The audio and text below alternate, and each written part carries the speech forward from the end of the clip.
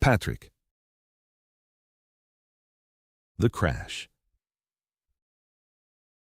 The plane sliced through the early evening sky, its streamlined body shuddering violently as it penetrated a barrier of dense gray clouds that extended in every direction, forming a suffocating canopy and base of swirling mist that appeared to swallow the plane entirely. The storm system had appeared seemingly from nowhere on the radar with alarming speed, transforming what should have been a routine flight into something far more dangerous and unpredictable.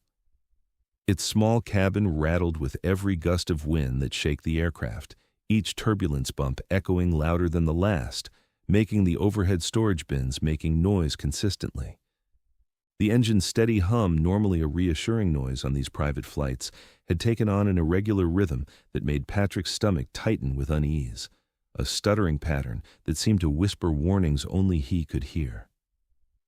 Lightning flashed outside the small oval window, briefly lighting the cabin with an electric blue glow that cast strange, elongated shadows across the polished interior and reflected in the crystal glasses secured in their holders. The air pressure changed suddenly, making Patrick's ears pop painfully as the plane dropped several feet without warning, then struggled to regain its altitude against the battering winds that seemed determined to snatch them from the sky. Patrick had flown many times with his parents on trips between their homes and his grandfather's various properties, but something about this flight felt different from the beginning. The air inside the cabin felt tighter somehow, more compressed, making it harder to breathe deep. The plane itself seemed heavier than usual, as if it were fighting against invisible forces trying to drag it from the sky.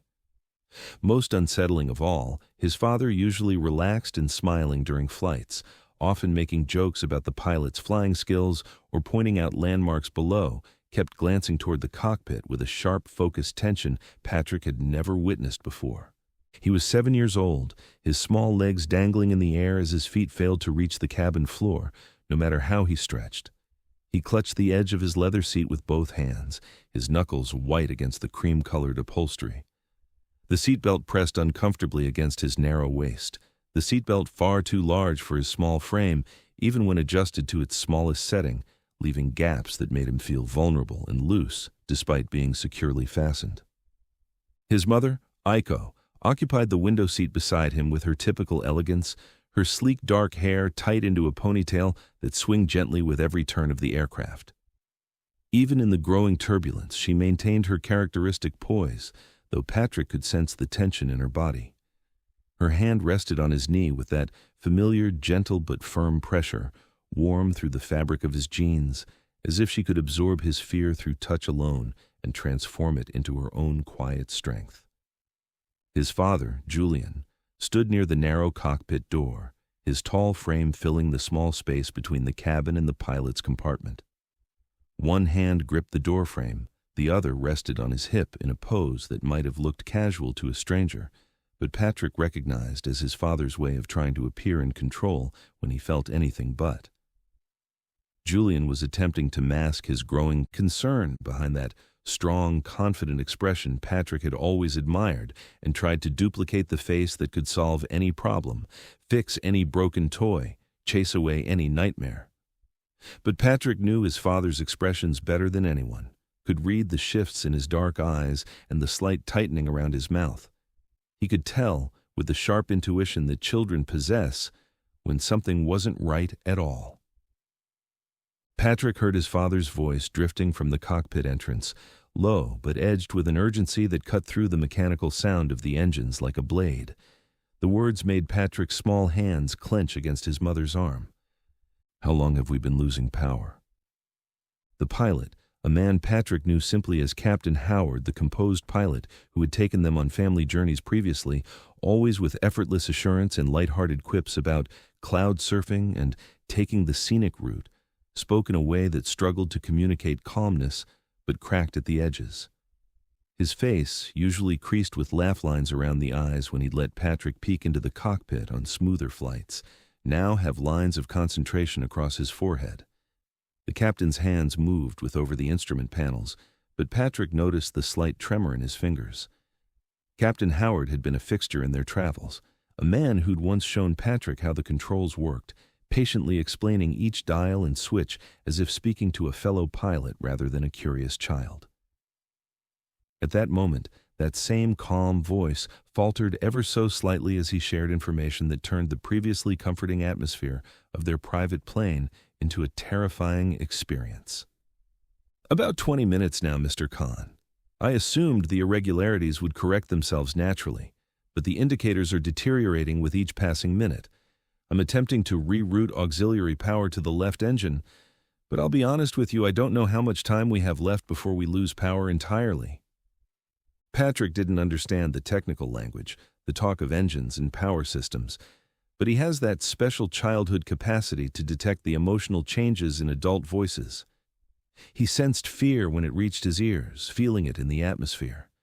The pilot's measured professionalism couldn't quite mask the fear beneath his words, the way his voice pitched slightly higher on certain syllables.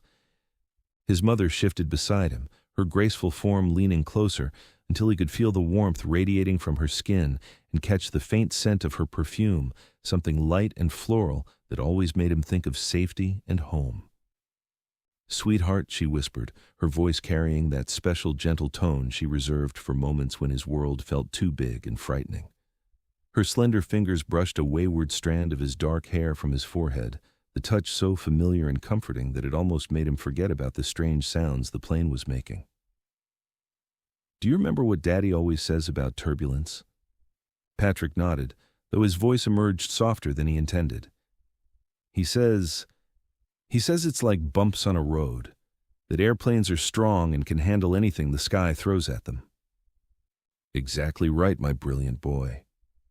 She smiled, and the cabin's overhead lighting caught her almond-shaped eyes deep and warm, full of that quiet strength Patrick had always believed could protect him from anything in the world. "Just a few bumps on our road through the clouds." The plane suddenly jolted sharply to the right, the entire cabin tilting at an angle that sent Patrick's stomach lurching into his throat. He gasped and grabbed her arm with both hands, his small fingers digging into the soft fabric of her sweater. This wasn't a bump. This was something else entirely, something that made his 7-year-old instincts scream danger. Aiko immediately pulled him into a tight embrace. Her long arms wrap him completely, creating a cocoon of warmth and protection against the growing chaos around them. He could feel her heart beating faster than normal beneath his cheek, though her breathing remained steady and controlled. Behind them, Julian's footsteps echoed as he marched back into the main cabin, his usual easy stride replaced by something more rigid and determined. His jaw was set in that particular way Patrick had seen before when his father was trying to solve a problem that didn't want to be solved. He knelt directly in front of Patrick, his tall frame folding down so they were eye to eye, and placed both hands firmly on Patrick's small shoulders.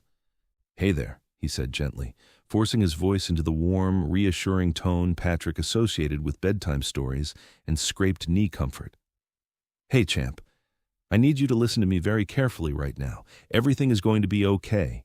Do you understand?" Patrick nodded automatically, but his chest felt tight, as if invisible bands were slowly squeezing around his ribs.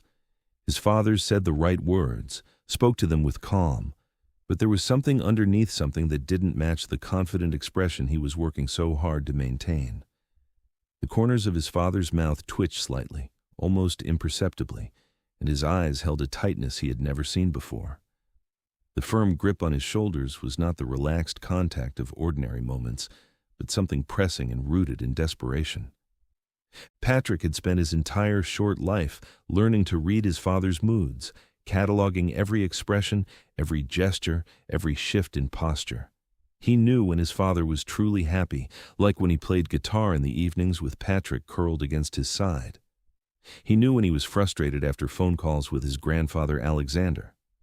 And now, despite the steady voice and forced smile, Patrick recognized with absolute certainty what he was seeing in his father's eyes: raw, undisguised fear, carefully contained but unmistakably present. The realization sent a chill through Patrick's small frame that had nothing to do with the cabin's temperature. If his father, ex-Army Ranger, brilliant, athletic, fearless father, was scared, then whatever was happening to their plane was truly terrible. Julian's eyes found Aiko's across the small space between them. They shared one of those wordless adult communications Patrick had witnessed countless times, the kind of look that spoke entire conversations in a single glance, heavy with understanding and decisions too complex and terrible for a child's ears. "Julian," Aiko whispered, her voice barely sound above the increasing noise from the engines. "How long do we have?" His throat tightening noticeably. "Captain Howard predicts about 10 minutes, possibly less if the power failure speeds up." The plane lurched again with sudden violence, the right wing dipping at a sickening angle that made the cabin feel like it was falling sideways through space. The overhead lights flickered ominously once, twice, then settled into an unsteady glow that cast shifting shadows across their faces. Patrick's heart hammered against his ribs so hard he wondered if his parents could hear it. The sound seemed to echo in his ears, competing with the growing mechanical distress of the aircraft around them. Julian took a slow, deliberate breath, steadying himself as much as trying to steady them. When he spoke again, his voice sounded as if the words themselves were made of lead. "There's a parachute in the overhead compartment, emergency equipment, but there's only one." Aiko closed her eyes for a brief moment, and Patrick watched her face transform as she gathered herself, drawing on some deep well of inner strength he could sense but didn't understand. The graceful features of her mixed heritage, that perfect blend of Asian elegance and American resilience, seemed to crystallize into something almost mystical in its determination. When she opened her eyes again, they shone with a clarity that cut through the chaos surrounding them. "Then there's only one choice to be made," she said, her voice suddenly steady despite the violent shuddering of the aircraft around them. Her long, elegant fingers reached out to touch Julian's hand, a silent communication between them that spoke volumes. Patrick looked frantically between his parents, confusion and growing terror warring in his chest. His small body trembled uncontrollably as another violent shake threw him against the seat. The knowledge that something terrible was happening, something beyond his 7-year-old understanding, pressed down on him like a physical weight. He could see it in the way his father's intelligent eyes had darkened with resolve, in how his mother's frame had tensed. Whatever decision they had reached in that moment of shared understanding filled the cramped space between them with both dread and terrible purpose. Julian pulled his son into a hug so tight Patrick could feel every beat of his father's racing heart, could sense the desperate love and fear radiating from the man who had always been his hero. "You're going to be brave for us, Patrick. You're going to listen to your mom and do exactly what she tells you. Do you understand me?" Julian pulled back just enough to look directly into his son's eyes, those dark, expressive eyes that were so much like his own. "The airplane is very sick, son. Sicker than we can fix while we're up here. And we need to get you somewhere safe, somewhere you can be taken care of." Aiko's eyes glistened with unshed tears, but she forced her mouth into a smile that Patrick knew was meant just for him, brave and loving and absolutely heartbreaking. "We need you to be safe, my precious love. You're going to live and grow up strong. You hear me? You're going to have a beautiful life." Patrick felt the cabin tilt again with nauseating suddenness, and now the sound of wind screaming past the thin metal walls had become a constant roar.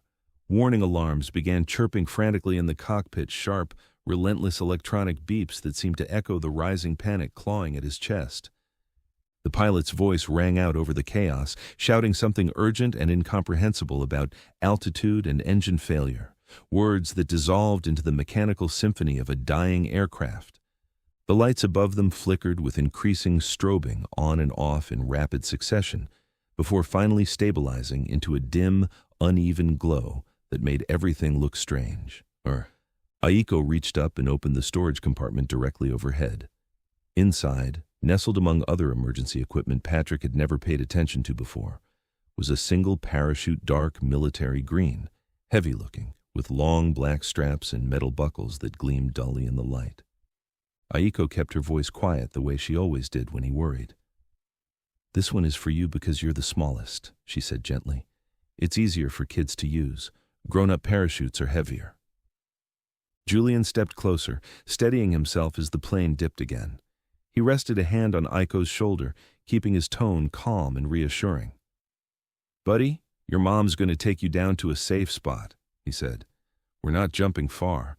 We'll land this thing as soon as we can, and I'll meet you both right after. Okay? Patrick frowned again, confused but not frightened. You're coming right after us? Of course, Julian said with a quick smile. You know I'm faster than both of you. I'll probably beat you there. Aiko chuckled softly, trying to match his tone. That's true. Daddy always beats us in races. Patrick shifted, still uncertain. But I don't want to go without you. Aiko leaned her forehead against his, her voice warm and steady. Sweetheart, you won't be without us. I'll be holding you the whole time, and Daddy will be right behind us. This is just so you don't get bounced around when we land. She kissed his cheek. You're going to do great. We'll be together again in no time. Julian grabbed the parachute with hands that shook despite his best efforts to remain steady. He began fastening the complex arrangement of straps around Aiko's body, pulling them tight across her chest and shoulders, his movements quick and efficient despite the terror Patrick could see in every line of his body. The cabin lights continued their flickering, casting everything in intermittent darkness that made the whole scene feel like a nightmare from which Patrick desperately wanted to wake. The pilot's voice cut through the air again, raw with barely controlled panic. We're losing altitude fast. Whatever you're going to do, you need to do it now. The plane shuddered and dropped several feet in an instant, the sensation like riding an elevator with a snapped cable. Patrick's stomach lurched violently, and for a moment he thought he might be sick. Julian's hands threading the thick straps through metal buckles, adjusting and tightening with desperate strength. His knuckles were white where they gripped the nylon webbing, and sweat beaded on his forehead despite the cold air. Aiko crouched down to Patrick's level, her movements graceful even in crisis, and wrapped him carefully into her arms. Put your arms around my neck, baby, she whispered, her voice steady and sure. Hold on tight and don't let go, no matter what happens. Patrick obeyed automatically, clutching her neck with desperate strength, burying his face against her shoulder where everything still smelled safe and familiar.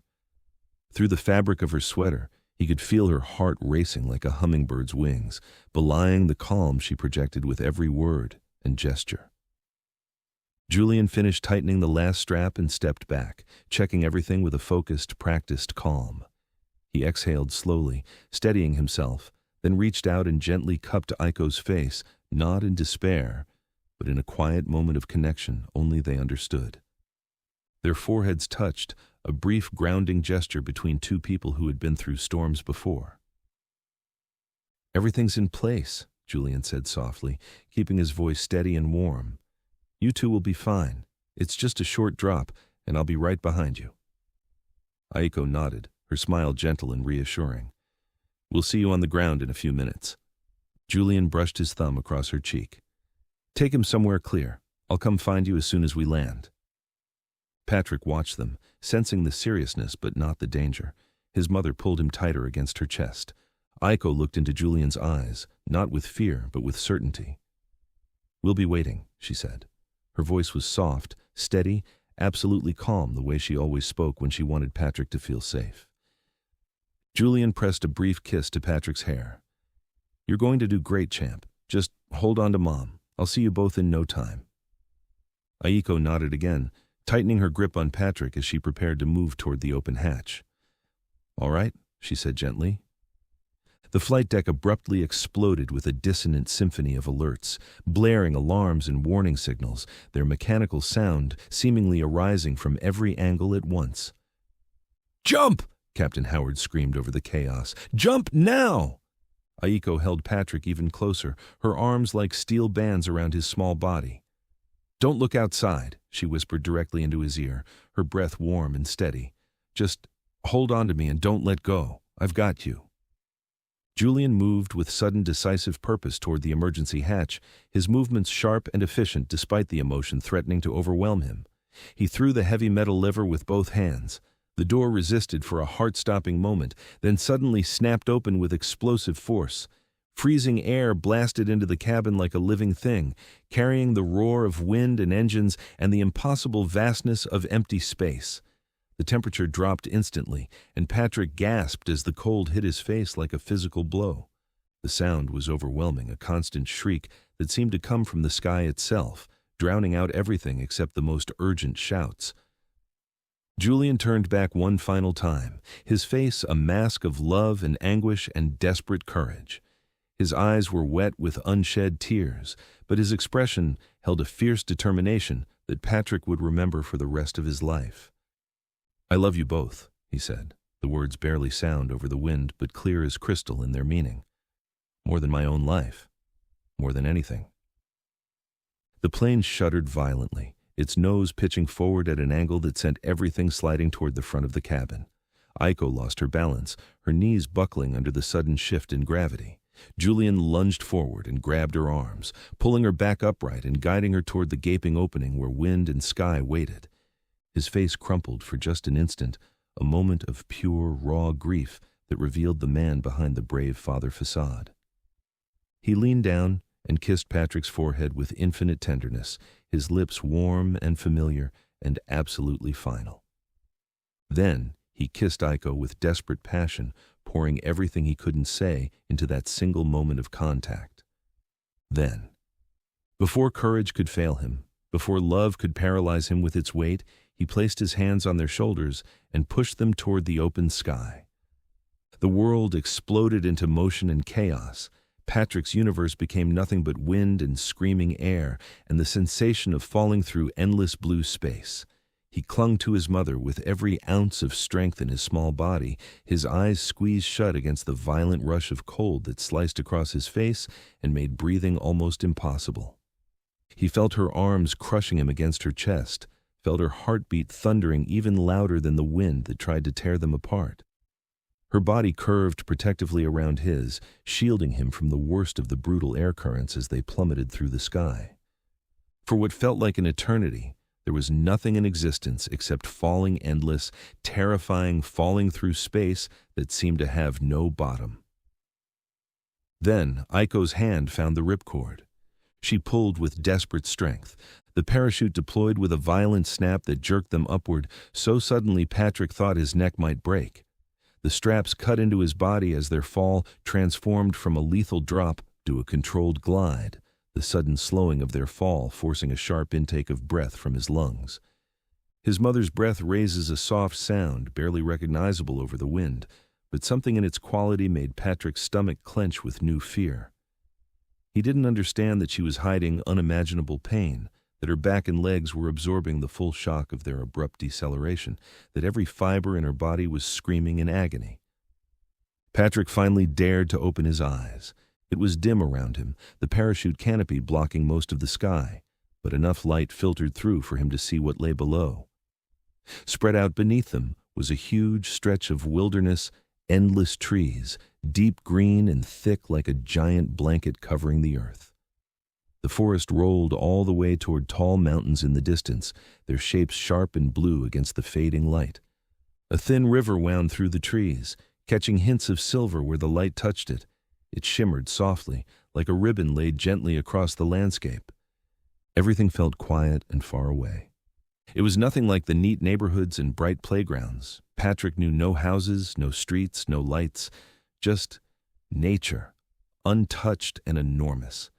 It didn't look scary the way he expected, just big and dark and somehow peaceful, like a picture in one of his storybooks come to life. Aiko's arm tightened around him. Patrick pressed his cheek against her shoulder, and for a moment, all he could do was stare. "I've got you," Aiko whispered, her voice somehow calm despite everything that had just happened, despite the pain Patrick couldn't see but somehow sensed. "I've got you, my brave boy. Everything's going to be all right."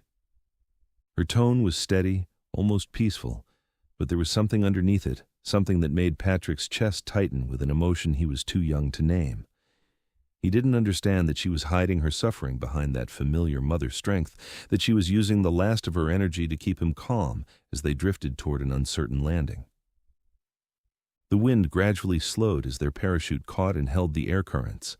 The world steadied around them, their descent becoming smoother and quieter, almost gentle compared to the violence of their exit from the dying aircraft. The ground rushed toward them with increasing speed, the treetops that had looked like a distant carpet now resolving into individual branches and leaves. "Mom," She held him even tighter, her entire body becoming a shield around his small frame. The trees rose to meet them like grasping fingers. There was no more time for words, no more time for anything except the pure instinct of a mother protecting her child. Patrick felt her body twist and contort around him as branches whipped past their faces, felt her taking the impact of every collision, every scrape, every blow that the forest dealt them. Her final act was one of perfect, selfless love, positioning herself between her son and anything that might harm him. Her sacrifice. Then, the world exploded into pain and darkness, and Patrick Khan's old life ended forever. Awaking. Patrick opened his eyes to a soft green glow. At first, he didn't know where he was. Everything felt strange, the air, the light, even the smell. It wasn't the airplane. It wasn't home. It wasn't anything familiar. The air here was thinner, crisper than he remembered from anywhere, carrying unfamiliar scents. He blinked several times, trying to make sense of the shapes around him, the fuzzy outlines gradually sharpening as his mind caught up, his vision adjusting to this new world. High above, caught among the branches, the parachute stretched like an enormous white cloth trapped in the treetop. Light filtered down through the material, creating gentle shadows that swayed in the breeze, forming a shifting pattern of light and dark across the forest floor, creating an overwhelming, dreamlike serenity, as if time had stopped to mirror the confusion. Patrick briefly questioned whether he might still be asleep, caught in some vivid dream his mind had fabricated to escape reality. The wilderness seemed impossibly hushed, a silence broken only by the occasional whisper of wind through needled branches. The woodland spread endlessly in every direction, alive with countless variations of green he'd never seen before, dark emerald moss blanketing the rocks. The immensity of the forest surrounded him on all sides, a presence that had stood long before his birth and would remain long after. The trees' upper branches disappearing into a canopy that obscured most of the sky, extending far beyond what his young mind could grasp or measure. Disorientation washed over him in waves as he tried to find some familiar reference point, some hint of civilization among the wilderness. Then, the memory returned in fragments, sharp and visceral. The jump from the failing aircraft, the brutal cold wind tearing at his clothes and skin, his mother holding him close against her chest, her arms tight around him as they plummeted through the freezing air thousands of feet above the earth. He remembered the terrifying sensation of falling, the parachute's violent jerk as it deployed, and his mother's voice in his ear, trembling but determined, telling him everything would be okay, that she wouldn't let go, that she would keep him safe no matter what happened. His heart thumped once, hard against his ribs, a painful contraction that seemed to shake his entire small frame as realization began to dawn. He turned his head just enough to see her face, his small neck straining with the effort. She was still wrapped around him, her arms looped protectively over his small body in that fierce, unbreakable embrace that had sustained him through the endless fall from the sky, her cheek pressed against his hair with a tenderness that felt eternal. The faint scent of her perfume still clung to the fabric, that familiar blend of vanilla and something flowery that always meant safety, meant home, meant the world was right and whole and as it should be. "Mom," he whispered, his voice barely sound above the gentle rustling of leaves overhead, trembling slightly as fear began to creep along the edges of his awareness. "We made it. We're on the ground now. We're safe." She didn't move. Not even a flicker of her eyelids, not the slightest shift in her breathing, not a single adjustment of her arms around him. The forest around them seemed to hold its breath in the waiting silence, as if the trees themselves were listening, waiting for her response that would never come, that could never come again. Patrick waited, counting the seconds the way his father had taught him during those quiet mornings when they watched for deer at the edge of clearings back in the world, that now felt impossibly distant and unreal. Adults sometimes took a minute before answering, especially when they were very tired, he told himself. The jump from that failing aircraft must have exhausted her entirely. Maybe she was just resting in that deep, heavy way grown-ups sometimes did after long car rides, he reasoned with the desperate logic of a child, trying to make sense of something he couldn't yet comprehend. He nudged her again, more insistently this time, gently placing his small hand on her arm and giving it the softest shake, his fingers trembling slightly against the soft wool. "Mom, are you okay? Can you hear me?" She still didn't move. No breath lifted her chest. No whisper escaped her lips. No warmth returned his touch through the soft fabric of her sweater, and the golden sunlight streaming down through the canopy seemed suddenly colder, less comforting than it had moments before. Her skin felt strange beneath his fingers, alarmingly cool despite the warmth of the afternoon, despite both their bodies tangled together. The silence stretched between them, filled only by the distant trickle of water over stones and the whisper of wind through high branches. A little songbird chirped high in the boughs overhead, its sound sharp and cheerful in the enormous quiet. Yet his mother remained still as the huge rocks scattered across the forest floor. He didn't fully understand what this stillness meant, but something deep in him knew with the terrible certainty that children sometimes possess that she wasn't coming back. A soft heaviness settled in his chest, quiet and steady, not panic, not the sharp fear he'd felt during the fall, just something he didn't have a name for, something that his mind couldn't yet understand, but his heart somehow recognized. He rested his forehead against her shoulder, closing his eyes and breathing in that fading scent one more time, vanilla and flowers and the warmth of home, already growing fainter in the cool mountain air. "I'll come right back," he whispered against her shoulder. "I promise, I won't leave you alone for long." The words felt important to say aloud, as if speaking to them made them more real, more binding, as if his mother could still hear him and would know he wasn't abandoning her in this cold, silent place so far from home. Slowly, carefully, he began to loosen her arms from around him the way his father had once loosened fishing line when it caught in underwater branches during their summer trips to the lake. He didn't rush. He didn't let himself cry, though something hot and tight pressed behind his eyes. He only worked with small, steady movements, his fingers gentle as they unhooked her hug, treating each motion as if performing a sacred task that demanded his complete attention and respect. As he shifted his weight to free himself, something poked his hip, hard against the fabric of his pants, digging into his side. He reached into his pocket, fingers closing around something familiar and solid, and pulled out the small pocket knife his father had given him on their last camping trip just 3 months ago. The wooden handle was scratched with tiny marks that told stories of adventures past, small nicks and dents from cutting fishing line and whittling sticks by firelight. The blade was small but sharp, shine in the sunlight that filtered through the canopy above. His father's words came back clearly, spoken beside a crackling campfire under a ceiling of stars, his voice warm and patient. "A tool isn't for hurting things, Patrick. It's for helping you stay safe. It's how you make your way when there's no path." Patrick closed his fingers around the wooden handle, comforted instantly by its familiar weight and shape. The knife made him feel less alone in this enormous wilderness, less lost in the trees and shadows. It was a piece of his father, solid and real and useful in this strange new reality where everything else felt distant and dreamlike. He tucked it back into his pocket, scanning the forest that stretched endlessly in every direction. Massive trees rose like silent guardians watching his every move. He would need the knife soon. He sensed this with a certainty beyond his years, the same quiet knowing that had told him his mother wasn't coming back. His father's voice echoed in his memory again, patient and clear. "If you get stuck, stop and look. Take in everything before you move. If you need to climb down, take it slow. Test each hold." So Patrick grabbed one of the parachute lines, still tangled in the branches above, wrapped it around his hand until the thin cord bit into his palm with sharp pressure, and began lowering himself carefully down through the branches. The tree's surface robs his hands, jagged and unfamiliar, against his soft skin, leaving red marks that stung when he shifted his grip.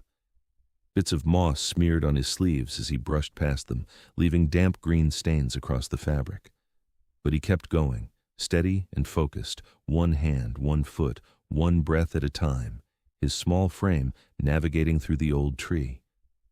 Down one branch, testing his weight before trusting it fully. Then another, fingers finding holds in the rough branch.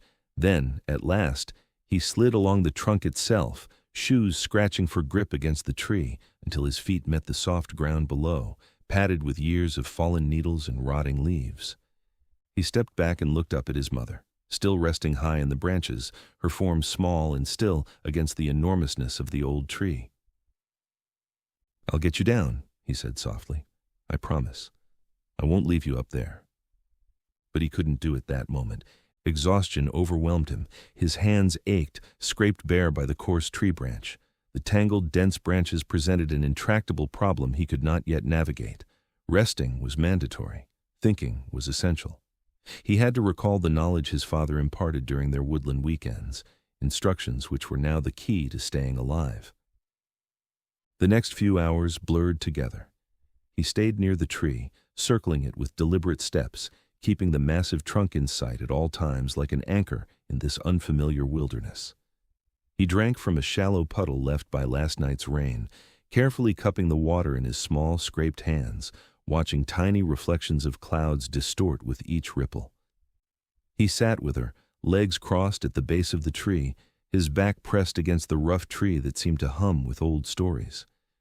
He talked to her about what he saw: the birds, the skittering beetles.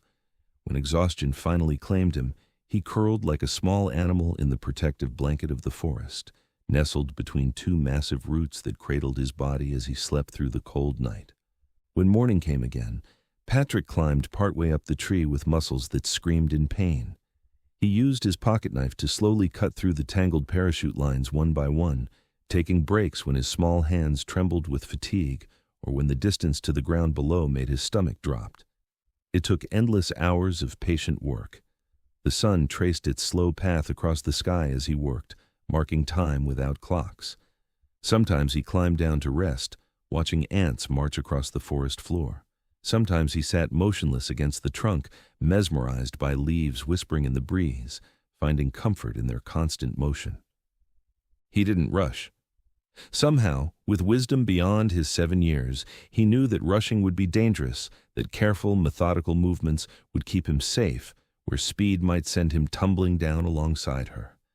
When she finally came free from the branches, he lowered her gently with the remaining parachute lines, guiding her down inch by careful inch, the way his father had once taught him to guide his fishing pole when he reeled in something heavy and precious from the cool depths of mountain lakes. His small arms strained with the effort, but he never let go, never allowed her to fall. On the ground, lit by the sunlight streaming through the trees, she appeared tranquil. Her face wore a calm expression, as if she was simply resting beneath the branches of the timeless guardian of the woods. Patrick smoothed her hair, brushing leaves and twigs from the strands. Then he looked at the tree trunk, thick, steady, old. Something about it felt right, like it had been waiting for her. He decided she should stay here, beneath this guardian of the forest. He used the knife to clear leaves and scrape away soft dirt, digging a small resting place beside the roots, working with the determination only a child can. His hands got dirty. Pine needles stuck to his clothes and in his hair. He worked without complaint, without pause. He worked until it was done, this final gift to his mother. When he finished, he sat beside her one last time and whispered, "Dad will find us. I'll tell him where you are. Right by this big tree with the torn parachute. He'll know how to find us." He covered her gently with dirt and pine needles and laid a folded piece of the parachute cloth over the spot like a small blanket, smoothing it with careful hands, making sure the corners were even. For 2 more days he stayed near the tree, drinking rainwater collected in broad leaves, nibbling berries he recognized from camping trips, sleeping curled against the roots. He didn't know what else to do, so he stayed with her a little longer, because leaving felt wrong, impossible, like abandoning a part of himself. Yet by the time the 3rd day's sun arrived, he recalled his father's chief directive, the one offered when their hikes took them off track. If you're lost, follow the sound of water. Water leads to everything, to people, to food, to shelter. Water is life, Patrick. He brushed the dried mud and pine needles from his trousers, instinctively reaching for the wood-handled pocketknife his father had given him, that single remaining link to his former life. Patrick held it firmly and listened, tilting his delicate 7-year-old head like a small, highly alert bird, straining his ears to penetrate the forest's deafening silence.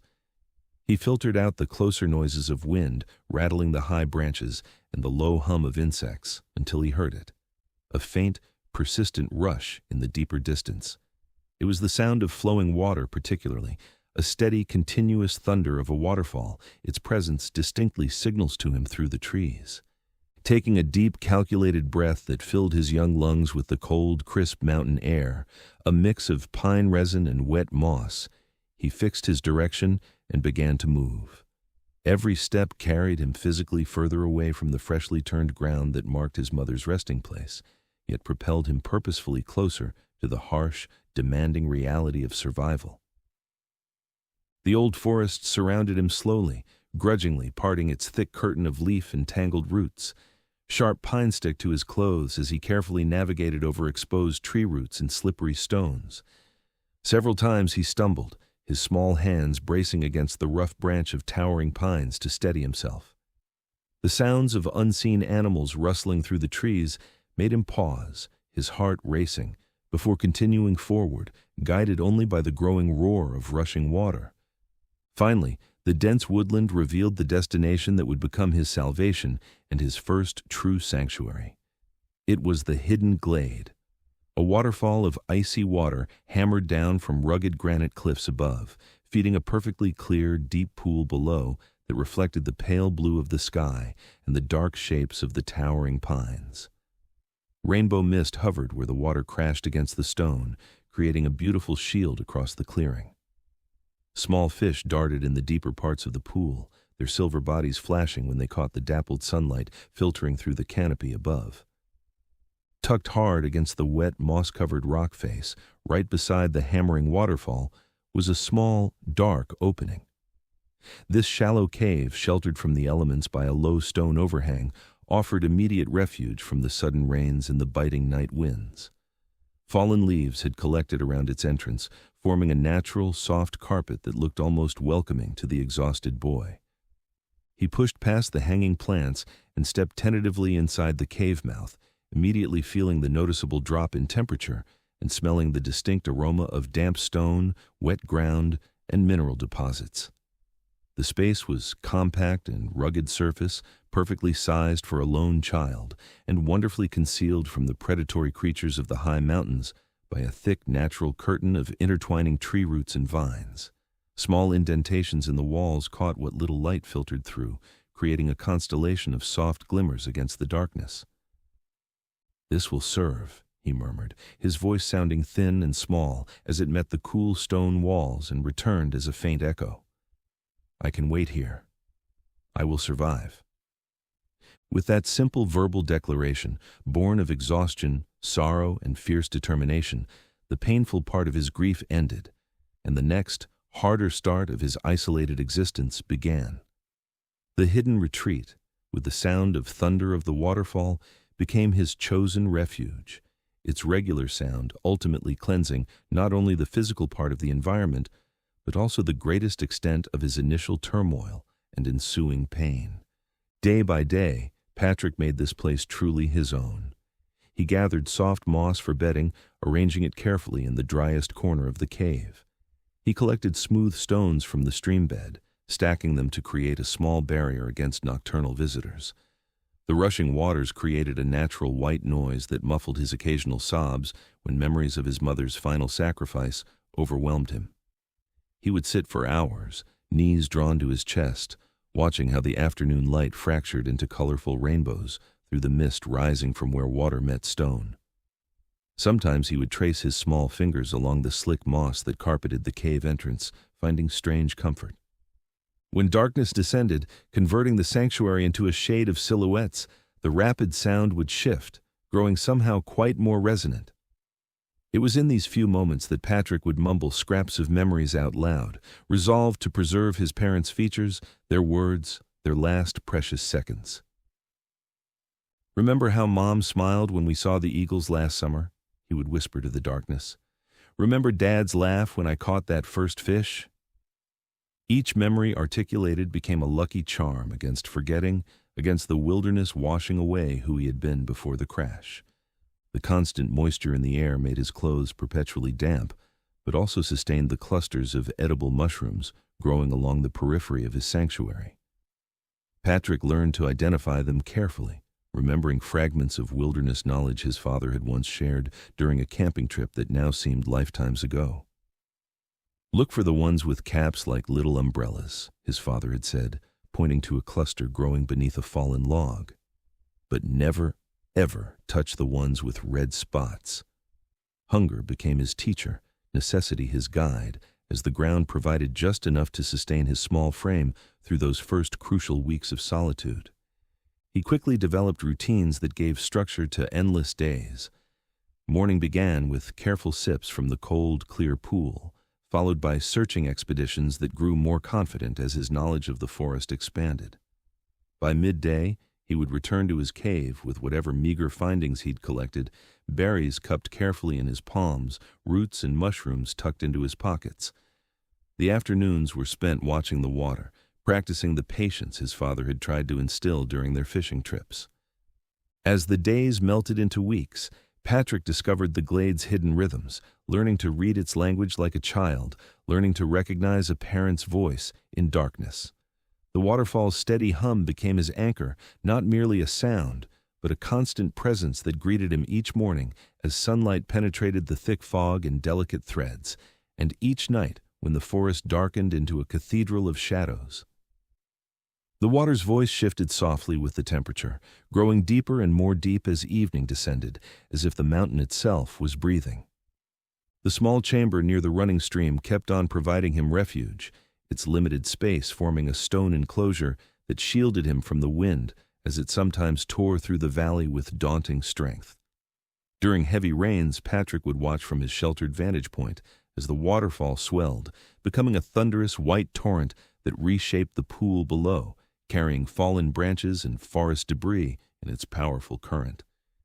He didn't know what tomorrow would bring, couldn't predict whether the next morning would arrive with clear skies or torrential rains that flooded the glade's low places.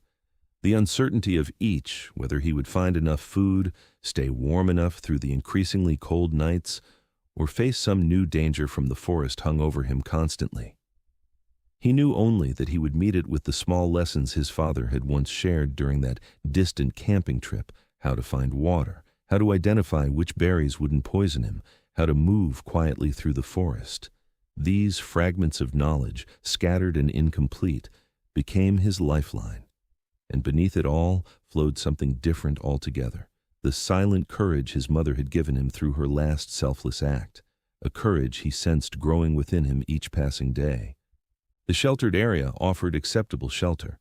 Surrounded by rocks, water, and flourishing greenery, it held him tightly.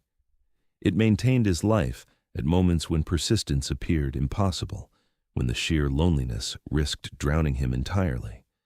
And far within himself, Patrick maintained the conviction, or maybe he simply disallowed the feeling, that he was not totally alone. Survival begins. Patrick woke each morning in the shallow cave beside the rushing pool, curled beneath a piece of the parachute that had become his blanket, his shelter, his only connection to the life that came before. The fabric was torn and stained now, smelling of pine needles and damp ground, yet it still held the merest hint of something recognizable. Maybe his mother's perfume, maybe just the memory of safety. He would pull it closer around his small shoulders and listen, always listening. Listening for footsteps in the brush, heavy and deliberate, the kind his father made when he walked through the woods during their camping trips. Listening for the thrum of helicopter rotors cutting through the mountain air, growing louder and closer until voices would call his name through megaphones. Listening for his father's voice, calling out, strong and sure, the way it sounded when Patrick had wandered too far from their campsite and needed to find his way back.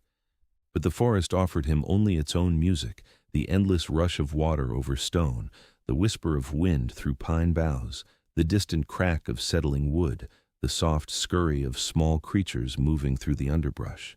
Sometimes he thought he heard something more, something human, and his heart would leap so hard it hurt. But when he held his breath and strained to listen, There was always nothing but the mountain's own ancient conversations. Every morning the same thought bloomed in his mind before he even opened his eyes, bright and stubborn as a wildflower pushing through snow. Dad is coming. I just have to stay alive long enough. It was the only rule he gave himself, the only rule he understood. Everything else, the gnawing hunger that hollowed out his stomach, the bone-deep cold that made his fingers stiff and blue, the terrible, crushing quiet of being completely alone in the magnitude of the forest, he could live through it all as long as he held on to that single burning feeling. His father would not leave him here, abandoned among the pine trees and whispering leaves. His father would search until he found him, would call his name until Patrick answered. All Patrick had to do was wait and survive and keep himself ready for the moment when rescue finally arrived, when the nightmare would end and he could go home. In the meantime, Patrick made a ritual of returning to the tree where his mother rested. The gnarled roots had begun to surround her, the forest slowly reclaiming what had fallen. He sat beside those roots, cross-legged on the mossy ground, and talked to her softly in the filtered green light that dappled through the canopy. He told her about the noises he heard the night before, how an owl had called 3 times before swooping low over his cave. He described the patch of wild berries he found growing on a sun-drenched slope, their sweet tart juice staining his fingers purple. He whispered excitedly about the fox that startled him when it darted through the shadows before disappearing. He lacked the understanding what goodbye means, so he didn't say it. Instead, he promised to return tomorrow to bring her a pretty stone or interesting leaf, as if collecting treasures for her approval could somehow keep the fraying thread between them from breaking entirely. The days were simple. Drink water, sit in the sun to dry clothes, touch the pocket knife for reassurance, search for anything edible, keep quiet when the forest felt too still. Hunger turned into a persistent presence, yet it was not sharp. It felt more like a nudge reminding him to keep searching. He munched on the berries he recalled from past camping excursions.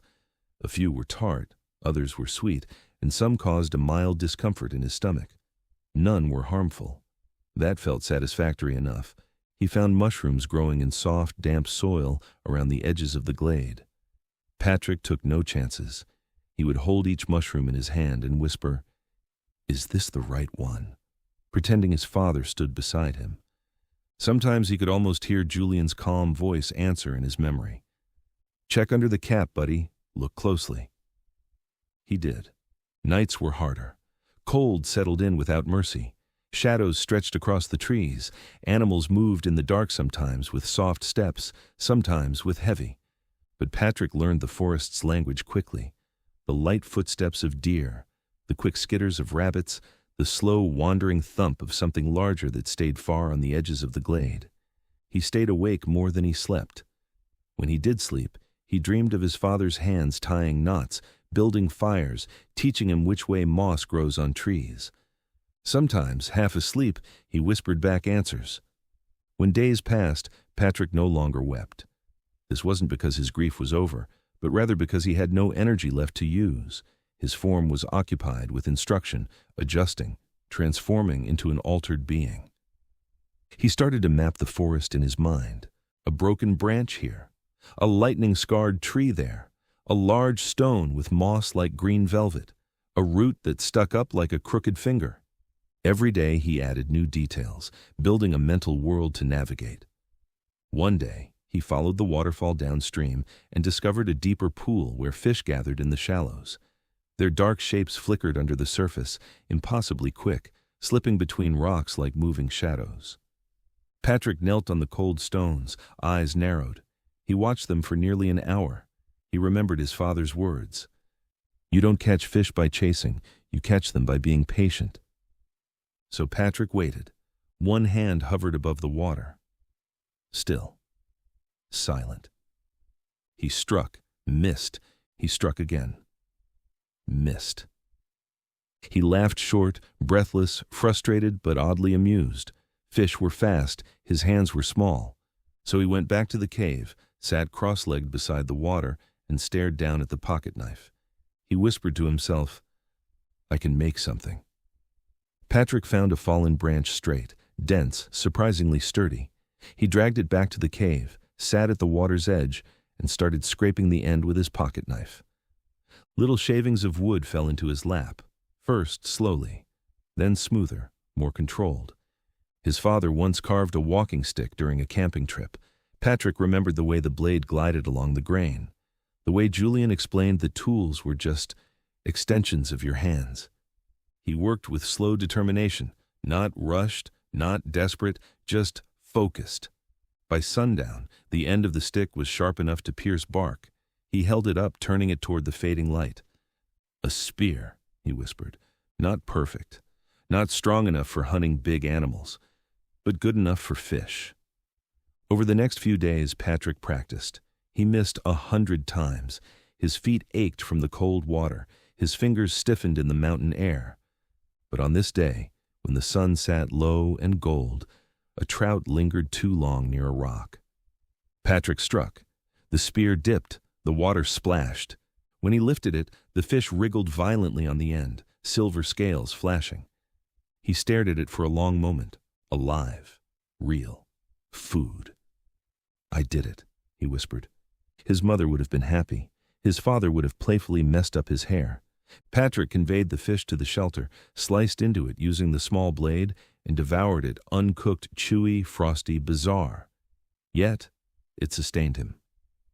That evening he was more profoundly asleep than any night since the disaster. Weeks blurred. Daylight meant moving. Night meant hiding. Hunger meant trying again. The glade became familiar, almost friendly.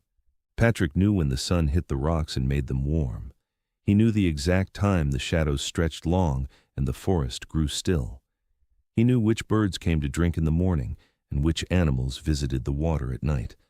A small fox with red fur appeared often. It never came close, but it watched him from the brush, curious. They shared the glade in silence. Deer sometimes approached the pool at dusk, delicate and twitchy. A large bird of prey circled the sky almost daily. Once, he saw the shadow of a wolf through the trees, just a shape, moving slowly, uninterested in him. Patrick stayed quiet, stayed small, stayed aware. His mother's resting place became his safe space. He touched the tree trunk gently, as though giving it strength. He never told her about the fear, only the hope. "Dad is looking for me," he would say softly. "I know he is. He'll come." And though he grew leaner, colder, quieter, he held on to that belief with the kind of stubbornness only a child can have. Patrick had changed in few ways. The constant fear that had gripped him in those first terrible days began to fade into the background. He began to think less with the panicked fear of a lost child and more with the quiet, practiced instinct of a survivor learning to read the world around him. Where to step, when to move, when to freeze. His father's lessons were no longer echoing memories, they became part of him. He spent hours each day near the pool, sometimes fishing, sometimes washing, sometimes just sitting with his toes in the ice-cold water, letting the shock keep him awake. He didn't talk out loud as much now, only when he needed courage, only when the loneliness tried to wrap around him. Then he would whisper, "Dad's coming. Stay alive, that's all." At night, curled in the cave under the parachute, he replayed memories like old movies. His mother laughing as she stirred soup. His father teaching him how to tie a fisherman's knot. The warmth of hands holding his. The safe feeling of home. Those memories kept him warm when the cold bit hardest. Patrick had grown bold enough to venture farther from the waterfall, though never so far that he lost the sound of its constant rush. That familiar roar had become his compass, his anchor in the vastness. He discovered new berry bushes hidden behind fallen logs, their fruit still bitter but edible enough. He found a second path, worn into the forest floor by deer and smaller animals making their way to drink, a trail he could follow without thinking, his feet learning the terrain the way a musician learns the keys of a piano. The forest, he began to understand, was not one unchanging thing. It was alive. He listened to the forest the way other children listen to bedtime stories, learning its language, its patterns, its secrets. The crack of a branch meant something different in the morning than it did at dusk. The call of a distant bird could mean safety or warning, depending on which bird and which direction. The silence itself had texture and meaning. And he adapted. He moved with the rhythm of his new world, no longer fighting against it but flowing into it. His small body grew stronger, his instincts sharper, his panic less frequent.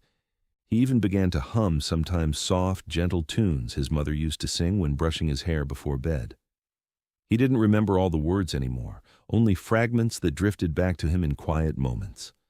But the sound kept him company in the vast silence, a small thread connecting him to the life he'd lost, to the hands that had held him, to a home that no longer existed. The loneliness was still there, a constant ache beneath his ribs. But the fear had softened around the edges, becoming something he could live with rather than something that consumed him. And in its place, something else had begun to grow. A quiet determination, small but unbreakable, the stubborn will of a 7-year-old refusing to disappear into the mountain. The afternoon sun was dipping low, casting long shadows between the towering pines and larches that surrounded the glade. Patrick crouched near the water's edge, his small frame bent with concentration as he worked his spear against a smooth stone, the same ritual he'd performed nearly every evening for days now, each stroke of blade against rock becoming muscle memory, becoming survival. The forest was calm, not silent. The waterfall continued its roar in the background, insects hummed in the undergrowth, wind whispered through the branches above, just calm. There was a rhythm to it, a pattern he'd learned to recognize and move within. Patrick finished sharpening the spear with deliberate, careful strokes, wiped the blade of his pocket knife clean on a dried leaf, and moved with practiced quietness toward the bushes near his cave. His favorite hiding spot, the small hollow beneath thick foliage that was almost invisible unless you knew exactly where to look, which only he did. He crouched low, his narrow shoulders fitting perfectly into the shadows, and his blue-gray eyes began their familiar scan of the glade, alert and watchful, the way a small animal scans for predators. He felt it before he consciously understood it, the same way he felt the shock of cold water plunging his feet, the same way he felt the rough bark biting into his palms when he climbed. Something in the air had shifted, some invisible thread had been disturbed. Then he heard it. Not the cry of an animal, not the ripple of leaves shifting in the breeze, not the endless rush of the waterfall. A crack, distinct, quiet, the unmistakable noise of a lone branch breaking somewhere past the edge of the trees. Patrick's entire body went rigid, every muscle locking at once. Stillness claimed him now without thought, a survival instinct that weeks alone in the forest had shaped. His breath thinned to almost nothing. His heartbeat slowed. The bushes concealed him completely.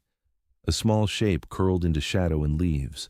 Only his unblinking blue-gray eyes were visible, inspecting through the branches. Another sound followed, not a step, not a stride, but something softer, heavier, controlled. A presence moving through the forest with a confidence that told Patrick this was no wandering animal. Something was coming. Something that belonged here. Patrick pressed himself lower, fingers curled tightly around his spear, every sense straining. Then a shape drifted out of the tree line, not suddenly like a person stepping forward, but slowly, as if the forest itself were allowing something to slip free from its shadows. A man emerged, tall and thin, wrapped in robes the muted color of stone and winter dust. The fabric seemed worn by years of wind and weather until it held no true color of its own.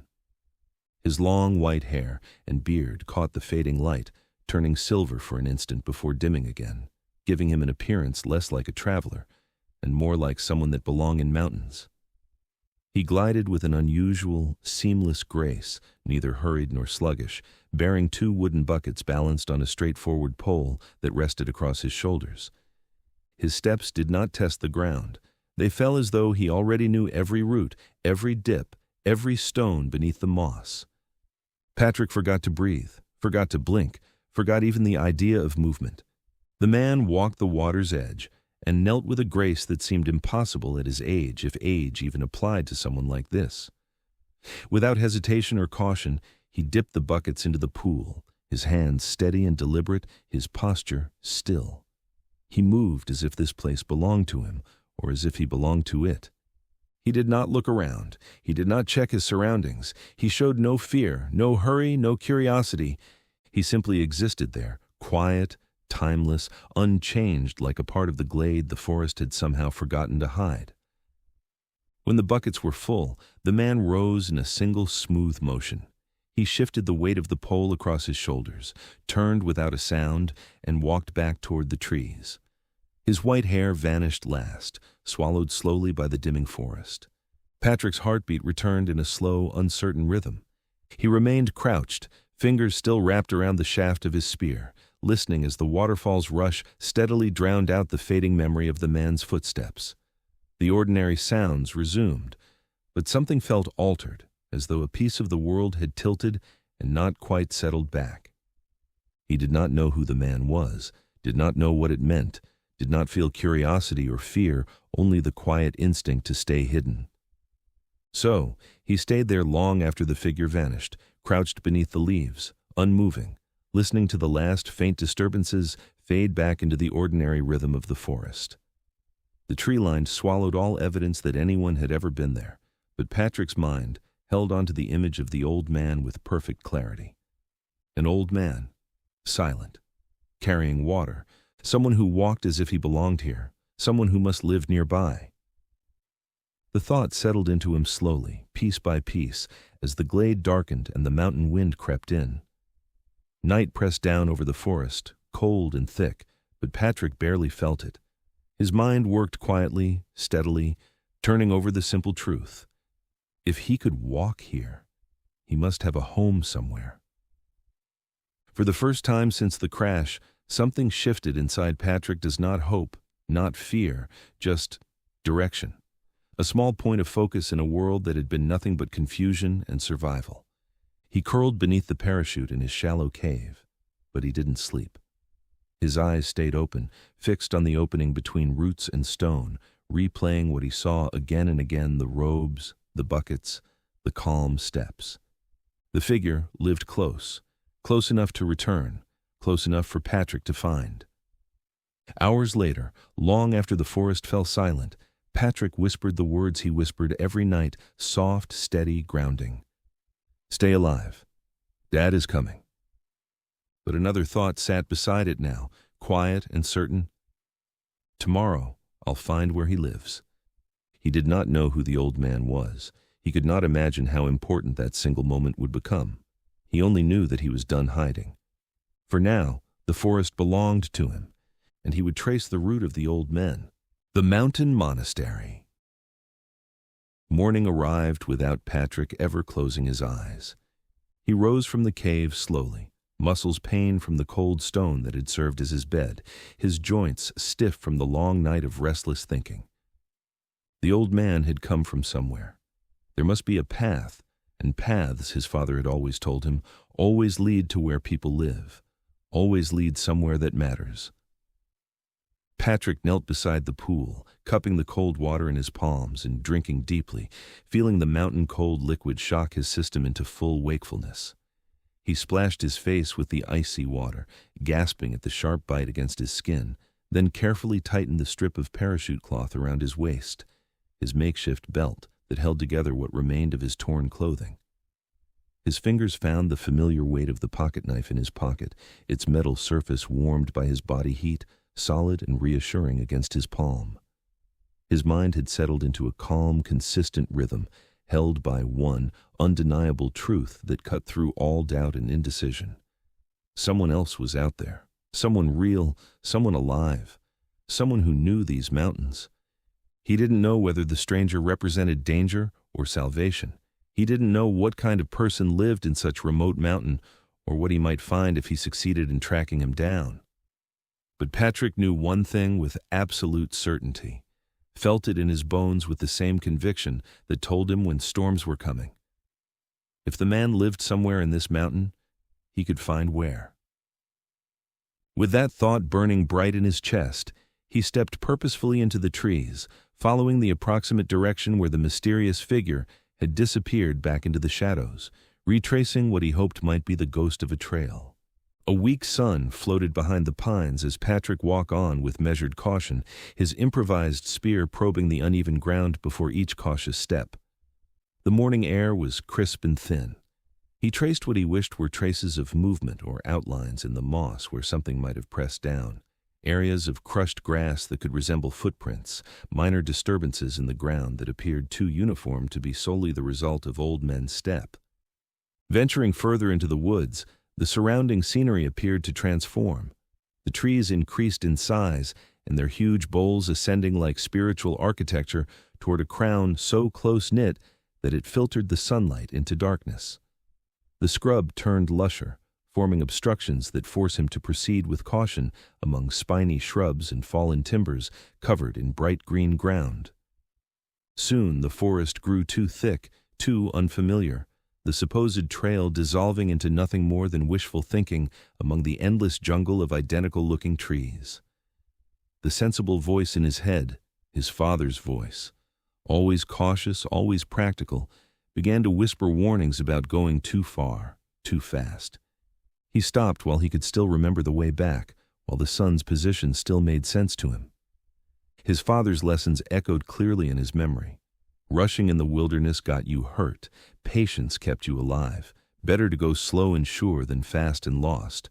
Patrick carved a small, deliberate mark into the bark of the nearest pine with the tip of his knife, just a simple notch, barely visible unless you knew where to look, and then turned back toward the familiar safety of the glade before the afternoon light began its inevitable fade toward evening.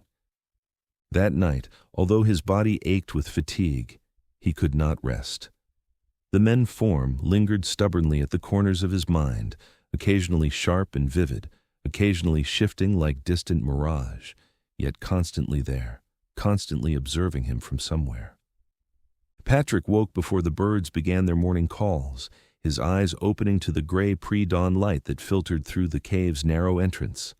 His body moved on its own, quiet, precise, cautious, muscles responding to some deeper instinct that had grown stronger with each passing day in the wilderness. The cold mountain air bit at his skin as he came out from his shelter, but he barely noticed it now. He followed the same trail again, this time going a little farther into the green of towering pines, past the first marked tree, where his knife had carved a shallow notch, then the second, where he'd balanced 3 flat stones in a careful pyramid.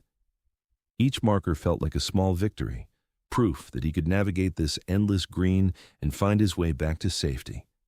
He found the place where the men must have stepped a patch of flattened moss, a few broken pine needles scattered on the forest floor like fallen stars, a sign of someone moving through the forest with knowledge. The deeper he went, following these ghost-like traces, the more the forest changed around him. The canopy overhead grew denser, the air felt heavier here, cooler and oddly still, as if this deeper part of the forest existed in its own pocket of time, separate from the world he'd known. The wind seemed to quiet. Everything felt watchful, patient, as if the trees themselves were holding their breath. Patrick's footsteps seemed unnaturally loud against the carpet of fallen needles. Patrick slowed his breathing, forcing himself to move with the same careful deliberation. He reached out and touched a nearby trunk, grounding himself the way he used to do during the worst storms back home, pressing his palm against the rough tree. He could feel its deep roots anchoring it to the mountain, its slow pulse of life continuing through seasons and years beyond his understanding. He whispered, barely sound even to himself, "Dad, I'm trying." The words seemed to disappear into the forest's silence, absorbed by the moss and shadows as if the mountain itself was listening.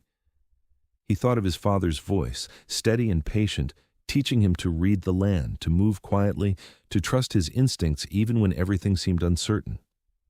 He took 10 more careful steps into the trees before turning back, counting each one in his head like a promise to himself. Just 10. Each step carried him deeper into territory that felt sacred, untouched, as if he was walking through the dreams of the mountain itself.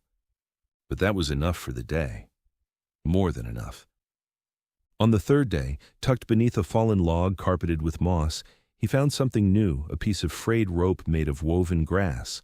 Someone had cut it long ago, the ends clean and purposeful. Patrick held it between his small fingers. Someone lived here. Someone made things with care and intention. Someone had walked these trails not just to survive, but with a deeper purpose that Patrick couldn't yet understand. He slipped the rope into his pocket, gripping it tightly as he made his way back to the waterfall, following his markers through the growing dusk. The little cave nestled behind the stone boulder felt transformed now, not merely a sanctuary, but a waypoint on a path he was just starting to understand. That night, wrapped in his torn jacket with the woven rope clutched in his fist, Patrick slept. Not deeply, but enough. Real sleep, the kind that let his body truly rest and his mind stop its constant bent on the lookout. The first real sleep since he'd seen the old men. He moved with greater certainty the following morning.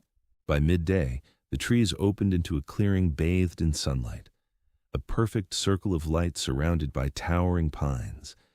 And on the far edge of it, almost hidden beneath the shadow of a particularly massive pine, a path, narrow enough for a single person, unmistakably human. The soil packed down, small stones embedded in its surface. This was purpose made visible. Patrick didn't follow it yet. Some instinct, perhaps the same that had kept him alive these past days, told him to wait, to observe, to prepare. He stood at its edge for a long time, perfectly still, staring at the trail like it was a doorway to another world. His small fingers tightened around the woven rope in his pocket, feeling its intricate pattern, drawing comfort from this evidence of human craftsmanship. He whispered a single word, his voice barely audible even to himself. Tomorrow. Then he turned and returned to the waterfall, his movements more confident now, retracing his steps through the deepening shadows before the forest swallowed daylight entirely. The hidden glade welcomed him back, the sound of rushing water greeting him like an old friend as darkness began to set. The next day, he moved the trail with a feeling he couldn't entirely comprehend, his small body shaking slightly with both excitement and unease. The ground under his battered shoes felt entirely unlike anything he'd encountered. Someone walked here often, maybe every day, maybe for years. The thought was almost too overwhelming to process. He walked slow, gripping his handmade spear in both small hands until his knuckles whitened. His shoulders hunched forward, not from fear now, but from the predatory instinct he'd developed during his weeks of solitude. Without realizing it, Patrick was learning to move as the forest itself moved, purposeful, patient, and nearly soundless. The path curved around a blind rise in the terrain. Patrick dropped to a crouch, his body automatically making itself smaller as he carefully peered over the crest before committing to continue forward. His eyes scanned for any sign of danger or surprise. Then the trail dipped between two boulders, their surfaces carpeted with thick emerald moss that shine with moisture. He froze in place, head tilted slightly, listening with the heightened senses of a child who had learned that survival depended on awareness. Stillness enveloped him, wrapping around his small frame. The silence pressed against his ears, broken only by the whisper of his own breath and the rustling of leaves overhead. Patrick watched as a jackrabbit hid between two ferns, its ears twitching alertly. Only then did he release the breath he hadn't realized he was holding. The tension slowly fades away from his shoulders as his lungs emptied in a controlled, silent exhale, a technique he'd unconsciously developed during his weeks of solitary survival. He moved on, each step more purposeful than the last.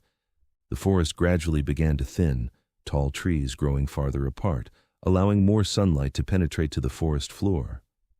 The air around him shifted again, becoming noticeably warmer and carrying a scent that made Patrick's heart skip the unmistakable primal smell of wood smoke. Smoke. Patrick's pulse jumped once, then settled into a faster rhythm. His mind raced with possibilities. Where there was smoke, there was fire. Where there was fire, there were people. Real people, not memories or dreams. The thought was both thrilling and terrifying. He followed the scent with renewed determination, moving quiet as a shadow, every sense heightened to painful awareness as he drew closer to what might be his salvation or an entirely new danger. The trees parted just enough for Patrick to see it. He couldn't understand what he was seeing. He did not have any comprehension of secluded homes, temples, shrines, or monasteries. His 7 years of existence had familiarized him with houses, but nothing quite like this. All he saw was gray stone walls worn by innumerable seasons, damaged and polished by time, wind, and rain.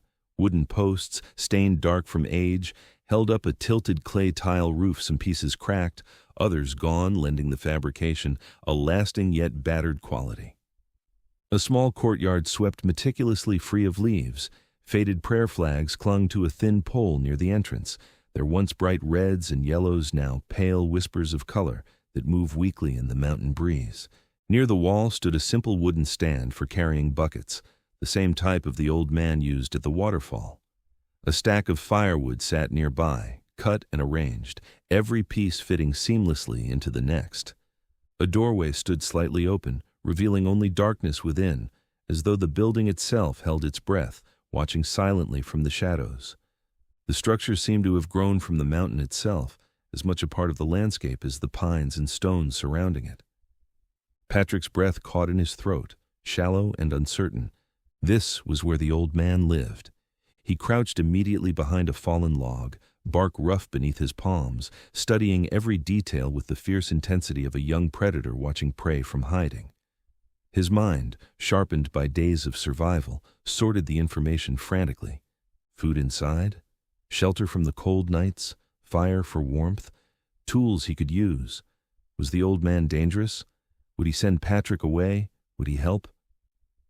His blue-gray eyes, rimmed with exhaustion, watched the place for nearly an hour, tracking the play of light across the courtyard as the sun shifted overhead. He counted his own heartbeats, waited for any sign of movement, listened for footsteps, voices, anything. No movement, no sound. The building itself felt alive with silence, as if it were watching him in return. Patrick's heart hammered softly but persistently against his ribs, each beat a reminder that he was still here, still breathing, still waiting. He waited until the sun lowered further in the sky, painting the clearing in shades of amber and gold. Waited until shadows stretched long and thin across the swept courtyard, reaching toward him like dark fingers. Then, finally, after what felt like an eternity compressed into minutes, he decided. He stood slowly, legs trembling slightly from the long crouch, and brushed dirt from his torn pants, and walked forward, step by careful step, into the clearing. He moved like he was crossing into a dream. One small step, then another. His feet whispered against the ground with careful intention his father had taught him years ago, back when they were sneaking up on fish in the shallow waters of some river he could no longer quite remember. The memory felt like it belonged to someone else now, a boy from another lifetime. He reached the outer wall and pressed his palm against the stone. It was cold sensation. Patrick leaned in closer, his thin frame stretching upward as he peered past the wooden slats of an intricately carved panel. He stood on his toes, extending himself as far as he could manage, trying desperately to see inside, to understand what lay beyond that threshold. There was a single room visible through the gap, dimly lit by the amber wash of late afternoon sunlight. The space was simple, clean, everything arranged as though each object had been placed with intention. A low bed with cloth woven in muted tones. A folded blanket, the edges perfectly aligned. A small wooden table bearing a bowl of rice, actual rice, more food than Patrick had seen in weeks, in a single ceramic cup beside it. A pile of firewood stacked in a corner with geometric exactness, each piece aligned with the next. An old broom leaning against the doorframe, and in a shadowed niche on the far wall, a carved wooden statue of Buddha, its expression serene and ancient, watching silently over everything below. Patrick's heart pounded harder in his chest, each beat echoing through his hollow frame. This was a world he couldn't understand. A world that operated by rules entirely foreign to him, unmarked by the crash, untouched by anything remotely familiar to the experience he has so far. It was ordered. It was peaceful. It was unimaginable to a boy who had spent weeks scraping to survival in the wild. He leaned even closer, desperate to absorb every detail. The wood creaked beneath his slight weight. A hand settled gently on his shoulder, so softly that for a moment Patrick wasn't certain it was real. Not gripping, not pulling roughly back, just placing itself there, soft, firm. Patrick froze completely, every muscle locked in place. His breath caught in his throat. His fingers nearly lost their grip on the spear he'd carried through the wilderness for weeks. Slowly, so slowly, he turned his head to look behind him. The men stood there, close enough that Patrick could feel the presence of him. The figure was silent as the mountain itself. His white hair hung around his face, catching the last light of day. His robes were still and unruffled by any movement, hanging in folds that seemed to exist outside of time. His expression was unreadable, neither warm nor cold, neither welcoming nor rejecting, simply present, as if he had always been standing exactly here, waiting for this moment. Their eyes met. For a heartbeat, Patrick forgot how to breathe. The world around him, the trees, the cold air, the smell of pine and damp stone vanished in an instant. All that remained was the face of the old man, impossibly close, impossibly calm. After weeks alone, after speaking only to the river and the wind, seeing another living person was too much for his small, exhausted body to understand. Something inside him simply gave out. His chest tightened. A sharp, quick gasp escaped him, the sound of a boy whose mind and body could no longer keep pace with each other. His vision blurred at the edges, colors draining away as if the forest were being erased. The ground seemed to slide sideways. His knees buckled. The spear slipped from his fingers. Patrick fell forward, weightless, everything spinning as darkness rushed up to claim him. He didn't even feel the men catch him, only the sudden warmth of strong hands before the world snapped shut like a door. Master Shan. Patrick woke from unconsciousness, uncertain which direction led to turn to. The first sensation he registered was heat.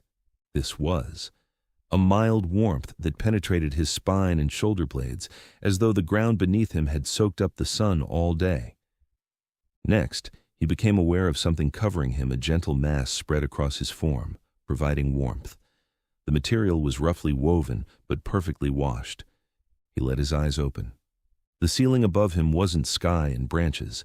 It was wood-darkened beams running overhead in parallel lines, each one shaped by age and weather, lined with deep cracks and knots. Some of the knots appeared dark and circular, while others elongated into shapes. Between the beams, he saw slivers of pale plaster and fitted stone. Light crept into the room through a narrow opening somewhere to his left, not a window exactly, but a deliberate gap in the wall that let in just enough light to see by. The light was soft and indirect, filtering through what must have been layers of cloth or wooden slats. Dust spot drifted through the golden shafts, rising and falling in lazy spirals that reminded him of snow, though the air was warm and dry. The room felt medieval, as though it had been carved from the mountain itself and left to settle into the stone. Everything here seemed to belong to a different time, a different world, entirely from the one he remembered. For a moment, he had no idea where he was.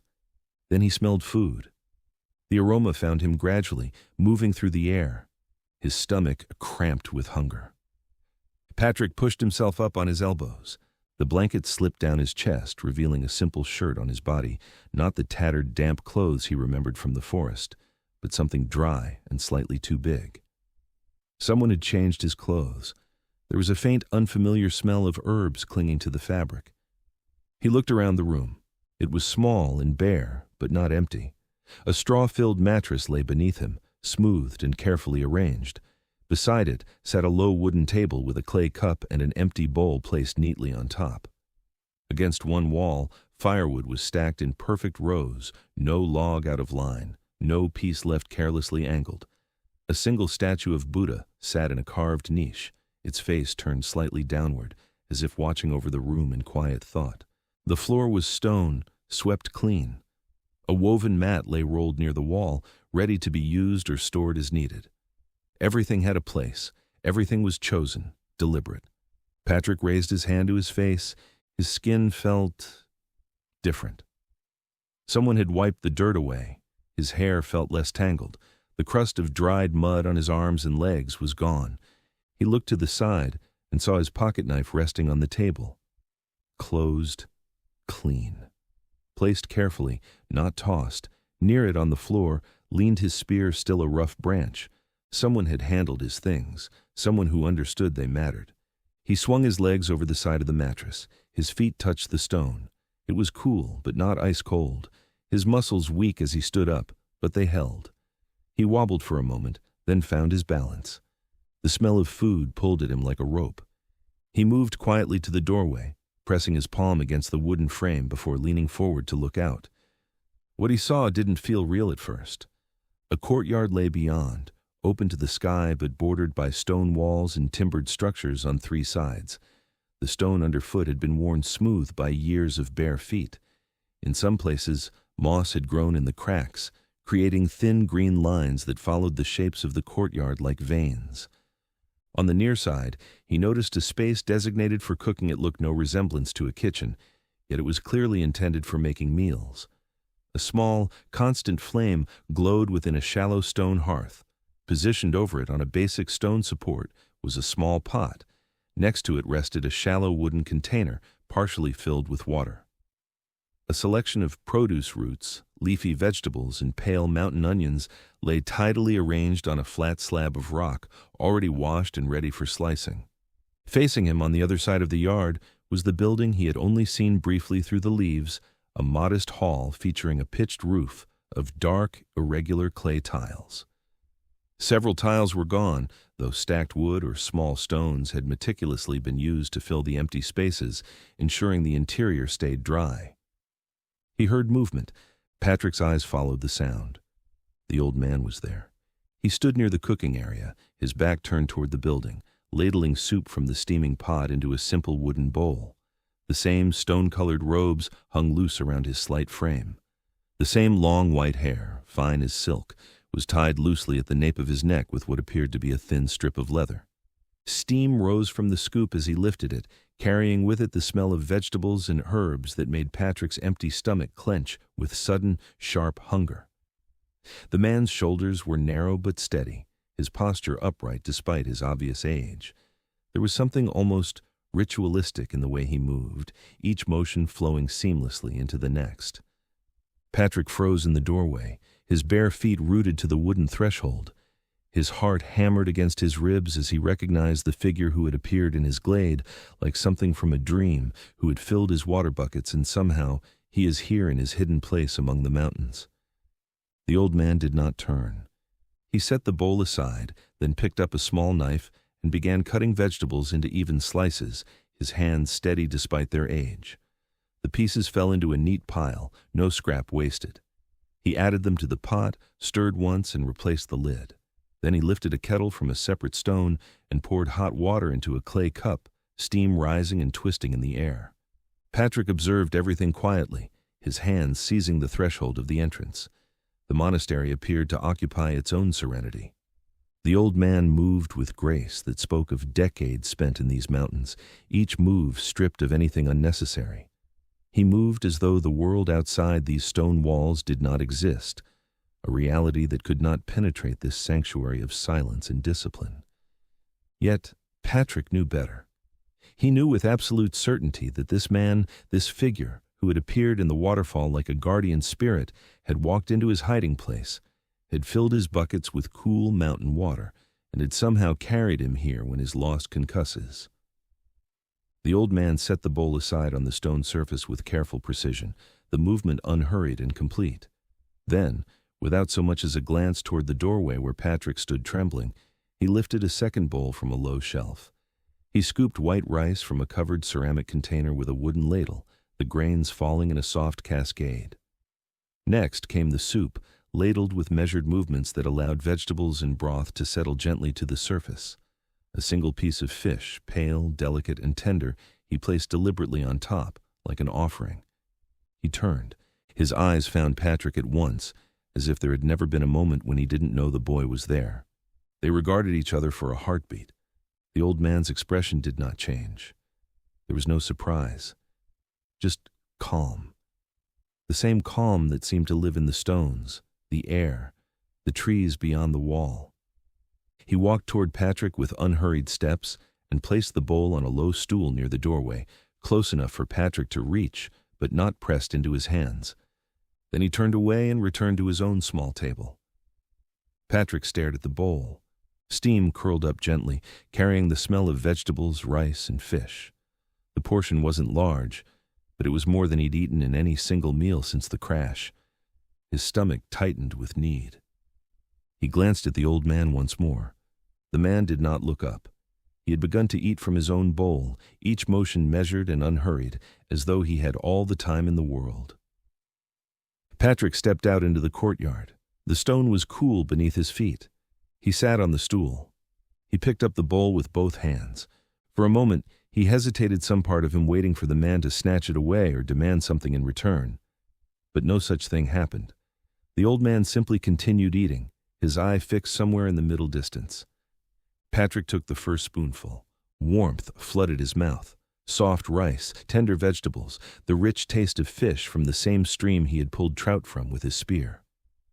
Only now everything was blended, seasoned with herbs he could not name, prepared by someone else's hands. He swallowed. His eyes stung for a reason that had nothing to do with smoke. He ate slowly at first, watching the man out of the corner of his eye. When it became clear that no one would stop him, no one would punish him for hunger, he ate quickly. But something about the old man's calm pace pulled at him, reminding him to slow down.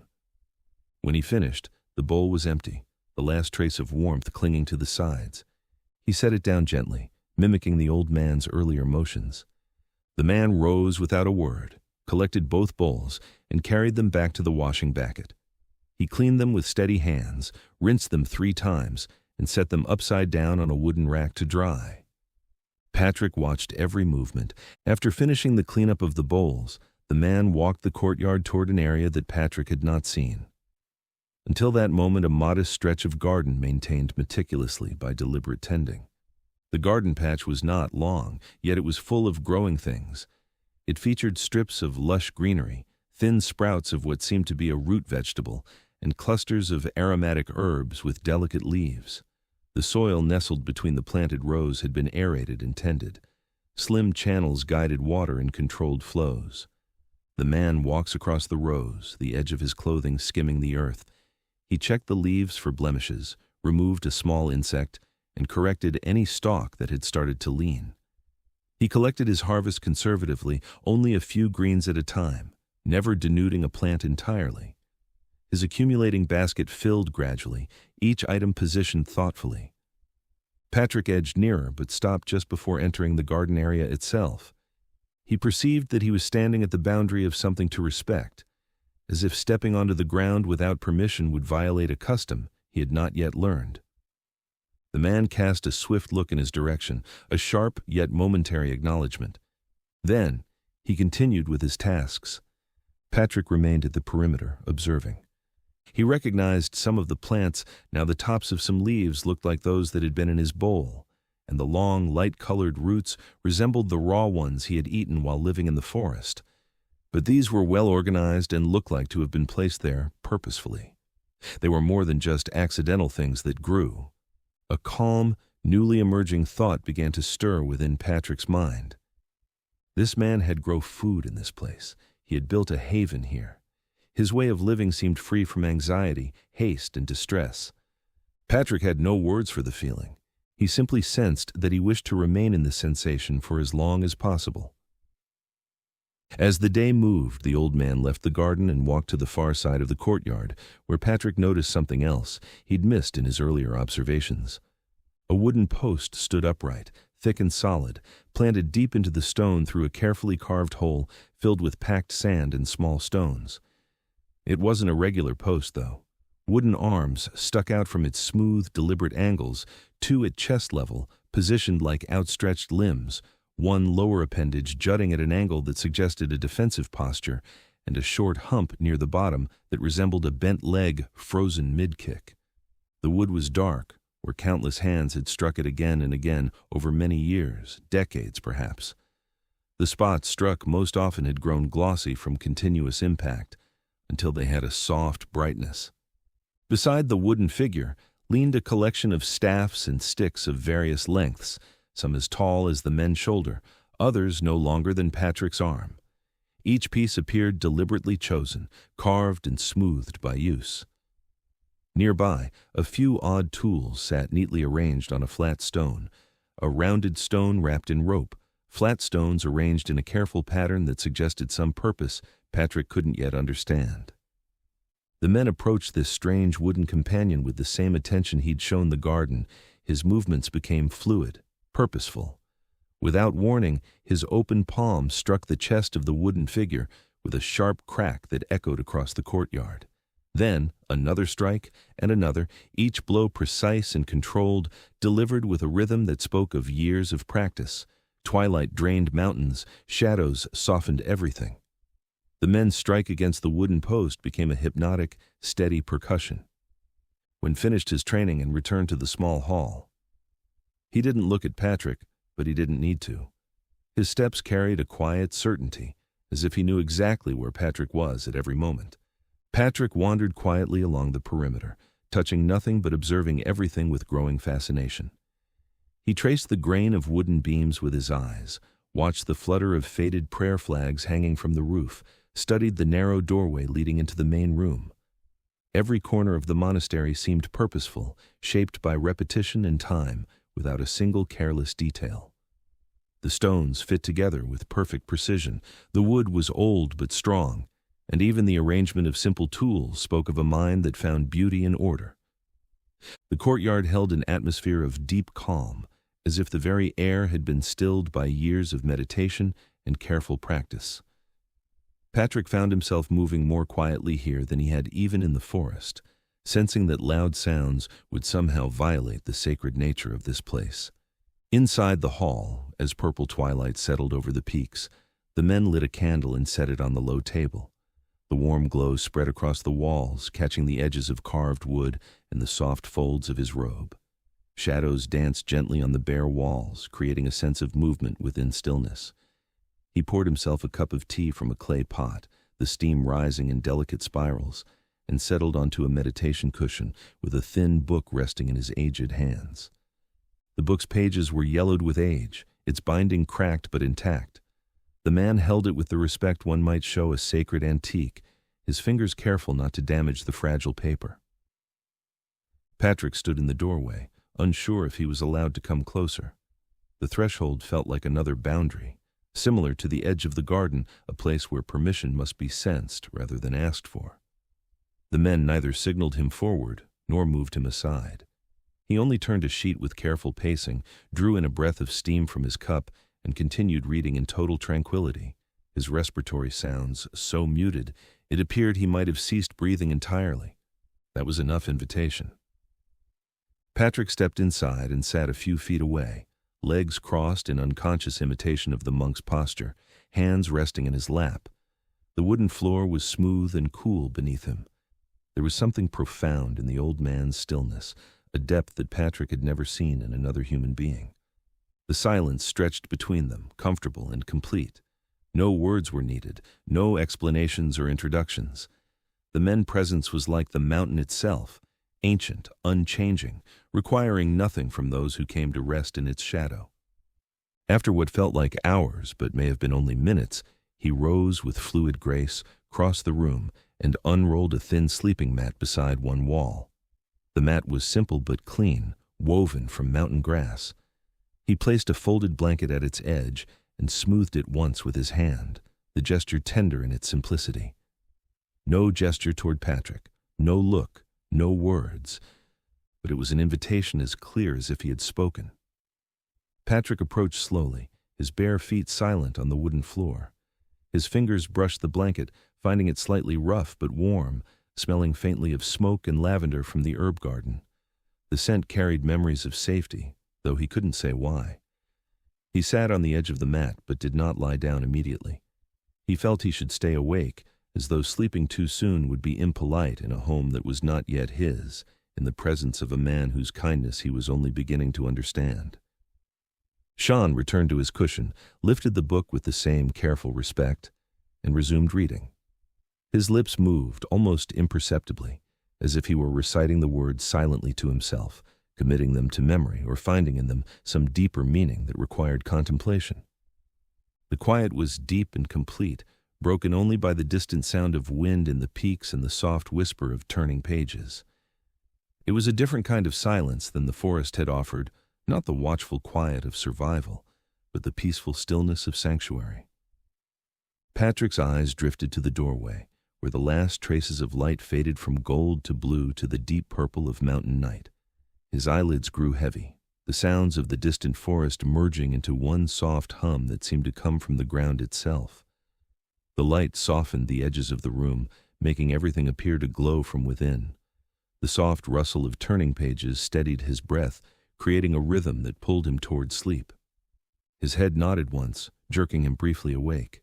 Then again, each time his chin dropping closer to his chest. Patrick leaned against the cool stone wall, eyelids fluttering as he fought against the irresistible pull of exhaustion. But this was not the fearful exhaustion of the forest, where sleep meant vulnerability. This was the tiredness of safety, of muscles finally allowed to relax. A moment later, sleep pulled him down with the soft, irresistible weight of safety he didn't yet recognize, but his body craved. He curled on the mat, blanket half draped over his thin frame, breathing soft and even. For the first time since the crash, his expression softened as the rigid tension melted away.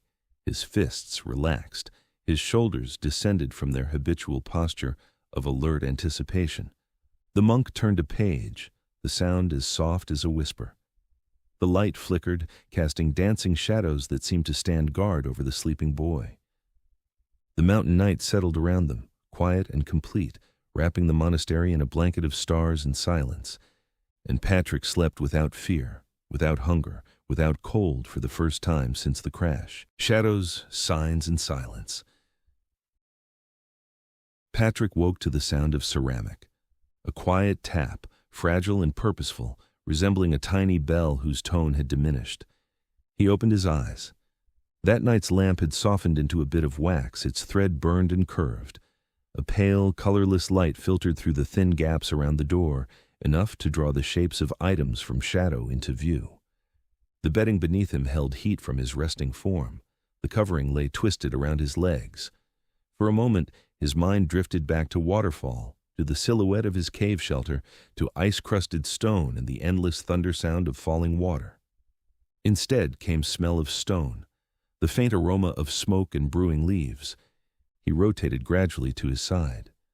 The monk occupied the same location as before, seated with knees folded on the cushion beside the small table, spine straight, garments draped in folds around him. A thin wisp of steam lifted from the ceramic pot in his hand. On the table sat a simple plate holding 2 small rice cakes with chunk of grain visible. He had woken long before. The atmosphere near the monk suggested the calm of someone who had seen the sunrise appear and reached a state of inner peace far ahead of everyone else's rising. The monk moved his head only slightly. They looked directly at each other. His face showed no surprise, no curiosity, just awareness, as though he had been expecting Patrick's arrival the entire time. He raised one of the rice cakes from the plate, positioned it between forefinger and thumb, and pointed his arm toward Patrick. Patrick elevated himself gradually. His muscles objected, yet notably sensitive than expected. His stomach still needed food. He passed across the short distance between them, barefooted, and paused just close enough to touch. The old man's arm remained extended, floating in the atmosphere. Patrick took the rice cake. It felt solid and slightly sticky, cool against his skin. Drawing closer, he could perceive the tiny cracks where the grains had been pressed together. He looked at the old man once, as if verifying the gift's genuineness, then raised it to his mouth and took a bite. The sensation of the bite remained. Rice, a whisper of salt, perhaps something unnamed. The rice cake had no explosive test. It required none. It has nourishment, something substantial, authentic food. The monk directed his attention elsewhere, retrieved the remaining rice cake, and started consuming his portion. Silence reigned. No conversation, no questions, no explanation. Patrick remained still, chewing, experiencing silence gather around him like an additional layer. When Patrick finished eating, he licked a stray grain from his finger and hesitated, unsure what to do next. Before he could decide, the old man rose in a single fluid movement. He gathered the plate and cup, carried them to a small bowl in the corner, and rinsed them with water from a pitcher. His motions had a quiet rhythm: pour, wipe, turn, place. When he was done, he set the dishes upside down on a wooden rack to dry, then reached for the straw broom leaning against the wall. He turned back, holding the broom delicately across his palms, and set his eyes on Patrick. The thin morning light caught in the side of his face revealed years of quiet discipline carved into each line. For a moment, Patrick thought he might speak, break this crushing silence that had surrounded him since his arrival at this strange, isolated place. His throat tightened with anticipation, hungry for even a single word of explanation. But instead, the monk simply extended the broom toward him, offering it with an honor that suggested it was far more than a mere cleaning instrument. The gesture contained neither hurry nor hesitation, just the same measured certainty that controlled all his movements. Patrick stared at it, taking in every detail. The broom was smaller than he expected, almost delicate in its making. The handle, no longer than his forearm. Patrick reached out and took it, feeling the weight settle in his palms. The wood retained warmth from the old man's hands, creating an unexpected connection between them, something transferred without words. A slight nod from the old man, barely more than a breath of movement, the merest lowering of eyelids and chin served as permission, or perhaps instruction. His eyes, dark and penetrating beneath heavy lids, suggested what his voice did not. Then he walked past Patrick toward the courtyard, his stride making almost no sound against the stone floor, as if he barely disturbed the air around him. Patrick followed close behind, gripping the broom like a lucky charm. The hidden glade and its waterfall seemed impossibly distant now, replaced by these stone walls and the mysterious monk guiding him into an unknown routine. Each step took him further from the boy who had fallen from the sky, and closer to whatever he was becoming in this silent, mystic place. The dawn breeze felt cold but not bad, strong enough to awaken his skin, mild enough to avoid causing pain. The stone floor held night's lingering chill. The monk stepped to one side of the courtyard and swept the ground, gathering dirt and leaves into a clean row. His eyes remained directed ahead. He neither looked at Patrick or offered any guidance. He simply performed the sweeping task. Patrick observed momentarily, subsequently copied his motion. He positioned the broom onto the paving and drew backward. The broom scraped softly, collecting leaves into a small pile. His first strokes proved inconsistent, stiff movements. Various leaf fragments eluded the bristles. His shoulders tightened. He forced excessively. He cast a single glance toward the monk. His broom moved through a different rhythm, resembling breath itself back, forth, gather, shift. Every sweep drew more debris into formation. Neither haste nor laziness existed within the motion. Just a calm certainty that completion would eventually come. Patrick let go of his grip. He made an effort a second time. This time, the broom moved more smoothly. The leaves gathered into a pile. The rhythm wasn't like the monk's, but it was good enough to notice. Stone after stone, he recovered his portion of the courtyard, directing leaves toward an accumulating mound at the middle. At one point, the monk went past him. While moving, his finger briefly touched Patrick's hand on the broom handle, shifting it slightly downward. The adjustment was tiny but immediately effective. The broom required less effort. Patrick adapted, and the men carried on without comment. With leaves piles into sufficient mass, the old men had a cloth scoop to collect them into a pottery jar situated near the edge. Patrick continued watching closely, then repeated the action with his own smaller pile. When completed, the men released a brief, contented exhalation, scarcely louder than shifting air, and placed the broom back in its designated spot. Patrick positioned his alongside it. The monk examined him momentarily, as if imprinting where the broom had rested and confirming another broom had positioned it there. Then he turned his attention to the garden. The garden seemed larger in the morning light. Rows of greenery rose from dark soil, each row meticulously tended. Moisture clung to the plants, allowing them to sparkle. Tiny water droplets gathered at the edges and trickled into the ground. The monk moved between the rows with the comfort of someone who had walked them forever, his sandals finding grip on the narrow paths as if they were extensions of his own body. His footing needed no thought, no conscious consideration. Each step fell naturally into the spot flat by countless seasons of doing the work. He found the spaces without effort, navigating the complex geometry of the garden with a natural understanding. His flowing robes barely stirred the leaves as he passed, and his movements possessed that unfamiliar quality of floating rather than walking that seemed to define his spirit. He crouched beside the plants, their leaves heavy with water, moving slowly in the morning air. The plants some Patrick recognized, others remained mysterious, stood in careful formation, their roots drawing deeply from the rich, dark earth. With deliberate care, the monk placed his hands into the soil beside a plant's base, his movements unhurried and respectful. It crumbled easily between his fingertips, holding just enough moisture to bind the particles together without becoming mud. He lifted a small portion and examined it closely, rolling it gently in his palm as if reading some text written in soil and moisture. His expression remained clear, but Patrick caught the faintest nod of satisfaction. The earth was precisely as it should be. The soil was balanced, not too dry, not too wet, ready to support the plants. Patrick remained at the edge of the garden, questioning whether entry was permitted. The men offered no invitation for him to enter. He gave no sign of dismissal either. Instead, he retrieved a small wooden tool and filled a ceramic bowl from a large water supply situated nearby. Then, with the jar steady in both hands, he moved purposefully along the row, dispensing water beside the base of each plant. The fluid flowed in streams, darkening the ground. Patrick watched his movements carefully, the angle of the jar, the pouring concentrated near the roots and not the leaves, the deliberate absence of wasted water. Every motion was filled with intention.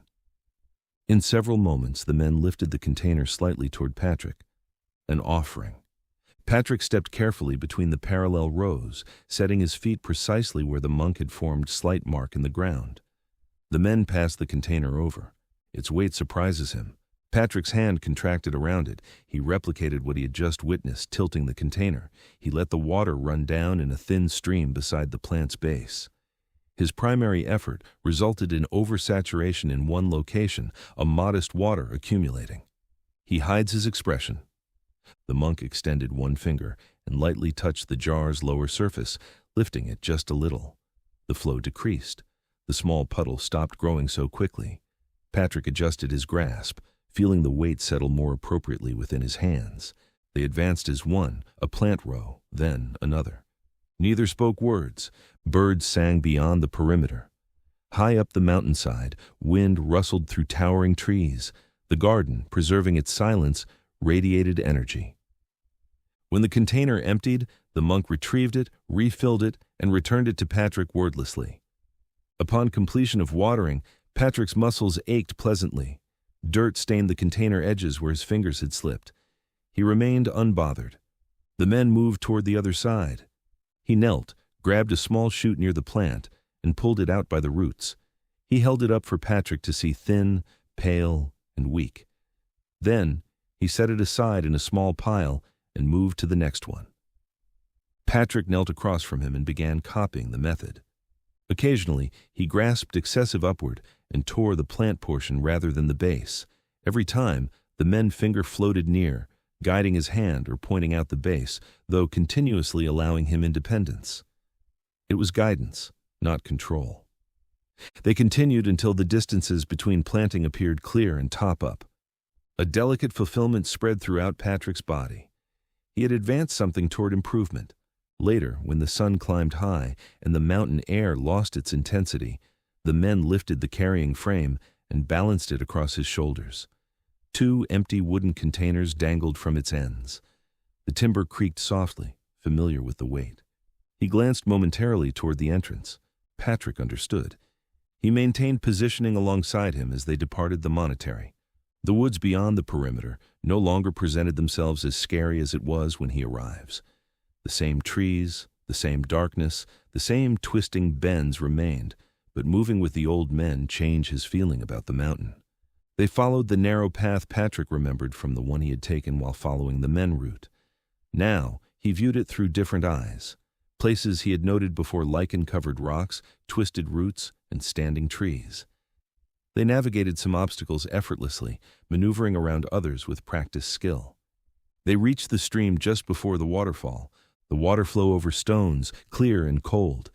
Patrick had crouched here alone, hands cupped, drinking with the desperation of someone uncertain of what lay ahead. Now he stood back as the monk placed the frame, raised each bucket separately, and lowered it into the stream with deliberate movements. Patrick watched how the monk kept his balance, leaning slightly into the current without effort. The edge of his robe grew damp from the water, but he didn't seem bothered. He lifted one container and extended it to Patrick, not to carry, but to help. Patrick moved closer, knelt and dipped his cupped fingers into the pure water. Its coldness seeped through his hands. He brought it to his lips and swallowed. His image rippled, a pale face, thinner, with eyes that seemed aged. Behind him, the men's blurry shape. Patrick drank again. The men glanced for a brief moment before refocusing on his tasks. He lifted the buckets back onto the support, ensuring their balance, and then, with the familiar calmness of someone who had performed this repeatedly, began to make his way back. Patrick trailed after him, keeping slightly behind, listening to the soft flow of water and the distant roar of the fall. Later, when the afternoon heat had settled into the stone, the monk moved toward the far corner of the courtyard. Patrick knew what was coming before it began. His pulse quickened in quiet expectation. The wooden post stood waiting, arms stretched like a patient adversary. The poles and rods lay in their familiar positions. The rope-wrapped stone sat ready for hands that understood its weight. The men stopped before the post and let a finger touch its surface. His face relaxed slightly, but enough for Patrick to notice it. He inclined his head. Patrick watched from a shaded spot. The movements began as they always had measured, fluid sweeps of the arms, stance and rotation with grave precision. The men's forms seemed to absorb the surrounding space, weave it into every motion. Then, gradually, the tempo shifted. The strikes came, fists meeting the timber limbs, knuckles impacting, palms deflecting invisible energy. The vibration of impact spread across the courtyard, controlled, contained, never out of order. Patrick's eyes hung on to every movement. He had seen destruction. He had felt fear in the air. But this was different. There was no chaos. Even the violence was controlled, precise, purposeful. The monk transferred from an old man toward a measurable weapon.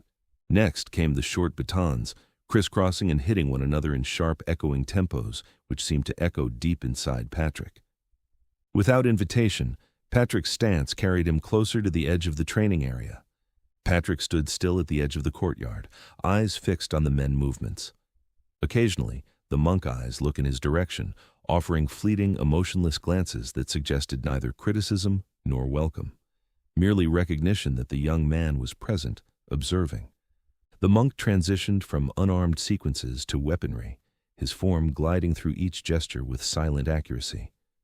Patrick remained motionless, yet he soaked in everything: the positioning of legs, the rhythm of breathing. He took it in without acting, understood it without getting involved. He hadn't noticed the men approach until a palm touched his shoulder. Patrick went rigid. The monk touched his forearm and moved it inward, correcting his posture without force. The movement was soft and almost unnoticed, like he was adjusting an object, not a person. Then, the monk pulled back and continued his training. Patrick stayed precisely where the monk had positioned him, sensing the heat where the palm had touched. This wasn't teaching, not officially. This wasn't welcome either. This was something between. And Patrick remained there, completely motionless, allowing that silent recognition to take root within him. Darkness settled quietly over the monastery. The courtyard cooled as the last heat of the day slipped into the stone. The simple smells of their evening meal drifted through the air: rice, vegetables from the garden, a small piece of fish cooked over the fire. The men moved through the familiar routine with calm efficiency, and Patrick followed where he could, clumsy but sincere. He held a bowl steady, carried a small bundle of firewood, passed a spoon when the men reached in the wrong direction.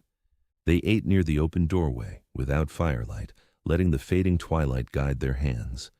Somewhere beyond the tree line, a single bird called. The mountain breeze drifted through the doorway, carrying the faint scent of distant rain. When the last of the rice was gone, they washed the dishes together and set them on the rack to dry. The monk poured himself tea from a teapot and moved to his cushion with a book resting in his hand. Patrick watched him carefully.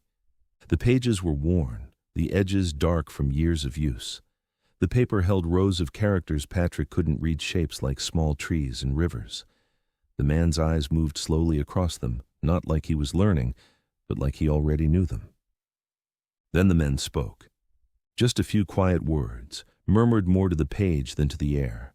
Patrick didn't understand any of it, not the sounds, not the meaning. But he recognized the rhythm, steady, patient, measured.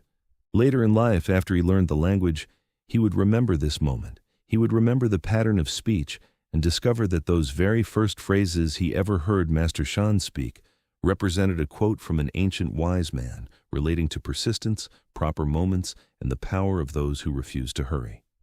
For now it was only sound, soft, grounding sound. The monk turned the page. Patrick moved closer without thinking, drawn by the warmth of the light and the soft murmur of the men's voice. He sat on the floor beside the cushion, knees drawn in, eyes fixed on the mysterious symbols. The monk did not move the book away. He did not offer it either. He simply allowed Patrick to sit at the threshold of a world he could not yet enter. He did not know what the characters meant. He did not know the language. He did not know the philosopher the monk was quoting. But he understood this. When the monk did something, it meant something. Patrick's eyelids grew heavy. He tried to stay awake, drawn to the warmth, the sound, the quiet presence of another living soul, but fatigue crept over him with the slow inevitability of night. His head dipped. He slid sideways onto the mat that had been prepared for him the night before. The blanket found its way over him. He could not tell whether he pulled it up or whether another hand did. His last glimpse before sleep was of the monk's steady silhouette in the lantern light, bent over the book, unmoving and patient. And Patrick drifted into sleep. In that sleep, without a word spoken between them, a bond began to form. A bond of sweeping and water buckets, garden rows and silent training, tea steam and turning pages. A language with no names yet, but already full of meaning. The shape of discipline. Morning in the monastery did not begin with sound. It began with movement. Patrick woke, not because something stirred him, but due to a change in the atmosphere, the sound of straw brushing against stone, the soft sound of fabric moving, the rise of steam from a teacup. These sounds were like a whisper, moving into the silence. They did not require attention, they simply existed. And Patrick existed with them, his breathing synchronized with the rhythm of the place that now had become his world. He opened his eyes to the dim blue of early dawn filtering through the paper screens. The light had burned out hours ago, its wax consumed in the night. The chill mountain air penetrates his skin, slipping under his rough blanket, reminding him that seasons were changing with the relentless certainty of mountain time. The nights had grown colder with each passing week, frost beginning to silver the edges of leaves in the courtyard. Soon, winter would come down from the upper mountain, bringing with it the harsh silence of snow and the deep cold that turned breath to steam. But inside the monastery, a small world breathed in calm rhythm, untouched by the gathering season's change. Shan was already awake, as he always was. He sat on his familiar meditation cushion, spine perfectly straight as a mountain pine, holding a steaming cup between both hands. His eyes were half-lidded, not closed, not open, settled somewhere between presence and distance. In that condition, Patrick had begun to recognize as Master Shan's natural position. Patrick watched him with quiet fascination. Shan did not drink tea. He received it as though it was part of a ritual older than the weather, older perhaps than the mountains themselves. Patrick sat up slowly, joints unfolding with surprising ease, rubbing his eyes with the backs of his hands. His body had grown stronger without him noticing a gradual transformation that had crept up on him like dawn itself. He no longer woke stiff from sleeping on the woven mat. His spine no longer suffers the hard surface. The ache in his muscles, once constant during his early weeks in the monastery when any movement reminded him of his weakness, had softened into a steady strength. He felt grounded now, connected to the stone beneath him, rooted to wooden beams that held up the monastery's roof. Shan lifted a second cup from the low wooden table, its surface scarred by years of use. Without turning his head, without even the slightest shift in his meditative posture, he extended it backward, offering it in Patrick's direction with the fluid certainty of someone who knew exactly where another person's presence rested in the room.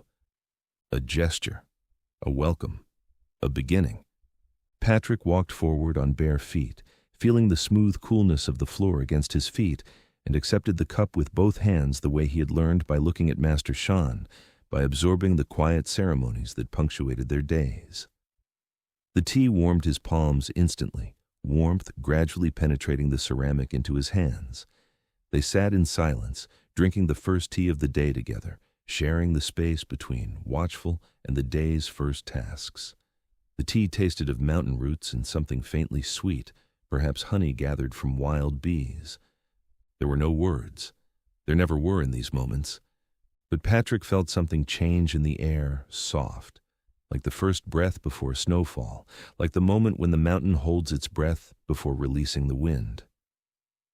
After tea, Shan rose with a slow, deliberate movement that seemed to come from deep within his center, each muscle engaging in perfect sequence. He folded his mat with the same care he brought to everything, placed the cup gently in the stone basin beside the altar, and picked up the straw broom leaning against the wall near the doorway. The broom's bristles were bat up from use, but still sturdy, bound with strips of bark that had darkened with age. Patrick waited, knowing now that patience was its own form of learning. Shan paused at the doorway, letting the morning light slip into the room before turning back to Patrick.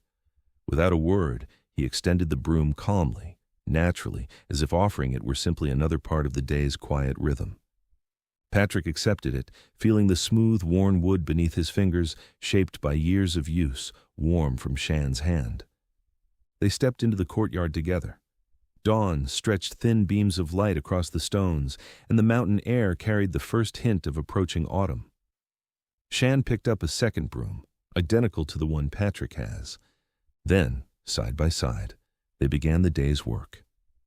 This lesson had no words, but Patrick already understood it. Understanding had come gradually, built day by day through observation and repetition, until it felt as natural as breathing. They swept together Shan with practiced precision, each stroke of his broom covering exactly the right amount of ground, Patrick with effort, still learning but improving with each morning's practice. Each stroke of the broom pressed away dust and pine needles blown in by the night wind, cleared the scattered leaves that had drifted down from the trees surrounding the courtyard. He had also learned not to look for approval. Shan did not praise in words or smiles. He did not correct often, and when he did, it was through the lightest touch of a finger adjusting Patrick's elbow or a small shift in the broom's angle. Patrick absorbed every detail, storing them away like precious things, building a vocabulary of movement and meaning that needed no words. Discipline was not shouted here. It was inherited through observation, passed down through the careful watching of how things should be done. By the time the sun crested the ridge behind the monastery, sending long golden beams across the courtyard, the stones were clear.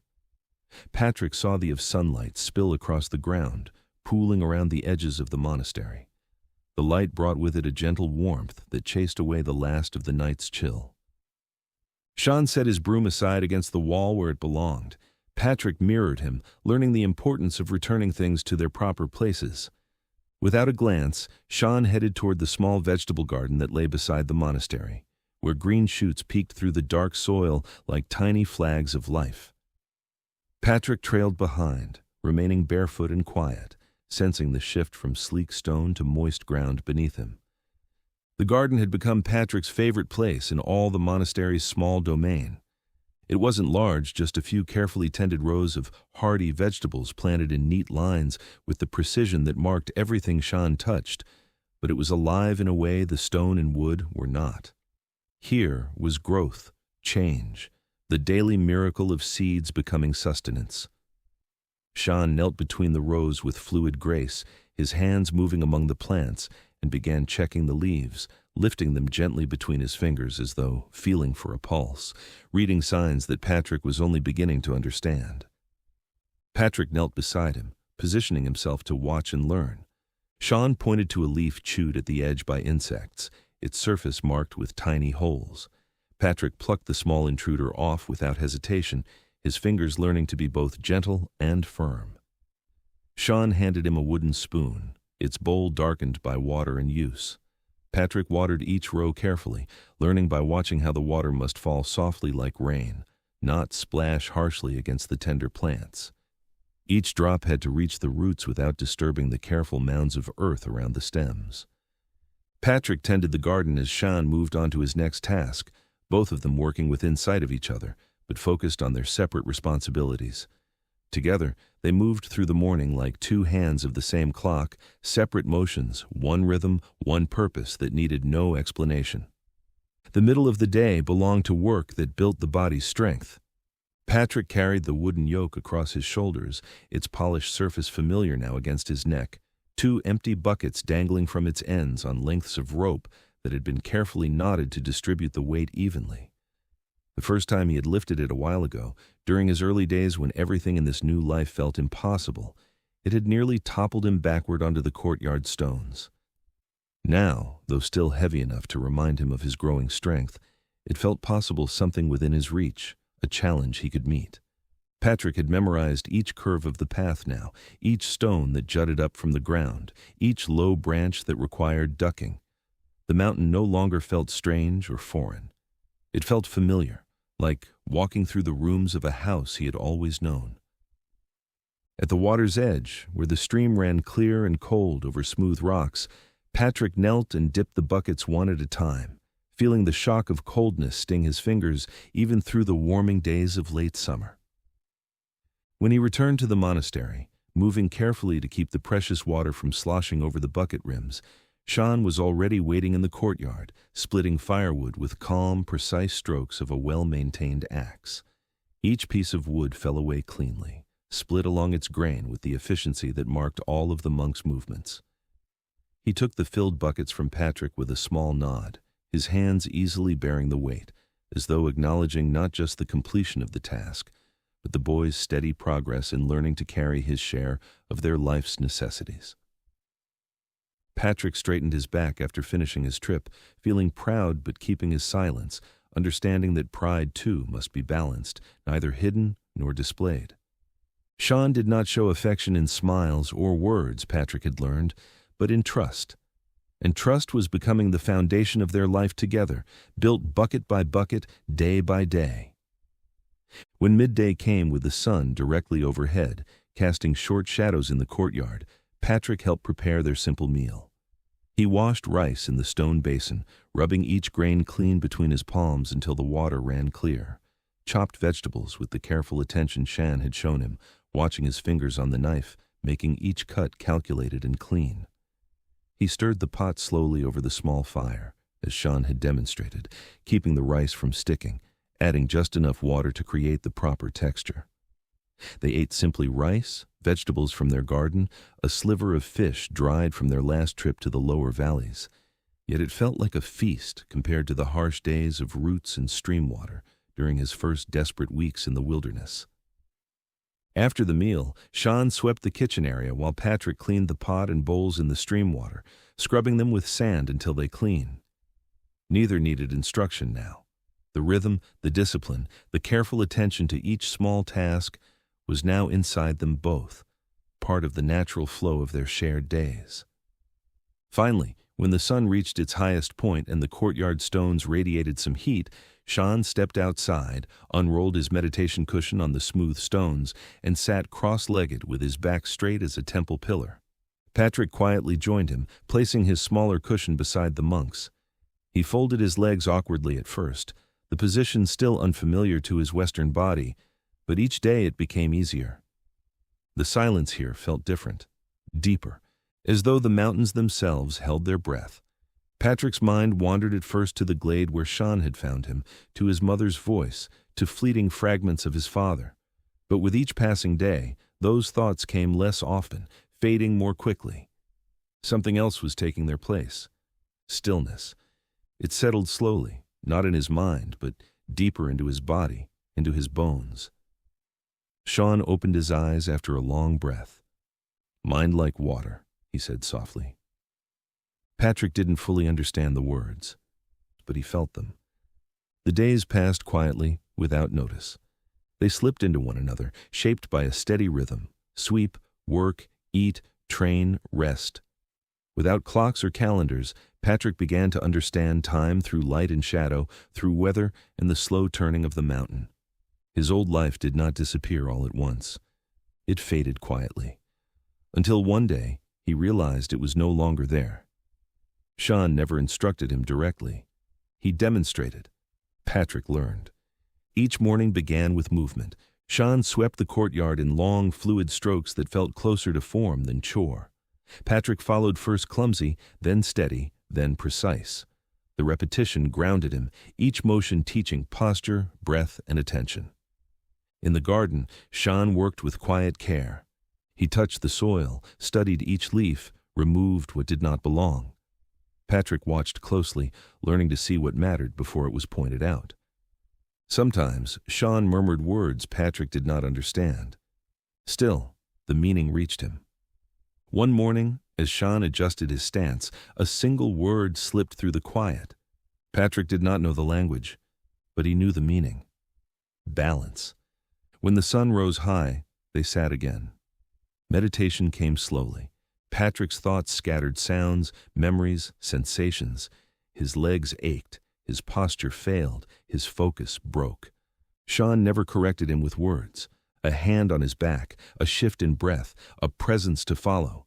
Time changed, minutes stretched, then disappeared. Eventually, Patrick stopped trying to be still, and stillness found him. Afterward, Shan would sometimes read from his book. The words were soft, brief, almost lost to the air. Water holds memory. Root yourself like rock. Flow like air. Hollow palms, complete spirit. Patrick did not try to understand them fully. He carried them instead. The afternoons belonged to work. Shan taught him to split wood with precision, not force finding the grain, letting the axe do its work. Patrick learned the fire the same way. Too little, it died. Too much, it burned out of control. Balance again.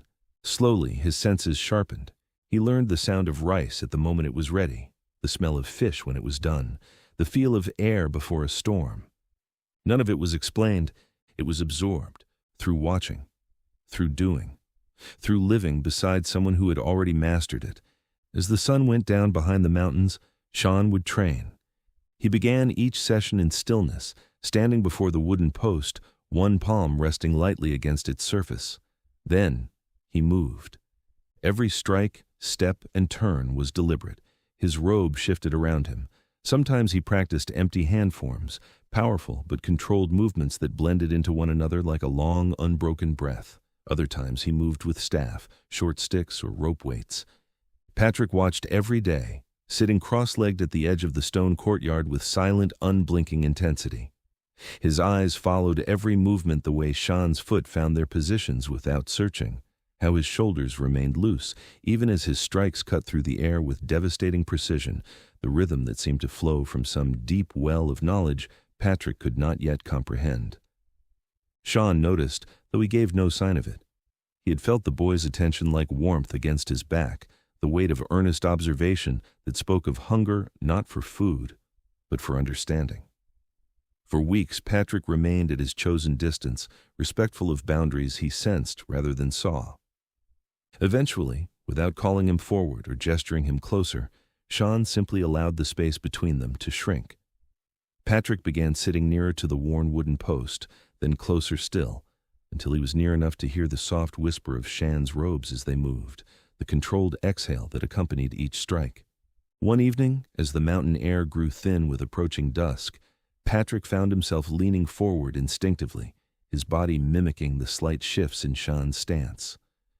Mid-motion, without breaking the flow of his form, Shan reached out and turned the boy's right foot outward, widening his base, grounding him more firmly to the ground. His touch was light but certain, the correction of a master who had made this adjustment 10,000 times before. He spoke not a word, offered no explanation. Then he continued his practice as if nothing had passed between them. Patrick held that stance long after Shan finished, long after the monk had disappeared into the monastery's shadowed interior. His legs trembled with the effort, muscles unaccustomed to the precise angles, but he remained rooted until the stars emerged overhead. Shan corrected him again the next evening, a minor adjustment to his shoulders this time, the soft touch repositioning of his hands. And again, the night after that, when he lifted Patrick's chin just slightly, aligning his eyes with some invisible horizon. Each correction came without words, without ceremony, passed through the simple language of touch and demonstration. The training was not formal in any way Patrick might have recognized from his distant memories of the outside world. It was not even spoken. There were no explanations, no lectures on technique or philosophy. Knowledge passed through gestures as brief as breath, glances that lasted only heartbeats, the gradual reshaping of posture until Patrick's body began to understand what his mind had not yet grasped. Weeks blended seamlessly into months, months dissolved into seasons that turned the mountain world around him in endless cycles of renewal and rest. Patrick learned to measure time by the natural rhythms that governed the monastery and its surroundings. He tracked the progression of winter by the thickness of ice that formed on the water buckets left outside the kitchen, each morning revealing a thicker crust than the last until the bucket sat encased in crystalline shells. He marked summer's arrival by the buzzing chorus of crickets that emerged from the grass, their song growing louder and more insistent as the heat deepened, then gradually fading as the season ended. Autumn announced itself through the shimmer of gold and crimson leaves that drifted through the monastery's open courtyard, swirling in the mountain wind before settling in quiet drifts against the stone walls. Spring returned with the sound of melting water trickling down the cliffs. He never counted individual days. The practice seemed pointless, a habit of the old world he had left behind in that distant time before the crash. Instead, he simply lived through each one, allowing the hours to pass without marking them, without the anxious tallying that had once consumed him during those first terrifying nights hidden in the cave. His body transformed through these seasons. His hair extended beyond his shoulders now, no longer the short-cropped style of the boy from the plain. His shoulders expanded and hardened, muscle developing beneath his skin, chopped firewood, and practiced the precise movements Shan taught him without words. His hands toughened considerably, the soft palms of a 7-year-old giving way to calloused fingers and skin that no longer blistered from work. His steps gained assurance and grace, the hesitant shuffling of a frightened child, transforming into the measured, purposeful walk of someone who belonged to this place. He stopped thinking about the cave where he had first hidden on that terrible first night, where he had curled into himself and waited for the world to make sense again. He no longer found himself imagining rescue scenarios or fantasizing about return to a life he could barely remember. The images of America, his parents, the life before the crash, all of it grew increasingly hazy and distant, less real with each passing month. That world had faded away quietly, without noise or struggle, evaporating into nothing more than a vague memory of something that might never have existed at all. Shan watched Patrick grow.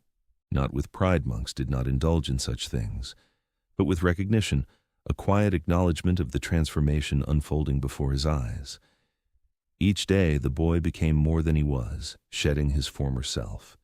He noticed how quickly Patrick learned, his mind absorbing knowledge, how his eyes, now clear and steady, followed every detail, the precise angle of Shan's wrist during morning meditation, the exact placement of herbs in the healing poultices. How he tried without being asked, rising before dawn to collect water from the stream, arranging firewood in perfect order before Shan had even mentioned the evening meal. How he failed without frustration, tumbling from balance poses only to rise and begin again, breath unchanged.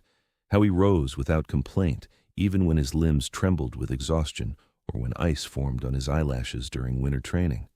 How naturally discipline settled into him, flowing through his veins and marrow as if it had always lived in his bones, waiting only to be awakened.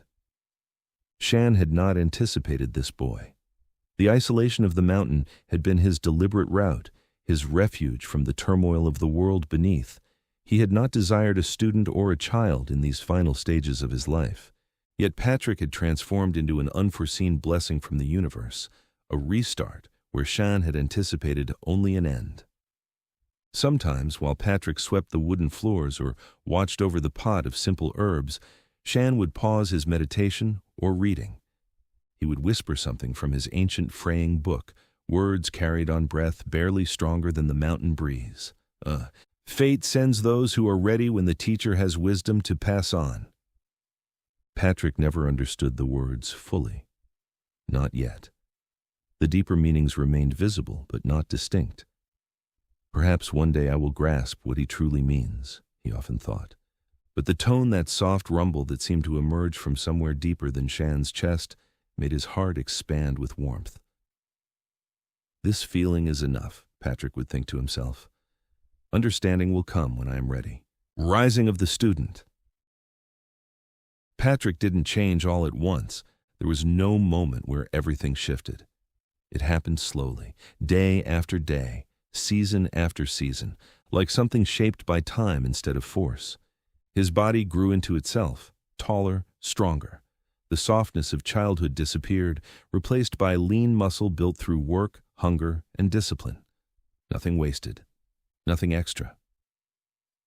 When he stepped onto the stone, something felt different, not heavier, more certain. Each step was quiet, controlled, like he wasn't just moving through the space anymore, but belonged to it. The air around him felt still, as if the world had stopped ignoring him, as if it had started to notice. Patrick didn't think about it that way, but something had changed, not outside, inside. And it showed. Shan watched from a distance, said nothing. He always observed. Shan examined Patrick silently, with a depth. On this dawn, Patrick awakened before the sky had completely brightened. The cold drifted across the stone surface, yet he got up without pause. The covering slipped from his frame, and he entered the courtyard where daybreak was only starting to caress the monastery borders. Shan was already present, standing motionless, spine erect, arms by his flanks, like the Buddha's image, breathing, yet immobile. Patrick bowed reverently, a gesture he had learned not through instruction, but through watching. Master Shan responded with the faintest nod of his head. That was enough. They remained silent. They never commenced the morning with speech. Instead, Patrick approached the clearing where he had trained for seasons, sweeping, tidying, observing, absorbing. Only now, rather than tasks, he stood upright, feet grounded, breathing controlled. Shan positioned himself before him. Patrick sensed it instantly. This day differed. The monk circled him deliberately, his unshod footsteps noiseless against the frigid stone. He studied Patrick's posture, the positioning of his limbs, the strain in his frame. Then he extended his hand, and with a single touch on Patrick's forearm, shifted it a fraction lower. That single motion expressed it all. They were past the stage of honing a young one's posture. They were commencing something greater. Shan retreated, clasped his hands behind himself, and nodded once. Patrick drew breath and initiated the series of movements he had rehearsed quietly for seasons. Advancing, transferring weight, extending his palms, rotating his core, the actions were no longer approximations or copies. His frame retained them now, embedded within the sinews like seeds sown long past. Yet today, Master Shan did not observe from distance. He engaged. Quiet as drifting snow, he entered Patrick's space and rested his palm gently against Patrick's limb mid-sequence. Patrick wavered, breath halting, not from alarm but from astonishment.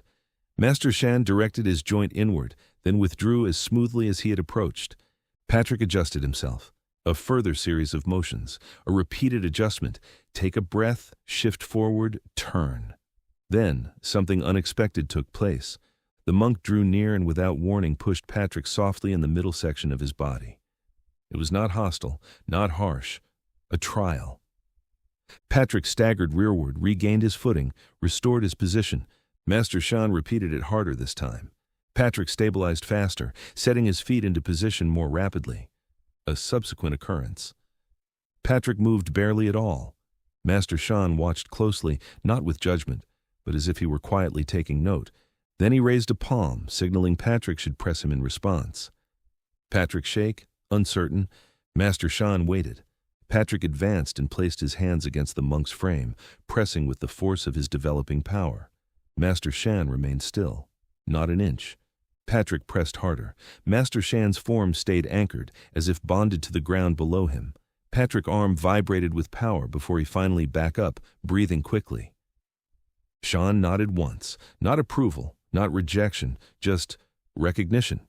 He motioned to Patrick's stance, then thumped the air with his foot, communicating wordlessly, "Root yourself. Find your base. Don't allow the wind to move you." Patrick restored his posture. Shan approached again, this instant swifter, a palm extended toward Patrick's frame. Patrick reacted spontaneously, tilting his frame, spreading his weight, diverting the impact. It wasn't perfect, nowhere near, but Master Shan's palm slipped by rather than striking firmly. That singular moment sent a ripple through something resembling honor swelled within Patrick's chest, yet more subdued, more grounded. Shan didn't grin, but his expression calm. He withdrew, and with emotion, beckoned Patrick forward. An examination, a lesson, a gateway into a new domain. Patrick advanced. Shan's palm flickered, touching his side, redirecting his balance. Patrick stabilizes, turned, attempted again. A second flash, a soft tap to the wrist, a third behind the joint. Each instance Patrick lost balance. Shan allowed him to recover. Each instance Patrick approached, Shan guided him with the exactness of someone molding him into shape. It was not combat, not yet. It was the foundation of comprehending how forms connect, how force travels, how motion responds to motion. Minutes or perhaps an hour elapsed like that, tempo connected with breath, structure, and guidance merging together like strands in an ancient design. Finally, Master Shan withdrew, dropping his arms. The teaching concluded. Patrick bowed naturally. Shan replied with equal respect. The space between them felt transformed, no longer teacher and child, but teacher and student. A connection had formed quietly, built of effort, silence, and the burden of unspoken faith. As they returned toward the monastery entrance, Patrick sensed something fresh settle within him. Not satisfaction, not assurance, but something far more substantive. Purpose. A quiet knowing that had taken root in the space between effort and silence, in the gap where Master Shan's guidance had carved new pathways through his understanding. He was no longer merely lasting an existence given to him by circumstance, a survivor floating through days that belonged to fate rather than intention. The distinction felt profound, almost sacred. He was creating an existence. With each step back toward the wooden frames and moss-covered stones of the monastery, Patrick felt the weight of this realization settle deeper. The mountain air filled his lungs, crisp with the scent of pine and distant rain, and with it came a clarity that had been absent only moments before. He was no longer a boy being shaped by necessity alone. He was becoming something deliberate, something forged through discipline and choice. Master Shan paused at the doorway, the painted lotus symbol catching the first faint glow of dawn. He turned back toward Patrick, eyes steady and impossibly calm, eyes that had seen every mistake, every attempt, every adjustment Patrick had made that morning. Only then did he speak, the first sound he had given voice to since sunrise. Again. Not an order. A direction back to the courtyard, back to the practice, back to the beginning of the path they had just stepped onto together. Patrick understood instantly. Repeat the lesson, repeat the stance, repeat the effort, not once, not twice, but for as long as it takes to understand. Shan turned and disappeared inside the monastery, moving with the quiet certainty of someone who assumed the boy would follow not inside, but back to the stones, to try the movements until his body remembered them without thought. Patrick bowed his head toward the empty doorway, then turned back toward the courtyard, toward the practice, waiting for him in the pale morning light. His breath steady, his mind focused. The path was no longer a mystery. It had just begun. Patrick rose the next morning before the first trace of sunlight touched the mountain peaks. He hadn't slept deeply, not because of fear or hunger, those belonged to an earlier life, but because something had shifted inside him. Yesterday's training had not ended at the doorway. The single word Shan had spoken again echoed in Patrick's head long after the monk disappeared inside. So Patrick returned to the courtyard before dawn, setting his stance into the familiar square of stone shaped by the monk's feet over years of repetition. He breathed the cold air, grounded himself, focused, and began. Step, turn, shift, root, open the hand, close the fist. The motions were imperfect, but they were intense. There was no watching this time, no waiting. Patrick moved because it felt right, because something within him had awakened that now needed to be fed daily. When sunlight finally spilled over the top of the mountain, Shan slid open the monastery door. He watched Patrick silently. Not a word, not a nod, not even a correction, just watching. And then unexpectedly he crossed the courtyard and positioned himself beside the boy. For the first time, they practiced together. Shan's movements were slower than usual, perhaps deliberately so, still precise, still elegant, but slowed enough that Patrick could mirror them step by step. And though the monk said nothing, his pacing created a rhythm that Patrick followed as if guided by invisible strings. Two bodies moving, two breaths sinking, the same form shared between master and student. Patrick lost the sense of time. The courtyard stones warmed beneath his bare feet. The breeze carried the scent of pine and cold water from the stream. Birds flitted overhead. None of it broke his focus. Shan stepped forward into a low stance. Patrick followed not with perfect accuracy, but close enough that Shan allowed it to continue. For the first time since arriving at the monastery, Patrick felt that he wasn't simply observing the monk's world. He was entering it. By midday, training shifted to other parts of life garden work, chopping wood, preparing vegetables, fetching water. These tasks had always been part of the routine, but something was different now. Patrick worked with purpose. Every motion, even carrying water from the stream, felt connected to the discipline Shan taught. Balance, flow, awareness of weight, awareness of breath. Where he once rushed or got distracted, he now moved with intention. Shan noticed. He didn't praise not in words, but he adjusted Patrick less often. He let him handle tasks alone. He allowed the boy to take the lead in small things, stirring soup, sorting tools, preparing tea. These were tiny changes, but Patrick felt their significance. Shan trusted him, not fully, not entirely, but more than before. That evening, after the simple meal of rice, vegetables, and a small portion of fish, Shan stepped out into the courtyard again, not to practice, but to test. He stood in the center of the stone circle and tapped his foot once against the ground. Patrick understood that signal immediately now. He approached and took his stance across from the monk. This was not a drill. This was contact. Shan raised one hand slowly, palm open, and moved toward Patrick with deliberate slowness. Patrick mirrored him, breath steady, letting the monk guide the distance between them. Then Shan's hand touched Patrick's wrist. A test of sensitivity. Patrick responded as he had seen countless times, redirecting gently, not fighting, simply changing the angle. Shan pushed another direction. Patrick shifted again, back and forth, gentle pressure, quick response. For several minutes they flowed together. Then Shan changed the rhythm, a faster tap, a light push, a sudden shift. Patrick nearly lost balance but recovered. Shan's eyes flickered with a brief approval. Then he escalated. The monk stepped in quickly, placing a hand on Patrick's shoulder. Patrick tried to redirect too slow. Shan guided him to the side with ease. Again, Shan approached faster.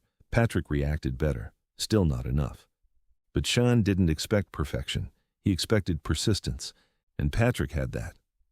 They continued until Patrick's arms trembled and his robe was damp with sweat. Shan then placed a firm, steady hand on his chest and pushed him back a few steps. The lesson was over. Patrick bowed deeply. Shan returned the gesture. They walked inside together. But Patrick felt it clear, undeniable. They were no longer instructing him like an abandoned child retrieved from the forest. He was maturing into something different, an apprentice. Days blurred into rhythm, then weeks, then seasons. Time moved around Patrick, gradually shaping him without his noticing. He grew taller, his hair darkened from sun. Scars appeared on his hands from climbing, cutting wood, and training. His body toughened, his eyes sharpened. He learned more than fighting. He learned the patience of gardening, planting seeds in cold earth, and trusting they would grow when they were ready.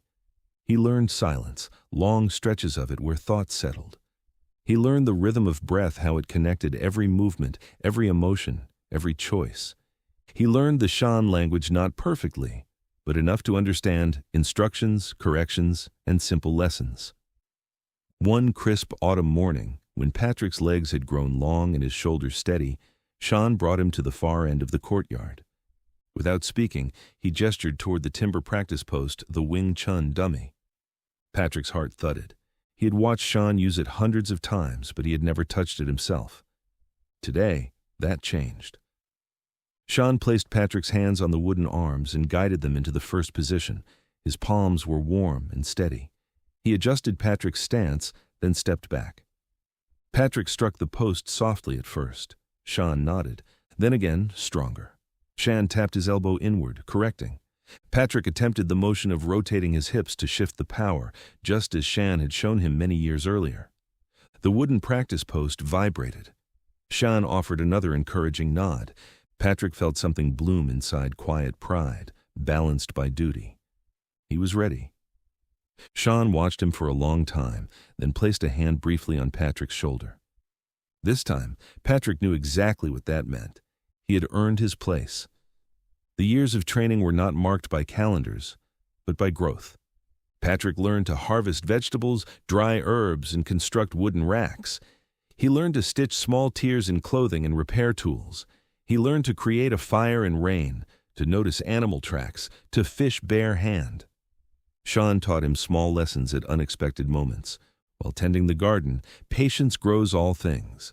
While carrying water, strength is nothing without control. While watching the valley from the high ridge, do not fear the mountain. Fear losing sight of your own path. Those words stayed with Patrick even when the monk said no more. Especially then. By the time Patrick reached 15, he stood nearly as tall as the monk. His movements had become clean, sharp, deliberate. His eyes no longer held the wide fear of a lost child, but the depth of someone shaped by discipline and stillness. One morning, draped heavily in mist, Master Shan signaled that Patrick should start the practice movements by himself. Patrick did. The monk watched. "Now," Shan said quietly, "you begin." Patrick didn't fully understand the meaning. Not yet, but he felt it in his bones. These years were the foundation. The next would shape the man he would become. The winter storms came early that year. Snow blanketed the monastery's roof until the tiles creaked beneath the burden. Icicles dangled from the roof resembling crystal teeth. Wind screamed through the mountain passes, shaking shutters and pulling at prayer flags until they were reduced to tattered strips. But inside the monastery, life moved in a rhythm older than the cold. Patrick woke each morning before dawn, sweeping snow from the courtyard stones, shoveling paths toward the spring, then returning to warm his hands over the clay stove. Shan brewed tea in silence, always the same earthy aroma that clung to the air. In these harsh months, training changed. Strength became less about impact and more about toleration. Breath mattered more than speed. The freezing air exposed flaws in training. When Patrick attempted to rush a technique, the cold made his muscles stiff and his breathing shallow. But when he stayed calm and steady, it slowly faded away. Shan taught without pointing, without gestures, without breaking his silence. Patrick learned anyway. He learned to warm his body through breath alone, a technique the monk demonstrated simply by sitting in the snow without shivering. He learned to cut wood with precision, letting the axe fall with its own weight. He learned to step over icy stones without slipping, to shift his balance in harmony with the ground. One morning, while frost still covered the courtyard, Shan placed a small clay pot in Patrick's hands. Inside was a seed, tiny, hard, unimpressive. Patrick looked up, silently questioning. Shan tapped the pot once, then placed a hand on Patrick's chest, right over his heart. "Patience," the monk said. Just that single word. Patrick planted the seed outside the kitchen door. Through storms, thaw, and the first hint of spring, he visited it daily.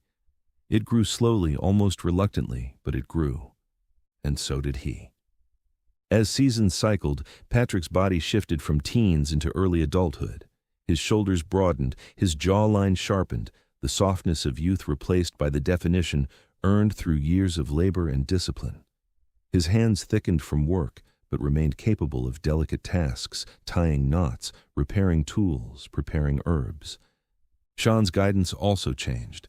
The monk began correcting less and testing more. One day, while Patrick practiced forms alone, Shan entered the courtyard and stood opposite him. Without preamble, the monk adopted a stance Patrick had never seen him use. Not demonstration, not correction, engagement. Shan stepped forward. The exchange was brief 3 movements, perhaps 4, but each carried intention. Shan struck toward Patrick's shoulder. Patrick redirected clumsily but effectively. Shan swept low at his leg. Patrick shifted away. Shan tapped his wrist. Patrick barely managed to counter. Then Shan bowed slightly, signaling the lesson was finished. The message was clear. You're ready for the next stage. They practiced like this often, not sparring, not fighting, but exchanging technique, reading each other's center, testing control and balance. Patrick grew fast, not just physically, but in awareness. He learned to anticipate weight shifts, to feel energy before seeing movement, to listen to silence as though it carried instruction. These teachings became pillars in Patrick's character, unshakable truths that shaped every part of his life. Rarely, on clear days, Shan would leave the monastery. He never explained why, and Patrick never asked. He simply watched the monk disappear into the forest with his staff and a small cloth bundle, returning hours later with herbs, mushrooms, or with a package. Patrick kept the monastery clean in his absence, maintained the garden, fetched water, and practiced alone. But each time Shan returned, Patrick felt a tug of curiosity, a growing awareness that the world beyond the mountain still existed, unchanged, yet somehow distant. Sometimes at night, he dreamt of roads, cities, a face he once knew, his mother's laughter, his father's hand on his shoulder. He would wake with his chest tight, breath uneven. Shan never spoke of the dreams, but on the nights Patrick woke trembling, the monk always left a lantern burning slightly longer. Patrick grew into a young man, not a monk, not yet a warrior. Something in between, shaped by silence, discipline, and the quiet presence of the only teacher he'd ever known. On a cold dawn, near the end of winter, Shan watched Patrick practice from the shadow of the doorway. His eyes followed each movement, the rooted stance, the clean turn, the breath-controlled strikes. Patrick's body moved with ease now, not thought. When Patrick finished the form, Shan approached. He placed a hand on the young man's forearm, steady, acknowledging. Then Shan looked toward the horizon, toward the forest beyond the ridge, and spoke one of the longest phrases Patrick had heard from him in years. The mountain does not keep what is ready to walk. Patrick couldn't entirely comprehend the significance, not immediately, but something within him constricted. Was Shan hinting at change? Was he preparing Patrick for something beyond the monastery? Shan didn't elaborate. He simply turned and walked back inside, leaving Patrick alone in the courtyard with those words echoing like a distant bell. That night, as Patrick lay beneath his worn blanket, outside, the wind whispered across the tiles like a distant song. Shan sat nearby, reading by lantern light, the gentle scratch of turning pages the only sound. For the first time, Patrick sensed the chapter of his childhood closing quietly, without ceremony. He wasn't ready to leave the mountain, not yet. But life was shifting. The last season. The mountain changed before Patrick ever realized why. The months that followed carried the same strange weight. Shan still practiced, yet without the unforced energy that had characterized his motion for all of Patrick's life. His morning sessions with the wooden training pole became shorter, more focused, like he was concentrating all his knowledge from many years into movements increasingly fundamental. His steps used to be smooth and easy, almost as if the rocky mountain didn't affect him. Now they feel heavier, still steady and precise, just slower and more careful. Sometimes, instead of joining Patrick in their shared training routines, Shan would simply watch, his hands folded neatly behind his back, his eyes following every movement with an intensity that felt different from his usual quiet observation. It was as if he was memorizing something, storing away images that he wanted to carry with him into whatever distance his attention was gradually turning toward. Patrick did not question this change. The monastery way of life did not include questions about things that could not be changed. The mountain taught acceptance of what was, not resistance to what must come. Winter followed autumn as naturally as breath followed breath, and some changes were simply the natural order revealing itself. Instead of questioning, he worked harder.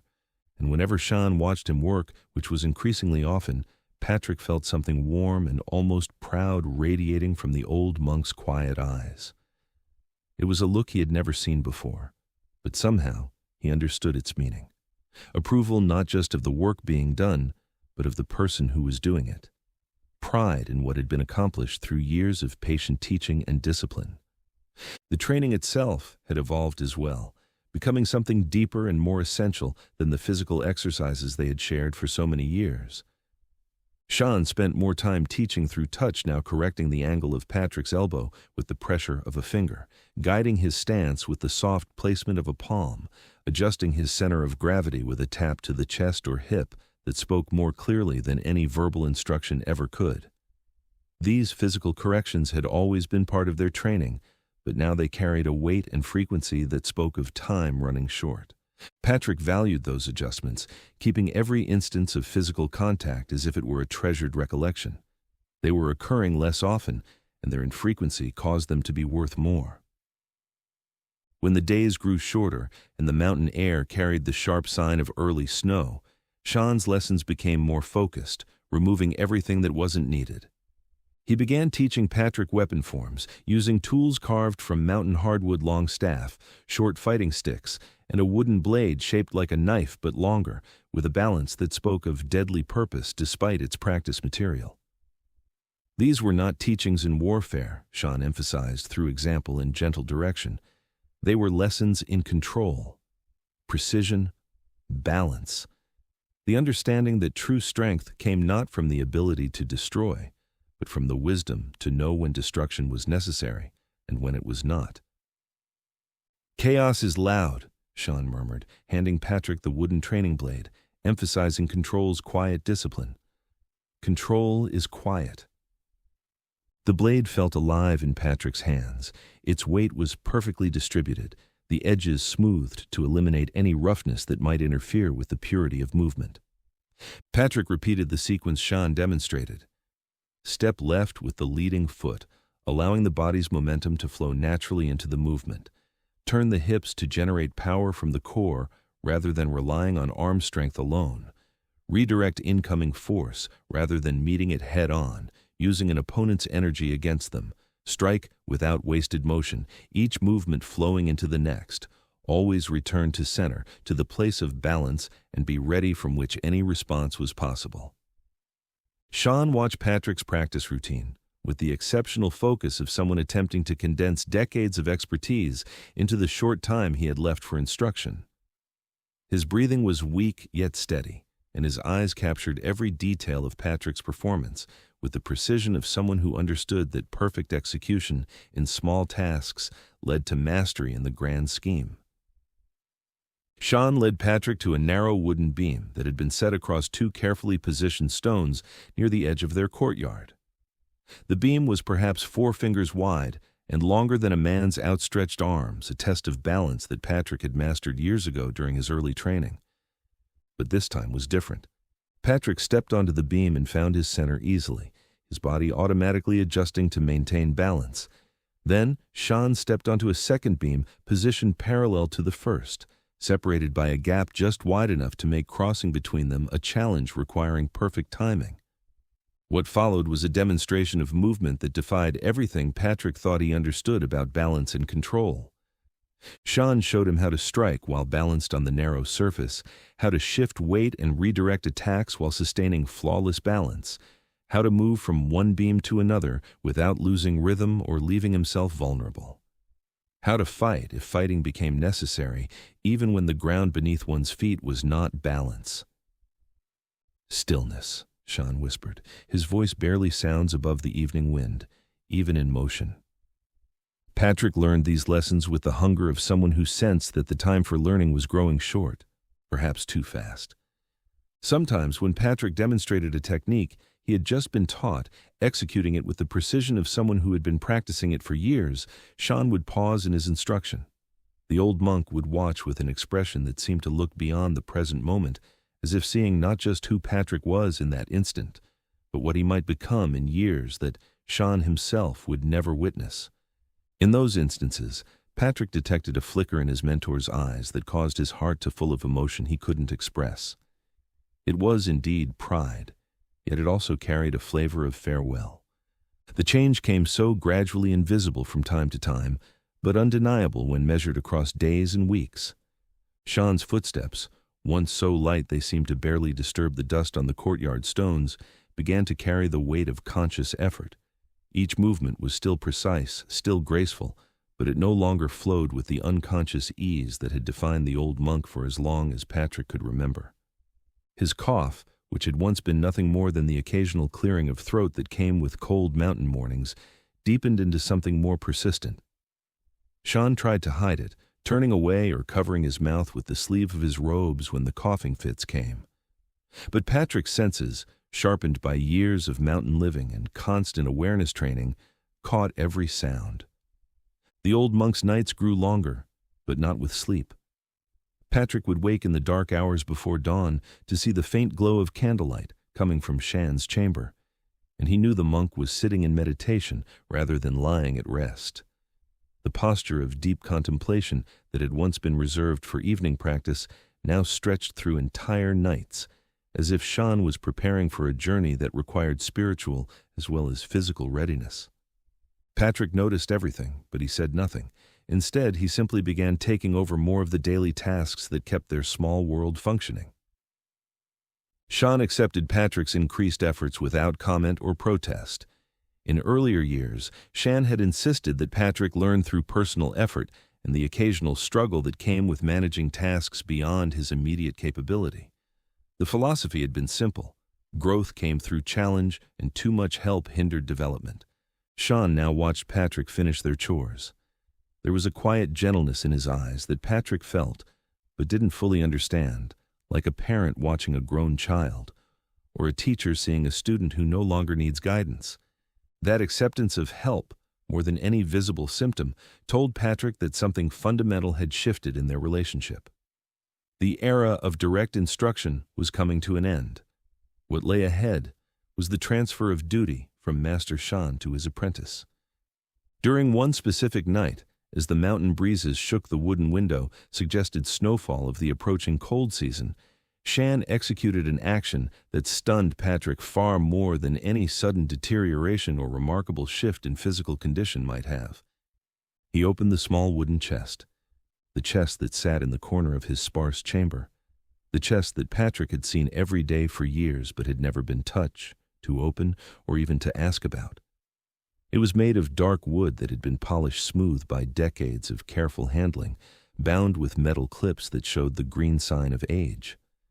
In all their years together, Shan had never even acknowledged the chest's existence, treating it as if it were simply part of the room's furniture rather than a container holding anything of significance. Patrick knelt nearby, unsure whether he should look away or remain present. The moment felt sacred in a way that made his breath short. Inside the chest lay objects that seemed to carry the weight of time and significance far beyond their simple appearance. Old rolls of paper with ink faded to brown from age and careful handling. The writing was in characters Patrick recognized but couldn't read, classical Chinese that belonged to centuries past. A prayer bead bracelet made from seeds that had been polished until they gleamed like dark jewels. 2 books bound in leather that had cracked and been repaired. A bundle of herbs wrapped in silk, their fragrance still potent despite obvious age. Plants that didn't grow anywhere near their mountain sanctuary, collected by someone with deep knowledge of medicinal purpose. At the very bottom of the chest, wrapped in a soft cloth, was a small wooden pendant.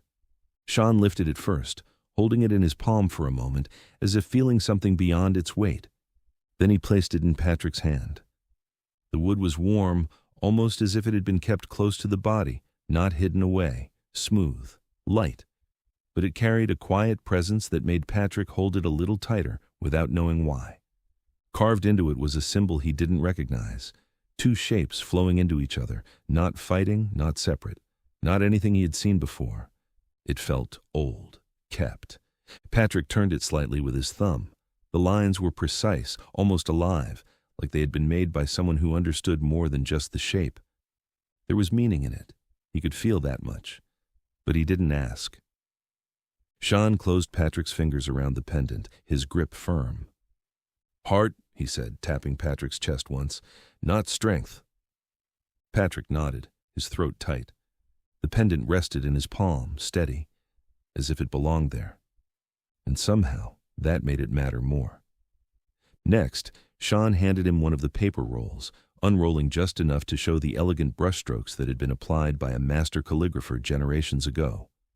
Then came the repaired bowl, its golden scars catching the candlelight like veins of fire.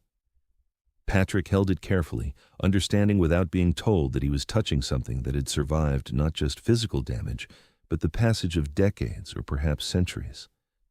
Finally, the prayer beads, their polished seeds warm and smooth against his palm. No explanations accompanied these gifts, no instructions for their use or care, no stories about their origins or previous owners, just legacy. The physical realization of a way of life that was about to be passed from teacher to student, from one generation to the next, in the tradition that had preserved wisdom through countless centuries of change. Patrick understood, with a clarity that came from the heart rather than the mind, that Shan was placing his entire life into Patrick's hands. Not just the possessions, those were few and simple, but the responsibility for carrying forward the discipline, the wisdom, the silence, and the purpose that had defined their years together on this remote mountain. Patrick bent his body low, maintaining the position longer than mere politeness demanded. When he at last lifted his eyes locked with Shan's. The old monk touched Patrick's shoulder, a gesture so rare in their years together. This single touch carried the weight of all the affection and pride that had been expressed through patient teaching rather than emotional display. "Good," Shan whispered, his voice barely heard above the wind rattling the shutters. The single word contained everything: approval of what Patrick had become, confidence in what he would continue to be, and the peace that came from knowing that the most important work of one's life had been completed successfully. 12 winters in this monastery had trained Patrick's senses beyond what any city resident could imagine. Every shift in the mountain's rhythm spoke to him like words in a language he'd learned without conscious effort.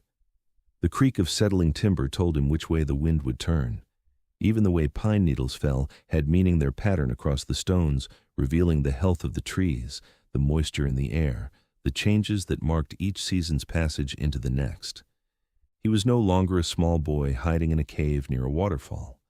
12 winters had shaped him slowly, steadily, like a young man with quiet strength in his shoulders and a calmness in his breath that ran deeper than bone, and the old monk who had raised him with more patience than words. On this particular morning, Patrick entered the courtyard just before daybreak, clearing away dropped pine needles from between the stones with movements that had become as natural as breathing. The wooden handle of his broom felt warm in his palms despite the cold. Each stroke followed a pattern Shan had taught him years ago, not just to clean, but to center the mind, to begin each day with purpose and attention.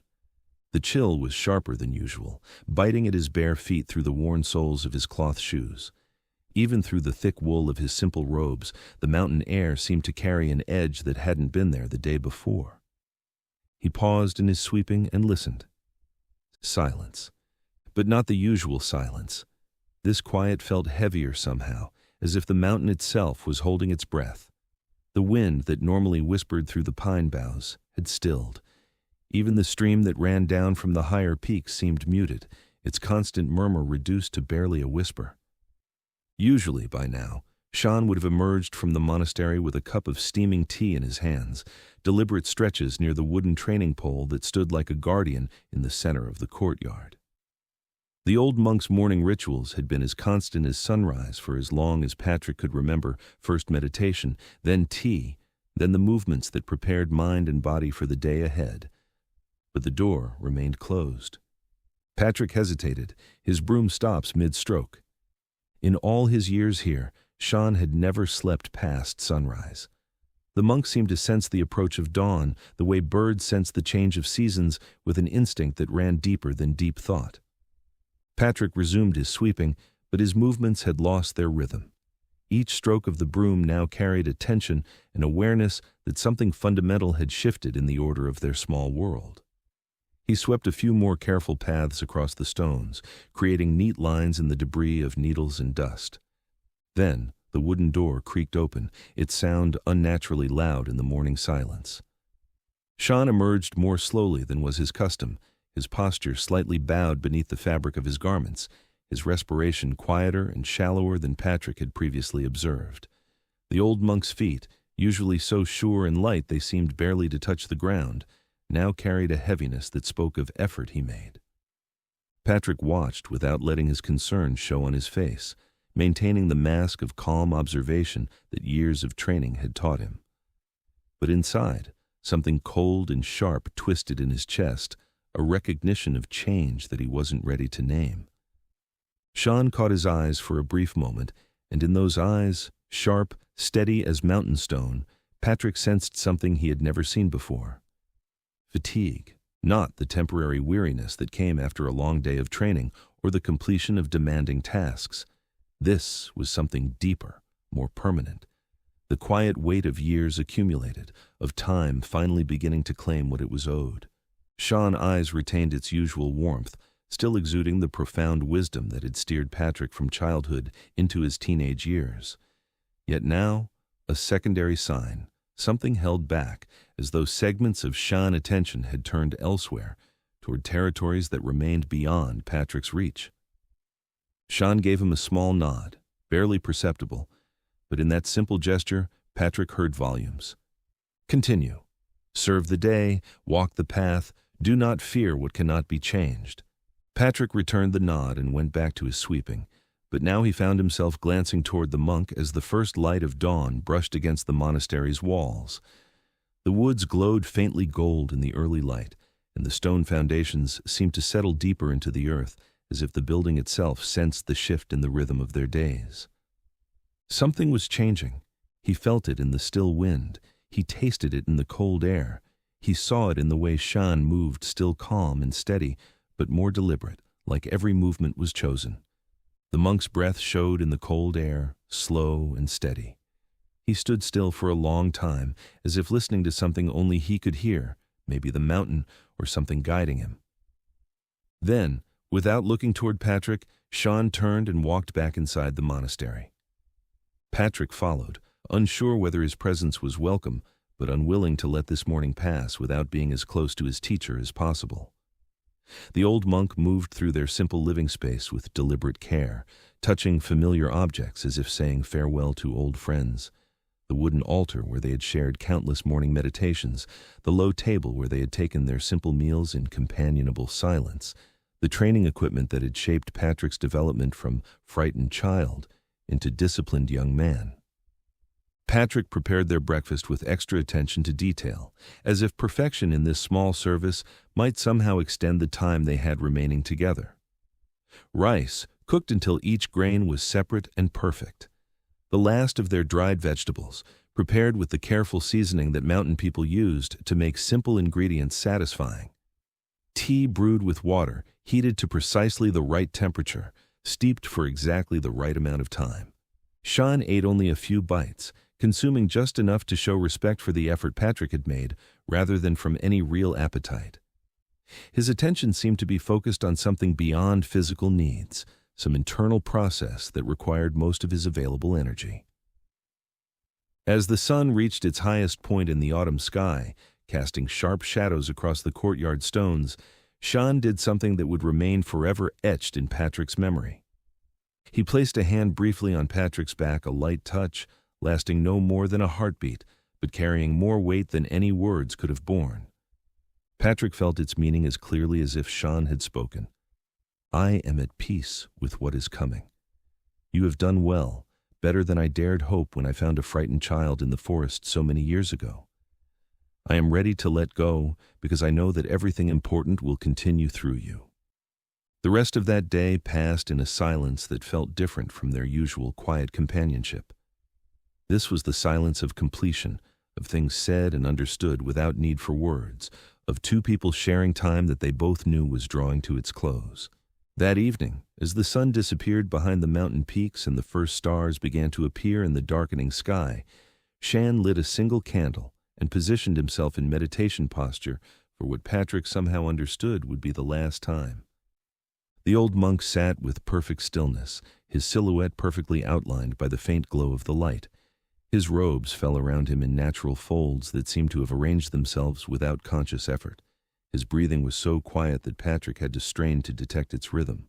His face, illuminated by the warm light, showed the profound peace of someone who had found what he had been searching for throughout a long and purposeful life. Patrick set up his mat nearby, close enough to watch Shan without disturbing him. When he finally slept, it was light, waking often to check on him. The mountain grew quiet, settling into a deep stillness. Even the night sounds softened, as if everything was holding its breath. When Patrick woke in the hour before dawn, his body responding to an internal alarm that something had changed, the air in the monastery felt different.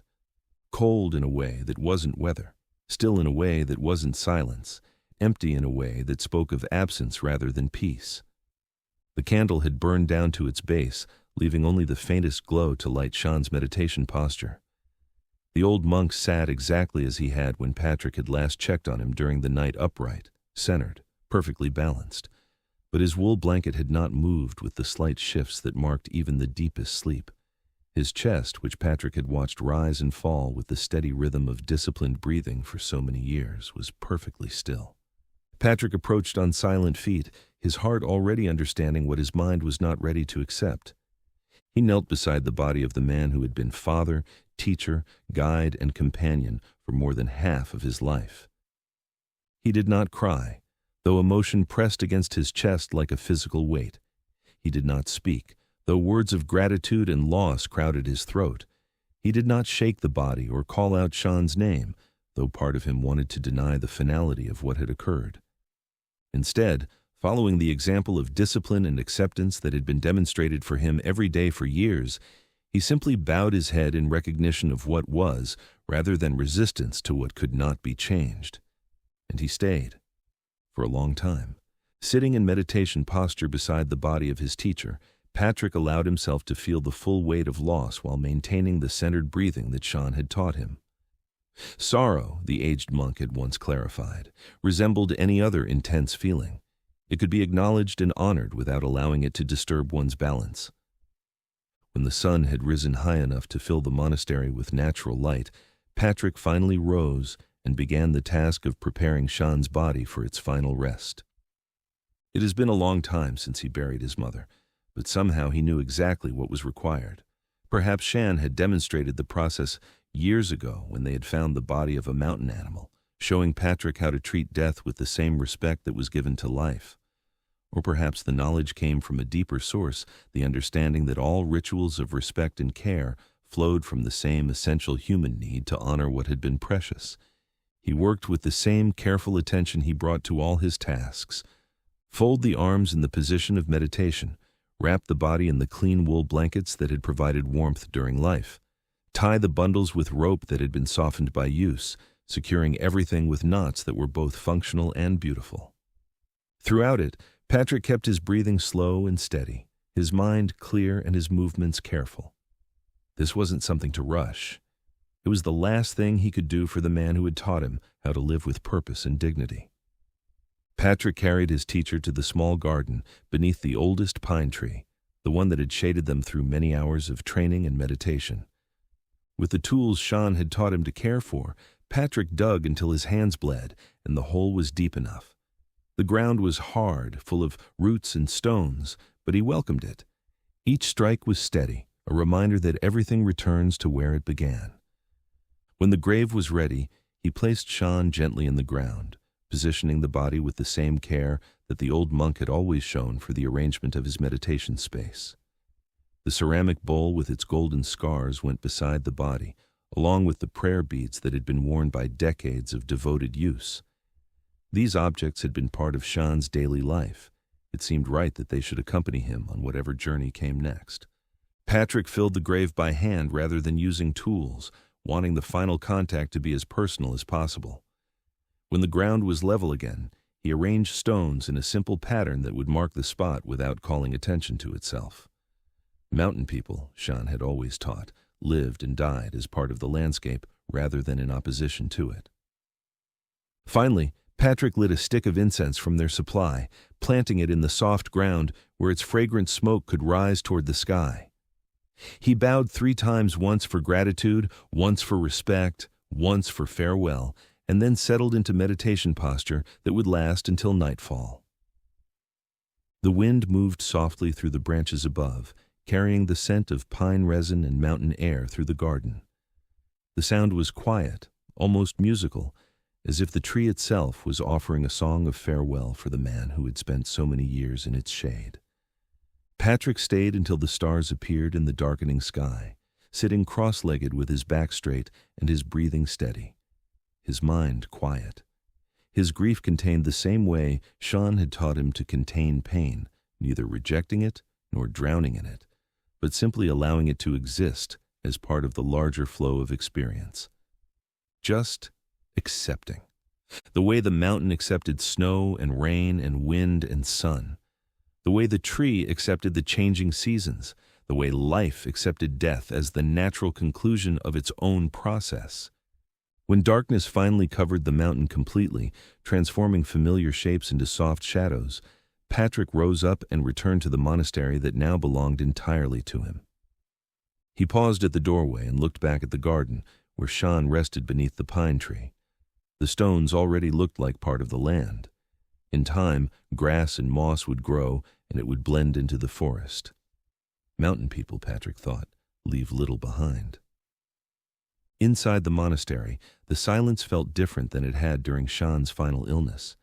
This was not the quiet of someone conserving energy or turning attention inside. This was the complete absence of another presence, the end of the sounds and movements that had shared this space for so many years. He settled in the doorway of the monastery, in the exact spot where Shan had so often sat during evening hours, watching the courtyard and the distant treetops. The wooden training pole cast a long shadow across the stone courtyard in the moonlight. Everything looked exactly the same, but nothing felt the same. Patrick pulled the wooden pendant from beneath his robes, holding it in his palm where the moonlight could light the carved symbol. The wood had grown warm from contact with his skin, and the symbol seemed to pulse with life in the silver light. The mountain had grown quiet around him, settling into the deep peace that came when all the day's activities had been completed, and all the necessary words had been spoken. And for the second time in his life, but no longer as a frightened child, Patrick found himself alone, with only his own strength and the wisdom he had received to support him through whatever life awaited. The guide. The mountain held its silence long after Master Shan was gone. Patrick moved through the monastery like a shadow, carrying on the routine because he did not know how to stop it. He swept the courtyard each morning, though fallen leaves no longer bothered him. He warmed water for tea, though the scent no longer brought comfort. He trained alone, his movements sharp in the cold air, echoing the ghost of the one who had taught him. Each stance, each precise movement was a testimony to years of discipline, yet now they felt hollow without the watchful eyes of his master. Days passed, or weeks, or something between. Time on the mountain had never been measured by calendars, only by rhythm. Now that rhythm stalled. Patrick noticed it in small moments, when he paused at the garden expecting to hear Shan's quiet cough, when he turned toward the doorway anticipating a correction to his stance, when he set 2 bowls at the table instead of 1. These moments would freeze him completely, the emptiness rushing in like the cold mountain air. So he kept moving. Carrying water from the stream behind the monastery, the wooden buckets leaving calluses where Shan had taught him to hold them. Tending the pine tree where Shan rested, the freshly turned earth gradually settling with each passing day. Lighting incense every morning, the fragrant smoke curling upward as if trying to reach something beyond. Practicing forms until sweat soaked his clothes, despite the mountain's chill. Sleeping lightly, jerking awake at distant sounds. Dreaming deeply of things he could no longer touch. The dreams came more frequently now. His mother's laughter, bright and warm. His father's hands guiding his small fingers through a fishing knot, patient and sure. And always Master Shan, sometimes silent, sometimes speaking, his voice steady as stone. Walk the path. Balance. Patrick woke before dawn. The monastery was cold and still, the air sharp with the first hints of coming winter. He rose quietly, wrapped himself in the movements that had structured his life for so many years, and took the empty buckets down the familiar trail toward the stream. The morning light was thin, pale blue along the ridge, and the grass was coated in tiny crystals of ice which broke with a faint noise under his pace. His breath drifted ahead of him in faint clouds. The world appeared unaltered, yet something within him detected a quiet transformation, as though the mountain had drawn breath in the darkness and now paused in stillness. On his way back from the stream, he heard it first. Not a sound, exactly more the absence of one, a tension in the air, a break in the mountain's usual silence. Patrick slowed. He moved up the last bend of the path, the buckets balanced carefully in his hands, the metal biting into his fingers. Every sense sharpened, trained by years of discipline under Shan's quiet instruction. Something was different. He stepped into the clearing and stopped. A pair of durable little donkeys secured to a column of pine, steam billowing from their nostrils, small bells of bronze hanging on their tackle, chiming softly in the breeze an unfamiliar sound, crisp and alive against the muted quiet of the trees. Patrick stared. This sight belonged to another world, a world he had nearly forgotten. He set the buckets down slowly and stepped forward. Bundles were tied to the wagon, and the donkeys' packs, bolts of cloth, sacks of grain, bundles of herbs, firewood bound with rope, pottery wrapped in straw. Everything arranged with the careful order of someone who lived by necessity. A man stood near the monastery door, his back turned as he inspected the old wooden frame. He wore thick wool layered over a wide frame, and boots cracked from years of travel. His hat was pulled low over a head of gray-streaked hair, and his beard was as wild as the mountain wind. Patrick froze in the doorway, his fingers instinctively tightening against the wood frame. The sound of his own heartbeat seemed to drown out even the quiet sound of the donkey's bells behind him. The man turned, his movements deliberate and unhurried. The leather of his coat creaked softly with the motion, and sunlight caught the silver threads running through his beard. Their eyes met across the threshold, the stranger's eyes deep-set beneath heavy brows. Patrick felt himself being measured, weighed, understood in a single sweeping look that seemed to peel back years of silence and solitude. For a moment, Patrick couldn't breathe.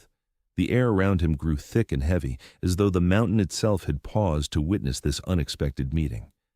The man's eyes swept over him steady, assessing, almost familiar, taking in Patrick's simple monk's garments, his calloused hands, the quiet strength in his posture that Shan had cultivated through countless seasons of discipline. Then the stranger spoke in a low, rough voice, softened by something like relief, as though uttering a name he had carried carefully for many years. Patrick? Hearing his name spoken by another voice, another human felt like a shock to the chest. He had not heard it from anyone in many years.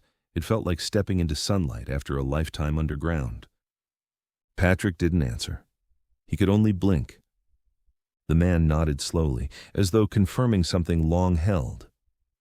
"So," he murmured, his voice thick with quiet sorrow. "The old master. He has passed." Not a question. A truth spoken aloud. Patrick swallowed, his throat tight. He managed the smallest nod. The man removed his hat and bowed deeply to the pine tree just beyond the courtyard, the place where Shan rested beneath the ground. His bow was long and respectful, the act of someone who had carried this ritual many times in his heart. He whispered something in a language Patrick didn't recognize, a gentle prayer carried in the wind. The donkeys lowered their heads, bells chiming softly as if reflecting the moment. Patrick watched him, a strange warmth rising in his chest. For the first time since Shan died, the burden of grief felt shared. The man straightened and approached him. "I am Ganba," he said. "Your master and I, we knew each other long before you arrived here." Patrick blinked, processing the words. Ganba's eyes softened. "I come few times a year with supplies. The old master and I always met by the ridge at dawn. When he did not come this time, I knew something was wrong." He gestured toward the wagon. "These were meant for him, for you both." Patrick stepped aside as Ganba untied the first bundle. He watched the man's hands strong, practiced as he unloaded a crate of provisions. Inside were familiar necessities Patrick had seen every year: tea leaves, dark and fragrant, dried mushrooms wrapped in cloth, rice sealed in waxed paper, salt, medicinal salves, wool cloth, shoes, tools for repairs, bundles of herbs, and a small clay jar containing whatever rare ingredient Shan had quietly requested last season. Ganba offered it all without ceremony, without pity, without question. Patrick found himself kneeling beside the crate, sorting the items exactly as Shan had taught him. Ganba joined him in silence. Together they brought the supplies inside, placing each object precisely where it belonged. Shan's rhythm carried forward through their hands. When they finished, Ganba seated himself next the wooden step and studied Patrick carefully. Patrick prepared tea the way Shan had always done, measured leaves pinched between precisely positioned fingers, near boiling water allowed to cool for exactly 17 breaths, a slow pour over clay bowls. Ganba sat cross-legged in the courtyard, watching Patrick with quiet curiosity, his hands resting on his knees. "You brew tea like him," Ganba murmured, his eyes following Patrick's movements with respectful attention. "Even your hands move the same. He taught you well." Patrick did not know how to respond. The observation made him acutely aware of every gesture, every habit he had absorbed from years of watching Master Shan. He handed Ganba a bowl and sat across from him, the stone of the courtyard cold beneath him. Ganba took a long sip, closed his eyes, and smiled faintly, savoring the bitter warmth. "It has been many years since I drank tea here with him, 20 seasons, perhaps more. The taste brings back memories." Patrick lifted his head slightly, a question in his eyes. Ganba nodded, as if answering a question Patrick had not spoken. "Yes," he said quietly. "I knew him. Long before you came to the mountain, when my beard was still black and my back still straight." The wind moved softly through the broken edges of the monastery. Wood creaked above them. Somewhere in the distance, a loose shutter tapped against stone. For a long moment, neither of them spoke. Ganba let out a low breath, almost a laugh, but there was no humor in it, just memory. "Everyone knew Master Shan," he said, "or at least, they thought they did."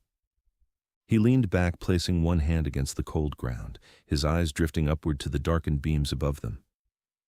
"There were stories of him before I was born." His voice slowed, taking on the rhythm of something passed down, not learned.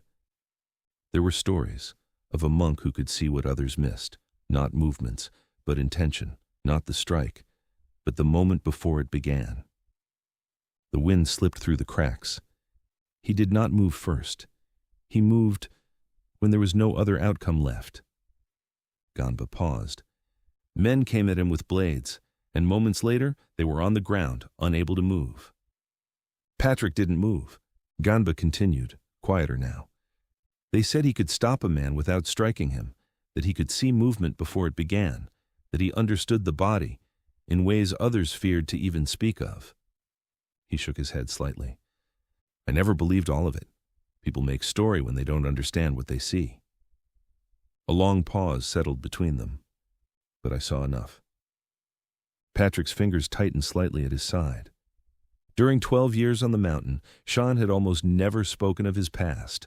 Not once had he hinted at anything like this. Ganba's voice shifted again, steadier now, but heavier. He trained princes, when emperors still ruled these lands. His eyes lowered, meeting Patrick's. He was offered power, wealth, position. Ganba gave a small, almost dismissive shake of his head. He walked away from all of it. Another pause. And when he was finished with the noise of the world, Ganba looked around them, the cracked stone, the worn wood, the quiet isolation of the mountain. "He came here."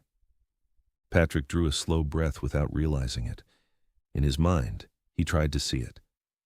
Shan, younger, moving through a world full of war, power, and men who believed they controlled both.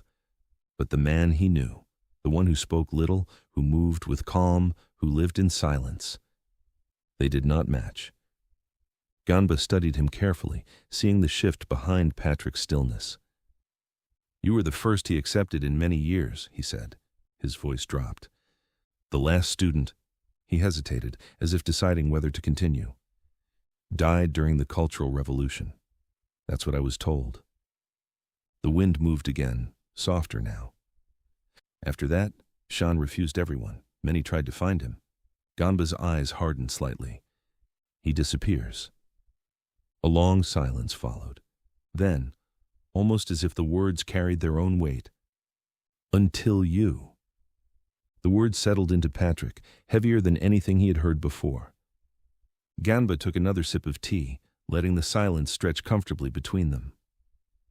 "When I brought supplies each winter, he would sometimes speak of you. Very little, but enough for me to understand you were special.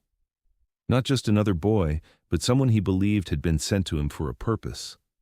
Patrick looked down at his hands, scarred from years of training, calloused from labor, strong yet controlled, hands shaped by Master Shan's teachings.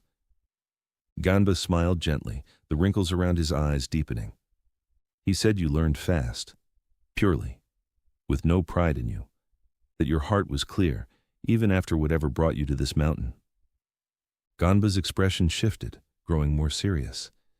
"But he never said where you came from, only that the mountain brought you, that you fell from the sky into his path, and Buddha had sent you to remind him of something important." Patrick didn't answer. He wasn't sure he could form the words to describe the crash, his mother's last hug, the parachute, the days alone in the forest. Those memories remained locked inside him. Ganba nodded, accepting the silence with the patience of one accustomed to mountain ways. "You do not need to tell me. Some stories are not ready to be spoken. Some may never be. That is your right." Ganba placed his empty bowl beside him, the clay making a soft sound against the stone. "You have lived here many years," he said softly, his voice matching the quiet of the mountain. "Longer than most men stay where they start. But you cannot remain." Patrick's raised his head, displaying the initial genuine emotion that had surfaced throughout their conversation. "Why?" Ganba looked toward the pine where Shan was buried, its needles swaying in the mountain breeze. "Because your master never meant for you to die here. This was not his plan for you." Patrick froze, the words striking with unexpected force. Ganba proceeded, his time-worn hands motioning toward the encompassing monastery. This monastery was his refuge, his way of stepping off the world, his final place after a long journey. But you... He motioned toward Patrick, taking in his youth, his strength, his untested potential. "You were not meant to hide from life. Your journey is just beginning." Patrick inhaled slowly, the mountain air cold in his chest, filling spaces that suddenly felt empty. Ganba leaned forward, his eyes intent and serious. "Master Shan knew you would one day leave the mountain," Ganba said. "He said you were not born into silence, but brought into it. The world below still belongs to you, whether you remember it or not." Patrick looked toward the ridge, where the mountain fell into valleys he hadn't seen since childhood. The last part of his past he had forgotten over the years. He had not thought of going down, not once, not ever. The monastery was his universe, the mountain his home, Shan his only anchor to reality. The idea of leaving felt like peeling his own skin. Ganba saw the struggle on his face. "Your master stayed in this place because his past was finished, his debts paid, his lessons learned, his circle completed. You must leave because yours is not yet begun. You have been preparing for something. Now it is time to discover what that is." Patrick's throat tightened, emotion threatening to break through the calm surface he had maintained. Ganba placed a hand on his shoulder the second time anyone had touched him since Shan died, his grip firm and reassuring. "Come with me. I will take you as far as the road that leads to the city. After that, you will walk your own path, as we all must." Patrick packed only what mattered, Shan's wooden pendant, carved with symbols, whose meaning the monk had never fully explained. A small pouch of dried herbs remedies Shan had taught him to prepare. A blanket, threadbare but warm. The book Shan gave him, its pages fragile with age, filled with teachings written in a script Patrick had spent years learning to read. A single wooden practice stick, polished shape by years of use. A small knife he crafted himself, the blade still sharp, the handle wrapped in leather. He stood at the monastery doorway, faded to rust by years of sun and snow, the place where he had spent countless mornings sweeping, training, and watching the light shift across the mountain slopes. His hand rested briefly on the old wood, feeling the grain beneath his fingertips one last time. He bowed once, slowly, deeply to the empty monastery, a formal gesture of gratitude and farewell. Ganba watched in silence, head lowered respectfully, understanding the gravity of the moment. The donkeys, now unburdened of their loads, waited patiently nearby, their breath visible in the cold mountain air. Then they began the journey. Ganba walked beside the donkeys, guiding them with soft commands in his native tongue. Patrick walked without complaint, his body accustomed to far greater exertions, carrying his small pack with the pendant, warm in his hand. He memorized each step, each view, each sensation, storing them away like treasures. As they descended, the path growing wider and less treacherous, Ganba spoke, telling stories of the world below. Small towns with markets overflowing with food of every color and smell. Cities with tall buildings that reached toward the sky like stone trees, and roads that shone at night under artificial stars.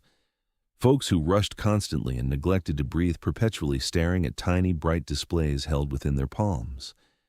Patrick listened quietly, absorbing the strangeness of it, trying to reconcile these descriptions with the faded memories of his childhood.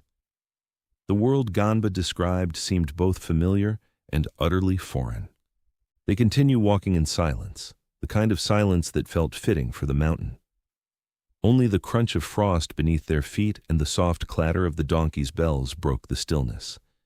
The air was cold enough to sting the inside of Patrick's nose, the kind of cold that carried memory whether he wanted it or not.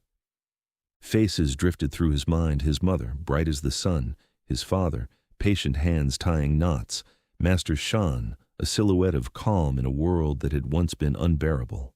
Their voices flickered at the edge of hearing, then faded again into the quiet of the trail. Patrick walked faster, as if movement could outrun memory. Ganba didn't speak. When he did, his words were simple, offered the way one might place a stone on a grave, not to explain, but to honor. He was known, Ganba said quietly once, without stopping. More than he wished. Patrick kept his eyes on the path. Ganba didn't elaborate. He didn't share grand tales or describe miracles. Not counted by days, Patrick had forgotten how to measure time that way, but by the rhythm of their travel, by the fading moon cycles, by the way winter crept deeper into the air. Ganba led him along old paths, forgotten paths, paths carved by generations of herders and hunters.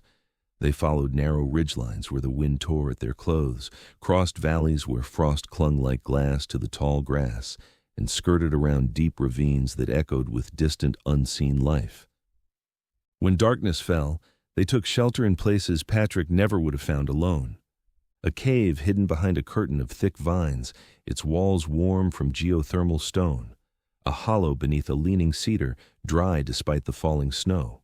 An abandoned herder's hut, no larger than a horse stall, but sturdy against the wind. Old guide shelters built from stacked stone, barely tall enough to sit in, but thankfully windproof. Ganba never explained how he knew these places. He simply stopped when the light faded, checked the ground for tracks, and gestured for Patrick to follow. At night, Patrick lay awake listening to the crackle of small fires and the distant cry of wolves, his mind drifting between dreams of Shan and the strange new world waiting below. He did not ask questions. Ganba did not offer answers. Their silence became its own language. As they moved down, the mountain began to change. The air grew heavier, smelling more like earth than cold air. The streams widened, plants spread first small growth, then bushes, then young trees, and finally birch and pine. Patrick didn't recognize, even on a mountain he thought he knew. Strange, he thought, how close a whole other world had been, how little he had known. They continued downward, through fog thick as wool, through snowfall light as ash, through mornings that tasted of frost and evenings that smelled of wet earth. And then, one morning weeks after they had left the monastery, Ganba slowed. Human hands had shaped this path. Patrick felt something in his chest tighten. Ganba led him around one last turn to where the ground dropped steeply, opening to a wide valley below. He stopped. The donkeys stood behind him, huffing warm breath into the cold air, their sides heaving slightly from the long descent. Ganba pointed ahead to where the path curved around a massive boulder. "That is the last bend. Beyond it is the road." Patrick's breath faster. His hands tensed involuntarily. Ganba moved closer, observing the young man's expression with kindness. He touched Patrick's shoulder, both caring and respectful. "Now you must guide yourself away. The cycle must be completed." Patrick swallowed, his throat dry despite the cold air. Ganba smiled his worn, warm smile that transformed his rugged face. "You have finished your years of training. Now begins the world. It will be loud. It will be confusing. It will test everything the monk taught you. But you are ready, or you would not be standing here." Patrick nodded, long and slow, accepting the inevitability of what lay ahead. Ganba reached into his coat and handed him a small pouch made of faded blue cloth tied with a leather cord. "For luck," he said, "and for remembering. When the world becomes too much, hold this and remember the silence of the mountain. It will always be part of you." Then Ganba turned, leading the donkeys back toward the forest path that would eventually return him to his own village. He didn't look back. He trusted Patrick to walk forward. The sound of the bell around the donkey's neck faded gradually, leaving Patrick in silence once more. Patrick stood motionless for several minutes, feeling the weight of the small pouch in his palm, listening to the mountain's familiar sounds, wind through stone, distant bird calls, the sound of trees shifting in the breeze. Then he walked alone toward the bend in the path. The valley beneath him glowed, scattered lights flickering like stars descended to ground. The lights throbbed dimly through the mist, vibrant in a manner nothing atop the mountain had ever possessed. For an instant, Patrick felt lightheaded. He had witnessed nothing resembling this since his childhood, prior to the crash, prior to the silence. His memories clashed with reality, shattered pieces struggling to reconstruct into something clear. He moved one step closer, the lights glowing softly. Curiosity stirred inside him, fragile and yet impossible to forget. Beneath that feeling resided a chillier sensation. He strengthened his hold on Master Shan's staff. The wood felt heated against his skin, recognizable. A fragment of the existence that had molded him, a compass for the life he had yet to experience. He drew in a deep breath, absorbing the valley's air, thicker, richer, almost suffocating compared to the thin mountain winds of his past 12 years, and set his foot on the downhill path. Each pace took him farther from the place that had surrounded him and drew him closer to a world that had been a vague memory to him, then vanished, and now called him forward once again. Patrick moved down the road slowly, not knowing what waited below. There was uncertainty in him, but it didn't stop him. 12 years of silence had taken that fear away. What he felt now was something else, something unfinished. Into a world he no longer recognized, the forgotten name. Patrick stepped out of the trees and into the city. He walked forward, slow and steady, dressed in his monk robes, a wide round hat shading his face. Among the rushing crowd, he didn't belong. And yet, no one seemed to notice. People moved fast around him, talking, brushing past, never looking up. The noise was constant.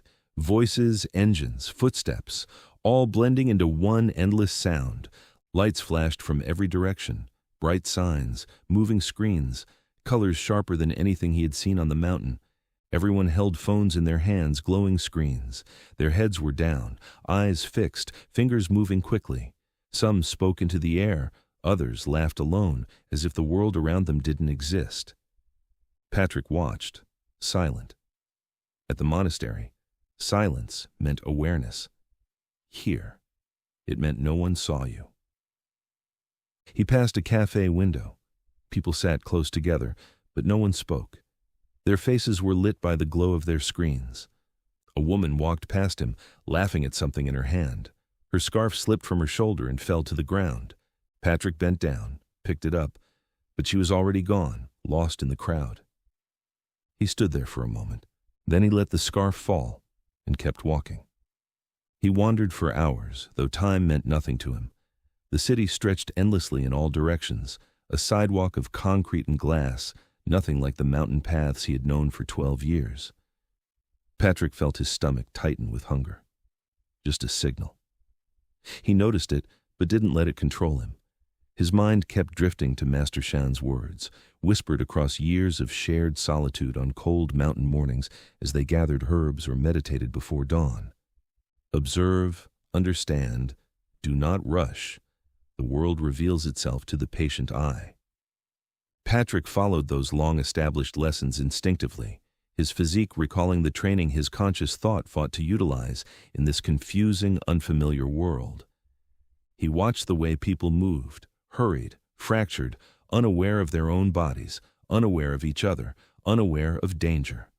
They crossed streets while staring at phones, stepped without looking, trusted metal vehicles to stop for flesh. The monk had taught him to move with intention, to feel the ground beneath his feet, to sense the space around him. These people seemed disconnected from everything, floating through existence without roots. He walked past an electronics store filled with TVs, all showing bright colors and loud ads music, cars, people shouting things he didn't understand. The images changed so fast he couldn't follow them. After years of candlelight and quiet days, it felt overwhelming. He stared at the screens, confused by the intensity, the discord, the sheer sensory overload that everyone else seemed to accept without question. How does anyone survive this world, he wondered, feeling the big distance between his mountain existence and this frenetic reality? How do they find peace amidst such chaos?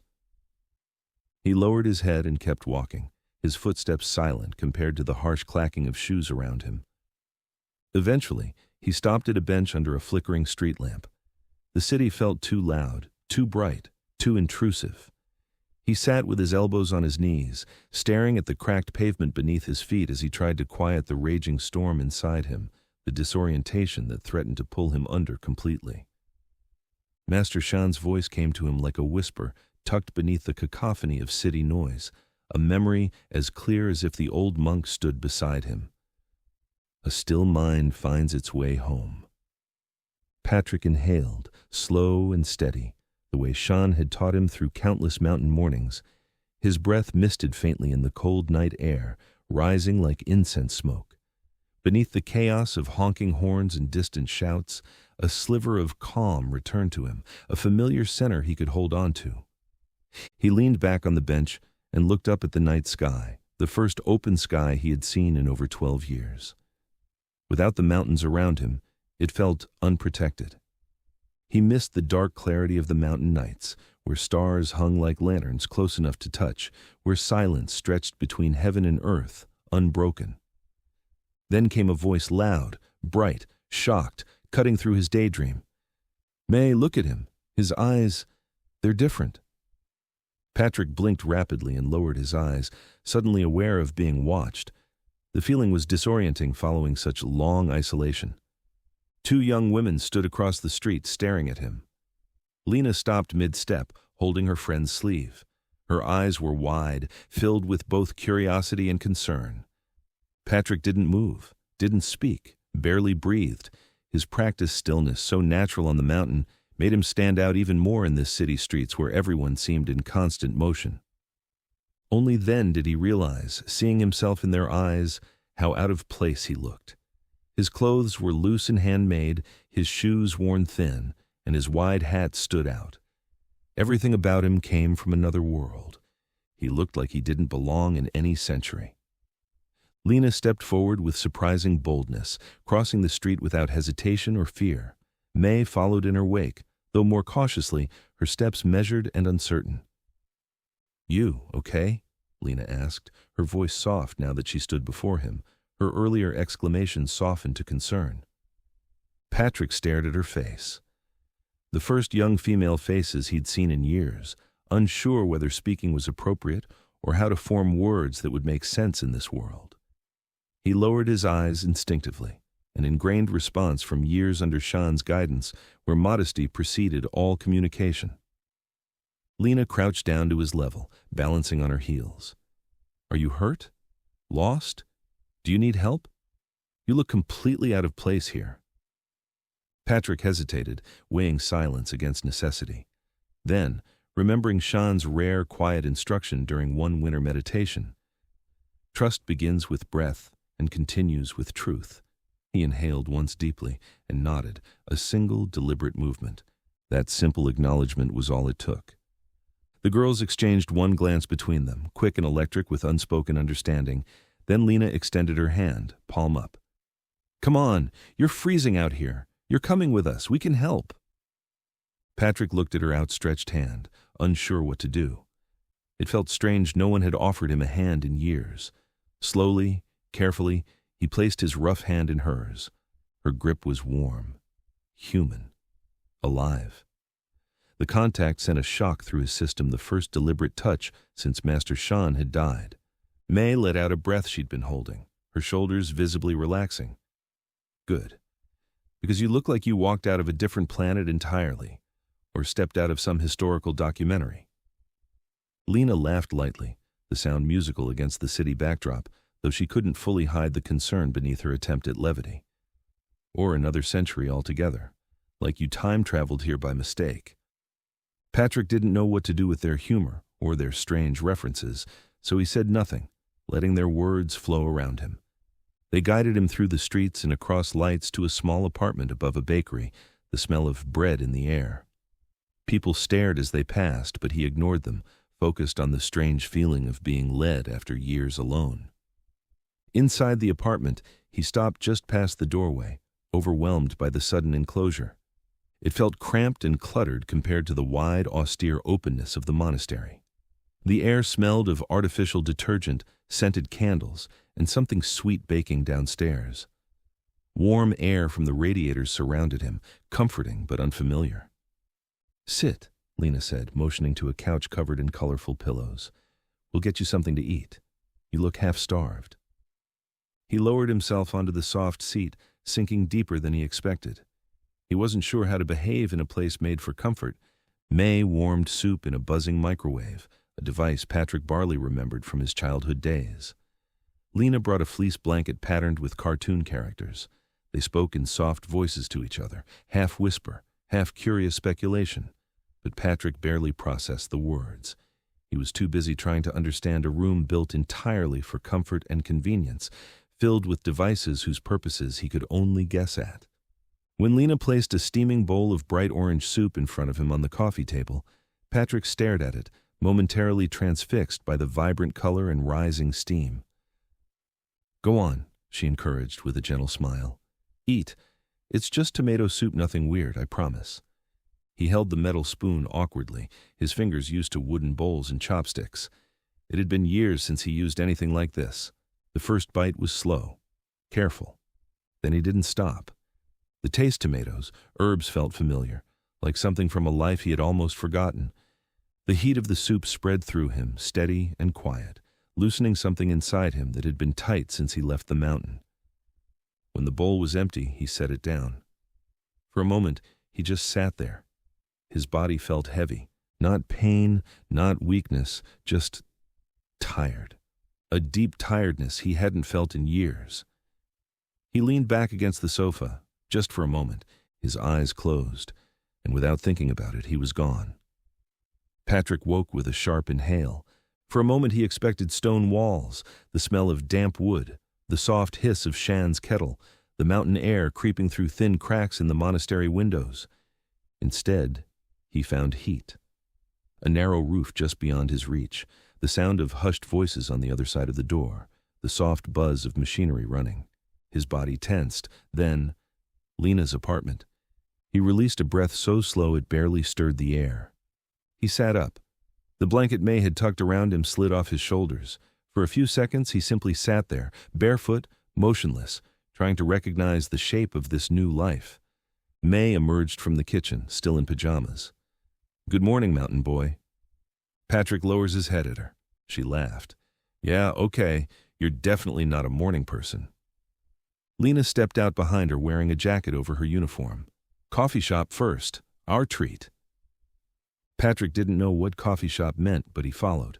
Outside, the city was already awake, cars honking, people arguing into phones, delivery trucks slamming doors. Patrick stayed close to the girls, his senses overwhelmed. They took him to a small cafe on the corner, overflowing with people staring at screens and tapping on laptops. A loud blender whirred behind the counter, steam hissed from metal pipes, and music thumped from hidden speakers. Patrick scanned for threats without thinking. He didn't realize he was doing it until Lena nudged him lightly. "You're safe," she whispered. "Really?" He nodded once, though his muscles refused to relax. When it was their turn in the queue, Lena stepped forward with practiced confidence, rattling off her order to the barista with the ease of someone who'd done this countless times. "Large cappuccino, extra shot," she said briskly, then gestured to May. "And she'll have the caramel macchiato with whipped cream." Then Lena turned to Patrick, eyebrows raised expectantly. "What do you want, mountain boy?" Patrick stared at the elaborate menu board above their heads, a bewildering array of foreign words and combinations he'd never heard of. Frappuccinos, espressos, lattes infused with hints of vanilla, hazelnut, and cinnamon twist. The complexity of it all made his head spin after 12 years of drinking nothing but simple mountain tea brewed from wild herbs. He hesitated, feeling the weight of the barista's impatient stare and the growing queue behind them. "Tea." The barista looked confused. "What kind? We have Earl Grey, chamomile, green tea, jasmine, chai latte." "Just tea," Patrick repeated quietly, overwhelmed by the choices. May grinned, stepping closer. "Predictable. Make it jasmine tea, please. Simple." They found seats near the large window overlooking the busy street. Patrick settled into the wooden chair, wrapping both hands around the ceramic cup the way Master Shan had always done during their quiet morning rituals. The familiar gesture calmed him, a small anchor in the rush of emotion.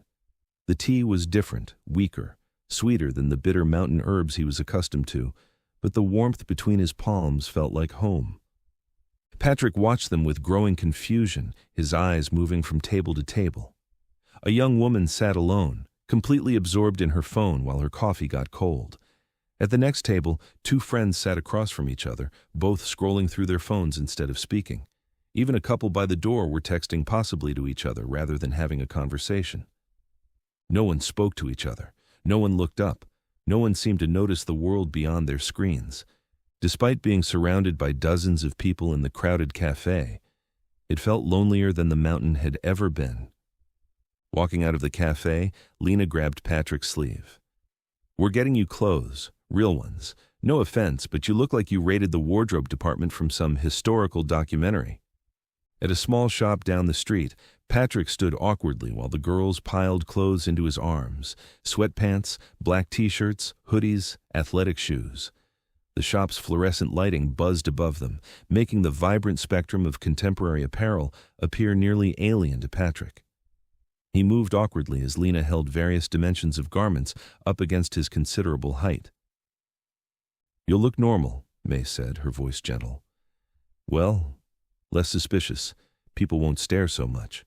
She smiled encouragingly, arranging a dark blue hoodie on top of the growing pile in his arms. Throughout it all, he kept the mountain trousers and the broad hat clutched tightly in his grip, refusing to set them down even as the shop assistant gave him curious glances, his tight grip around his old clothes. "These are important," he said quietly, his voice barely sound above the pop music playing through the store speakers. Lena's expression softened, her usual playfulness giving way to understanding. "We know. Keep them. Just blend a little, mountain boy. The city can be tough on people who stand out too much." She patted his arm reassuringly. He nodded. When he stepped out of the cramped dressing room in clean street clothes, dark pants that fit his long legs and a simple black t-shirt that accentuated his lean, muscled frame, Lena and May exchanged a meaningful look, their eyes widening. Patrick moved slowly, as if the clothes felt strange on him. The soft shirt rested on his shoulders, showing the strength built from years of training. The bright lights above him cast shadows across his face, making him look calm, almost out of place. "Whoa," May whispered behind her hand, her cheeks flushing slightly as she leaned closer to Lena. "He's crazy tall, like model tall, and those shoulders. And kind of Lena paused, pushing a section of dark-tipped hair back from her face while she examined him closely. She tilted her head, taking in how the ordinary clothes somehow made him appear both more accessible and more mysterious. Patrick didn't hear them. He stood before the full-length mirror, his expression troubled as he traced his reflection with his eyes. The stranger before him looked nothing like the boy who had spent 12 years in silence and meditation. The modern clothes transformed him, making him look both more approachable and somehow more vulnerable. The boy from the monastery was disappearing beneath layers of cotton and denim. They paid for the clothes, tied the bag tightly, and walked him around the city, showing him buses, street signs with their unclear symbols, convenience stores packed with more food than he'd seen in years, vending machines glowing in alleyways, neon lights that painted the evening in unnatural colors, and the massive digital screens overhead that flashed advertisements for products he couldn't comprehend. Patrick tried to absorb it all, his eyes darting from one sensory overload to another, but his mind kept drifting back to the mountain, to the silence, to the simplicity of his morning meditations in the cold dawn air, to Shan, balance. The word echoed in his mind, in his master's voice. Find your center even as the world spins. The first 2 days in the city unfolded slowly, almost cautiously, like Patrick was stepping into a world that kept shifting. He stayed with Lena and May. He stayed silent, and he stayed observant. He ate what they gave him: soup, rice bowls, bread that tasted oddly sweet. He showered every night, still startled by the rush of hot water. He slept on the couch, waking at dawn before either girl got up. They laughed at how tall he was, at how he inspected every object like it was a puzzle, at how he bowed slightly to the cashier without meaning to. Patrick didn't laugh, but he listened. On the third morning, when the girls left for their shift at the restaurant, Patrick walked with them quietly, matching their pace, keeping a half step behind like he used to do with Master Shan. "Stay safe," Lena said, pointing at her own eyes, then at him, a teasing gesture, a worried one. Patrick nodded, then drifted into the city alone. He found a patch of grass under an old oak tree, its roots rising from the ground. He sat cross-legged with ease, his back straight, hands resting on his knees. His breathing slowed. Noise filled the parked car horns, people shouting, bike bells, sirens, a dog barking, the kind of chaos that would break most people's focus. Patrick inhaled and let it out through him. This was different from the monastery, where it was quiet. But Shan had taught him that silence wasn't the absence of sound, it was the absence of attachment. He lowered his breathing until it became almost imperceptible. He felt the ground beneath him, cool and steady. He sensed the breeze moving across the skin of his forearms. He listened to the storm of the city without letting it enter him. The city roared around him. Inside, he was still. Patrick opened his eyes slowly, steady as stone. His pulse never changed. His breath never broke. He hadn't escaped the noise. He simply let it be, without letting it pull him in. Master Shan's words rose in his mind. When the world grows loud, your task is not to silence it. Your task is to hear without being moved.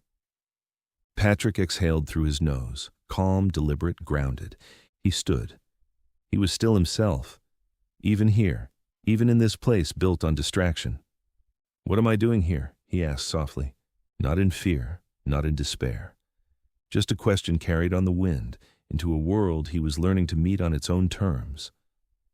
So, Patrick stood, brushing grass from his simple clothes, breathed deeply of the car-scented air, and kept walking through the endless sidewalk of concrete and glass.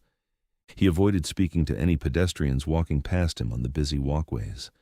The language seemed too unfamiliar in his mouth, the conversations too complex to follow. He couldn't locate where he belonged within this city, yet he continued regardless, each careful step adding to the last. It wasn't until late afternoon that he saw it. A martial arts gym. Simple. Quiet. Glass windows facing the street. Inside, hanging on the wall, a wooden fighting sticks. Patrick stopped mid-step, his breath catching in his throat. The familiar sticks against the white wall made his chest tighten with sudden recognition. The length, the grain. It was nearly identical to the ones Master Shan had cut by hand from mountain bamboo, seasoned by decades of wind and snow. A memory from the monastery, suddenly alive and breathing in the midst of this concrete jungle. The wood seemed to call to him across the glass, whispering of morning practices on stone floors. The door was unlocked. He stepped inside, the transition from street to sanctuary, stepping from chaos into prayer. The smell washed over him in waves, old training mats, the salt-sweet tang of honest sweat. It made his eyes sting with more than memory. The ghost of Master Shan's presence so strong, he almost turned to look for the familiar white robes. The gym was empty between classes, caught in that sacred pause when the echoes of the last session had faded, but the energy of practice still hummed in the air. Patrick approached the wall with the recognition. His movements carried the weight of ritual, each step a prayer learned in discipline and carved in muscle memory. The sticks waited for him. He bowed deeply, the gesture automatic, his spine straight and hands pressed together at his chest in the way Shan had taught him to honor both teacher and tool. Reached out with fingers that remembered the texture of bamboo. He took the stick down with quiet care, like something sacred. Tested its weight, feeling the balance settle into his palms. Removed his shirt, folding it neatly and placing it aside. Stepped into stance, his feet finding their places on the polished floor as naturally as roots finding soil. And then he moved. Years of training flowed through his body, finding its course down a mountainside, turn, step, strike, redirect, flow, breathe, again and again in the endless cycle that had shaped him from boy into man. Each movement carved the air with precision, the stick becoming an extension of his will, his breath, his very soul. The air shifted with each motion, disturbed by the passage of wood and flesh moving in perfect harmony. A low, musical hum followed the staff as it cut through space, the sound of wind through reeds, of prayer wheels spinning in mountain breezes. His breathing stayed sharp and controlled, each exhale marking the completion of a movement, each inhale drawing power from the earth through his planted feet.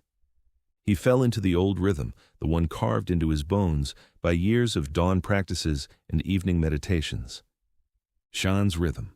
The monk's ghostly presence seemed to guide his hands, adjust his stance, whisper corrections in the language of silence they had shared.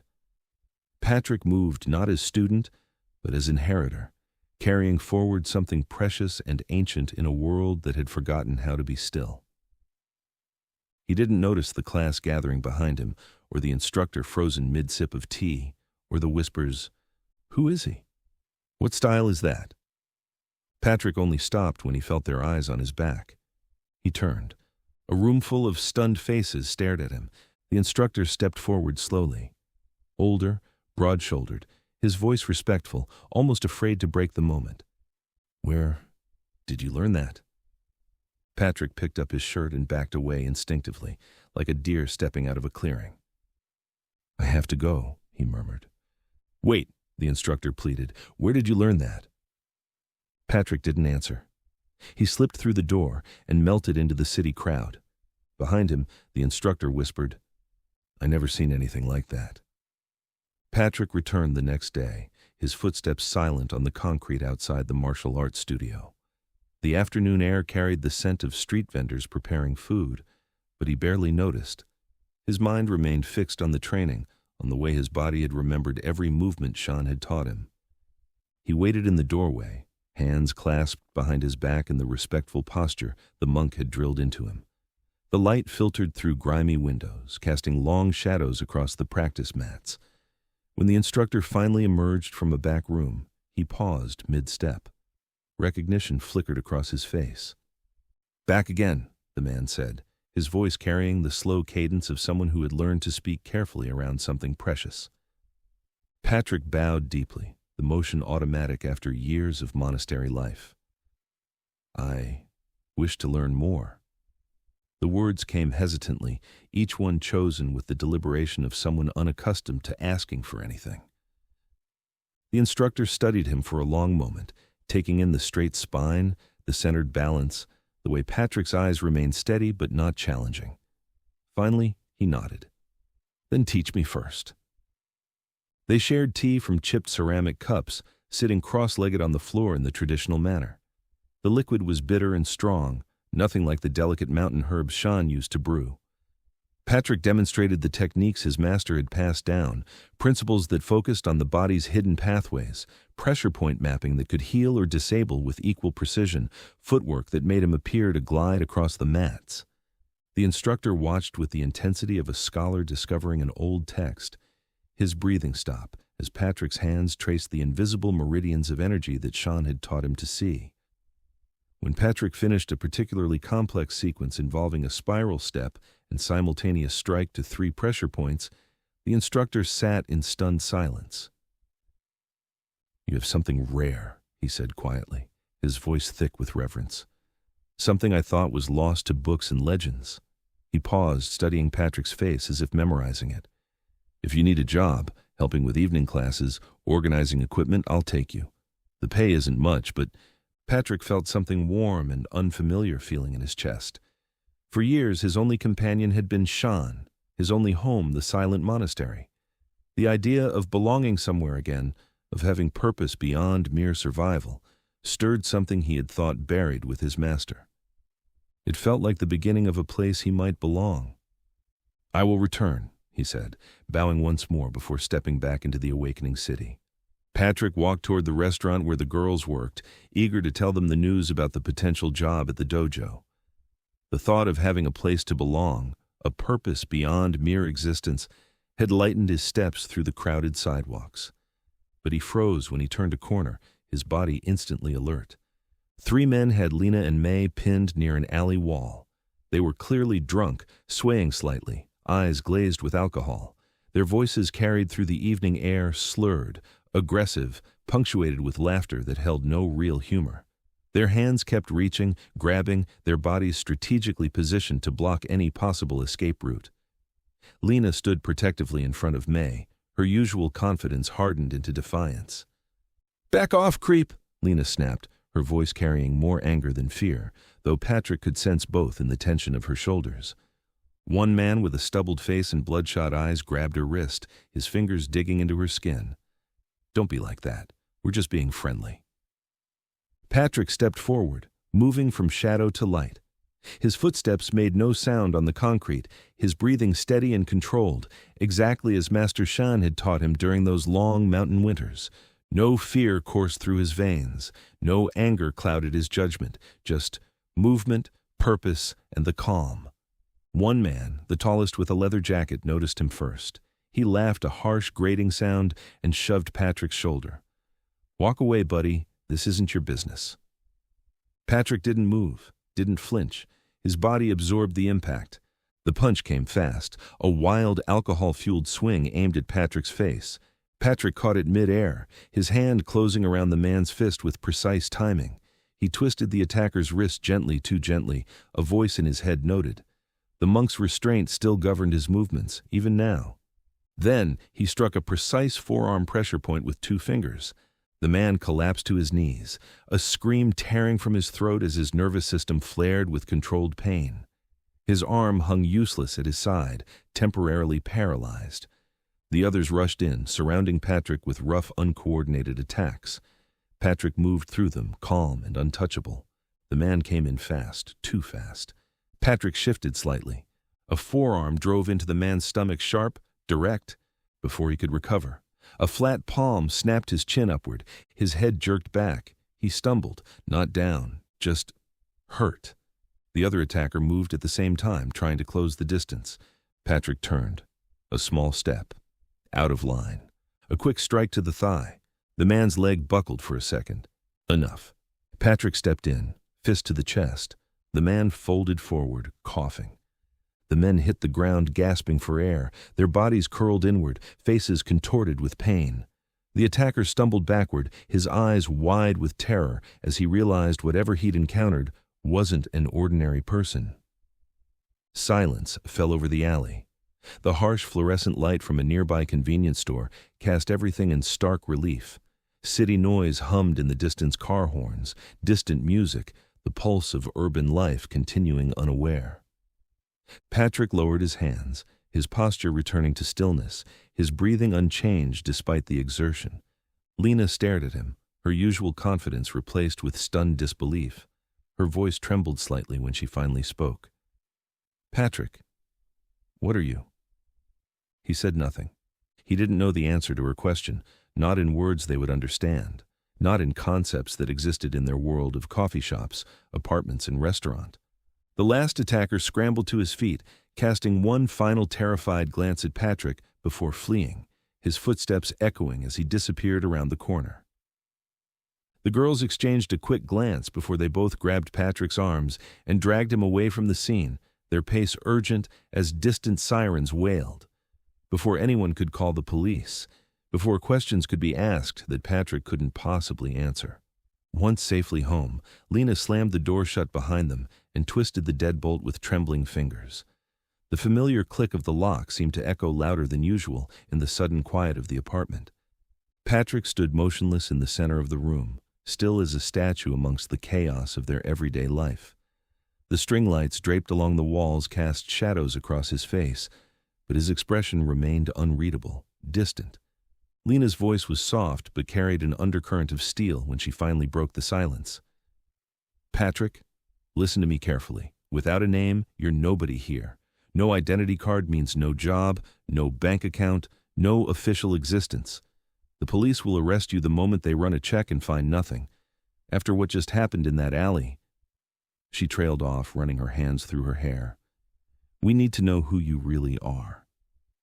May had already moved to the coffee table, sweeping aside empty takeout containers and pushing her laptop open. She pulled up a browser window, her fingers hovering uncertainly over the keyboard. "Please," May said, her voice barely above a whisper, "just tell us your full name, your real name. We won't judge you, whatever it is." Patrick froze completely, his body going rigid as if her words had struck him like a physical blow. The name had stayed in his memory for years, buried under silence, snow, and discipline. It belonged to another life. He hadn't spoken it since he was 7, before the crash, before Shan, before everything changed. He closed his eyes, feeling the weight of years pressing against his chest. And slowly, it returned to him. "I am—" His voice caught, the words feeling foreign on his tongue. "Patrick Khan." May's fingers trembled as she typed the letters into the search bar, each keystroke seeming to reverberate through the small apartment. The cursor blinked expectantly in the white field. Lena leaned over her shoulder, her breath catching as she reached out and pressed enter. The return of Patrick Khan. The city stretched below millions of lights. Cars traced silver lines through the streets. The harbor winked in the distance, cargo ships floating on black water. From the top floor of Khan Tower, everything looked small, ordered, manageable. The building itself rose like a steel and glass monument to absolute power, its edges cutting sharp lines against the night sky. Here, 53 floors above the chaos of the streets, the world bent to Alexander Khan's will. Every floor below housed a different arm of his empire, media networks that shaped public opinion, hotel chains that stretched across 6 continents, real estate holdings that redefined skylines from Dubai to Singapore. A long table stretched across the room, perfectly clean. Screens lined the walls, showing numbers from across the Khan Empire: stocks, profits, deals, political data. Everything was measured. Everything was under control. Alexander Khan sat at the head of the table, focused with the intensity of a man who had built empires from nothing and refused to let even the smallest detail escape his notice. His silver hair was perfectly styled, his charcoal suit tailored to fit. His hands rested flat on the table's surface, fingers spread wide as if he could feel the pulse of his empire through the wood itself. Everyone in the room knew emotion didn't belong here. Passion was seen as a weakness. Alexander Khan wanted facts clear and exact. Revenue is up 9% this quarter across our European holdings, with particular strength in the luxury hospitality sector. The London property alone has exceeded projections by... Alexander lifted one hand. The gesture was barely perceptible, a slight raising of his index finger, nothing more. But the effect was immediate and absolute. Silence. "Next," he said, his voice quiet but with an undertone that suggested consequences for those who misunderstood its meaning. A click. The woman's charts vanished, replaced by new data streaming across the wall-mounted displays. Financial projections from the Asian markets filled the screens in neat rows and columns, each number representing millions of dollars in motion. Another voice began, this time belonging to a younger man who oversaw their media acquisitions. The room hummed softly from the air system and machines. No one rushed, no one made mistakes. The meeting moved with perfect timing. Each person spoke in turn, each point clear and backed by checked data. Then, a sound. From the end of the hall at first, barely sound above the speaker voice. Footsteps outside in the corridor. Fast, urgent, completely out of place in a building where everyone moved with a pace of people who understood that rush was the enemy of precision. No one reacted at first. These were professionals who had trained themselves to ignore distractions, to maintain focus even when the world outside changed sound. The voice at the screen kept going, continuing his analysis of their latest media acquisitions as if nothing had changed. But the steps got louder, closer, the sound of dress shoes striking marble with increasing urgency. Alexander's eyes shifted slightly toward the door. It was the instinct movement, a fractional adjustment of his look. In 30 years of running his empire from this room, interruptions were not permitted. They simply did not happen. The speaker at the screen slowed in his presentation, just a little. His voice maintained its professional tone, but there was now a tension in his words as he became aware that something had shifted in the room. The rhythm of the room broke. Then, the boardroom door burst open. Every head at the table snapped toward the interruption. A young assistant stood there, chest heaving, sweat beading at his temples. His tie was crooked. His eyes were wide. He looked like a man who'd just sprinted up too many flights of stairs to deliver the news. Alexander's jaw tightened. "This better be important," he said, voice low and edged. He did not tolerate chaos in his tower. The assistant swallowed. "Sir, I'm sorry to interrupt, but they found him." Silence filled the room. The projector hummed. The city lights glowed beyond the glass. No one moved. Alexander's fingers slowly folded together on the table. "Who?" he asked, though his body already knew the answer.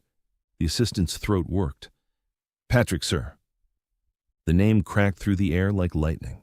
Several executives shifted in their seats, eyes darting between their boss and the assistant. Everyone in that room knew the name. They'd lived in its shadow for a decade. Rewards, search teams, private investigators, satellite imagery, wild theories. All of it had led nowhere, until now. Alexander pushed back from the table. His chair glided silently over the polished floor as he stood. "Everyone out," he said. The tone brooked no argument. Chairs scraped back. Papers gathered in hurried hands. The executives filed past the assistant, each casting him a brief, curious, almost fearful glance before slipping out the door. Within moments, the boardroom was empty. Only Alexander and the young man remained, the one who had just changed everything. Alexander walked to the far end of the room, toward the glass.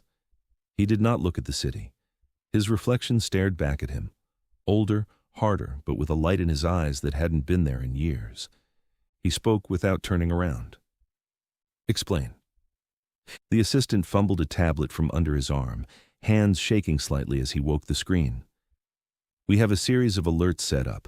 Global news crawls, image recognition hooks on the missing persons database, social media keyword flags, standard sweeps tied to your grandson's file." Alexander knew all of this. He had funded most of the technologies used by governments to find missing children. Nothing had been standard about it. "A hit triggered on an old case article," the assistant continued. "Then a second one. Then local chatter from an East Asian network flagged a matching set of images pulled from a public search." Alexander held out a hand. The assistant placed the tablet into it. On the screen, a child's face stared back at him, blue-gray eyes, dark hair, a smile caught mid-laughter. A photo the world had seen 100 times, the last official picture of Patrick before the crash. Below it, split screen, was a grainier freeze frame pulled from a modern device, a security camera still, probably, or a street-level snapshot. The quality wasn't perfect, but the eyes were the same. The shape of the jaw, the angle of the cheekbones, the way he held himself too composed for someone his age. Age progression software had predicted something like this years ago. But this wasn't a simulation. This was real. "We ran the usual biometric checks," the assistant said quickly. "Facial recognition matches at 97% certainty. Movement patterns from the video clip align with archived childhood recordings. It's him, sir. Or it would have to be an identical twin." For the first time in a decade, Alexander's grip faltered. The tablet shook. He sucked in a breath that sounded almost like a sob, but he forced it down before it could fully surface. When he spoke again, his voice had steel wrapped around grief. "Where?" "A city not far from the Mongolian-Chinese border," the assistant said, his voice carefully measured as he watched Alexander's reaction. "The exact coordinates and street address are documented in the file, along with satellite imagery of the building and surrounding area. Our digital forensics team traced the network activity back to a modest apartment complex in what appears to be a working-class district." He paused, allowing Alexander a moment to process before continuing with the operational details. "According to our initial findings, 2 young women, likely university level, seem to have launched the inquiry that triggered our surveillance protocols. They posted the original data via an open-access internet hub and afterward pursued their investigation from a residential location. We've already mobilized our regional security team, and they're currently maintaining surveillance from a safe distance, but we've deliberately held back from alerting local authorities or making direct contact until you decide how you want to proceed with the approach." The assistant shifted slightly, his tablet ready with additional information. "The women seem to be operating independently, no apparent connection to any organization or agency. Initial assessment suggests they stumbled across something during routine research, possibly academic in nature, though we're still analyzing their digital footprint to determine their exact motivations and capabilities." Alexander raised his head. "Get me Mike Donovan." The assistant nodded and rushed for the door. Alexander remained motionless at the window, his reflection ghost-like against the city lights below. The skyline stretched endlessly before him, towers of glass and steel that he owned, influenced, commanded, but none of it registered in his consciousness. His mind had already abandoned this room, this building, this continent entirely. Patrick. That name resounded through his mind, bearing the weight of 12 agonizing years. Alive. That single word delivered the impact of an earthquake. Alexander sensed something buried deep in his chest, something that had remained frozen solid since that terrible October morning, starting to crack and crumble. The portion of him that had turned to ice in that instant 12 years earlier was at last awakening. He could still picture himself positioned in this exact office when his head of security had relayed the information, the debris discovered in an isolated gorge, his son Julian corpse retrieved, and the pilot confirmed. But Patrick and his mother bodies never found. Patrick, intelligent, joyful, extraordinary grandson, had merely disappeared into the mountains like smoke. Search teams checked every ravine, every slope, every hidden valley for miles. Helicopters flew over the mountains until they ran out of fuel. Dogs followed trails that led nowhere. For months, then years, Alexander used everything: money, technology, people, hope, until even his closest men began to suggest it might be time to stop. But acceptance had never been in Alexander Khan's vocabulary. As his grief began to fade, the pain rushed back with force. Every milestone, every holiday, every sleepless night wondering if his grandson was cold, hungry, afraid, or worse. Through the pain, something else broke through, something he hadn't felt in years. Hope. Mike Donovan's phone rang 3 times before he answered. His voice was rough, like he'd just woken up or had a long night of drinking. "Yeah, Mike." Alexander rarely used first names, the informality itself a signal of gravity. "It's Alex Nader Khan." A beat of silence hung between them, heavy with shared history and unspoken grief. Mike straightened instinctively, his body responding before his mind fully engaged. Years of service didn't leave a man's spine easily. Training is in muscle memory long after purpose had abandoned him. "Yes, sir." "I'm sending you a secure file," Alexander said, his tone clipped and urgent. "Open it now." Mike tapped the screen with fingers that had once moved with military precision.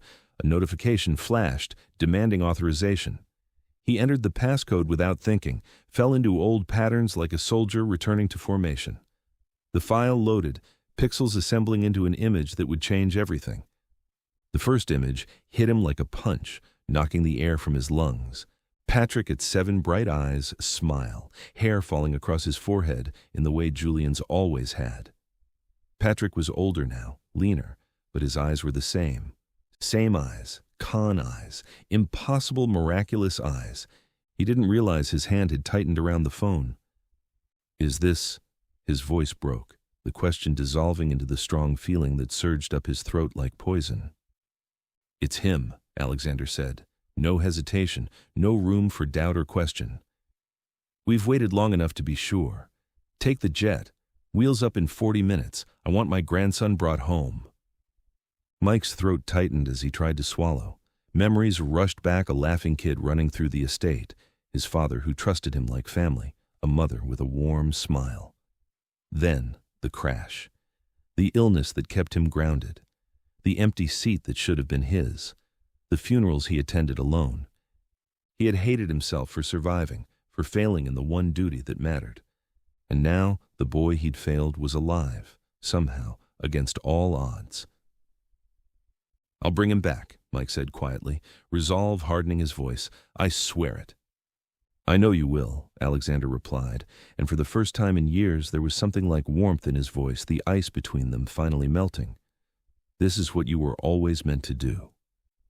The line went dead, leaving Mike standing in sudden silence.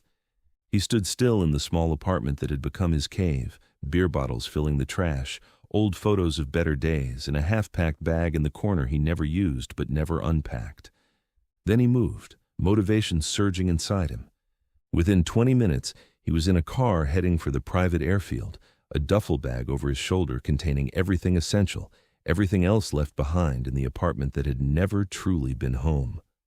The window rolled down, cool air rushing against his face, clearing his mind for the mission ahead. He had a mission again. He had purpose. He had a chance at redemption. On the other side of the world, Lena and May sat at their small kitchen table, the laptop between them casting a pale light across their faces. Patrick sat on the couch, Shan's staff resting across his knees, eyes fixed on the wall but hearing everything. On the screen, a news archive page loaded fully this time, not just the missing poster, but full reports. Headline after headline. Billionaire's heir and mother lost in mountain crash. Search continues.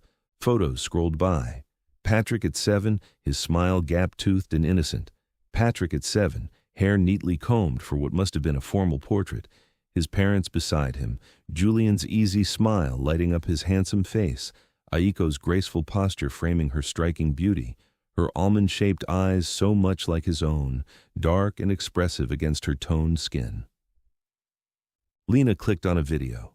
The grainy footage showed Alexander Khan at a podium, years younger yet unmistakable, his silver hair darker at that time, his commanding presence undiminished by the obvious weight of grief he hadn't yet learned to mask behind his businessman's facade. "If he is alive," Alexander said into a storm of flashing cameras, his voice firm despite the exhaustion shadowing his eyes, "I will spend the rest of my life and all of my fortune bringing him home. No mountain, no government, no expense will stand in the way of finding my grandson." A reward number appeared on the screen, blinking in bold red digits. So many zeros it barely felt real. May whistled under her breath, tucking a strand of straight black hair behind her ear. "5 million," she said softly, eyes widening. "For you. That's more money than I'll see in 3 lifetimes. Patrick didn't react. He sat perfectly still, watching his past play out on the screen like someone else's story, his face a mask of practiced serenity that revealed nothing of the storm that might be raging beneath.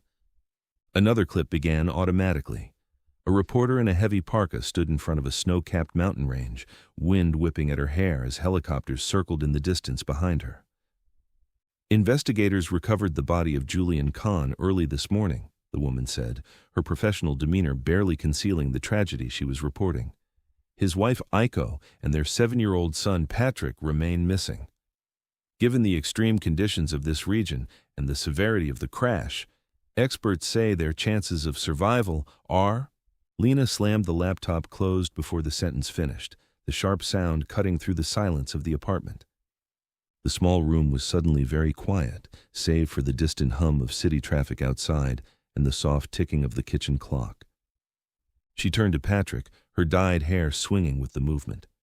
"That's you," she said, voice hushed with disbelief, as if he might not know, might not recognize his own life story. You're that Patrick, the billionaire's grandson, the missing heir." He looked at her calmly, his eyes steady. "Yes." May sank back into her chair, the wooden legs scraping against the linoleum floor. "Do you understand what this means?" Her practical nature struggled to process the implications. He understood one thing with perfect clarity. His life, as he knew it, was over. Again. The next morning, a low, massive sound rolled through the street engines, multiple vehicles moving at the same time to the same direction. Lena pushed back from the table and moved to the window, cautiously peering through the faded curtain, her fingers parting the blinds just enough to see. Guys?" she said, voice thin with sudden tension. "We have visitors." Patrick didn't rise quickly. He sat the way he always did. He picked up Shan's staff from where it rested across his knees and held it lightly in his hand. 3 black SUVs had pulled up to the curb with choreography too precise to be accidental. Men in dark suits stepped out as they scanned the building without looking hurried. They weren't police too disciplined, too coordinated. They were something else entirely. The rear door of the first SUV opened slowly. A man stepped out, his movements betraying military training beneath civilian clothes. Mike looked up at the building as if searching through concrete itself, then started toward the entrance with determined walk. A memory surfaced in Patrick's mind, fragmented, blurred by time and trauma. He saw a younger version of the man lifting him into the air, laughing, calling him kiddo in a rough, warm voice. Patrick blinked, the monastery momentarily giving way to flashes of another life. "Who is that?" Lena murmured, clearly sensing the undeniable presence of authority accompanying the coming man. "I think," Patrick said, his voice softer than usual, carrying a rare hint of emotion, "he is someone who knew my father, someone who was there before." A knock sounded at the door. Just 3 firm taps, the sound of a man who knew exactly who and what he was looking for. May looked at Lena, her eyes wide. Lena looked at Patrick, for once waiting for his lead. Patrick walked to the door with the same walk that had carried him across mountain paths and through city streets. He paused for just a moment, hand on the knob, then opened it. Mike Donovan stood in the doorway, breath caught halfway between a curse and a prayer. For a long moment, neither of them spoke. Mike's eyes darted over Patrick's face, searching, confirming, remembering. The last time he'd seen this boy, he'd been 7 and clinging to his mother's side. Now he was tall, lean, eyes older than they should be. But it was him. "Jesus," Mike breathed. "Look at you." Patrick tilted his head slightly, studying the man with the same calm intensity he'd studied the monk, the mountain, the city. "You're—" Mike cleared his throat. "I'm Mike Donovan. I'm a friend of your father. I was supposed to be on that plane with you." Patrick's eyes flickered for the first time. "You were not." "No," Mike said quietly. "I had a stomach flu. I stayed. The plane crashed and He swallowed. "I've regretted that decision every day since." Lena watched from the couch, eyes wide. May hovered behind her. Mike straightened, shoulders squaring. "Your grandfather sent me," he said. "He never stopped looking for you. 12 years, Patrick. He never declared you dead. Never stopped. Not once." Patrick held his look. No anger, no blame, only acceptance. "Will you come with me?" Mike asked. "Let me take you home." Home. The word felt strange in Patrick's mind. He had called the cave home once, then the monastery, then the city, briefly, through Lena and May's kindness. Now there was another place waiting for him, a place tied to a name he had only just spoken again. "Yes," Patrick said quietly. He turned to Lena and May. "Thank you," he said, "for the food, for letting me stay, for helping me." For a moment he didn't move.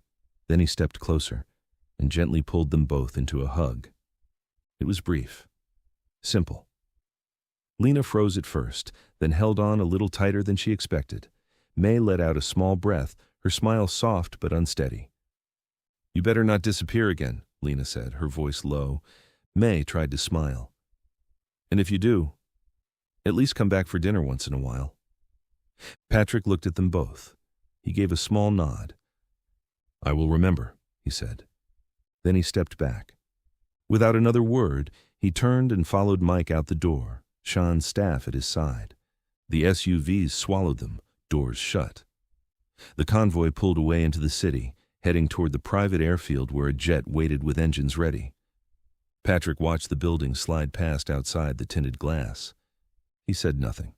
He didn't need to. By the time the jet lifted off, leaving the coast and crossing back over the ocean toward America, Mike had told him half a lifetime of stories. Patrick absorbed them all, storing them alongside the lessons of the mountain. When the wheels of the jet finally touched down on the private runway outside San Francisco, Patrick rose to his feet with the same calm he had shown stepping into the monastery for the first time. The door opened. Cool air rushed in.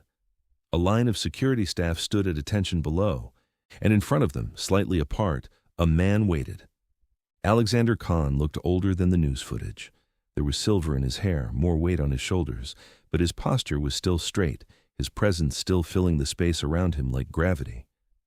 Patrick stepped down the stairs. They stood facing each other across a small distance that contained 12 years. No cameras, no reporters, no crowd. Just a grandfather and a grandson, both standing at the edge of something new. Alexander's lips trembled once. "Patrick," he said, the name barely more than breath. Patrick bowed his head slightly, the mountain's greeting, the monk's respect. "Grandfather," he replied. Something inside Alexander broke and healed in the same instant. He closed the distance between them and placed both hands on Patrick's shoulders, grip firm, as if fearing the boy might disappear if he let go. "Welcome home," he said. For the first time in many years, Patrick felt what the word might mean. Not a place, not a building, but a connection. He stood there in the shadow, Shan's staff in his hand, the mountain still in his bones, the city at his back, the world watching from a distance. The boy who had survived the crash had finally returned, and nothing on the mountain, in the city, or in the empire of Alexander Khan would ever be the same again. Unfamiliar comforts. The car moved slowly along a long, winding driveway that curved through towering oaks and perfect hedges. Each bend revealed another stretch of perfectly maintained asphalt, lit by discreet ground lights that guided them deeper into the estate grounds. The property stretched endlessly in all directions, a private world sealed away from the chaos beyond its borders. Inside the luxury sedan, it was quiet. The only sounds were the whisper of tires on stone. Patrick sat motionless in the back seat, his frame positioned with the precision of someone accustomed to absolute stillness. His hands rested flat on his knees, fingers neither tense nor relaxed. His dark blue eyes remained fixed on the shadows moving past the tinted window, tracking the landscape with the quiet intensity of someone who had learned to read every shift in his environment. His breathing was so controlled it was barely visible, a rhythm learned in long hours of meditation.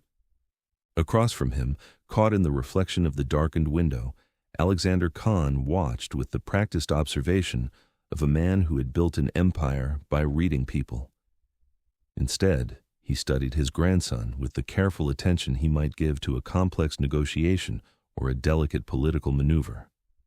Every detail mattered: posture, breathing, the way Patrick's eyes moved across the passing scenery. Alexander was taking in everything, cataloging each micro-expression and gesture. This was his grandson, the boy he had mourned for 12 years, but also a stranger. Alexander could barely imagine how he survives alone in the mountains. Patrick didn't look nervous, not in any conventional sense. No shaking hands betraying anxiety, no rapid breathing suggesting overwhelming, no fidgeting or restless energy that might indicate discomfort with the surroundings. Just stillness. A profound, almost unnatural stillness that seemed to emerge from somewhere deeper than mere self-control. Too still, Alexander realized with growing unease. This wasn't the composure of a well-trained executive, or even the calm of a seasoned politician. This was something else entirely. Alexander had encountered men in complete control before, powerful men who commanded boardrooms and shaped nations, dangerous men who could destroy empires with a word or a glance. He had been such a man himself for decades, but this was fundamentally different. This wasn't control born of ambition or authority or even fear. This was the stillness of someone who had learned to conserve energy, to respond only when action served a purpose. The towering trees that had formed a natural corridor began to open gradually, revealing a lawn that stretched far to the tree line. The estate itself emerged from the darkness like something from another era, its Georgian architecture speaking of old money, established power, and unshakable permanence. Every window glowed with soft light, every detail from the climbing ivy to the stone carefully maintained to project exactly the image Alexander Khan intended. A pair of guards opened the tall iron gates, shadows in tailored uniforms. Patrick tensed. Alexander placed a steadying hand on his arm. "These men are here to protect us," he said quietly. Patrick relaxes only a fraction. The car stopped at the front door. The mansion rose above them, wide stone steps, large windows, climbing vines, lights along the entrance. It was quiet, but not like the mountain. This silence felt controlled. A butler stepped forward, flanked by two house staff. They smiled toward Alexander, then their eyes shifted to Patrick. He looked down. His hands were behind his back, shoulders angled slightly, a natural way to keep his distance. Inside, the estate glowed with soft light, luxury carpets, silent steps, chandeliers cast amber circles like candlelight, but too bright, polished. Patrick scanned the room the same way he once scanned trees for predators. Alexander noticed. "Patrick," he said softly, "you're safe here. Truly." Patrick nodded, though the word safe felt like a story he hadn't learned yet. Mike Donovan entered through the side hallway, still wearing the same coat from the plane, looking tired but relieved. His boots thudded on the polished floor as he approached. "You made it," Mike said, offering a small smile. Patrick lifted his eyes. "I am here." It was the closest he could come to saying he was glad to see him. Mike didn't push conversation. He simply nodded back an unspoken exchange between two people who understood silence better than talk. Alexander turned to him. "You should rest, Mike. We'll speak in the morning." Mike shot Patrick a final glance. "Sleep well, kid." And then he left, footsteps fading down the hall. Patrick watched him go. He followed Alexander upstairs. The bedroom was enormous, far larger than the entire monastery. A king-sized bed sat in the center like some luxurious monument. Soft blankets, deep pillows, warm lighting. Too warm. Patrick walked the perimeter of the room once, then again, mapping it the way he had mapped caves and cliffs in danger. His grandfather lingered in the doorway. "If you need anything at all, just ask." Patrick bowed his head. Alexander hesitated, wanting to say more, to bridge 12 years of silence, but the boy's closed posture told him this was enough for tonight. When the door finally clicked shut, Patrick stood alone in the quiet. He looked at the bed, touched the mattress with two fingers so soft that his hand sank in as if into warm sand. He pulled away quickly. He spread the blanket on the floor instead, beside the window, the moonlight cutting a silver line across the hardwood. He sat cross-legged, back straight, breath steadying into the rhythm the mountain had taught him. Home was gone. Master Shan was gone. The monastery was gone. But the ground beneath his feet was the same. The sky above remained unchanged. Patrick closed his eyes and whispered one of Shan's teachings into the dark. Stillness is not a place, it is a decision. He lay down on the floor. The estate was too quiet, too warm, too full. But sleep came anyway, slow, uneasy, with memories. And somewhere in the house, Alexander Khan sat awake in his study, listening to the echo of that quiet, wondering how to reach the boy who had returned from the dead. Patrick woke up early. For a moment, disoriented. The room was too warm. The silence felt wrong. The air smelled too strong. It took him several breaths before memory caught up. The mansion, his grandfather, Mike, the world he had left as a child. He sat up slowly, listening. Birdsong outside. Footsteps on distant carpet. A faint noise behind the walls, a vibration he didn't like. Patrick stood and folded the blanket with the same way Shan had taught him, then moved silently into the hallway. The estate was already awake. Guards in black stood at discreet posts along the outside. House staff moved quietly, carrying trays and linens. Every person he passed dipped their heads respectfully at him. Patrick lowered his eyes in return, unsure how to greet these strangers. He followed the scent of food, strong, overwhelming, and stepped into the dining room. The table was full. He froze. Plates of fruit sliced into intricate shapes, baskets of bread warm enough to release steam, eggs cooked in multiple styles, bowls of rice porridge, pastries glazed with honey, cuts of smoked fish, trays of cheeses, pitchers of juice, coffee and tea. Too much. Far too much. Alexander sat at the head of the table. Glasses sit low on his nose as he read from a tablet. He looked up immediately when Patrick appeared in the doorway. "You're awake," he said with quiet relief. "Good. Join me." Patrick approached with hesitant steps. He didn't pull out a chair, he waited. At the monastery, he didn't sit until Shan sit. Alexander noticed and gestured gently. "Please, sit." Patrick did. He looked at the plates, unsure what to choose. When he finally reached for a bowl of plain rice porridge, Alexander let out a quiet breath, not disappointment, but understanding. "You don't have to eat everything," he said, "just what you're comfortable with." Patrick bowed his head lightly, gratitude without words. They ate in silence for several minutes. Patrick finally looked up. "You stayed here last night." Alexander's expression softened. "Of course I did." Patrick's fingers tightened around his spoon.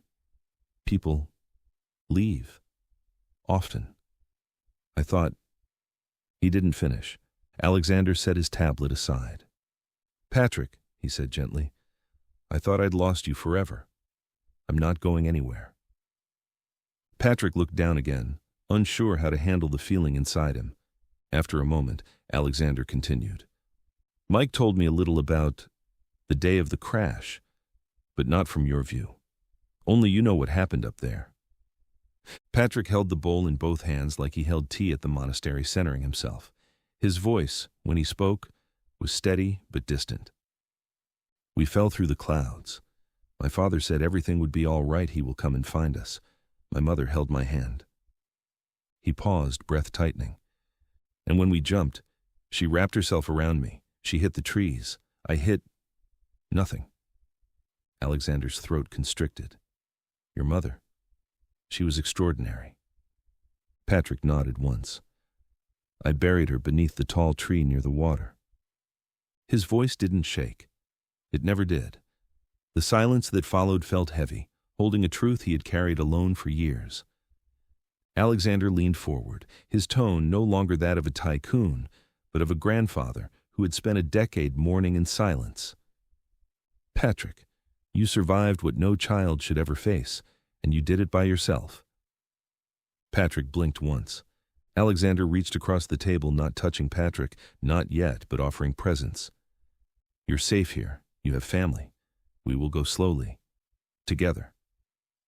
The words settled in Patrick's chest, strong, real. A guard appeared quietly in the doorway, bowing his head. "Mr. Khan, Mike Donovan is waiting outside." Alexander placed his cup down. "Good," he said softly. "Tell him I'll meet him in the garden." The guard nodded and slipped away. Patrick's eyes lifted at the mention of Mike's name, just a quiet shift in attention, the closest thing he had yet shown to comfort around another person. Alexander noticed. "You trust him," he said gently. Patrick hesitated, then answered simply, "He speaks directly. Nothing hidden." A faint smile touched Alexander's face. That sounded like Mike, a complicated man but a loyal one. Patrick lowered his eyes again, unsure what to make of the comfort in the Alexander voice. Alexander pushed his chair back with a soft scrape of wood. "Finish eating," he told Patrick. "I won't be long." For a moment, Patrick looked as if he might rise to follow. Alexander lifted a hand, just a small gesture, and Patrick stopped instantly, instinctively respecting the unspoken command. Alexander smiled at the reaction. Then he turned and walked out of the room. As he passed through the doorway and disappeared down the hallway, Patrick heard only fragments of his voice carried faintly by the air. "Make sure the garden is cleared. Yes, privacy, and bring Donovan to me directly." Patrick remained seated, silent, processing the shift in the atmosphere. He didn't understand this world. He didn't understand these comforts, the routines, the sudden appearance of people meant to protect him. But he understood this. For the first time since Shan died, someone else was choosing to stand beside him. The garden behind the estate was quiet at this hour, still touched with morning chill. Pine trees lined the perimeter in rows, their scent drifting on the air. Mike Donovan stood near the koi pond, hands in the pockets of his worn jacket. His hair was messy, his eyes tired not from lack of sleep but from something deeper, older. The faint smell of last night's whiskey clung to him despite his attempt to mask it. When Alexander Khan stepped outside, Mike straightened, instinctively correcting his posture the way a soldier responds to a commanding officer. "Sir," Mike said. Alexander studied him for a long moment. He didn't speak. He simply looked at the man who had once guarded his son, at the man who had spiraled after losing him, at the man who had just reunited Patrick with the world. "You look older," Alexander finally said without judgment, just truth. Mike gave a hollow laugh. "Time does that." Alexander stepped closer. "Sit." Mike obeyed, lowering himself onto the stone bench by the pond. Alexander remained standing for a moment, watching the water ripple around the energetic fish. Then he turned. "You were supposed to protect my son," Alexander said, not coldly, not harshly, but with an ache that had never fully healed. Mike's jaw tightened. "I know, and I wasn't there.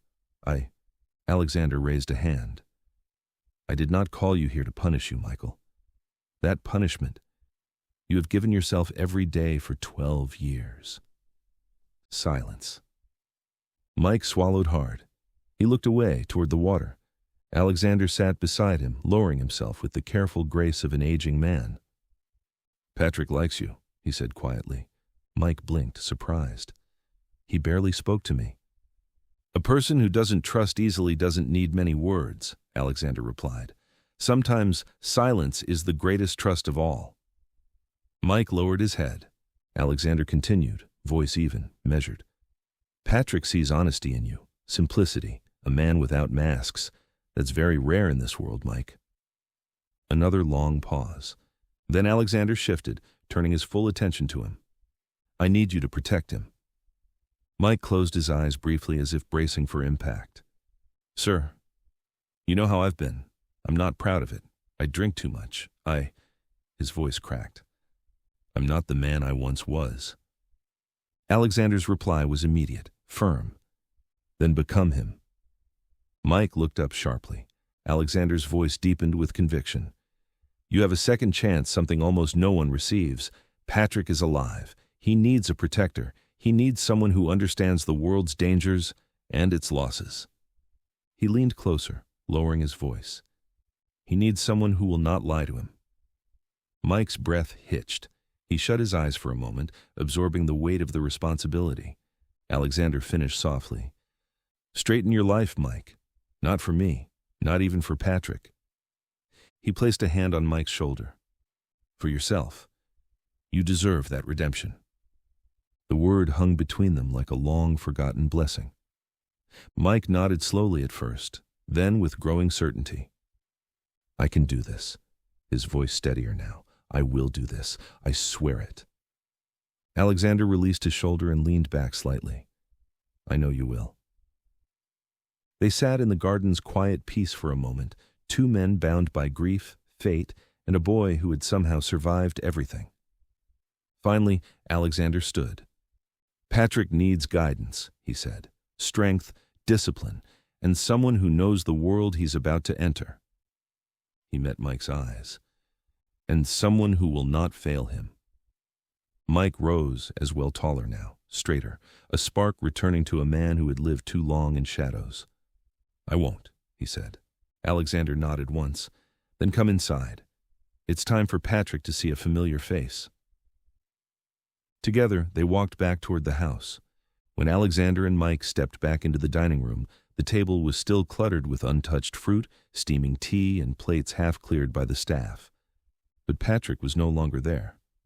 Alexander scanned the room. Where is he? A house staff member bowed quickly, hands clasped in front of her. Sir, the young man walked outside toward the tree line. He didn't say a word. Go find him, Alexander said quietly. Mike gave a single nod and walked toward the rear doors. The estate's grounds spanned extensive acres of perfectly maintained grass, reaching toward a thick wall of redwoods and pines.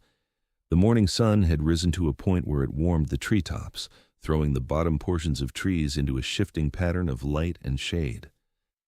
Mike walked with careful speed, scanning the perimeter like the soldier he once was.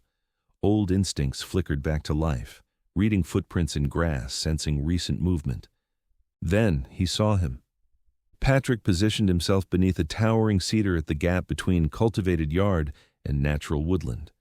His spine remained straight, knees bent beneath him, hands resting peacefully on his legs. Despite closed eyes, his expression cast a tranquility deeper and more focused than Mike had ever observed in someone so young. The boy seemed shaped by the same stillness as the mountains he came from. The wind stirred Patrick's hair. A few leaves fell around him, swirling on the ground.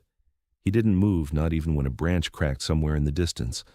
Mike stops a considerable distance away. He hesitated to interrupt the moment. He recognized its significance, not the ritual itself, but its purpose. Warriors discovered stillness in trenches. Holy men uncovered serenity in breathing.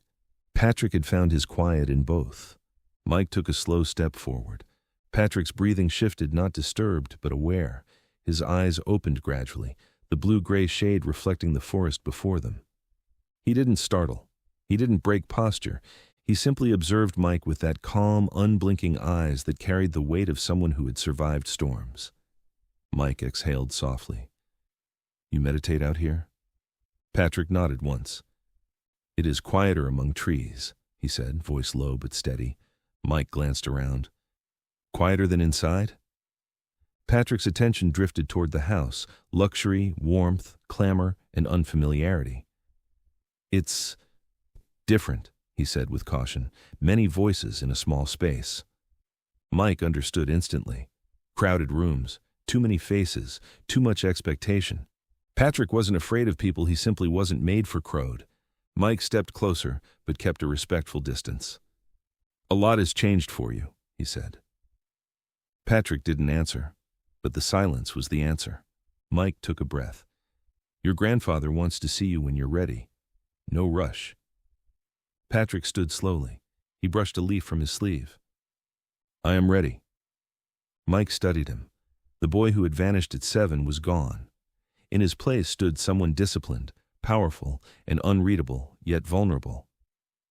All right, Mike said softly. Let's go. Patrick walked beside him as they crossed the grass back toward the estate. The wind shifted behind them, rustling through the trees, the sound of an old world fading as a new one awaited. And for the first time, Mike felt something he had not felt in years. Hope. Patrick stood courteously as his grandfather approached. Patrick, Alexander said softly, fixing his scarf against the morning cold. I need to handle business matters today. Only several hours. Appointments I'm unable to reschedule. Patrick didn't speak, but he listened closely. I don't want you here alone, Alexander continued, and I think you might enjoy seeing a little more of the city. He nodded toward Mike. Go with him, eat something warm, look around. You've been through too much to stay locked inside. Patrick's eyes flicked between the two men. Mike stepped forward, hands in his jacket pockets. I'll show you places your parents liked, and places I think you'll like too.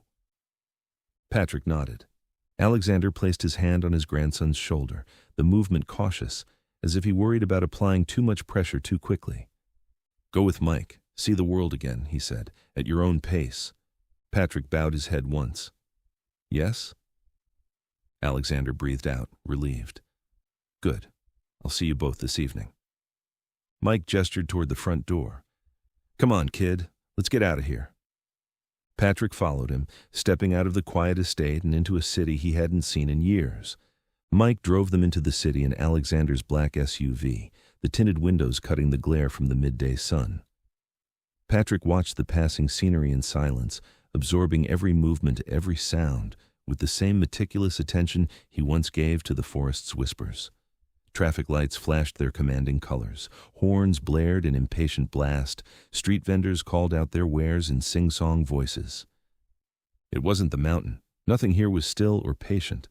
But he examined everything with the same serene concentration that Master Shan had taught him, watching without criticism, detecting order beneath the disorder. "Hungry?" Mike asked, glancing over, his fingers drumming slightly against the leather steering wheel. Patrick nodded once. "Good. There's a place I want to take you." Mike's voice carried a hint of anticipation, perhaps even nostalgia.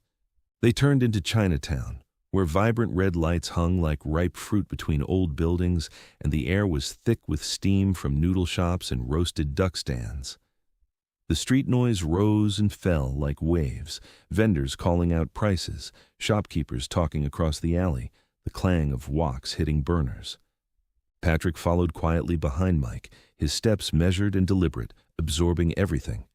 His eyes, calm and watchful, missed nothing. He watched a woman with graying hair bargaining loudly for vegetables, her fingers pinching leaves to test their freshness. A small child tugged insistently at his mother's sleeve, pointing toward a display of candied fruits. An old man with deeply lined hands sharpened knives on a spinning wheel, sending tiny sparks dancing into the afternoon air. It was chaotic, loud, alive, everything the monastery was not. But Patrick didn't flinch. He didn't tense or withdraw. He simply listened, his posture relaxed yet alert, as if this crowded street were just another lesson, another meditation on the nature of existence. His expression remained clear. The restaurant was small, barely 6 tables, fish tanks along one wall, the smell of ginger, garlic, and soy hanging thick in the air. The owner, a round man with a warm grin, lit up at the sight of Mike. "Ah, Donovan," he boomed. "Long time." Mike clapped him on the shoulder. "Good to see you, Ming." Ming's eyes shifted to Patrick. "Your son?" Mike laughed. "No, someone very important." Patrick bowed instinctively. Ming blinked, startled, then returned the bow with a smile. They sat in the corner, and steaming bowls of soup arrived without being ordered: noodles, vegetables, broth rich enough to warm the bones. Patrick tasted it slowly. The warmth settled inside him like a memory he didn't know he'd forgotten. They ate in silence for a while, until Mike set his chopsticks down and exhaled. "Patrick," he said softly, "tell me what happened on that plane, if you can." Patrick didn't speak at first. His hands tightened slightly around the bowl. Then he began, not with emotion, just truth. "We jumped," Patrick said. "My father put the parachute on my mother. He said he would come for us." Mike swallowed hard. "Julian," he whispered. Patrick's voice remained steady. "My mother held me the whole fall. She turned her body so the trees would take her, not me." Mike's eyes burned. He looked away. The pain hit him hard. Silence settled over the table, thick, heavy, sacred. Mike rubbed a hand over his face, fighting to keep his breath steady. "Julian was my brother," he said quietly. "A better man than anyone I've ever known." Patrick nodded. But he said nothing about the years afterward, nothing about Shan, nothing about the mountain. Some things weren't ready to be spoken. Mike didn't push. He understood more from Patrick's silence than he ever could have from words. After the meal, they walked down a narrow alley lined with herbal shops, jade trinkets, and old bookstores. A wooden sign hung over a small storefront, traditional Shaolin gear and training implements. Patrick stopped. There, through the open door, stood a wooden dummy, arms extended. A perfect twin to Shan's. Patrick walked toward it slowly, as if pulled by something inside him. Mike stepped aside, sensing this was not a moment to interrupt. Patrick removed his jacket. The shopkeeper watched from behind the counter, curious but silent. Patrick bowed to the dummy, and then he moved. Hands flowed like water. Strikes landed like precise drum beats. His feet rooted into the ground, turning with perfect balance and power. The strikes built into a controlled rhythm: block, turn, deflect, trap, elbow. Each hit landed clean. The dummy rocked under the force. Mike stood frozen. He had seen elite soldiers fighter. He had trained with special forces. He had sparred with world-class martial artists. None moved like this. None moved with this purity, this precision. Patrick finished with a final palm strike that echoed through the shop. He bowed again. Only then did Patrick notice Mike watching him, mesmerized, his expression caught between confusion and admiration. The former ranger stood motionless by the shop entrance. Mike's voice emerged low, almost reverent, as if he were speaking in a sacred place. "Kid, that wasn't training." The words hung in the air. Patrick didn't answer. His hand instinctively reached for Master Shan's pendant, now hanging from a simple chain around his neck, a small carved wooden piece that connected him to the monastery, to the mountain, to the old man who had shaped him into who he was. His fingers closed around it, feeling its familiar contours, drawing strength and calm from this tangible piece of the mountain he kept close to his heart. The shopkeeper stopped pretending to organize his merchandise, watching them with newfound interest, sensing something extraordinary in his humble store. Mike observed Patrick's, watching him not just with admiration now, but with something deeper, more profound: recognition. In that instant, the professional boundary disappeared completely. This wasn't simply Alexander Khan's heir before him. This was something remarkable. This boy, this young man, moved like no one he had seen. Not a child, not quite an adult, but carrying wisdom beyond his years and power hard to understand. And Mike understood, with crystal clarity cutting through years of guilt and self-doubt, that protecting Patrick wasn't merely his job, his assignment, or even his redemption. It was his calling, the hidden heir. The conference room atop Khan Tower is chill of a place where fortunes were made and destroyed. Glass walls framed the San Francisco skyline, the morning fog drifting softly across the city, wrapping all skyscrapers. Executives filled the length of the polished mahogany table, men and women in immaculate suits, their eyes sharp with ambition, caffeine, and carefully masked anxiety. Leather portfolios and slim devices lay before them. At the head of the table sat Alexander Khan. He looked older that morning. The fatigue showed, despite his perfect tie, polished cufflinks, and the authority in his face. Ethan Graves, his executive assistant of 15 years, stood at his right shoulder with a tablet folded beneath his arm, his tailored suit without a single wrinkle. His expression was perfectly neutral, professional to a fault, though tension sharpened the corners of his eyes. A thin gold watch peeked from beneath his cuff, ticking away seconds of an increasingly uncertain future. Robert Khan, Alexander's eldest child, sat closest to the head of the table, hands placed in front of him. He looked like a man ready to take control the moment he had the chance. His dark eyes moved around the room, studying everyone, judging allies and threats.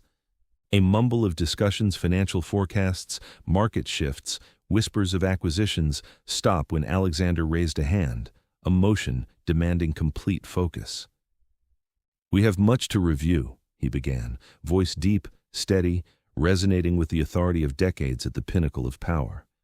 "But before we begin, you all deserve to hear the most important news of my life." An expectant silence settled over the room.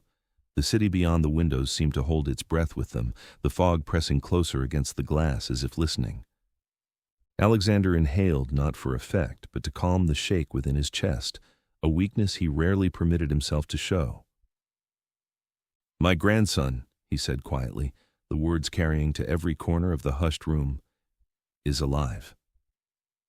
The words cut through the silence. Chairs shifted. Eyes widened in shock.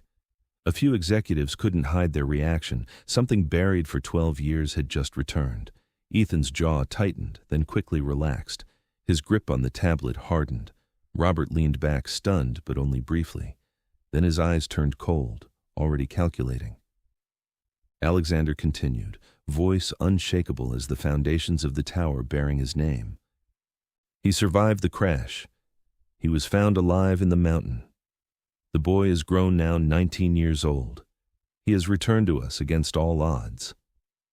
Gasps, whispers. A tremor of disbelief rippled down the table. Alexander raised a hand again, commanding silence. He has suffered greatly. He's not ready for attention. He must be protected and given time to adjust to a world he barely remembers. This information does not leave this room. Robert cleared his throat, the sound deliberate and pointed. Father? Where has he been all this time? 12 years without a trace?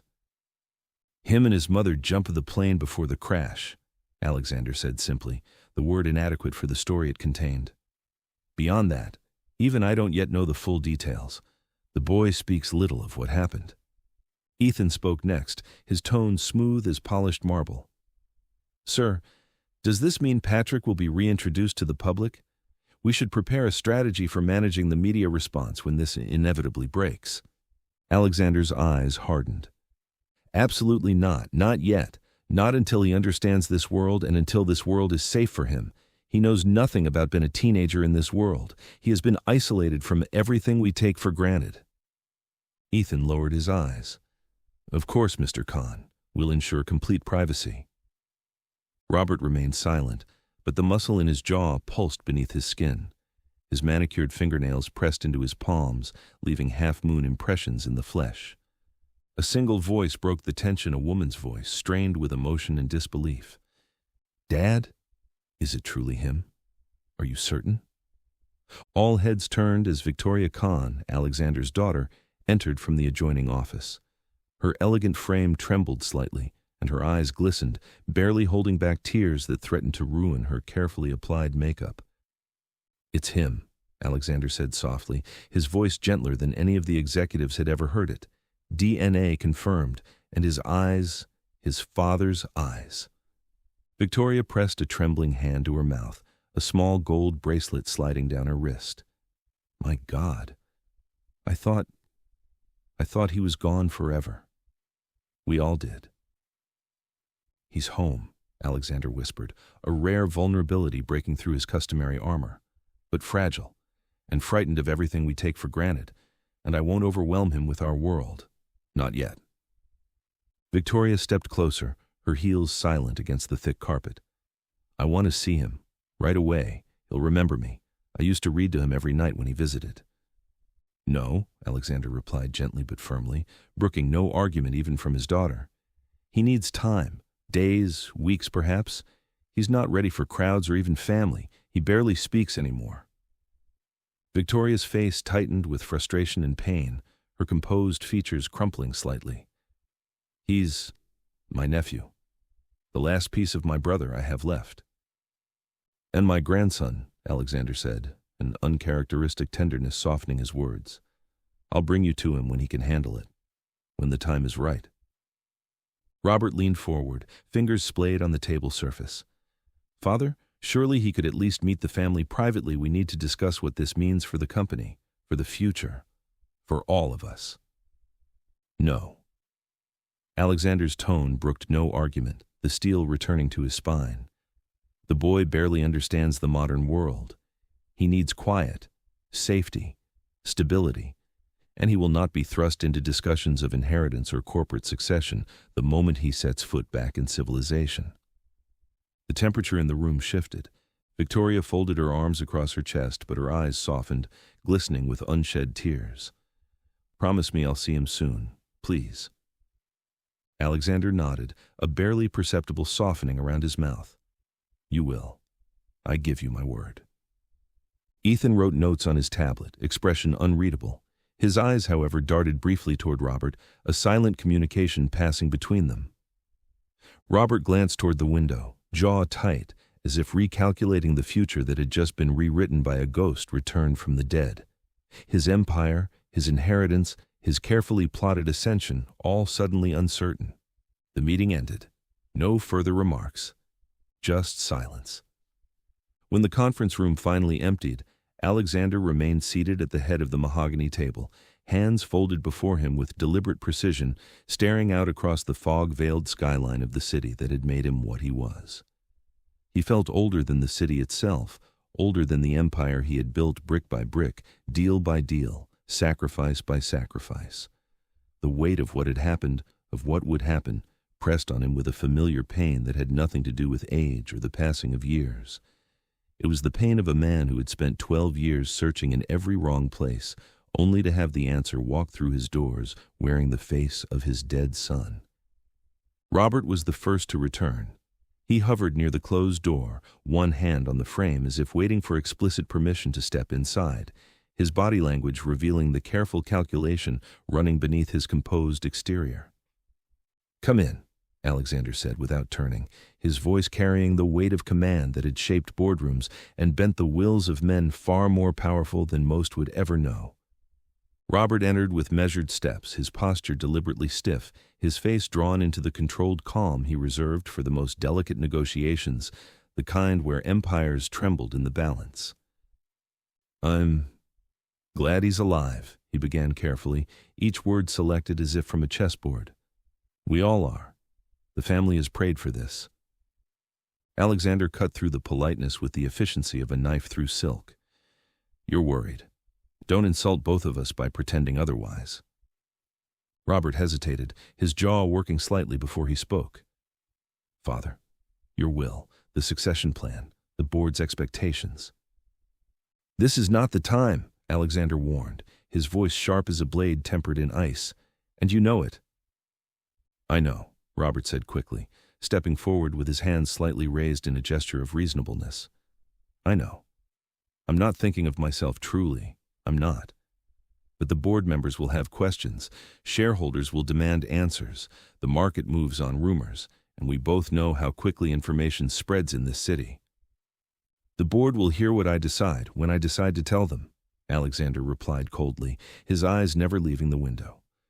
"Patrick is not stepping into any role. He's barely stepping into daylight. He doesn't understand what we do here, what we've built. He knows nothing of contracts or competitors or the machinery of power." Those words created a silence between them, heavy as stone, fragile as glass, undeniable in its finality. Before Robert could mount another argument, the door swept open with more force than courtesy would typically allow. Victoria entered without pause or hesitation, having clearly ignored every gentle attempt Ethan had made to redirect her from her course. Her cheeks were flushed from hurrying, her eyes bright with an emotion that wavered between desperate hope and urgent need, her dark hair slightly disheveled in a way that spoke to her emotional state. "Dad," she said, her voice pitched with intensity, "you can't keep him hidden like a secret."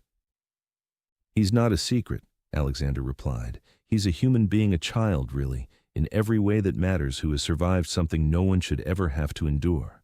And I will not parade him around like a trophy on display for the entertainment of the board, the press, or even our own curious grief." Victoria stopped directly in front of his desk, her hands gripping its edge. "I need to see him.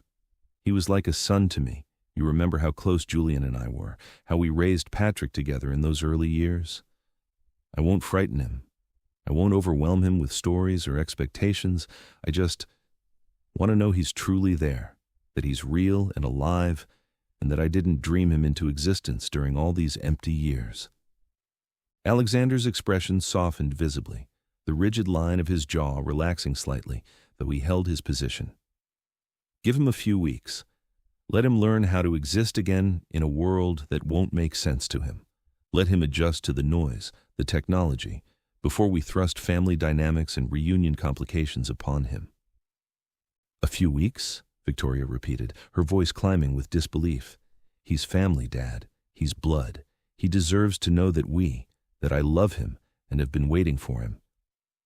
At that precise moment, Ethan entered quietly through the secondary door, his tablet pressed to his chest like a shield, his expression not so calm. "Mr. Khan," Ethan said smoothly, "the press team is requesting immediate guidance on public statement strategy. Rumors from the police station are already beginning to circulate through news channels and social media. The media relations team wants to know how much of this situation we confirm, how much we deny, and what narrative we're establishing with the public narrative." Alexander's voice dropped to a dangerous softness. Nothing, not a single word, not a confirmation, not a denial, not a carefully parsed statement that could be interpreted either way. We say nothing, absolute silence until I decide otherwise. Do you understand me? Ethan bowed his head. Completely understood, sir. I'll ensure that all media inquiries are directed to a holding statement. Victoria glanced between the three men positioned before her, her father stationed at the window like a commander surveying his territory, her brother arms crossed in a protective stance, and Ethan, whose expression remained perfectly controlled. Then she began to speak in a softer tone, one devoid of contention and infused with a sense of fragile desperation. "He's going to be overwhelmed, Dad. He won't know how to trust anyone in this world. Everything here will be strange and loud and threatening. He'll need someone who understands that, who approaches him with patience rather than expectations." "I know," Alexander whispered, his voice cracking slightly with an emotion he rarely allowed himself to display. "That's exactly why I need time to help him feel safe, to help him understand that not everything in this world is designed to consume him." For a moment, the old pain returned sharp and raw. He closed his eyes, carrying the weight of 12 years of searching, following every lead, refusing to accept the loss. "I couldn't save Julian," he said quietly, his voice barely above a whisper, each word heavy with regret. "I couldn't save his wife. I built this empire, display this power, and I was powerless to keep them in this world." He opened his eyes, and in them was a determination so fierce it was almost frightening. "But I will save him. I will find a way to bring him back safely, even if it takes everything I have." Victoria's expression softened with the weight of shared grief, though her need remained undiminished. "I want to see him," she whispered, "not to burden him, but to let him know he's not alone." "And you will," Alexander promised, his voice steadier now. "Soon. Once he's had time to adjust, once he understands that we are not threats." Robert turned toward the door, his face unreadable, but his shoulders tense with suppressed frustration. "I'll inform the media that we're execute a strategic communications blackout pending further clarity. They won't like it, but they'll accept it for now." Ethan nodded. "I'll ensure that narrative is consistent across all departments and media contacts. No leaks, no contradictions." Victoria remained for another heartbeat, her eyes lingering on her father's face, searching for something she might have recognized from their shared past. Then she left with a slow exhale, and beneath her measured steps was the unmistakable urgency of someone who would not wait forever for what her heart desperately needed. When the door clicked shut with finality, Alexander stood alone in the silence that returned. He rested both hands on the edge of his desk to calming himself. The estate was quiet by the time Alexander returned, quiet in a way that made the guards along the perimeter stand even straighter, shoulders squared beneath dark suits. Word of his grandson's return had not been announced publicly, but inside these walls it rippled through the air, changing the rhythm of the Khan household. The staff moved with more awareness, their whispers hushed, their eyes darting toward doorways whenever footsteps approached. Victoria's car pulled in behind him before he even made it to the door, tires crunching sharply on the immaculate gravel driveway. The engine had barely stopped before her door flung open. She stepped out immediately, her camel-colored coat still hanging open against the evening chill, her hair slightly disheveled, her expression tight with an urgency that transcended propriety. "Where is he?" she asked without greeting. Her voice cracked not with impatience but with emotion. She had spent hours fighting down, clutching her steering wheel, white-knuckled all the way from her downtown apartment. Alexander let out a frustrated sigh, his shoulders dropping slightly beneath his tailored suit. "Victoria, I asked for time." The words carried both authority and exhaustion, the day's weight settling into the lines of his face. She walked up to him with purpose, closing the distance between them, placing both hands on his arms with quiet determination. Her fingers pressed into the fabric of his jacket. "Father, I love that boy." You know I did. I waited 12 years for news that never came. I planned birthdays for a ghost. I kept buying presents he never opened. You can't ask me to wait another day." Her words trembled, but her look remained steady, unflinching. He looked at her, really looked, and saw the truth beneath the insistence, the hollowness in her eyes that 12 years hadn't filled. She wasn't defying him. She was grieving, still, after all this time. "Fine," he said softly, his voice gentler now. "But you must be gentle. He is not the same child you remember. He's been shaped by years we know nothing about." Victoria nodded fiercely, already moving toward the entrance, her heart hammering against her ribs. Inside, Patrick sat at the long dining table, trying to eat the meals the staff brought him, carefully prepared, but unfamiliar. A far cry from the simple rice bowls of the monastery.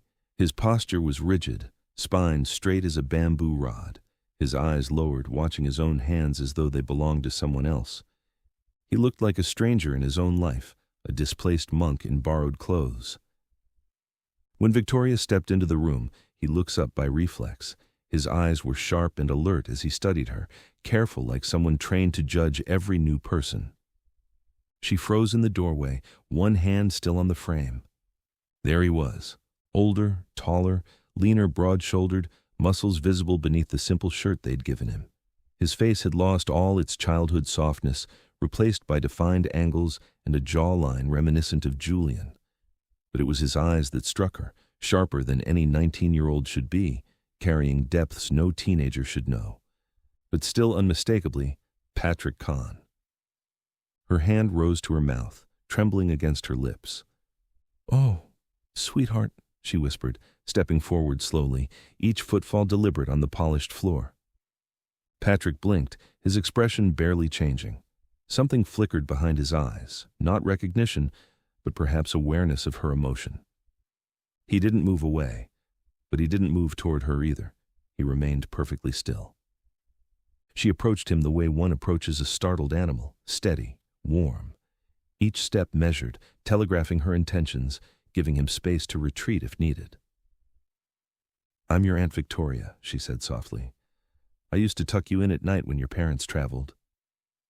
Patrick stood up and stared at her, emotion carefully hidden beneath the discipline Master Shan had instilled in him. Years of meditation had taught him to still the waters of his mind, to observe without reaction. But something in her voice, perhaps its emotions, seemed to reach him. He bowed his head politely, almost formally, a gesture learned in another world. "Hello," he said quietly. His voice was deeper than she remembered, accented strangely from years speaking another language, or perhaps speaking very little at all. One word, but enough to break her heart, the voice of a stranger carrying echoes of the child she had loved. Victoria forced a smile, blinking back tears. "Hello, darling. Welcome home." The word home caught in her throat, hanging in the air between them, a concept that meant something entirely different to each of them. Patrick looks at her for a moment, then looked away, not out of disrespect, but out of unfamiliarity. She was part of a life he no longer remembered, a ghost from photographs he'd been shown, trying to resurrect connections long severed by time and distance. The silence grew heavy between them, the emotional distance between them clearer than any mountain ridge he had climbed. Alexander stepped in from where he'd been watching. "That's enough for now." His voice was soft but firm, protective of both of them. Victoria replied with a nod, suppressing her pain, gathering herself with clear determination. "We'll meet again shortly." The assurance was directed as much at her own heart as it was at Patrick. She touched Patrick's arm lightly before leaving, her fingers barely grazing the fabric of his shirt. Patrick neither flinched nor leaned in. He simply sat still, contained, unreadable, a master of the art of staying present without giving anything away. When the door closed behind her, Alexander let out a long breath, like a man carrying too many battles at once. Mike caught up to Alexander in the hallway. "Sir, a moment." Alexander stopped mid-stride, turning to face him with the patience of a man accustomed to no interruptions. Mike glanced back toward the room where Patrick has been, ensuring he is out of earshot before lowering his voice to barely above a whisper. "At the shop today. He paused, choosing his words with the precision of someone accustomed to tactical briefings. His jaw tightened slightly, as if deciding how much to reveal. The boy saw a Chinese wooden dummy. Alexander remained silent, his expression unreadable, but his eyes sharpened with interest. Mike continued, his voice steady and measured. He stepped up to it like he knew it. No hesitation, no uncertainty, no moment where he had to think about what to do. Alexander's eyes narrowed slightly, the sharp intelligence behind them engaging fully now. "And?" he pressed. Mike exhaled slowly, dragging a hand across his jaw as he gathered his thoughts. The gesture betrayed what he was about to say. "I've seen people train for years on those things, men who've devoted half their lives to mastering the forms." Another pause stretched between them, the silence of the hallway seeming to amplify the significance of his words. He didn't look like he was trying to remember. The movements came naturally. Mike shook his head firmly, his eyes fixed on Alexander's face. He moved like it was already in him, like breathing, like his body had been trained with these patterns.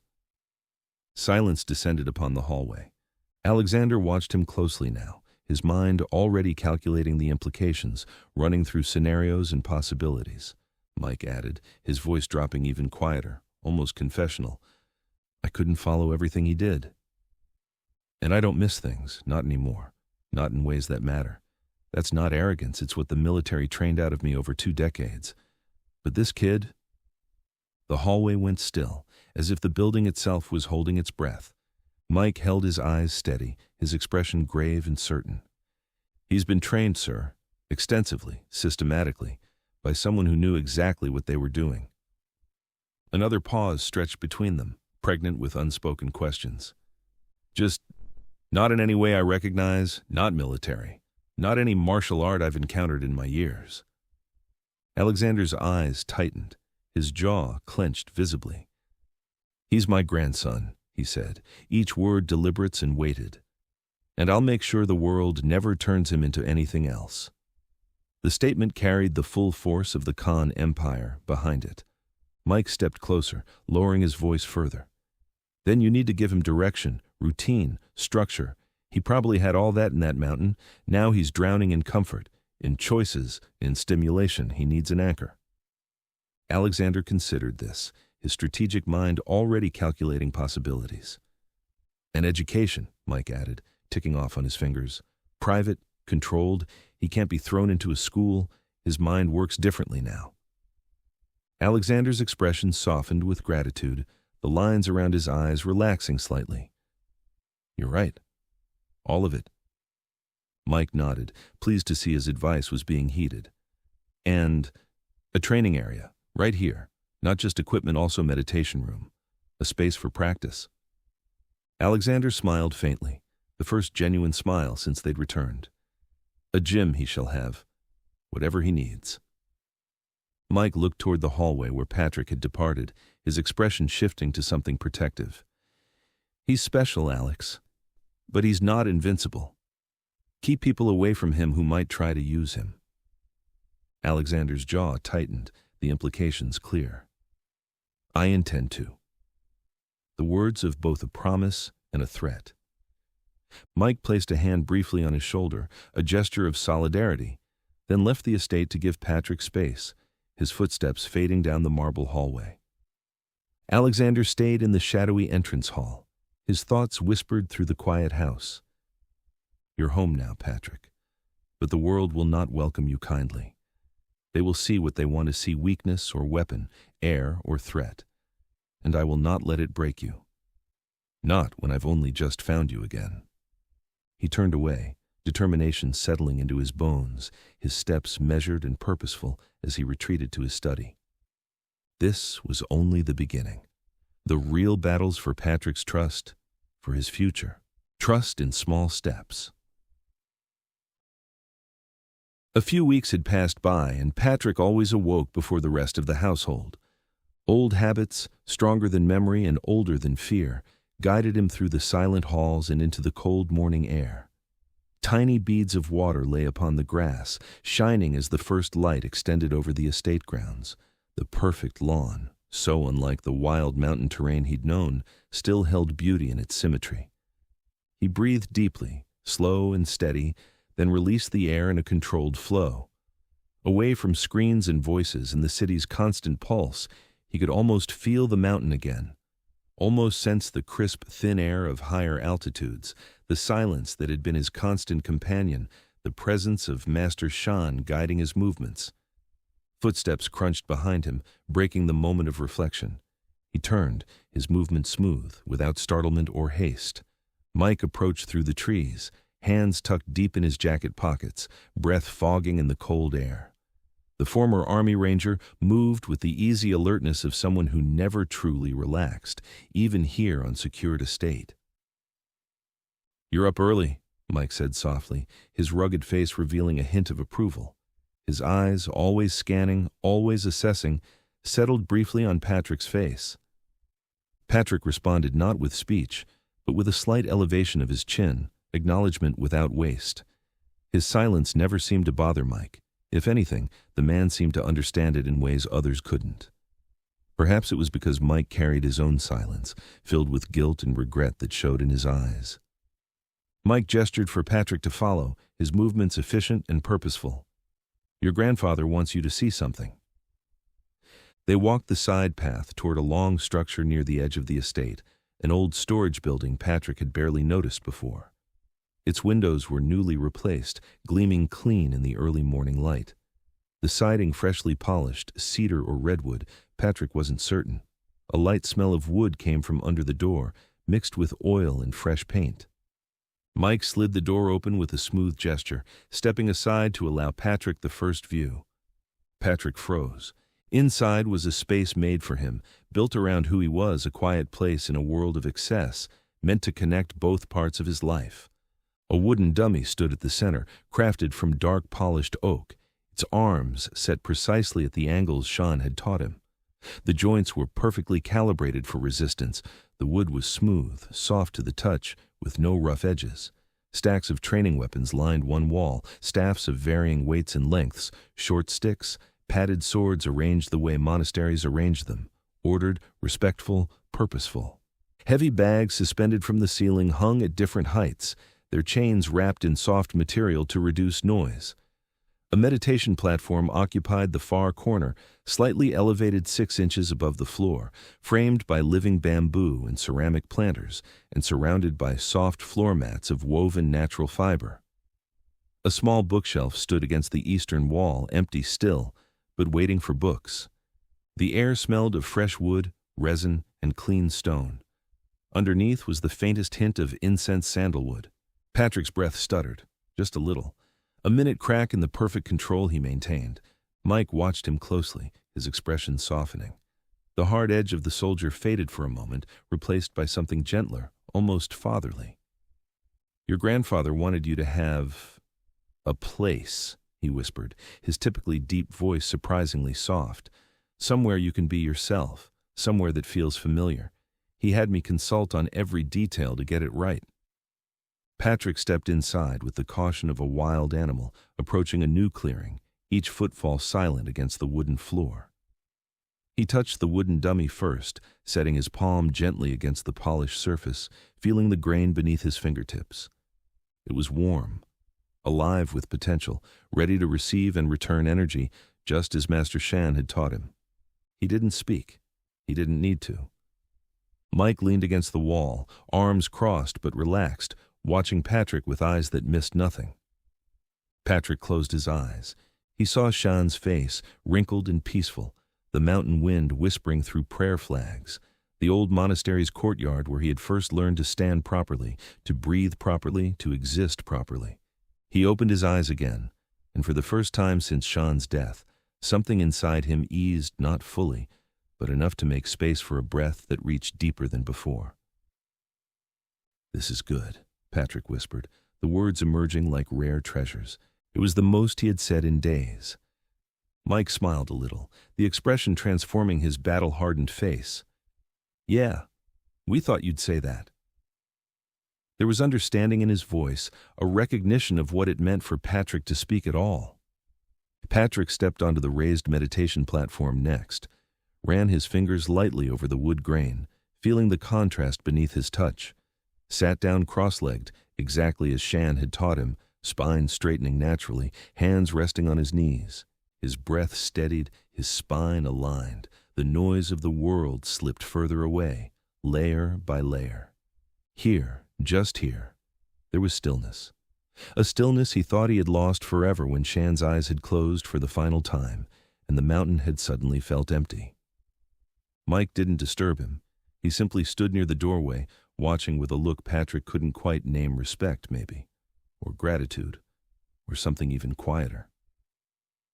When Patrick finally opened his eyes again, Mike spoke in a low voice that carried easily in the perfect acoustics of the room. "You're home now, kid." The words held both promise and question. Patrick didn't know what home meant anymore. The word felt too big, too full of memories of both a childhood lost and a monastery abandoned. But this room, this silence, this place built with intention and understanding, it was a beginning, a small step between worlds. Alexander's dining room stretched long and elegant, its polished table large enough to seat 20, though tonight it held only a handful. Alexander, at the head, his face a map of grief and hope. Victoria, sharp-eyed and hungry for answers, her fingers restlessly adjusting her napkin. Robert, tight-lipped, studying Patrick like a puzzle he wished he didn't have to solve, his calculating eyes never resting. Mike, seated quietly beside Patrick, his sturdy presence a silent promise of protection. And Patrick himself, sitting straight-backed, his palms resting smoothly on the immaculate linen, kept civilly low, a posture of respect he had maintained for countless meals shared with Shan. The table overflowed with more food than he had seen in one place, vegetables arranged in artistic displays, steaming rice in silver bowls, soups fragrant with ginger and broth that wafted through the air, fresh bread still warm from the oven, fruit on crystal platters. Wealth displayed in edible form, excessive and overwhelming. It made his chest tighten, the unease of having too much after years of having just enough. Victoria leaned forward first. She always did, her compassionate nature unable to bear the weight of silence. "Patrick," she said with a too bright smile, her voice carrying a tremor of emotion. "What was it really like up there? What did you do all day? Were you always alone?" Patrick lifted his head slightly, meeting her eyes with steady, unblinking eyes. "Worked," he said softly. "Worked?" Robert scoffed, setting down his wineglass. "Doing what? Chores? Farming? Praying to Buddha all day?" His skepticism hung in the air like a challenge. "Living," Patrick replied, straightforward answer set against the complications of his surroundings. No one knew what to do with that answer. The clinking of silverware filled the uncomfortable void. Each question hit him expanding outward, but no real harm reaching the depths where he kept himself. Patrick answered only when he must, his responses measured and minimal. "Yes." "No." "I don't know." His voice was quiet, peaceful, disconnected but not disrespectful. He wasn't withholding information out of defiance. He simply didn't have words for the world they wanted him to describe. How could he explain 12 years of silence to people who feared even a moment's pause in conversation? Victoria leaned closer, her perfume a cloud of jasmine and vanilla that reminded him, oddly, of certain mountain flowers. "Do you remember me, sweetheart? We used to make paper boats together in the fountain." Patrick studied her eyes, the warm brown flecked with gold, the gentle curve of concern in her brow. Something flickered in his memory. "Yes," he whispered, the admission almost painful. She nearly cried, her hand flying to her mouth to stifle the sound. But still he said no more, uncertain how to bridge between memory and present reality. The table grew heavy with tension no one spoke about. Silverware clinked against plates, wine glasses filled, until Alexander stood, his chair scraping against the floor. "That's enough for tonight," he announced, his tone brooking no argument. The authority in his voice ended the questions instantly. One by one, the family drifted out. Victoria hesitated the longest, her fingers briefly touching Patrick's shoulder, before she too departed. Eventually, only 3 people remained in the cavernous dining room. Alexander, Mike, Patrick. The house fell quite real quiet. Not the strained hush of forced conversation, but something approaching the silence Patrick had known for years. The distant tick of an antique grandfather clock, the gentle hum of climate control.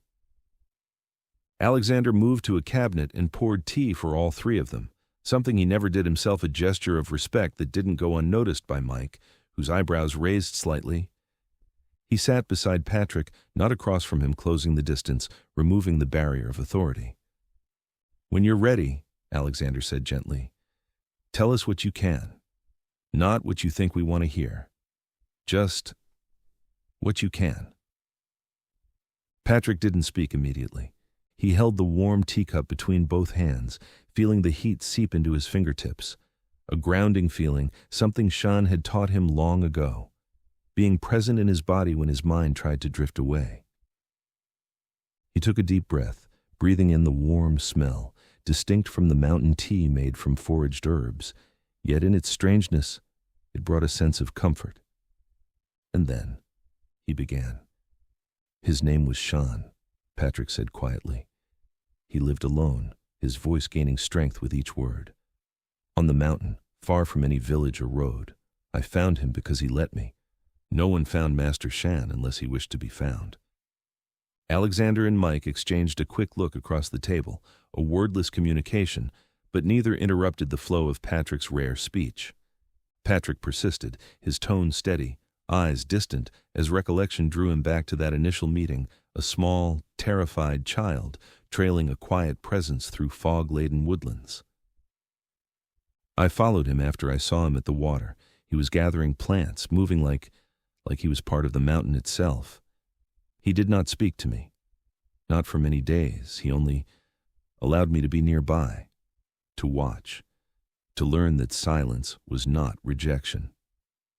His fingers tightened around the cup, the warmth now a lifeline to the present as his mind drifted deeper into the past.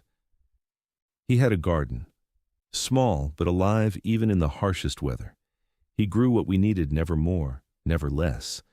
He trained every day. Mike leaned forward, his military bearing momentarily forgotten, unable to hide his fascination at this glimpse into Patrick's lost years. "You learned all that from him? Shan taught you the fighting techniques I saw earlier?" Patrick nodded, the barest movement. "Yes, but not at first. First came discipline, endurance, understanding."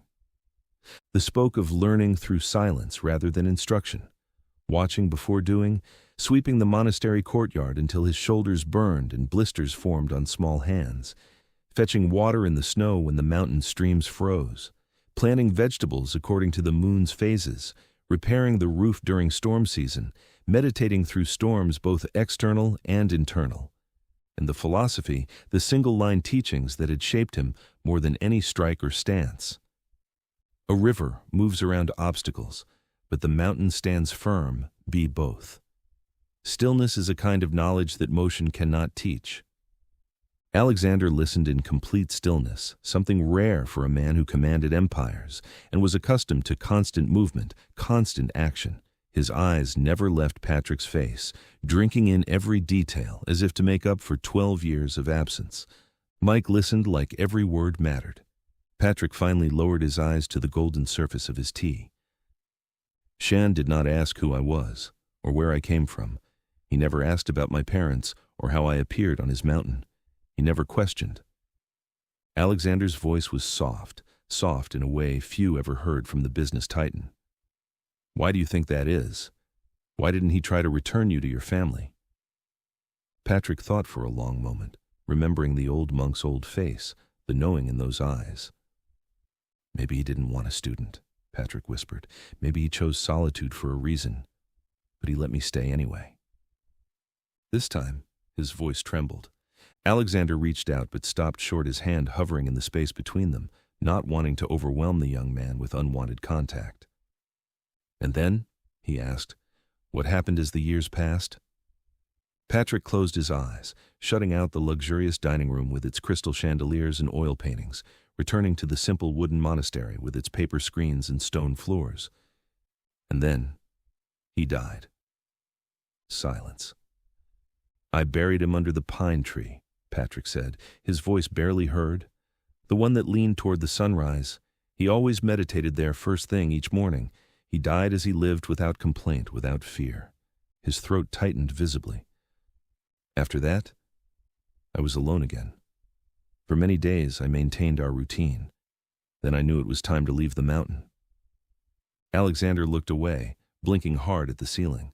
Mike looked down at his scarred knuckles, jaw clenched against emotion he rarely permitted himself to show. Patrick finished the tea in his cup, placed it on the table, and folded his hands in his lap. A gesture Master Shan had taught him signified the completion of a task. His final words of the night were barely a breath, yet they filled the room. He was my family, not by blood but by choice, by daily presence, by the sharing of what he had. Alexander reached over and placed a hand on Patrick's shoulder, firm, warm, grounding in its weight and intention. "You are not alone anymore," he said, his voice rough with emotion. "Whatever happens, whatever you choose to become, you have a place here. You have people who never stopped looking for you, never stopped hoping." Patrick didn't answer with words. He only nodded once, slowly, deliberately, with a kind of quiet acceptance that acknowledged the truth of Alexander's statement without promising to embrace it fully. For the first time in many years, amidst the unfamiliar luxury of a life he barely recalled, he considered it might be possible to live in both worlds, to carry the monastery's spirit with him, even as he navigated modern world. The house changed after that night. Alexander arranged for private tutors to come to the estate, not regular teachers, people he trusted, quiet professionals who didn't ask questions. They came prepared to teach a boy who had been gone for years, someone behind, maybe damaged. They kept their lessons simple at first. They didn't keep them simple for long. Patrick didn't talk much during lessons. He listened, still, focused. He didn't rush, he didn't interrupt. He just watched and followed. When he answered, it was quiet, straight to the point. He picked things up quickly, faster than expected. Languages came easier than they should. Patterns made sense to him. He remembered details most people would miss, but he never showed off. If anything, he held back. One tutor mentioned it to Alexander in passing. "He learns fast," she said, "but that's not the strange part." Alexander looked at her. "He doesn't guess," she added. "He waits, then answers like he already understands it." Another tutor said something similar a few days later. "He doesn't get distracted, not once in hours." A small pause. "That's rare." Patrick kept the same routine every day. Study, quiet, repeat. He preferred books. Screens didn't feel right to him, too fast, too scattered. Books were steady. He could hold them, focus on them. Learning became part of his day. Morning meditation, physical workouts, lunch enjoyed in thoughtful stillness, afternoon academics, reading until supper, after meals, evening exercises in the courtyard, rest. A structure he could breathe inside, familiar enough to feel safe, yet expanded enough to accommodate this new world of knowledge. Mike visited often during those first weeks, checking on him between security meetings and training sessions for the estate staff, always observing, always assessing, like a guardian angel armed with tactical expertise. He watched Patrick adapt to formal education. One afternoon in early spring, he surprised Patrick with something unexpected, leading him around to the back of the house where a small section of manicured lawn had been transformed.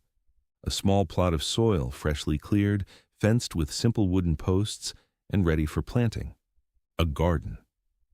Patrick looked at it for a few minutes, his expression transitioning through surprise, recognition, and a profound feeling that Mike found difficult to pin down.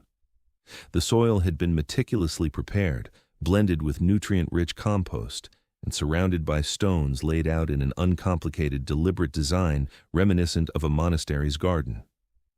Implements were hanging from wooden hooks attached to the fence posts, a small shovel, a hand rake, and a watering bucket.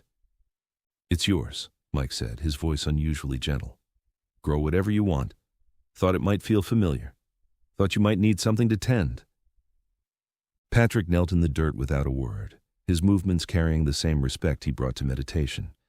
He touched the soil, letting it crumble through his fingers, rich, warm, living, carrying that distinctive scent that spoke of cycles, seasons, and patient growth.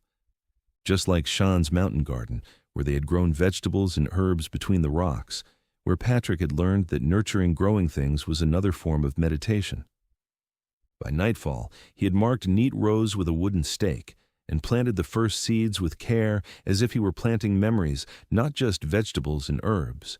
Each small mark in the soil felt like it held part of the life he had left behind. He worked until it was dark. The garden became his sanctuary within the sanctuary, a place for breath, for grounding, for returning to something essential when the complexity of modern learning threatened to overwhelm the simplicity of what Shan had taught him to value. Late one night, several weeks later, Mike stood on the upstairs balcony with Alexander, both men holding steaming cups of coffee against the spring chill. The house lights cast golden rectangles across the courtyard below, where they could see Patrick moving through a slow sequence of forms under the soft glow of the lights. The wooden practice staff that had once belonged to Master Shan slicing through the air in patterns that seemed to choreograph shadows against the stone. His motions were balanced, controlled, centered, each movement flowing into the next with the kind of seamless precision that spoke of thousands of hours of practice, of muscle memory so deeply grounded in it, had become as natural as breathing. "Look at him," Mike murmured, his voice carrying both admiration and concern. "Most kids his age are worried about college parties, dating, finding themselves. But he's not a kid anymore, is he? Maybe he never really was. He's ready for more than this protected bubble we've created." Alexander said nothing at first, his hands tightening slightly around his coffee cup. His eyes had taken on that softened quality they always held when watching his grandson, equal parts pride and protective worry, love tempered by the constant fear of losing him again. Patrick stepped through another sequence, breath in rhythm with movements that seemed to flow directly from some inner source of calm. "He's educated now," Mike continued, his voice growing more certain as he watched Patrick transition from defensive forms to offensive strikes, each motion precise enough to be lethal, yet controlled enough to be beautiful. Strong, settled in ways that matter. The boy has roots not just in that monastery anymore, but here too. And he's starting to trust us, trust this place. I can see it in how he moves, how he talks to the staff, how he looks at you when he thinks you're not watching." Alexander exhaled slowly. "Are you saying he's ready?" The question carried layers of meaning, ready to leave the estate, ready to face the world, ready to risk everything they had fought to rebuild.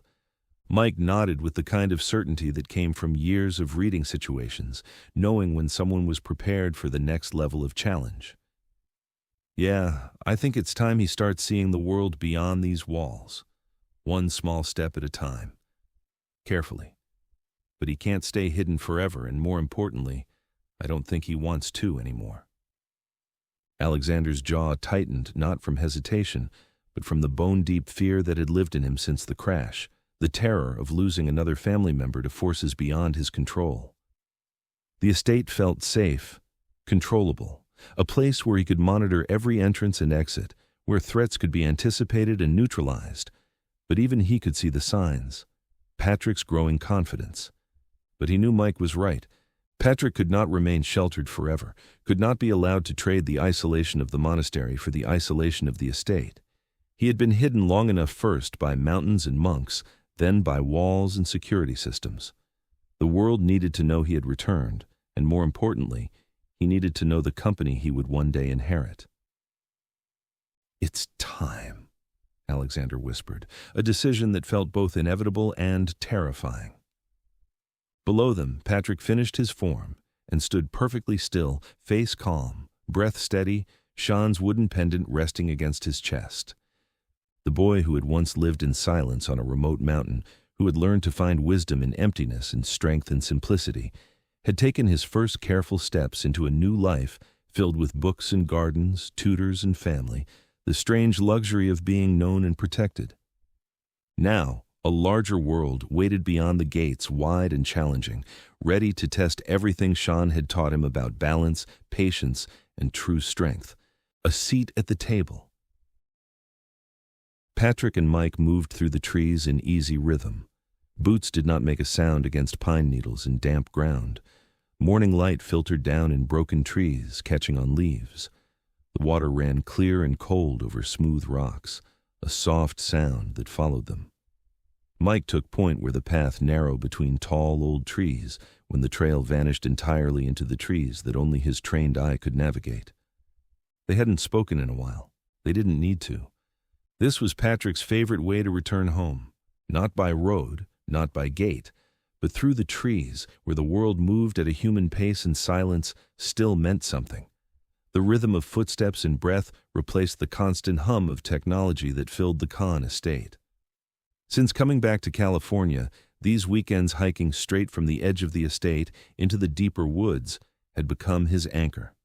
No schedules, no observers, no expectations, just terrain, weather, and choice.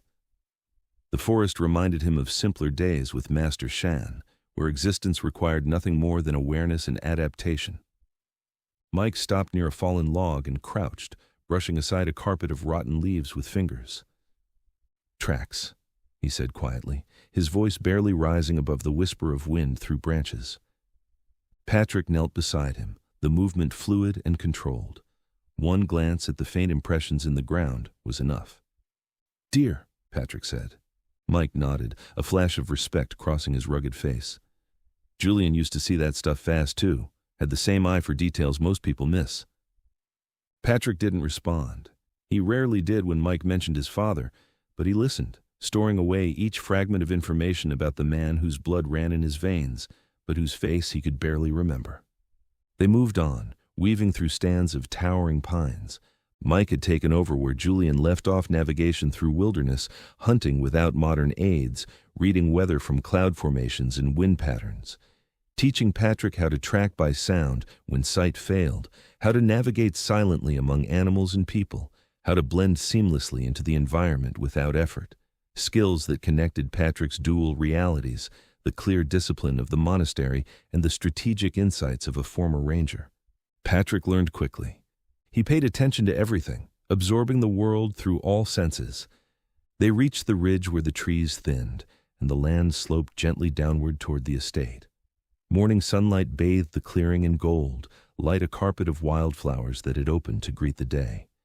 The house was still hidden beyond the next hill, but Patrick could feel it, the shift in air, the faint electrical hum of civilization waiting just beyond the green, the boundary between worlds.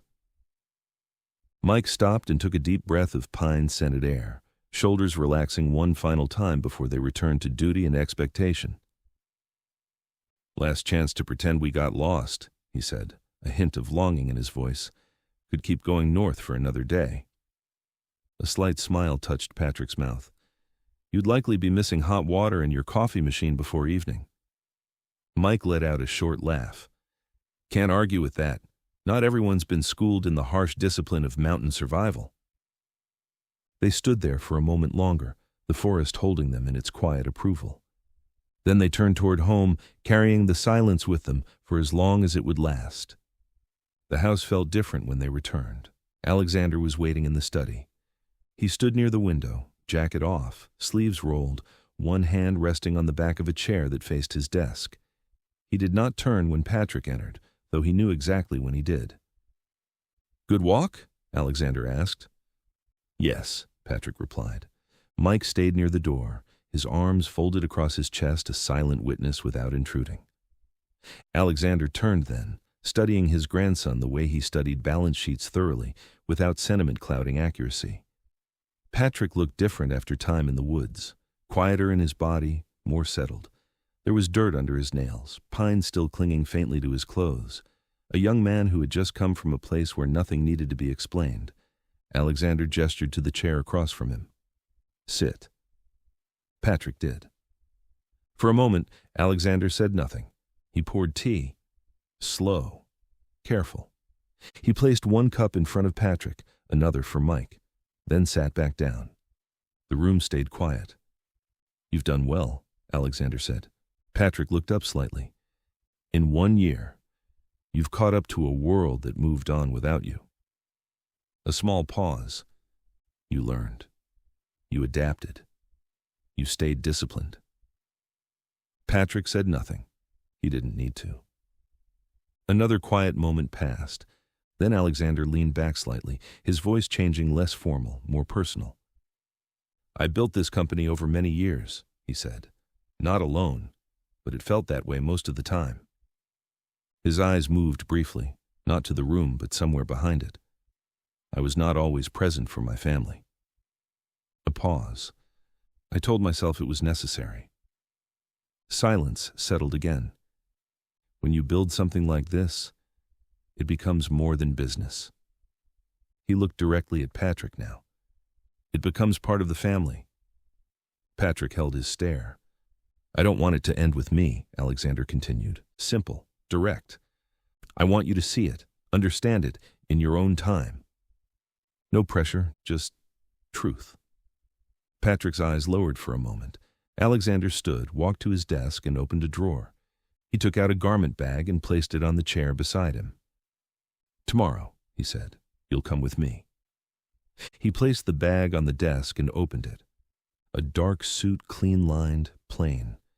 He stepped closer, holding the jacket up against Patrick's shoulders, not dressing him yet, just measuring.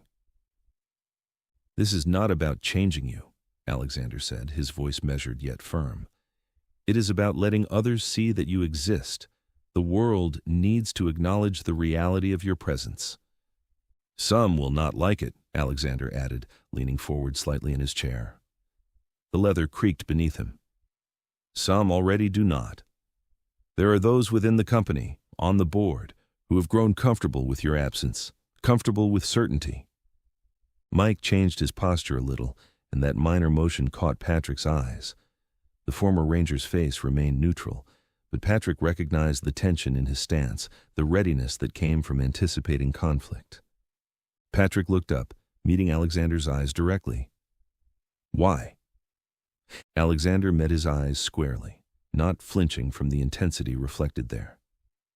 "Because presence disrupts plans," he said with quiet finality. "Your very existence changes the equation. There are those who have made calculations based on your permanent absence. Your return forces reconsideration of everything." Silence settled between them, heavy with unspoken implications. "My children," Alexander said after a moment, "grew up in the shadow of this company. Robert gave his life to earning my approval. Victoria fled into ideas and art to escape it. Julian," his voice tightened briefly, "Julian walked away." Patrick listened without comment. "I failed them," Alexander said quietly. "Not with cruelty, with absence." He straightened, the weight of confession passing. "I will not repeat that mistake with you." Patrick nodded once. "I will go," he said. Alexander's eyes softened not with relief, but with something closer to gratitude. "You will sit beside me," Alexander continued. "At the table, you will listen. You will say nothing unless asked." A pause. "And even then, only if you choose." Patrick stood. Mike let out a slow breath once Patrick exited. Alexander looked at him. "He's ready." Mike shrugged. "He's ready for truth. Not sure the board is." Alexander smiled thinly. "They will adjust." Outside the study, Patrick paused in the hallway. The woods still lived in him. So did the mountain. So did silence.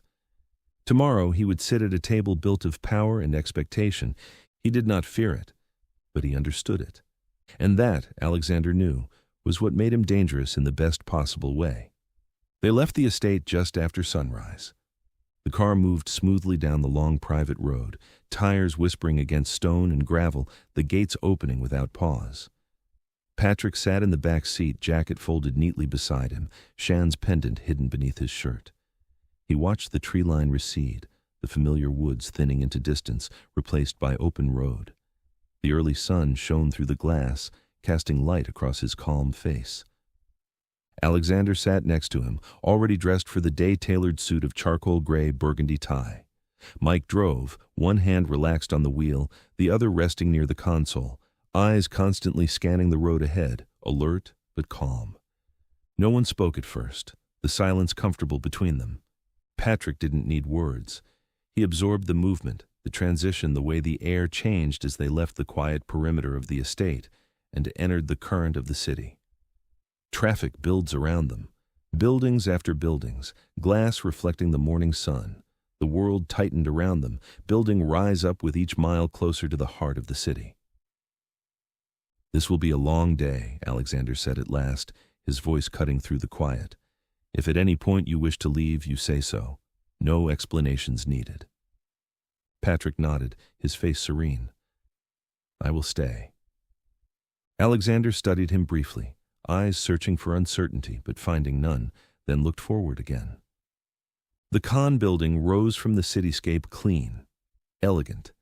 It didn't need to show off. Its presence announced durability, like its owner. Morning light caught its edges, making it sparkle above surrounding structures. As the car pulled beneath the covered entrance, security stepped forward with practiced efficiency. Doors opened. Quiet, respectful greetings were shared, heads tilted in Alexander's direction, not excessive but genuine in their respect. Patrick noticed everything. The way people adjusted their posture when Alexander passed, straightening imperceptibly. The way conversations paused mid-sentence, then resumed a half-second later, as if never interrupted. The way eyes flicked toward him curious, assessing, already calculating his presence. Inside, the lobby opened into space and light, polished marble floors, nothing extra distracted from what mattered. Everything had a purpose. Alexander walked beside Patrick, not ahead of him, a deliberate choice not lost on those watching. "This," Alexander said, gesturing subtly as they crossed the vast floor, "is where decisions become consequences, where words become reality." Patrick took that in, absorbing the simple statement. They moved through corridors and elevators, rising higher into the building. Each level felt quieter, more focused. Fewer people occupied these spaces. More intent filled the air, thickening it with purpose and power. In the executive wing, doors opened without announcement, as if responding to Alexander's mere presence. The boardroom awaited long, polished mahogany, glass walls framing the city like a conquered landscape. The men and women seated around the table rose instinctively as Alexander entered. He did not sit immediately. "This," Alexander said, his voice calm and absolute, "is my grandson." Every movement in the room paused. "This is Patrick." A few faces softened, others sharpened. Some hid their reactions behind practiced neutrality. All of them took notice. Patrick inclined his head once, neither timid nor assertive, simply present. Only then did Alexander take his seat, gesturing subtly for Patrick to sit beside him. The discussion resumed, but the atmosphere had shifted. Patrick felt it immediately, not as discomfort, not as threat, but as a quiet tension. A man halfway down the table adjusted his glasses twice before speaking. Another tapped a pen once, then stopped himself. Someone across from Patrick glanced at him, then looked away, as if they weren't ready for it. Alexander spoke little. When he did, the room went quiet. Patrick noticed patterns. Who spoke first? Who waited? Who agreed too quickly? Who remained silent while their eyes worked harder than their mouths?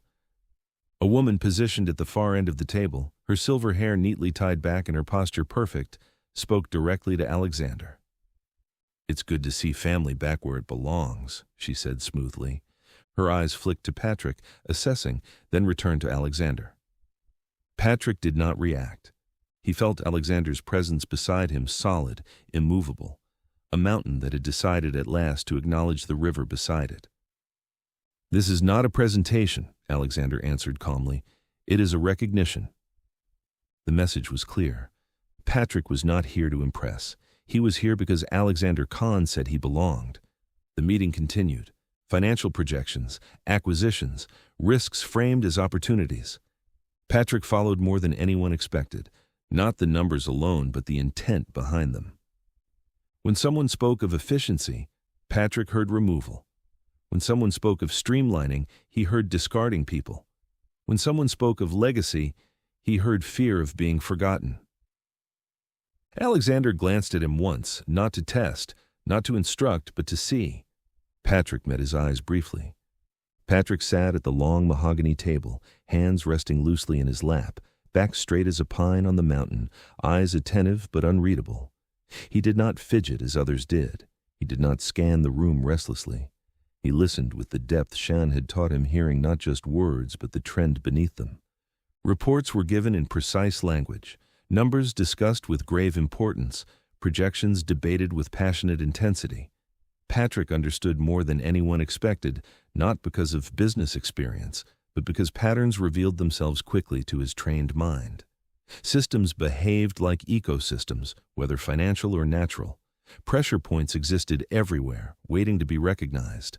Alexander communicated with a confidence forged over decades, yet Patrick detected a change, a slight alteration in Alexander's tone when speaking to him directly, a gentle warmth almost unnoticed by those around them. The meeting continued. Charts changed, numbers moved, voices stayed steady. Patrick sat beside Alexander, watching. After a while, Alexander leaned slightly toward him. "What do you see?" he asked, low enough that no one else could hear. Patrick kept his eyes on the screen. He didn't answer right away. Then, "They are assuming too much," he said quietly. Alexander didn't look at him. "Go on." Patrick's eyes stayed forward. "They're building on events they expect to happen," he said, "as if the market will follow their plan." A small pause. "That's risk?" Another pause. "Not needed." Silence between them. Alexander gave the slightest nod. Papers moved. Screens changed. Patrick said nothing more. He went back to watching. The meetings continued through the morning, moving smoothly from one to the next. Between rooms, people were introduced with careful formality. "This is my grandson," Alexander said more than once, his hand gesturing toward Patrick. "Patrick." Patrick acknowledged each introduction with an incline of his head, neither warm nor cold. He waited for extended hands before responding. No fake friendliness, no empty politeness. He wouldn't pretend for anyone's comfort. Alexander watched him closely, a quiet sense of relief, maybe even satisfaction. At lunch, they sat privately in Alexander's personal dining room, away from the curious stares and whispered speculations. "You did well," Alexander said, his knife cutting precisely through his meal. "I only listened," Patrick replied. Alexander smiled slightly, lines crinkling at the corners of his eyes. "Most people can't manage even that. They're too busy preparing what to say next."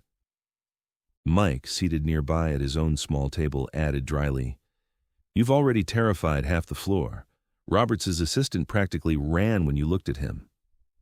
Patrick looked genuinely puzzled, pausing with his water glass. "I said very little." Mike grinned, the expression warming his weathered face. "Exactly. That's what scares them.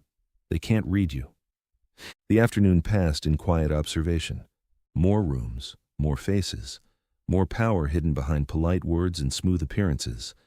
Patrick absorbed it all without judgment, cataloging details the way he once memorized trails and wind patterns, recognizing ambition by the tightness of a jaw, fear by the way hands lingered too long on a pen, loyalty by silence rather than speech.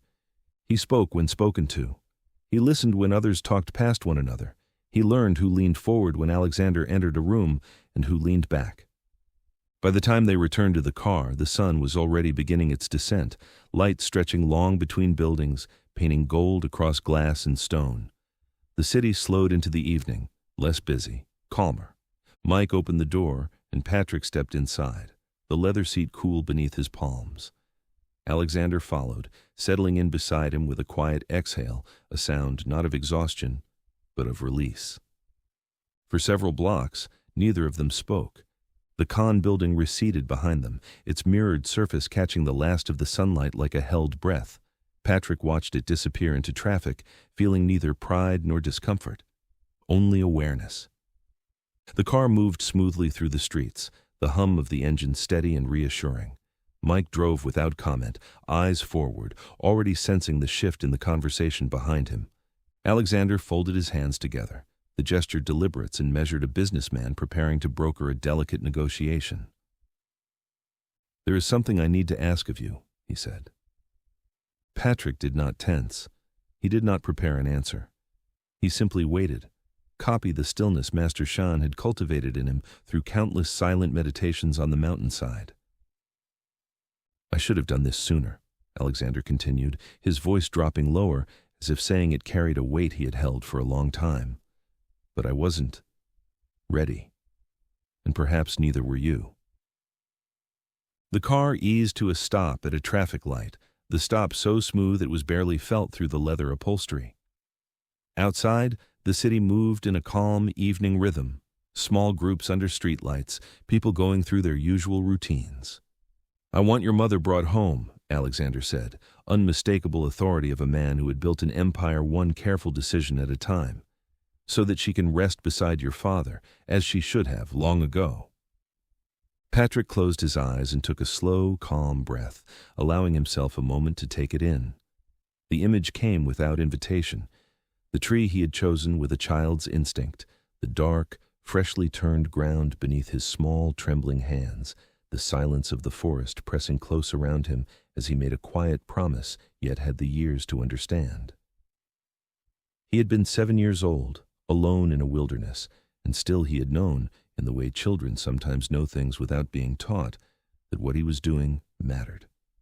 When he opened his eyes again, they were clear. His voice, when it came, was steady and unhurried. "Yes?" Mike's eyes found Patrick in the rearview mirror, just a glance, a fraction of a second. No questions passed between them, no words were needed. There was only understanding, the quiet bond of men who knew grief and knew when silence was enough. "I'll put a team together," Mike said. "We'll do it right. Everything handled with respect." Patrick inclined his head, the gesture carrying all the dignity of a formal bow. "Thank you." The light turned green. The car moved on, gliding through evening traffic. Patrick watched the city slide past the window, faces appearing and vanishing in flashes of light, reflections layered over reflections. Towers of steel and glass rose like artificial mountains, their windows glowing with lives he could sense but not touch. The movement never stopped. Cars flowed like rivers without banks. People crossed streets as if carried by invisible currents. That morning, he had taken his first seat at his grandfather's table, listening, observing, being named aloud as part of the Khan legacy, not claimed by force or ceremony, but by presence, by recognition. Now, in the quiet of the car, Alexander had asked him to return to the place where everything had begun. The mountains, the fall, the monastery, the small shake hands that had pushed the ground over his mother's body while the forest stood witness. Patrick closed his eyes for a moment, and the monastery surfaced behind his eyes. The stone walls, the narrow paths, the garden Master Shan had tended with patience by his hands each morning before dawn. He saw his master as he had been in life, still as ancient stone, precise in every movement, watching without judgment or expectation, teaching through presence rather than words. And then, as he had been in death, resting at last upon the simple mat where he'd meditated for decades. He had thought he left that world behind when he comes down from the mountain. He had been wrong. Patrick did not feel torn by his grandfather's request. He felt complete, unite in a manner he hadn't expected. Beside him, Alexander Khan sat in composed silence, his eyes fixed forward, hands folded precisely in his lap. A man who had built financial empires with relentless focus and uncompromising will, now asking his grandson to walk back into the place where the world had once taken everything from him. It was not an easy request to make or receive. As the car moved through the city, Patrick understood something with a calm certainty that surprised even him. This was not a return to what had broken him. This was not reopening a wound that had finally healed. It was honoring a promise made in silence to both the monk who had raised him and to himself. A necessary turn on the same unbroken path, one that had carried him from the terrifying fall through clouds to the forest floor, from a monk's silent teachings on mountaintops to his grandfather's guarded world of wealth and influence, from being utterly lost to being truly seen for who he had become. The car moves forward toward the Khan estate, its wheels whispering across the asphalt. And Patrick kept his eyes fixed on the path before him. Chin. The sun hung low over the base, casting pale light across the concrete and steel, stretching long shadows. Patrick stepped out of the vehicle and paused, not from hesitation, but instinct. The atmosphere held significance, structure. intent. His instincts assessed the surroundings systematically, the far-off hum of generators, the metallic taste of dust, the faint scent of gun oil. Men and women moved across the grounds with quiet efficiency, every motion intentional. No wasted steps, no people wandering. Each person moved as if connected, guided by the same rules and purpose. Mike inhaled deeply beside him, squinting his eyes against the setting sun. His face softened briefly with recognition. "Smells the same," he muttered, running a hand across his jaw. "Oil, dust, bad coffee. Many years and nothing changes." Patrick didn't smile, but he understood. His eyes tracked the movements around them, recognizing patterns in the seeming randomness, the rhythm of footsteps on concrete, the sharp gestures of greeting exchanged among soldiers, the efficiency of action. This place wasn't peaceful like the mountain, but it wasn't chaotic either. It functioned on discipline, on repetition, on restraint. The similarities registered without needing comparison. The monastery and the military, both institutions built on structure and sacrifice, though both serving different purposes, both demanding surrender of something from yourself for something greater. Mike checked his watch. The face blinked briefly in the fading light. "I'm going to pull the team together for the briefing. Shouldn't take more than 20 minutes. He glanced at Patrick with hidden concern. "Don't wander too far. Some areas are restricted and the MPs here don't have much patience for civilians." Patrick nodded once, his movement barely noticeable. "I will stay." His voice was quiet, but clear, the words carefully chosen as always. Mike hesitated, studying him with those sharp eyes that missed nothing. Then he clapped him once on the shoulder, a gesture of reassurance that felt both foreign and familiar, before walking off toward a nearby building, his steps automatically falling into the rhythmic pace of a soldier returning to familiar ground. Patrick remained by the vehicle as Mike disappeared across the yard, the morning air cool against his face. He stood still, hands loose at his sides, eyes lowered not out of obedience, but habit.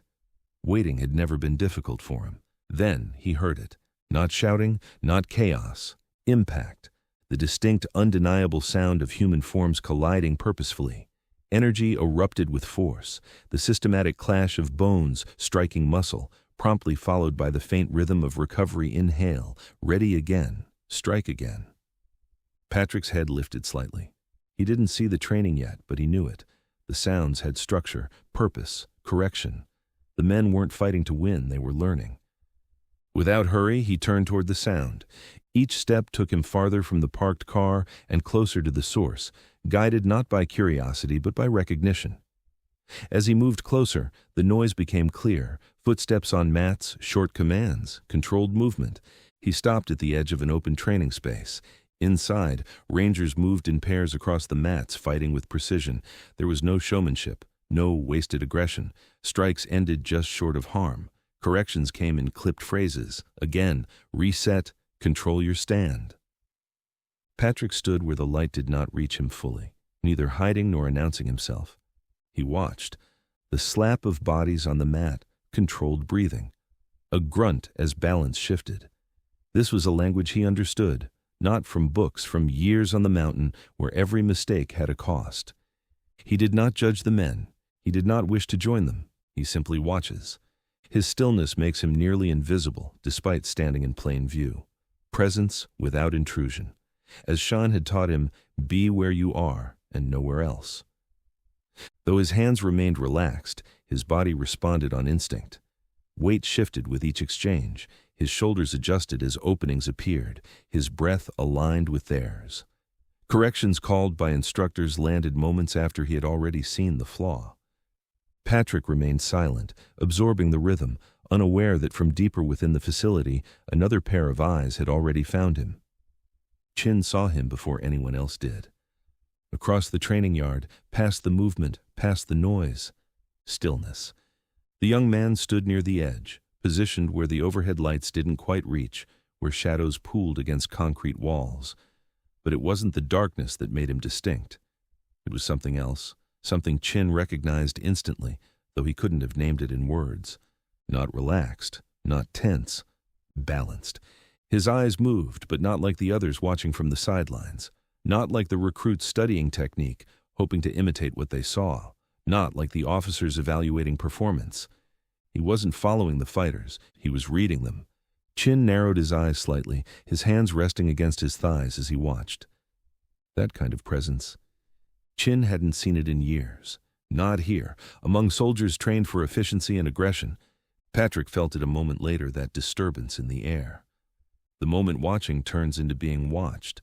His awareness shifted, pulling him out of observation and into presence. He didn't tense, didn't flinch.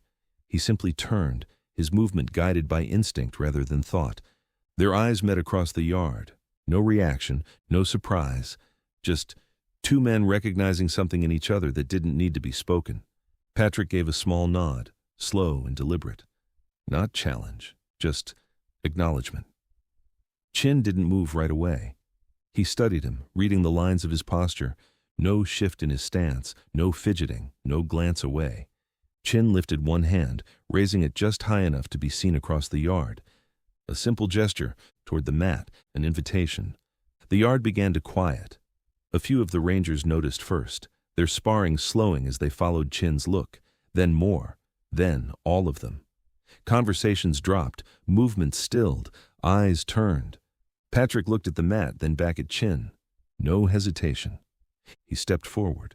The air shifted, tension building not from aggression, but from attention.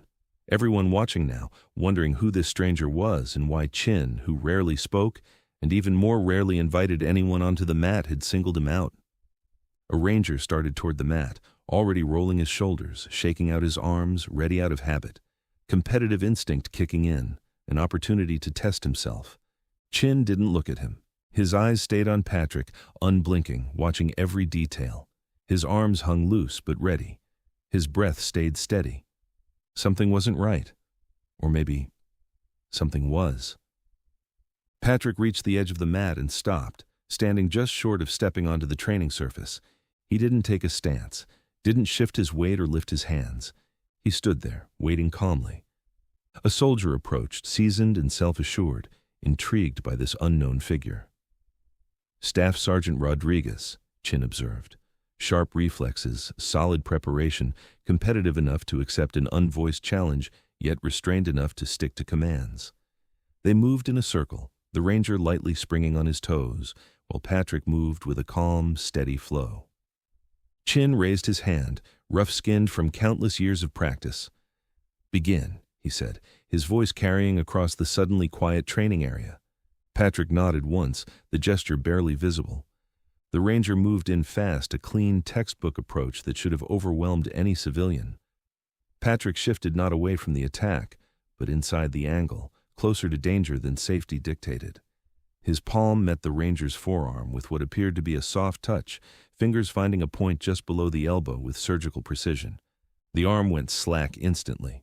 A second exchange followed before the ranger could process what had happened, a redirect that turned aggression into momentum, sending the soldier's own force back against him. Fingers brushed the side of his neck, another touch so light it might have been accidental. The ranger froze mid-motion, his body locked in place as if invisible strings had been cut. His knees buckled without warning. Patrick caught the ranger before hitting the mat, confusion and something approaching fear written across his face. His mouth opened as if to speak, but no words came. Silence spread across the yard, and even the distant sound of equipment being moved seemed to fade into quiet. Patrick stepped back immediately, hands open and visible, posture returning to that neutral stance of perfect balance. He waited, patient, while the ranger tested his limbs and found sensation slowly returning. The ranger flexed his arm experimentally. Feeling crept back into his fingers. He rolled his shoulders, touched his neck where Patrick's fingers had made contact, and looked at Patrick with the expression of a man who had just witnessed something that shouldn't been seen. Chin exhaled slowly, the breath carrying years of experience and sudden understanding. He had seen many styles in his decades of training: military combative, traditional martial arts, street fighting adapted for warfare. He had studied under masters who could break boards with their bare hands and soldiers who could kill silently in the dark. He had not seen that. Patrick bowed once to the ranger, the gesture deliberate and respectful, acknowledging both the man's courage and his own responsibility for what had just transpired. Then he turned to Chin with the same measured respect, his body moving with the fluid grace of someone who had spent years perfecting every motion. As he straightened, the pendant slipped free from beneath his shirt, the cord catching briefly on fabric before releasing. The small piece swayed in the soft light. For a moment, the carved characters were clear-old, worn, and important, Chin's eyes fixed on the pendant with the intensity of a man recognizing something he thought lost to history. He took a step closer, his face shifting from curiosity to something deeper. Not rushed, not alarmed, simply moving with the intentional focus of someone who comprehended precisely what he was witnessing. "That pendant," he said quietly, his voice low enough that only Patrick could hear. "Can I see it?" Patrick met his eyes without flinching, his own eyes steady and unreadable. "It was gifted to me." Chin studied the pendant carefully, then lifted his attention to Patrick's face, as though searching for the connection between the carved object and the young man who wore it. The lines around his eyes deepened with understanding. Chin motioned toward the chair across from him. "Sit," he said, "tea before words." Patrick sat. Chin did not speak right away. He poured the tea first slowly, deliberately watching the steam rise and curl into delicate wisps before vanishing into the still air. The amber liquid caught the light as it flowed in a thin, steady stream from the spout, filling each cup with practiced precision. Only when both cups were filled to exactly the same level did he lift his eyes to Patrick's face. "There are stories," Chin said at last, his voice low, almost reluctant, like a man revealing a secret he'd sworn to protect. "Old ones, the kind that doesn't survive in books because no one ever dares to write them down. Tales passed only through whispers, from teacher to student, in places where walls cannot hear." Patrick remained still, his breathing shallow and controlled, the way Master Shan had taught him to listen with his entire being. "They speak of people who moved through the world unseen," Chin continued, his fingers tracing the rim of his cup, "who solved problems not with force alone, but with understanding, who knew the body's secret pathways as intimately as they knew their own breath." He set the teapot down with a finality that seemed to punctuate his words. "In those stories, they were never called masters, never heroes. They left no schools, no lineage that could be traced." His eyes sharpened slightly, crow's feet deepening at the corners. Because the moment a thing can be traced, it can be hunted, and what they carried was too precious to risk falling into hands that would corrupt it. Patrick felt the pendant warm against his chest, as if responding to Chin's words. The carved symbols seemed to pulse with an energy, as if they had always been waiting for this moment of recognition, this acknowledgement of their true significance. "Some said those people were myths," Chin went on, his voice dropping even lower. "Others said they were wiped out, too dangerous to exist in a world obsessed with power. And some believed they simply chose silence, that they retreated to places no one would think to look, remote mountains, forgotten valleys, abandoned temples where the only witness to their practice was the moon." Chin studied Patrick carefully now, not as a soldier evaluating a recruit, not as a teacher assessing a student, but as someone reading an answer to a question he had waited decades to confirm. His eyes traveled from Patrick's eyes to the pendant and back again, making connections only he could see. "Until today," he said quietly, the words hanging in the air between them like incense smoke. The room seemed to tighten around them, the walls drawing closer, the ceiling lower, as if the very space they occupied had become sacred ground. "Where did you learn it?" Chin asked, leaning forward, almost caution. The question was neither simple curiosity nor a strategic test. It was an acknowledgement seeking affirmation, one keeper of eternal knowledge recognizing another. "On a mountain," Patrick said, "in a stone monastery, quiet and still. Each day began before dawn and ended in meditation. Winter meant survival. Summer meant preparation. We spoke only when necessary." Chin did not ask which mountain. He did not ask which monastery. He did not need coordinates or names. Some truths were better protected by ambiguity. He nodded once, a gesture that contained volumes of understanding. "Then your master understood," Chin said, "why it must remain quiet, why some knowledge thrives only in shadows, away from those who would weaponize it or mix it with ego and ambition." The reality enfolds Patrick not as a lesson, nor as a caution, but as the fulfillment of a cycle that had commenced the moment Master Shan discovered him, lost and afraid, on the mountainside. For the first time, the significance of what Shan had granted him aligned perfectly with the structure of the universe outside their isolated sanctuary. The years of training, the relentless exercises, the injuries and aches, and the bitter cold mornings, all of it suddenly merged into complete clarity. They sat folding their legs with calm, smooth movement, two men used to move without disturbing anything. Silence filled the room, not empty but steady, holding memory and control. Patrick had learned on the mountain that the strongest exchanges didn't need words. Shan could sit for days without speaking, teaching more through silence than others with words. When Patrick finally spoke, it was because the memories needed words.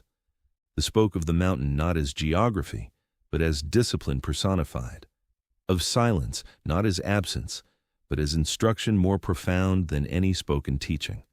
Of a man who never sought a student and never claimed a legacy, yet gave everything so something ancient and precious would not disappear with his final breath. Patrick spoke carefully, deliberately, each word chosen, its weight, its place in the whole. Only truth, clear and simple. Chin listened without interruption, hands resting around his cooling cup, eyes fixed somewhere far beyond the walls perhaps, on a time when he had first heard those same stories whispered by his own teachers and dismissed them as legend or metaphor. When Patrick finished, Chin nodded once, his expression unchanged yet somehow deeper. "Some knowledge survives because it doesn't travel," he said quietly, his finger moving across the table. "It stays pure by staying hidden, protected. When it spreads too far, too fast, it changes. It becomes dangerous." Patrick felt those words settle into the places Master Shan's teachings had already shaped within him, the empty spaces waiting for this confirmation. Chin met Patrick's eyes, his look steady and penetrating. Patrick lowered his eyes in acknowledgement. The wooden pendant rested steady against his chest, no longer just a reminder of the past and of Master Shan's final gift, but a quiet promise that whatever the old monk had protected in silence and isolation would not end with him. The door opened behind them. Mike Donovan stood in the threshold. He didn't step in right away.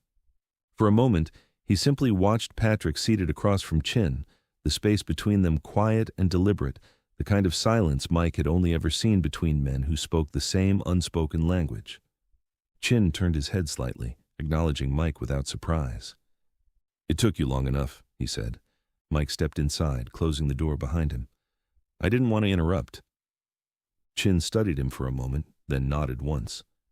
"You heard enough." Mike exhaled slowly. "Yeah." Chin's eyes returned briefly to Patrick, then back to Mike. "You're protecting something rare," he said, "something most people believe no longer alive." Mike looked at Patrick not as a burden to guard, but as someone carrying something rare. Chin's voice was calm, final. "If you're going to walk him back into the world," he said, "understand this, he doesn't need to be shaped. He needs to be kept unharmed."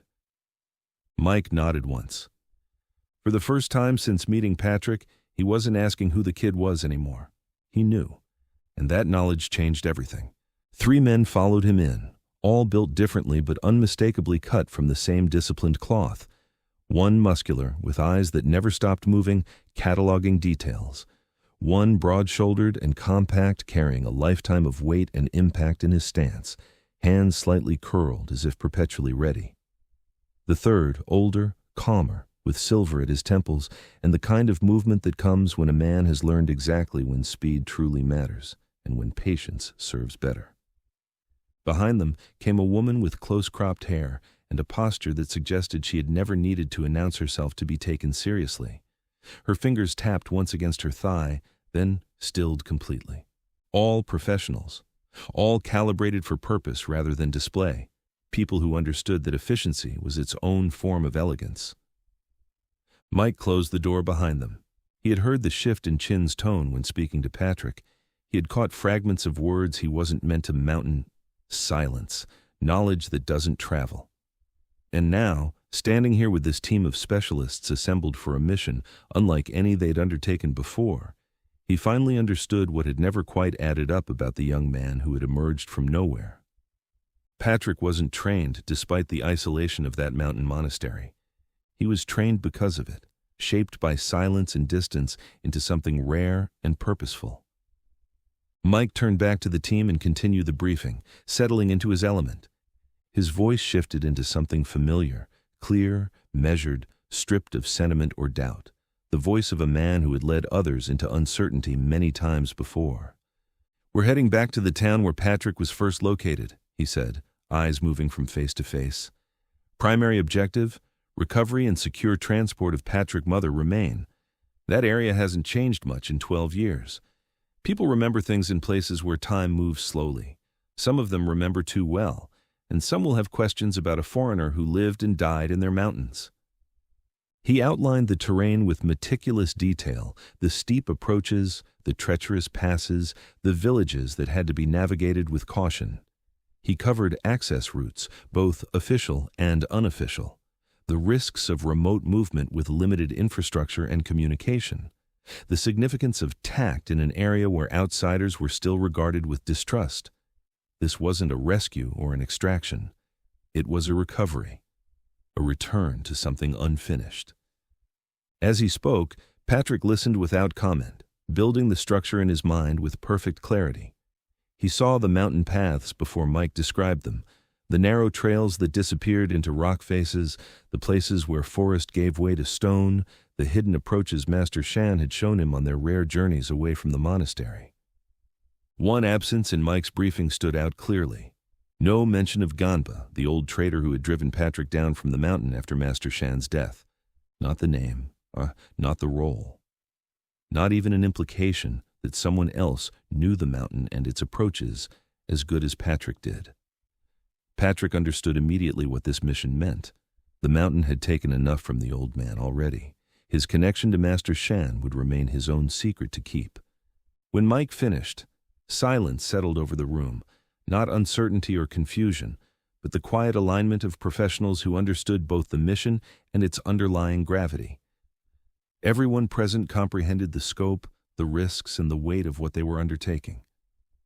Patrick spoke then, just once. "I will guide," he said, the words emerging not as a request or an offer, but as simple fact. His voice didn't rise, it didn't declare or demand. "I know the places," he continued, each word carrying absolute certainty. "I know the paths that don't appear on maps. I know which paths to avoid, and which can be trusted." No one questioned Patrick's statement.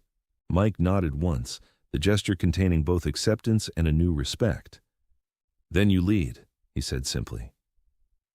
And for the first time since leaving the mountain monastery with nothing but Shan's wooden pendant and the clothes on his back, Patrick stepped into a space where past and present aligned not as pain or burden, but as a clear path forward. In that moment, he felt Master Shan's presence as clearly as if the old monk stood beside him, silent and approving, watching his student become what he was always meant to be. The briefing dissolved into motion. Gear was checked, routes were confirmed, timelines adjusted by minutes that mattered more than hours.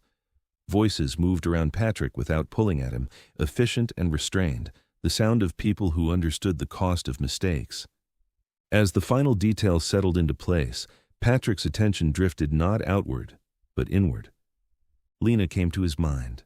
May followed, quieter, her concern living closer to the surface, quick to laugh, quicker to worry. Patrick remembered the sound of plates touching wood, the rhythm of knives against cutting boards, the scent of oil and spice rising at the end of long days. That small apartment had been more than shelter, it had been a space where he had been allowed to exist without explanation. He wondered if they were well, if Lena still locked the door herself at night, if May still counted the register twice before leaving, if the tables still filled, if laughter still surfaced between orders, if the world had been kind enough to leave them untouched. The thought tightened something in his chest. Without them, he knew this with absolute certainty, he would have remained invisible. A man passing through the city unnoticed, a ghost with no name to be found. They had taken him in without questions, without demands, without fear of who he might be. That mattered. Shan had taught him that some bonds were not forged to last forever, but to hold you steady at the exact moment you would otherwise fall. Others existed to remind you that solitude was a choice, not a requirement. Lena and May had been both. Patrick did not push the memory away, just trusting their paths would cross again when the time was right. The work ahead required his full presence. The mountain demanded that. As Mike finished his exchange with the team leader and glanced toward him, Patrick met his eyes and nodded once. Ready meant ready. But when he returned to this town, Lena and May would be the first people he searched for. Some debts were not meant to be repaid with words, only with return. The jet waited at the edge of the runway, sleek and patient, its engines already humming with restrained power. Ahead lay the sky, pale and open, the same sky that arched over mountains and monasteries and unmarked graves. Mike glanced back at him from the stairs. "You good?" Patrick nodded once. "Yes." Inside the cabin, the air was quiet and controlled. Seats faced forward, straps hung ready. The team settled in with minimal movement, each person folding themselves into readiness. Patrick took his place by the window. He placed his hands loosely on his thighs, feeling the pendant beneath his shirt warm against his chest. When the plane began to roll, Patrick did not look away. The runway stretched, the speed built, the ground loosened its hold. As the aircraft climbed into the morning sky, Patrick closed his eyes. Not in fear, not in memory. He was not returning as a lost child, not as a survivor clinging to fragments of the past. He was returning as someone who knew the way, who had walked it once without understanding, and now walked it again with intention.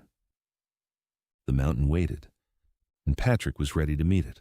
The price of being seen. By the time the convoy reached the hotel, the afternoon had begun its slow descent toward evening. Light slanted between buildings, softer now, catching on windows and dust and movement. Traffic thickened but no longer rushed. The day was winding down, people spilling out of offices, shops preparing for the dinner hour. Patrick stepped out of the vehicle and paused. The air carried oil, damp stone, cooking spices. It felt familiar in a way that unsettled him.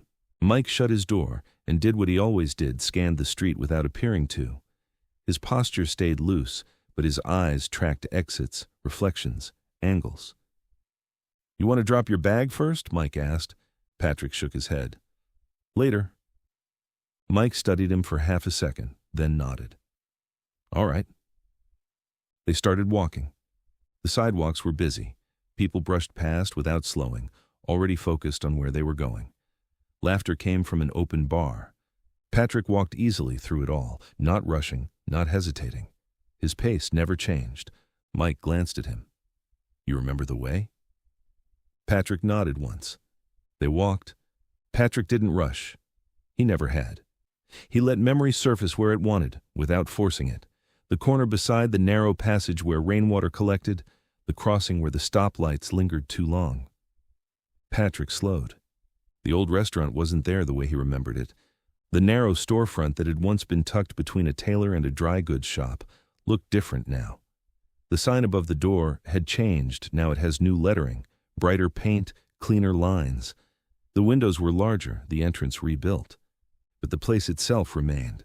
Through the glass he saw movement, steam rising, plates moving from hand to hand, the familiar rhythm of a working kitchen. Mike noticed him pause.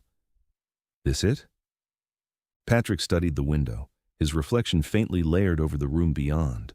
Older now, taller, still carrying the quiet calm that didn't belong to the city. "It was," he said. Then after a moment, softer.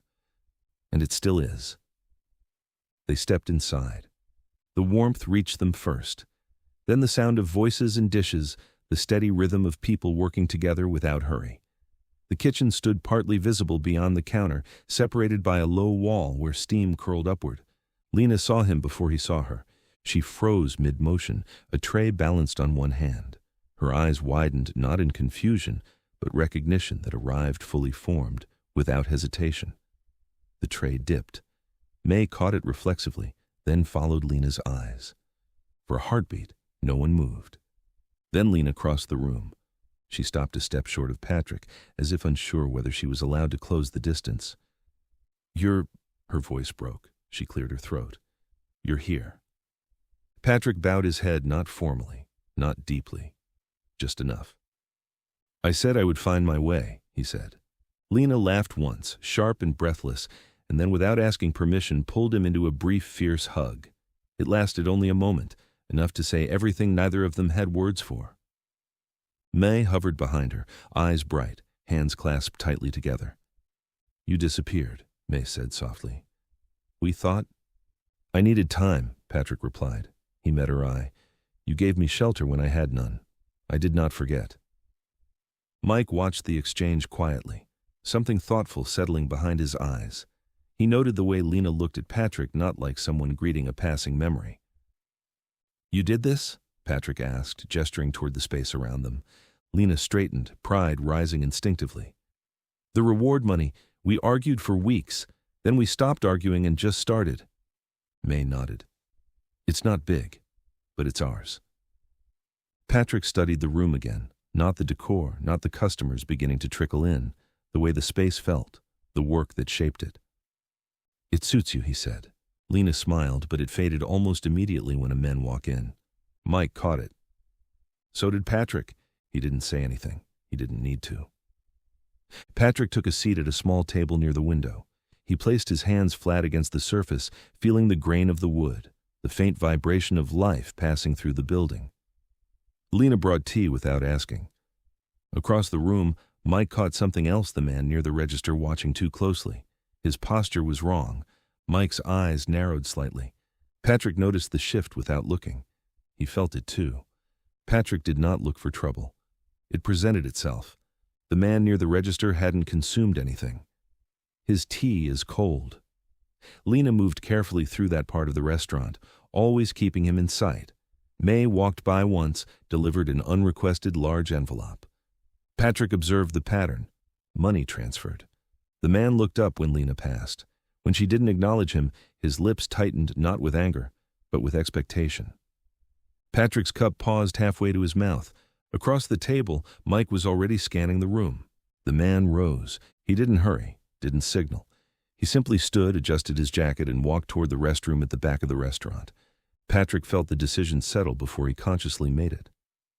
"I'll be back," he said quietly. Mike's eyes flicked to him. "Where are you going?" Patrick was already standing. "Restroom." Mike followed his line of sight, saw the man's retreating back. Mike's jaw tightened. "Patrick." "I will not be long," Patrick said. There was no urgency in his voice. The kitchen door swung shut behind the man just as Patrick reached the hallway. The air changed. Cooler, damp, smell of bleach and old tile. Patrick followed. The restroom was empty. The man stood at the sink, staring at himself in the mirror, adjusting his jacket like nothing had happened out there. He saw Patrick in the reflection. "You're not staff," he said. "No." Patrick stepped closer. Calm, a quick look, measuring. "You lost?" "You take money from them," Patrick said. "From women who work for it." The man gave a short laugh. "That's how this works?" Patrick shook his head slightly. "No." Now the man turned fully, bigger up close, heavy, used to people stepping back. "Walk away," he said. "This isn't your problem." Patrick looked at him. "It is now." A small shift. The man stepped forward, confident, used to people stepping back. Patrick moved, not fast, taking a short step inside the man's space. A strike to the ribs sharp. The man gasped for air. Before he could react, a second strike. Lower this time. The pain made him bend slightly, not down. Not yet. Patrick's eyes stayed on him, calm. The man tried to recover, anger rising now. He swung, wide. Patrick turned his body just enough, let it pass. His hand snapped out. A clean strike to the shoulder joint, a crack. The man's arm dropped useless at his side. Shock replaced anger. Patrick stepped closer, no rush, with no emotion, as two fingers rose. Pressed just below the neck, timed with the man's breath, everything stopped. The man's body locked, eyes wide, breathing gone. He was not unconscious, but worse, aware, trapped inside himself. Patrick held him there for a moment. Let him understand. Let him feel it. Then he leaned in slightly, his voice low. You take from them again. It will not stop here. He released the pressure. The man collapsed to his knees, gasping, clutching his broken arm, control gone. Patrick stepped back. Calm, untouched, the man remained on the floor, breathing hard, shaking, humiliated, and afraid. Patrick looks at him for a moment. The man tried to speak. Nothing came out. Patrick washed his hands. Then he turned and walked out. The noise of the restaurant swallowed him. At the table, Mike looked up instantly, took in Patrick's face, his hands, the absence of the blood, panic, disruption. Problem? Mike asked quietly. Patrick sat, picked up his spoon. No, he said, it has been addressed. Mike held his eyes for a long second, then nodded once. From the corner of the room, Lena glanced toward the restroom, then back at Patrick. Something in his posture told her not to ask. The man would not be returning. And Patrick, calm as ever, finished his tea. Lena stood arms folded, eyes fixed on Patrick with a mixture of relief and alarm that told him she already knew something had happened. You shouldn't have done that, Lena said quietly. Patrick looked up at her. He will not return. That's not the problem, May said, lowering herself into the chair beside them. Her voice stayed calm, but her hands betrayed her, twisting together. He wasn't important. Mike stilled. Explain. Lena exhaled and glanced toward the kitchen, making sure no one was close enough to hear. He collects. For someone else. How many? Mike asked. Everyone, May said. On this block, on the next one too. Restaurants, shops, even the delivery drivers. If you want to keep your doors open, you pay. Patrick absorbed this without visible reaction. And the boss? Lena hesitated. He doesn't come here. He won't need to, Mike said. Patrick looked at Lena again. You should not have to live like this. Lena gave a humorless smile. This is the city. We live because we learn where not to push. Patrick nodded slowly. I pushed. Yes, May said, and now you can't be here when the questions comes. Mike was already standing. We're leaving, now. Lena reached across the table and gripped Patrick's wrist, her fingers tight. You didn't do anything wrong, she said, but you don't understand how this works. They don't forgive embarrassment. Patrick met her eyes. I will return. Her eyes softened, then hardened again. Don't promise that. I promise, Patrick said. Mike placed a hand on Patrick's shoulder, not restraint direction. Let's go. They stood. As they moved toward the door, Patrick turned once more. Then they were gone. Mike scanned reflections in windows, the angles of parked cars, the rhythm of footsteps behind them. You good? He asked. Yes, Patrick said. That wasn't the question, Mike replied. Patrick considered. I am aware. That's enough for now.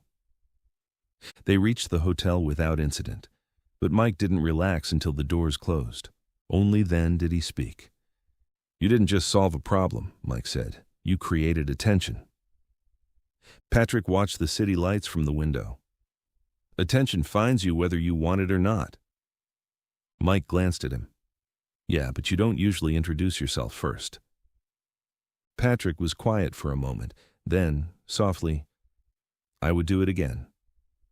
Mike nodded. I figured. The room was quiet in the way powerful rooms are, silence that demands respect. No music drifted through the walls. No raised voices disturbed the carefully maintained peace. Just the low hum of a ventilation system and the faint clink of porcelain as a cup was set down with care on the mahogany table. The triad boss listened without interruption, his hands folded before him, his expression carved from stone. The man speaking stood a full step back from the desk, eyes lowered in the ritual posture of deference. He did not offer interpretation. He spoke the facts with quiet precision, each word measured and deliberate. Your son collapsed, he said flatly. No marks, one broken bone, breathing steady, unconscious for exactly 2 hours before regaining consciousness. The boss lifted his eyes slowly, deliberately, the movement itself a statement of power. Where? A restaurant, new owners, 2 women running the establishment. Cameras? None functioning. No witnesses willing to speak. Those present have gone silent. The boss's fingers rested lightly on the polished surface of the table, unmoving, each knuckle a study in controlled tension. His expression didn't change, but something shifted in his eyes. He was thinking, calculating. Doctors? They said exhaustion, stress, minor seizure activity possibly, could not explain the specifics of the incident, no clear medical diagnosis available. Silence returned to the room, thicker now than before. The boss understood exactly what that meant. He had lived long enough to recognize the difference between accident and intention, between chaos and design. Find who was there, the boss said quietly, his voice of absolute authority. Yes, the man acknowledged. Do not approach, he added. Watch, learn, report back. The man bowed respectfully and withdrew from the room, closing the door with barely a whisper of sound. The boss remained seated in his leather chair, staring at nothing in particular, though his mind was moving through possibilities. Whoever had done this was not testing him. That much was certain. By the time Patrick lay down, sleep came quickly but not deeply. The city never fully slept. Somewhere below, engines revved, doors slammed, a siren cut the air and faded. Patrick breathed through it the way Shan had taught him, letting noise pass without making a sound. Morning arrived early. The team was already moving when Patrick stepped outside. Gear laid out in clean rows, packs checked and rechecked, radios tested, then silenced. 3 UTVs waited near the edge of the lot, matte paint dulled to avoid reflection. Nothing flashy, everything practical. No one spoke more than necessary. By late morning they rolled out, and by afternoon, Mike pushed them hard north and up, away from the city, away from the grid of streets and eyes that watched too closely. Pavement narrowed, then broke into gravel. Towns thinned into fuel stops and shuttered buildings. The air cooled as elevation climbed. Patrick felt the difference immediately. The farther they went, the quieter his mind became. They didn't stop until dusk. Camp was made where the forest opened just enough to breathe high ground, clear sightlines, water close, but not too close. The team moved with the confidence of people who had done this many times before. Tents went up. A small fire was lit. Food warmed. Patrick sat near the fire, hands extended toward the heat, watching the flames bend and straighten in the night breeze. Mike settled across from him, a metal cup in his hands. For a long time, neither spoke. Finally, Mike broke the silence. Most people, he said, staring into the fire, they just mind their business. That's how they get through the day. They see something wrong, they tell themselves it's not their problem. Patrick nodded once. I have seen that. It's not always cowardice, Mike continued. Sometimes it's survival. People have families, jobs, things they're afraid to lose. Patrick looked at him across the firelight. Fear does not disappear because you ignore it. Mike smiled faintly. No, it just gets quieter. Patrick considered that. The fire popped softly between them. When I was on the mountain, Patrick said, if something was broken, you fixed it. If someone was hungry, you fed them. Silence was not an excuse. Mike watched him carefully. That world didn't have gangs or governments. Patrick shook his head. Not when people I care for are being mistreated. To do nothing would change me. Shan taught me that action defines what silence cannot. The fire reflected in Mike's eyes. Yeah, he said quietly. I figured as much. Around them, the forest settled into its night rhythm. Insects hummed.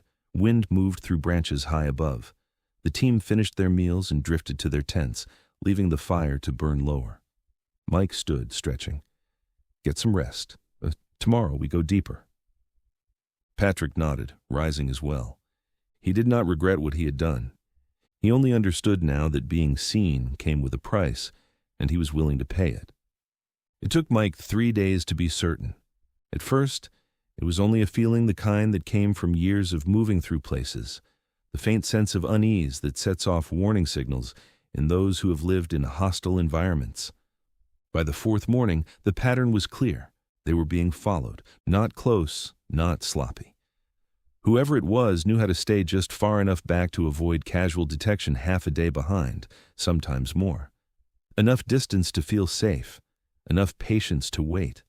Professionals who understood the meaning of pursuit, who never closed the gap enough to risk discovery, but never let it widen enough to lose the trail. Mike slowed the team's pace without explanation, stretching the day, watching the way the forest reacted. When he altered course slightly, the presence behind them adjusted too. He'd test with a deliberate pause near a stream and later find evidence someone had lingered in the same spot. That night, he called the team together. The fire was kept low, barely more than charcoal, the orange glow casting deep shadows across everyone's faces. Faces were lit from below, serious, alert, a circle of warriors who'd sensed the threat before Mike confirmed it. No one spoke until Mike did, though hands rested casually near weapons, bodies angled for quick movement. "We're not alone out here," he said quietly, voice barely sound beyond their circle. "We've been followed since we left the town." No surprise crossed any face, only attention sharpened, eyes narrowing, postures shifting imperceptibly from relaxed to coiled. Mike continued, running a hand over stubbled chin. "This started before the mountains, at the restaurant. Patrick didn't start a fight, but he sent a message. The kind people like that don't forget." Patrick did not look away, his eyes steady in the flickering light. His stillness wasn't defensiveness, but acceptance of consequence. The woman on the team nodded once, her fingers tapping a silent rhythm against her knee. "Organized?" "Yes," Mike said. "And careful. Too careful for local muscle, too patient for amateurs. They're moving like they have resources and time." Silence settled as the implication sank in, broken only by the soft crack of burning wood and the endless night sounds of the forest. "They're staying back," Mike went on, drawing lines in the dirt with a stick. "Watching, waiting. If we let them trail us any farther, they'll learn too much. Where we're going, why we're going there, the location of the monastery, things that have stayed hidden for centuries." Patrick spoke for the first time. "That cannot happen. The monastery must remain unknown. What remains there is not for them." "No," Mike agreed, meeting his eyes. "It won't." The plan formed without debate, each team member contributing expertise with minimal words and maximum efficiency.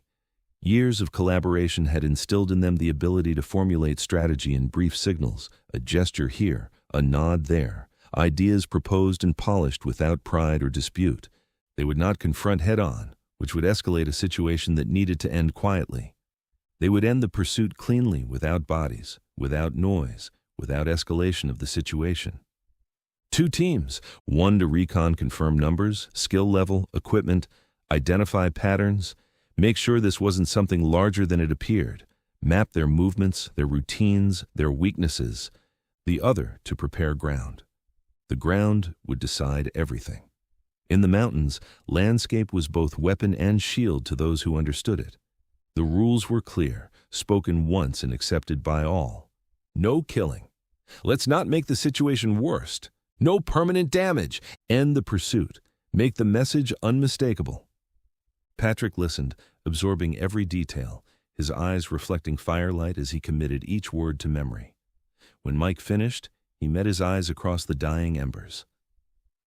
"You will do the scouting," Mike said, recognizing the young man's gift. "You see things before the rest of us do. You sense appearance like it's a language." Patrick nodded without pride. "I will know them their intent, their readiness." They moved before dawn, when darkness was deepest and the forest most still. Patrick moved like shadows, never breaking stride, never disturbing what didn't need to be touched. Patrick guided them with efficient pace, leaving hardly any indication of their movements. Patrick felt the presence before he saw it, the way Shan had taught him to sense disturbance in the natural flow of things. 5 men, armed professional, men who followed orders, who understood risk, who moved with intention, men who kill for a living. They were confident enough to follow, careful enough to survive, experienced enough to be dangerous. Patrick marked them in silence, the Rangers cataloging weapons, formation, communication methods. He noted the leader who gestured without speaking, the flanker who kept scanning the heights, the rear guard whose eyes never settled. By midday, the ambush was set. The team chose a section of trail that forced the men into commitment, a tight elevated passage bordered by rock face and cliff. No room to run, no opportunity to charge. Anyone advancing had to continue forward or stop entirely. They waited. The 5 men came through exactly as expected, single file, cautious, weapons concealed but ready. They moved well, quiet, alert, professionals who believed distance alone kept them safe. They were wrong. The lead man never saw Patrick coming. He stepped forward, weight shifting, and Patrick was already inside his space. 2 fingers pressed lightly at the base of the neck, not a strike, but a precise interruption. Balance vanished. The man pitched forward and hit the ground hard, breath tearing from his lungs in a sharp, helpless gasp. Before the second could react, a ranger dropped from above and behind. An arm looped around the man's shoulders, pinning his arms tight against his chest as his feet left the ground. He was pulled backward into cover, lowered silently, hands secured. The third reached for his weapon. Patrick was already there. He moved with the same quiet certainty, intercepting the wrist mid-motion. 2 fingers pressed beneath the neck, exact, controlled. The arm went dead instantly. The man's knees buckled as if the ground had given way beneath him. Patrick helped him down, stopping the fall so his head never hit the stone. The fourth tried to retreat. A ranger slammed into him from the side, driving him into the rock wall. A forearm slid across the throat, not crushing, just enough. Zip ties followed. The 5th froze. Not from fear, but realization. This wasn't a street encounter. This was a place where mistakes can cost life. He raised his hands. Within minutes, all 5 were on the ground, restrained, disarmed, breathing, and very aware of how completely they had been taken apart. Hands zip ties with cord, weapons removed with methodical care, unloaded, disassembled, eyes opened wide in understanding as the reality of their situation dawned. They had been allowed to follow, permitted to believe themselves undetected. Mike stepped into the open just long enough to be unmistakably seen. He didn't raise his voice. He didn't rush. He stood with the relaxed certainty of someone who had already measured every outcome and chosen the least destructive one. "This stops here," he said evenly. "You turn around. You go back the way you came. You tell them exactly what happened." One of the men answered, "They won't accept that." Mike's expression didn't change. "You don't follow us again." Another shook his head, fear cracking through the discipline. "If we walk away, they'll kill us." Mike considered that, then said, "Run." The man let out a hollow laugh. "They'll find us." They spoke of the triads not as an organization, but as gravity. A system that did not forget insults, a structure where failure was punished more harshly than death. They were not freelancers. They were expendable pieces sent to test a response. Mike listened without interruption. When they finished, he nodded once. "You go and hide," he said. "Now." The men didn't argue. They didn't thank him. They gathered what little gear remained and disappeared down the trail with the uneasy urgency of men who knew they were running out of time. Patrick watched them go, expression unreadable. "They will report," Mike said quietly when they were gone. "Yes," Patrick replied. "And they'll say we let them live." "Yes." Mike turned toward him. "Which means next time they won't send men like that." Patrick met his eyes calmly. "No, they will send those who do not give mercy." That night, the team moved higher into the mountains before stopping. The camp they made was deliberate small fire, minimal light, no excess sound. Stars burned sharp overhead, closer now, as if the mountain were narrowing the world down to essentials. Mike addressed the team. "We are being hunted, not actively but intentionally. From now on, we assume pursuit unless proven otherwise." No one objected. Later, as water warmed over the fire, Mike sat across from Patrick. "We've bought time, not safety." Patrick nodded, hands wrapped around the cup. "We are both being pursued now. That is unavoidable." Mike absorbed that, then asked, "How long until we reach it?" Patrick considered the terrain, the weather, the team's pace. 2 days, he said. Mike stood and addressed the group. "You heard him. We move smart, we move quiet, and we do not assume this is over." The fire was extinguished. The trail waited, where silence began. They reached the edge of the mountain just after dawn. The monastery slowly came into view through the fog. Old prayer stones along the path. Nothing had changed. Nothing needed to. The group stopped a few steps behind, their presence appearing almost unwelcome within the tranquility of this monastery. No one spoke. Patrick stepped forward alone and stopped at the threshold, his body silhouetted against the faded red gate with its hand-painted Buddhist symbol. The familiarity of it washed over him in waves, each detail exactly as he had carried it in his mind for all these months. For a long moment, he simply stood there, hands resting at his sides, shoulders loose, breathing slow. "I need to go in first," he said quietly, his voice barely disturbing the silence. Mike nodded immediately. No questions, no conditions. His face showed understanding that went beyond words, the recognition of a man returning to sacred ground.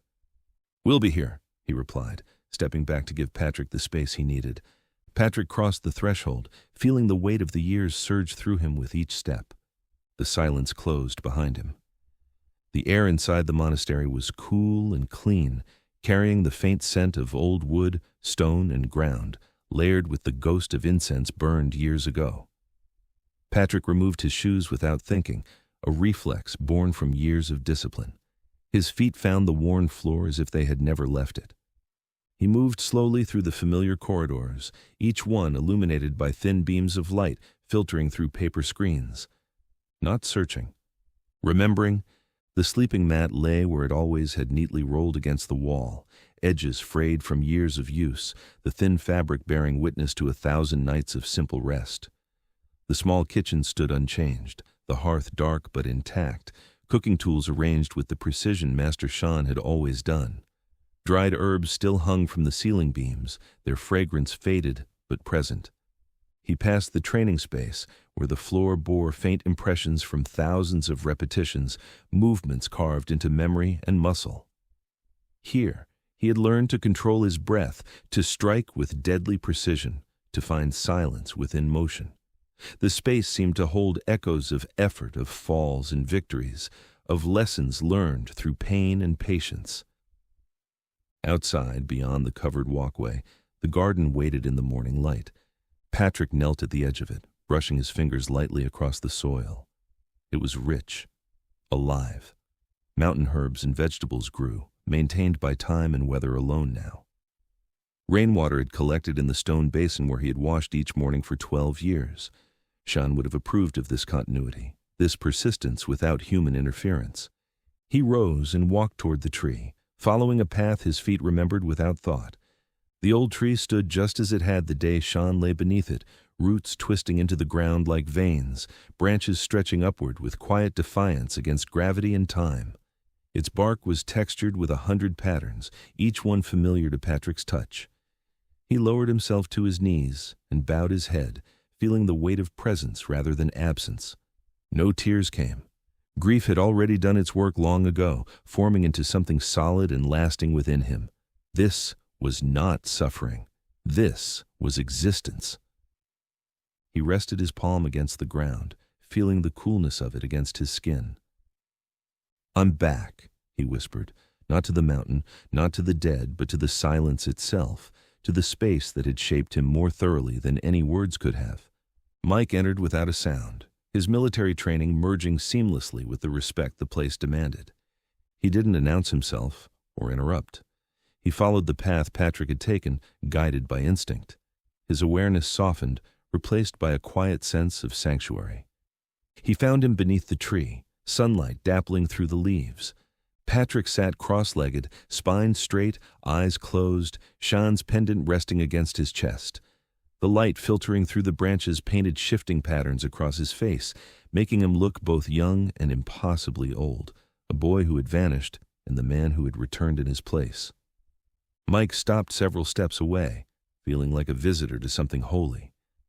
Then, quietly, respectfully, he sat beside him on the ground.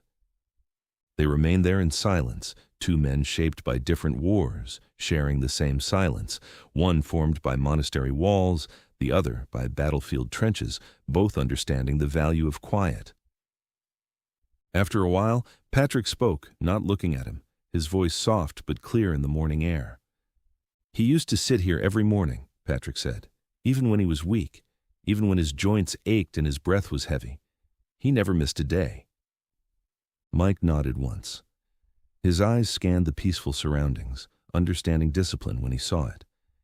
"He said the tree reminded him that strength doesn't rush," Patrick continued, his hand lightly touching a root that curved above the soil. "It waits. It grows slowly, year by year, through storm and sun, never forcing itself. Just being." Mike glanced at him, seeing Julian in his jaw, in the way his hands rested, relaxed but ready. The resemblance was strong, not just physical, but something deeper Julian had always had. Mike choke, the guilt of survival briefly visible in the tightening of his jaw. "Your father would have been proud of you." The words came out rough but honest, carrying the weight of everything Mike had carried since the crash. Patrick let that settle. He didn't deny it. He allowed himself, perhaps for the first time, to accept this inheritance not of wealth or name, but of character. After a moment, he nodded, a simple acknowledgement of a truth he was still learning to carry. They sat beneath the tree together as the sun climbed higher, the monastery holding them both the way it always had without asking who they were, only whether they belonged. In this moment, outside of time, a former soldier and a monk's apprentice found common ground in shared silence.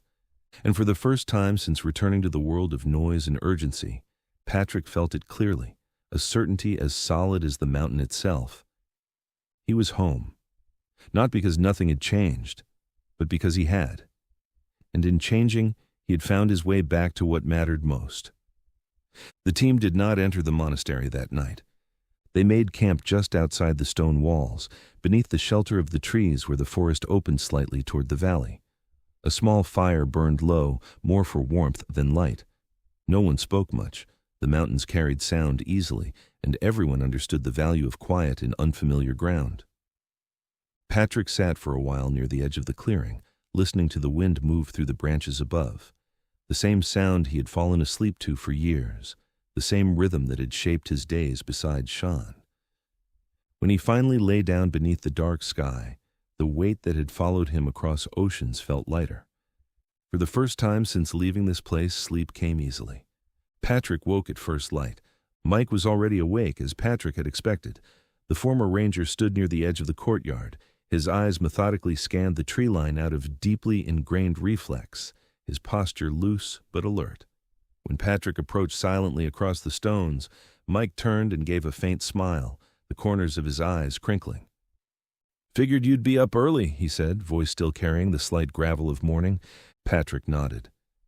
"It's time to get water."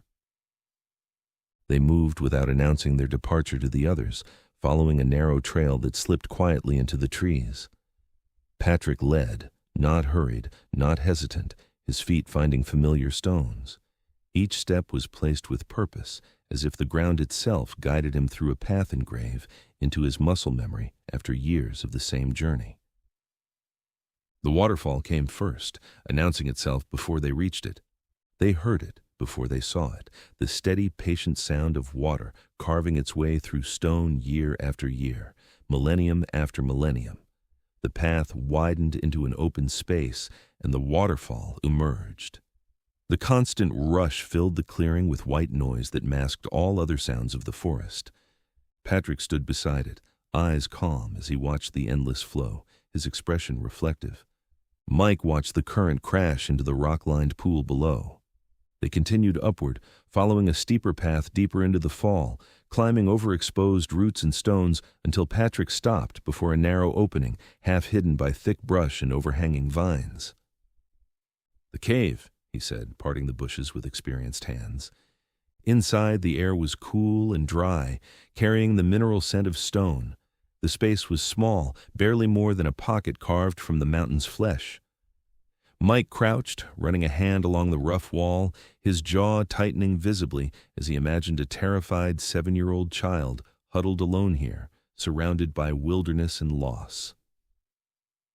"I stayed here after the fall," Patrick said simply, his voice echoing softly against the stone. "Before Shan." His eyes traveled around the small space as if seeing both past and present simultaneously. They moved on, climbing higher along the mountainside. At the stream that fed the waterfall, Patrick knelt and reached into the clear, frigid water with practiced ease, his fingers perfectly still against the current. A flash of movement beneath the surface, then a fish, caught cleanly between his hands, its silver body thrashing briefly before Patrick ended its struggle with swift mercy. Mike shook his head, genuine admiration. "You make that look easy." "It isn't," Patrick replied, meeting his eyes. "But after a while it becomes familiar." He showed Mike the herb's next leaves tucked between stones, roots hidden beneath cushions of emerald moss. Patrick identified them without hesitation, fingers touching each plant as he explained which healed, which nourished, which could harm if misunderstood, knowledge passed down from Master Shan.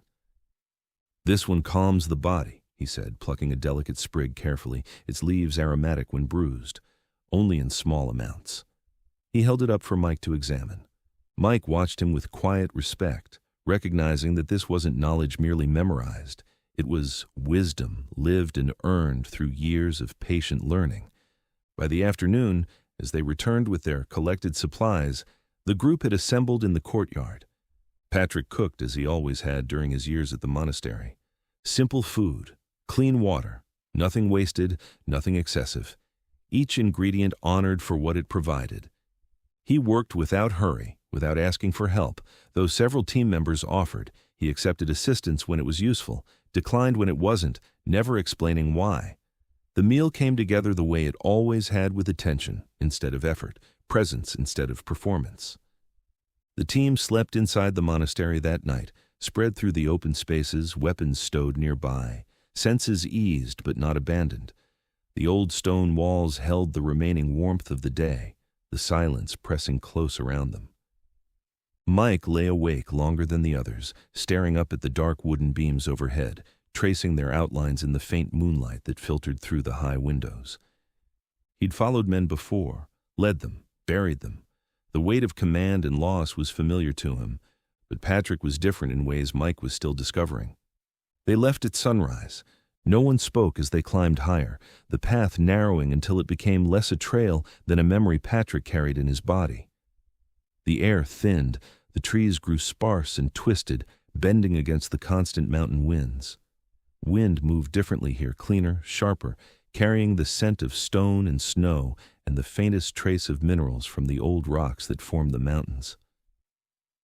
Patrick stopped at the edge of a broken ridge, where the mountain valleyed down sharply before rising again. The morning light cast long shadows across the rugged landscape, lighting the face of a place untouched by time. Patrick stopped at the edge of the clearing. The trees had grown taller. The ground had shifted with seasons and storms. He knew the place immediately. "This is where it happened," he said, his voice barely rising above the wind moving through the branches. Mike stood beside him, silent as stone.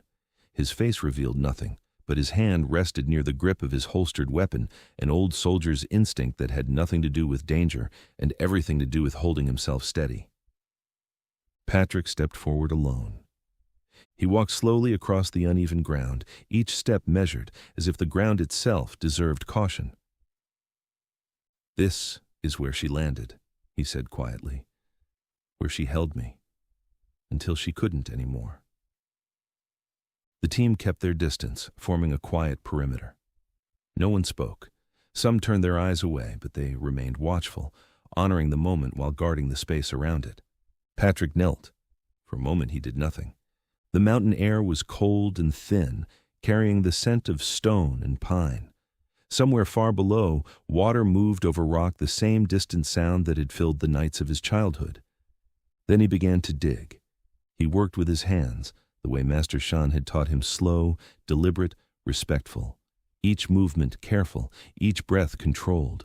The soil gave way without resistance, as though the mountain itself had been waiting for him to return. Years folded in on themselves, the frightened boy digging with bleeding fingers, the silence of the forest closing around him, the long nights beside the small grave he had made with no understanding except that he could not leave her alone. Now the ground opened again. Fragments of fabric appeared, first faded, fragile, preserved by cold and time. Patrick stopped. His hands rested against the soil. He closed his eyes. He did not cry. Shan had taught him that grief does not always break into tears. Sometimes it simply stands beside you, silent and enduring, asking only to be acknowledged. Mike stepped forward, his boots crunching softly on the rock. He placed a hand on Patrick's shoulder.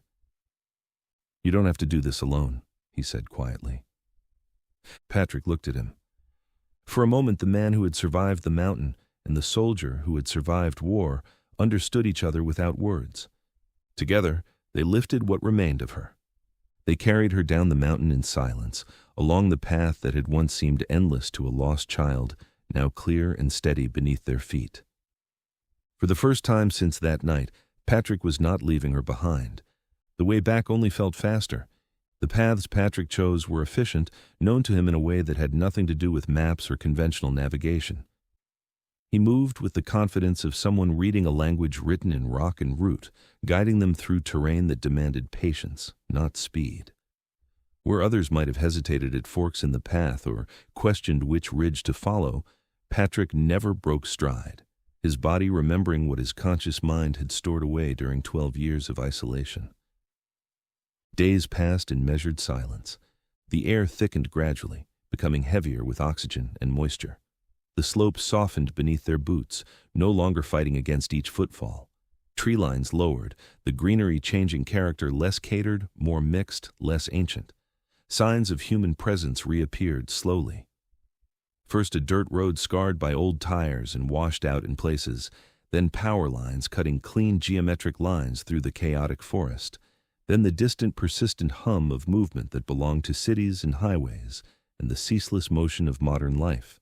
Late in the afternoon, they stopped on a ridge, the valley opening wide below, the city stretched out in the distance. Mike pulled the satellite phone from his pack and turned his back to the group, his shoulders tense with responsibility. "Extraction window confirmed," he said quietly, voice clipped and professional. "Have the jet staged and running. We'll need immediate departure capability." A pause as he listened, eyes scanning the horizon. "We're heading back." He ended the call and sent a short encrypted message to Alexander. Mission complete, returning. The team resumed movement, falling into formation with the natural rhythm of trained professionals. By the following evening, the airstrip came into view, dim navigation lights creating a necklace of lights against the darkening landscape, quiet and remote, but meticulously prepared. The jet waited on the far end of the runway. The remains were transferred carefully, with professional care. No ceremony, no unnecessary words. Mike addressed the team once the cargo was secured, his voice low but carrying authority. "Stand by, we're making one stop." No one questioned it. The acceptance in their eyes spoke of trust earned through action, not demanded through hierarchy. Patrick and Mike entered the city alone, driving through streets that felt both strange and familiar to him. They avoided the restaurant too public, too exposed, too many eyes. Instead, they waited outside the apartment building, keeping shadowing and timing their approach carefully. When Lena and May appeared, walking with the casual alertness of city dwellers, Patrick stepped forward before either could speak, emerging from darkness into the pool of streetlight. Lena froze, her conversation with May cutting off mid-sentence, her eyes widening in disbelief. Then she crossed the space between them with urgent steps and held him without restraint, arms tight around his shoulders, breath uneven against his neck. Longer than May's embrace that followed, Mike noticed the difference, cataloging it silently, said nothing. "You shouldn't have come back," Lena whispered, her normally confident voice fragile with concern. "It's not safe." "I needed to see you," Patrick replied. Inside, the apartment was small, warm, familiar. The same mismatched furniture, the same string lights casting shadows, the same sense of life and youth that had first welcomed Patrick to the modern world. They spoke quickly, time a luxury they couldn't afford. Lena told them the truth, her usual playfulness replaced by grave urgency. "The man you stopped," she said, leaning forward intently. "He wasn't just an enforcer. He was the boss's son. His father controls all the businesses in this city." Patrick absorbed it without reaction, his face composed in the way Master Shan had taught him, acknowledging reality without being ruled by it. "He will not forget," May added softly from where she sat, hands folded tight in her lap. "He will look for you. He has resources." Mike nodded once, the slight movement containing volumes of understanding. "Then Patrick leaves now. Tonight." Patrick met Lena's eyes, looking into her eyes with quiet intensity. "If you ever feel unsafe, you come to the United States. You don't wait. You don't question. You contact this number." He pressed a folded paper into her hand, his fingers lingering for a moment on hers. She nodded, hard, determined. When they parted, Lena held him again briefly this time, but fiercely, as if trying to imprint something of herself onto him. May touched his arm with gentle fingers, eyes bright with unspoken emotion. Mike was already scanning the street through the window, his body language shifting to combat readiness. They were being followed before they had gone 3 blocks. Mike felt it before he confirmed it. Years of training made certain patterns impossible to ignore. The same pair of headlights lingering through 2 turns, a dark sedan drifting through traffic with just enough distance to avoid suspicion. "Company," Mike said quietly. Patrick didn't turn around. He didn't need to. The car behind them slipped through the same yellow light Mike pushed through. "They're watching both places," Mike muttered. "Restaurant and apartment. They've been waiting." He pressed harder on the accelerator. The engine answered immediately as the car surged forward, slipping between lanes with practiced precision. A delivery truck loomed ahead. Mike cut left around it, tires humming against the pavement as they cleared the intersection just as the light turned red. In the mirror, the sedan followed. Another set of headlights appeared behind it. Patrick saw it now. 2 cars. Mike reached into the console and pulled out the satellite phone, dialing without slowing. "Start engines," he said into it, voice calm and clipped. "We're inbound. Possible hostile pursuit." He ended the call and tossed the phone back onto the seat. The city thinned around them, streetlights stretching farther apart, storefronts giving way to empty roads and dark industrial buildings. The airstrip lay beyond the edge of the city, a strip of asphalt cut into open land. Behind them, the pursuing cars closed the distance. One of them accelerated suddenly, pulling into the opposite lane, trying to come alongside. Mike swore under his breath. "Hold on!" He jerked the wheel right, cutting onto a narrow service road that curved around a warehouse lot. Gravel sprayed as the tires fought for grip. The pursuing car overshot the turn, forced to brake hard before crashing. Mike didn't look back. He drove. The road opened ahead, straight and empty now, leading directly toward the faint lights of the airstrip. The jet's engines were already spinning when they reached the perimeter fence. Their high-pitched whine sliced through the quiet night. Mike pushed the car faster. The headlights behind them surged forward again. 30 seconds, Mike said. Patrick stayed silent, eyes forward. The runway lights grew larger. Mike swung through the open gate, tires screaming as he cut the wheel and slid the car sideways across the gravel beside the jet. The vehicle hadn't fully stopped when the doors flew open. "Move!" They ran. Behind them, the pursuing cars roared into the lot, headlights bouncing wildly across the tarmac. Patrick reached the stairs first, taking them 2 at a time. Mike followed close behind, turning once to glance back across the dark airfield. Men were already getting out of the cars. Too late. The cabin door slammed shut. The engines roared. The jet lunged forward, racing down the runway as the vehicle skidded to a stop near the parked car. Headlights swept uselessly across the tarmac as the aircraft lifted free of the ground. The city fell away beneath them. Patrick rested his forehead lightly against the window. For a moment the mountain returned to him. The monastery at Dawnstone cool beneath bare feet. The quiet garden rose. Shan sitting beneath the old tree, unmoving, patient. Then Lena's face appeared in his mind, the urgency in her voice, the strength in her arms. Mike shifted in the seat beside him. "You, okay?" Patrick kept his eyes on the darkness beyond the glass. The city lights were already fading below them. "Yes," he said quietly. And for the first time since leaving the mountain, the words felt true. He was going home. The unseen touch.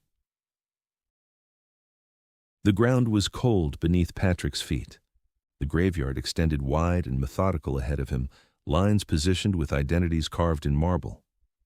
Patrick stood beside Mike, hands folded loosely in front of him, posture straight without effort. He wore black, not because it was expected, but because it felt correct. The suit rested unfamiliar against his shoulders, tailored, precise. He did not fidget. He did not adjust it. He did not look away. Aiko Khan's casket rested between two markers, one new, one older, Julian Khan, Patrick's father. Alexander Khan stood a step ahead of them all, older now, smaller somehow. His shoulders carried decades of decisions, of distance mistaken for duty. His voice, when he spoke, was measured and controlled. Patrick listened. He did not hear the words so much as their intention. Apology, regret, finality.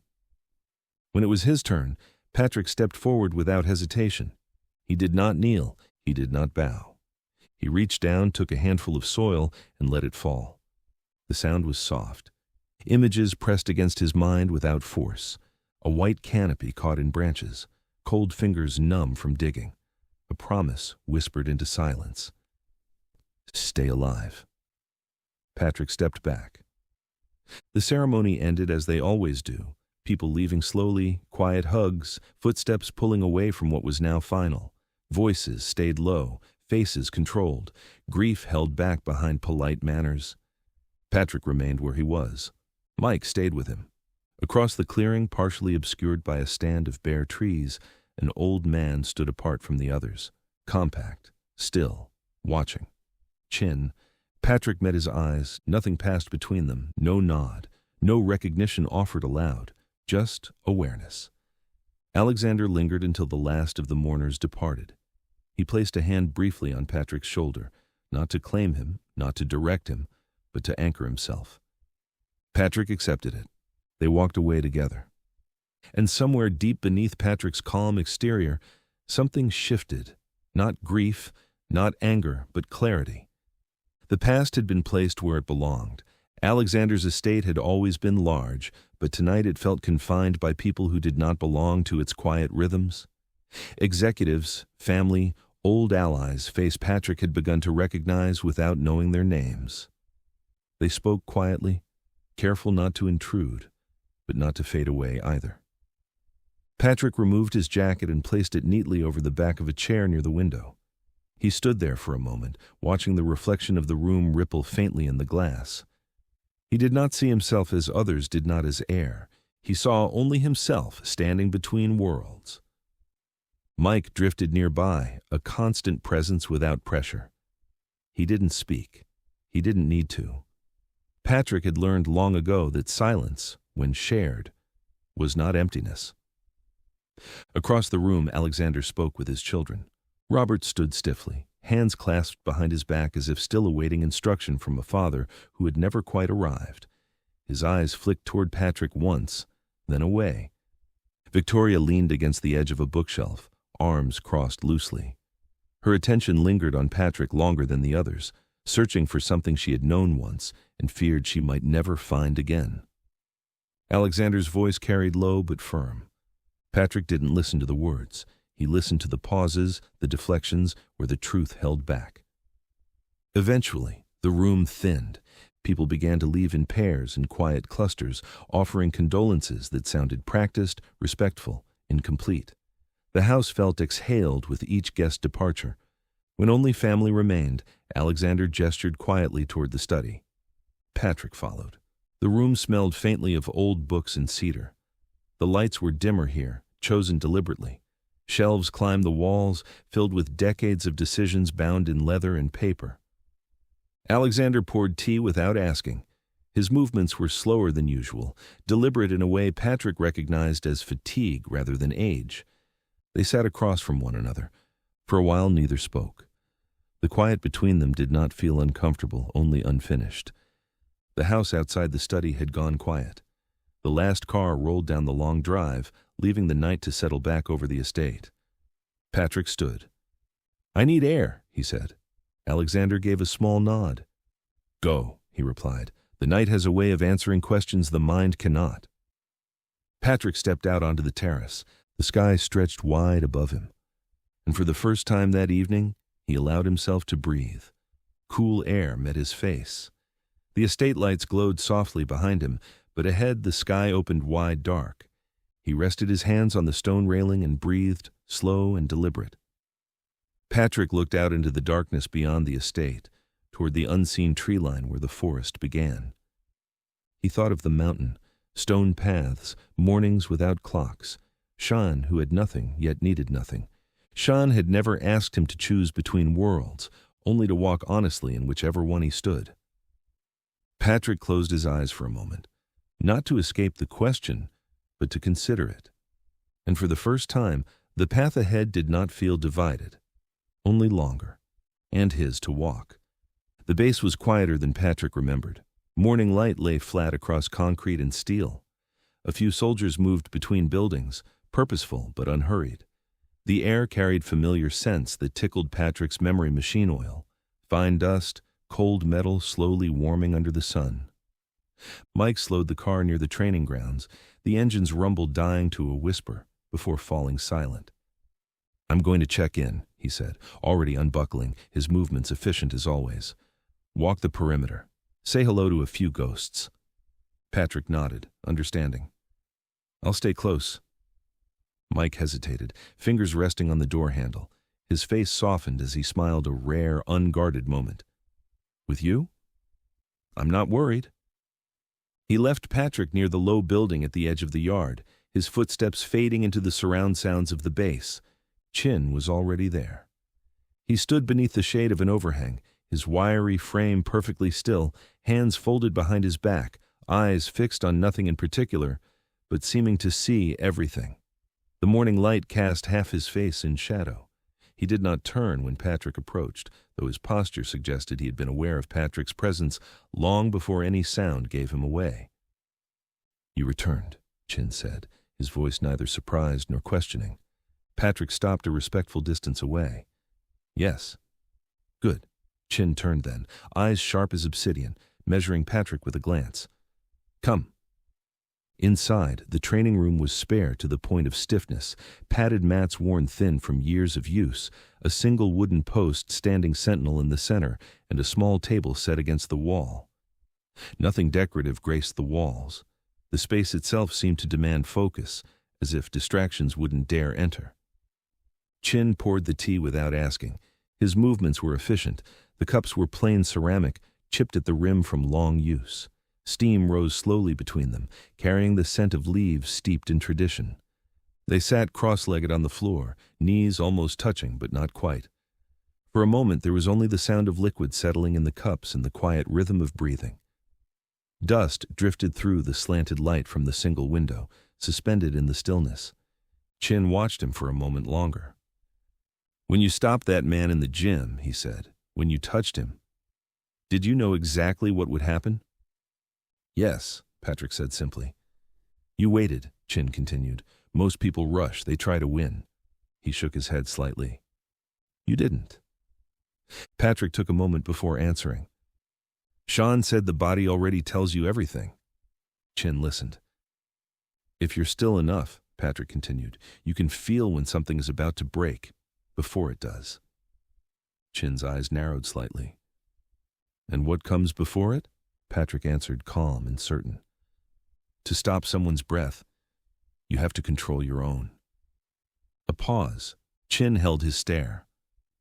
"That's not something people learn anymore," he said. Patrick didn't respond. Outside, voices drifted across the yard. Boots moved over concrete. The world kept going, unaware of the quiet talk inside the room. Chin stood in one smooth motion. "You should not show this skill again unless there is no other choice," he said. Patrick rose as well. "I understand." Chin studied him one last time, measuring something deeper than strength. Patrick bowed deep this time, formal and sincere. Chin returned the bow with equal respect. As they straightened, Chin added quietly, "Come back when the world forces your hand again." A faint smile appeared. I would like to see what kind of man you become." When Patrick stepped back into the sunlight, blinking against the sudden brightness, Mike was waiting near the fence, hands in his pockets, shoulders relaxed but eyes alert as always. "You look like someone just told you a secret," Mike observed, studying Patrick's expression with the careful attention of a man who read people for survival. Patrick paused for a moment before walking to the car. He turned slightly, his eyes drifting back toward the training room. Through the half-open doorway, Chin's figure stood in shadow, almost part of the room itself still, watchful, barely separable from the dark wood and fading light. Mike noticed the pause. "So," he said casually, though the curiosity behind it was clear. "What was that back there?" Patrick kept looking toward the doorway a moment longer before answering. "Understanding," he said. Mike raised an eyebrow. "That's it?" Patrick turned toward him. "Understanding and warning." Mike studied his face for a moment. The expression there was calm, but different than before, quieter somehow, as if a door had opened inside him. "So, which was it?" Mike asked. "A lesson or a warning?" Patrick considered the question. "Both," he said finally. Mike held his look for a second longer, then gave a small nod. "Yeah," he said. "That makes sense." They began walking toward the car, the way men who trusted each other often moved, no discussion needed. Behind them, Chin remained standing in the doorway. He watched until they reached the far end of the lot, until the car door closed and the engine came to life. Only then did he allow himself to breathe out slowly. His eyes lingered on the empty space where Patrick had stood. Most men who learned such things were eventually consumed by them, by ego, by ambition, by the temptation to prove their power. But Patrick had shown none of that, only restraint, only discipline, and something even rarer, humility. Chin turned back toward the dim training room. In Patrick, he had not seen a prodigy. He had seen something far more dangerous and far more necessary. A messenger. The room was dark by design. Triad Boss did not raise his voice. His presence alone commanded the room, his calm more terrifying than any display of rage could ever be. The lines on his face spoke of decades of power wielded with precision, his silence that of a man who had never needed to hurry. "The boy embarrassed us," he said at last. His voice was calm, too calm. 6 men stood around the long table, none daring to shift their weight or clear their throat. In this room, silence was not etiquette. It was survival. "In public," he continued softly, "in front of my people." His fingers rested lightly on the table, the nails clean and perfectly trimmed, reflecting the muted lantern light above them. "My son carries the mark." Now he looked up. The room held its breath. One of the men finally spoke. He was older than the others, his hair silver and a thin scar running along his jaw, a man who had survived long enough to earn the right to speak carefully. "He did not kill him." The boss's eyes shifted toward him. "No," he agreed. His voice remained soft. "That was not mercy." A long pause followed. "That," the boss said, "was a message." The words settled over the room like smoke. A younger captain shifted slightly, the movement small but noticeable. "Perhaps the boy believed he was defending someone," the older man continued carefully. "An outsider, not part of our world." "Exactly." The boss lifted his cup and took a slow sip of tea. "He believed he could reach into my house and walk away." The cup returned to the table. Silence deepened. The older man spoke again, slower now. "We could ignore it." Several eyes flicked toward him. "He's not one of ours, not part of the family's. An incident. In a restaurant. Nothing more." The boss looked at him for a long moment. "You are advising restraint." "I am advising patience." The older man's voice remained steady. "There are advantages to letting arrogance destroy itself." The boss leaned back slightly in his chair. For a moment it seemed he might actually consider it. Then he smiled, not warmly, with disappointment. "You think this is about revenge?" No one answered. "This," he said quietly, "is about memory." He turned his eyes slowly across the men gathered around him. "If a man touches one of ours, and nothing follows. What will the next man believe? The room understood. Reputation was currency. Fear was protection. Without both, power dissolved. The boss reached for a thin folder resting beside his tea. He slid it across the table. The man who received it opened it carefully. Inside were 5 photographs, 5 names. Men with no official pasts, no attachments, no records that connected them to anything beyond shadows. Specialists, clean operators. Those were the kind of men sent when quiet was favored over showmanship. "They will travel tonight," the boss said, "by water. No documents. No trails." The older advisor spoke once more. "The United States is not our ground." The boss's expression did not change. "Distance," he said softly, "is a misunderstanding many people make." He folded his hands. "The boy believes he sent a message." Another pause. "I will return the courtesy." No one asked what that message would be. They did not need to. The boss lifted his tea once more and took a final sip. "The world is large," he said quietly, "but respect travels farther." The forest welcomed Patrick without question, embracing him like an old friend returning home after a long absence. The trees closed behind them as Mike and Patrick moved beyond the estate's outer trails, their packs light but thoughtfully packed, booze resting easy against their shoulders. The ground felt soft with years of fallen needles and leaves compacted into a springy carpet. Patrick breathed deeper here, his lungs expanding fully for what seemed like the first time in weeks. The tightness that had been building in his chest since their return to civilization loosened its grip. This did not escape. This was alignment. The natural world spoke a language his body remembered from those years in the mountains. His muscles and senses had never forgotten despite his time away. They moved without conversation, communicating through pace and gesture as they had learned to do during their earlier trips. Mike watched Patrick's feet, the way he read the ground, how his steps adjusted before obstacles appeared, how he placed each foot with deliberate care that somehow never slowed their progress. They paused near a ridge overlooking a narrow valley carved by an ancient, now vanished river. Patrick crouched, fingers brushing leaves and disturbed soil, reading sign with the fluency of one who had survived by such knowledge.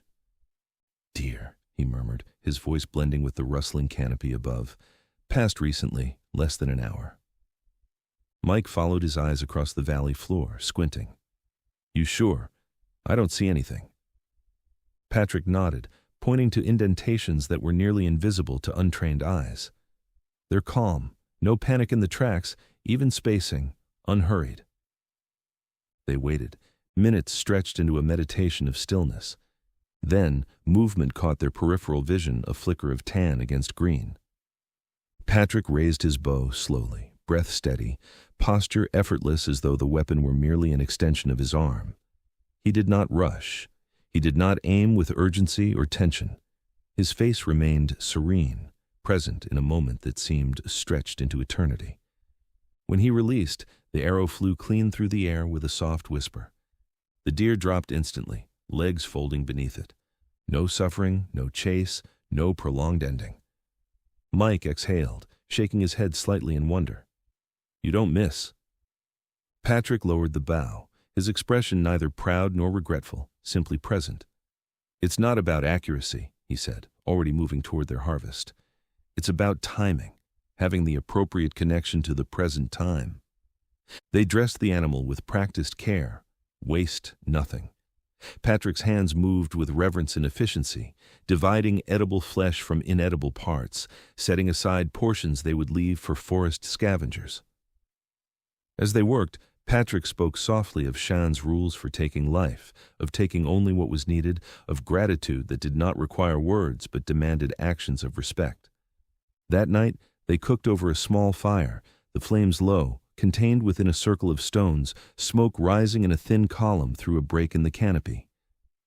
Mike watched Patrick across the glow, noticing how the firelight softened the young man's features, making him look momentarily like the boy he must have been before fate had intervened. "You're different out here," he said, turning a piece of meat on the improvised spit. Patrick considered that, his eyes reflecting the dancing flames. "I am the same," he replied after a thoughtful pause.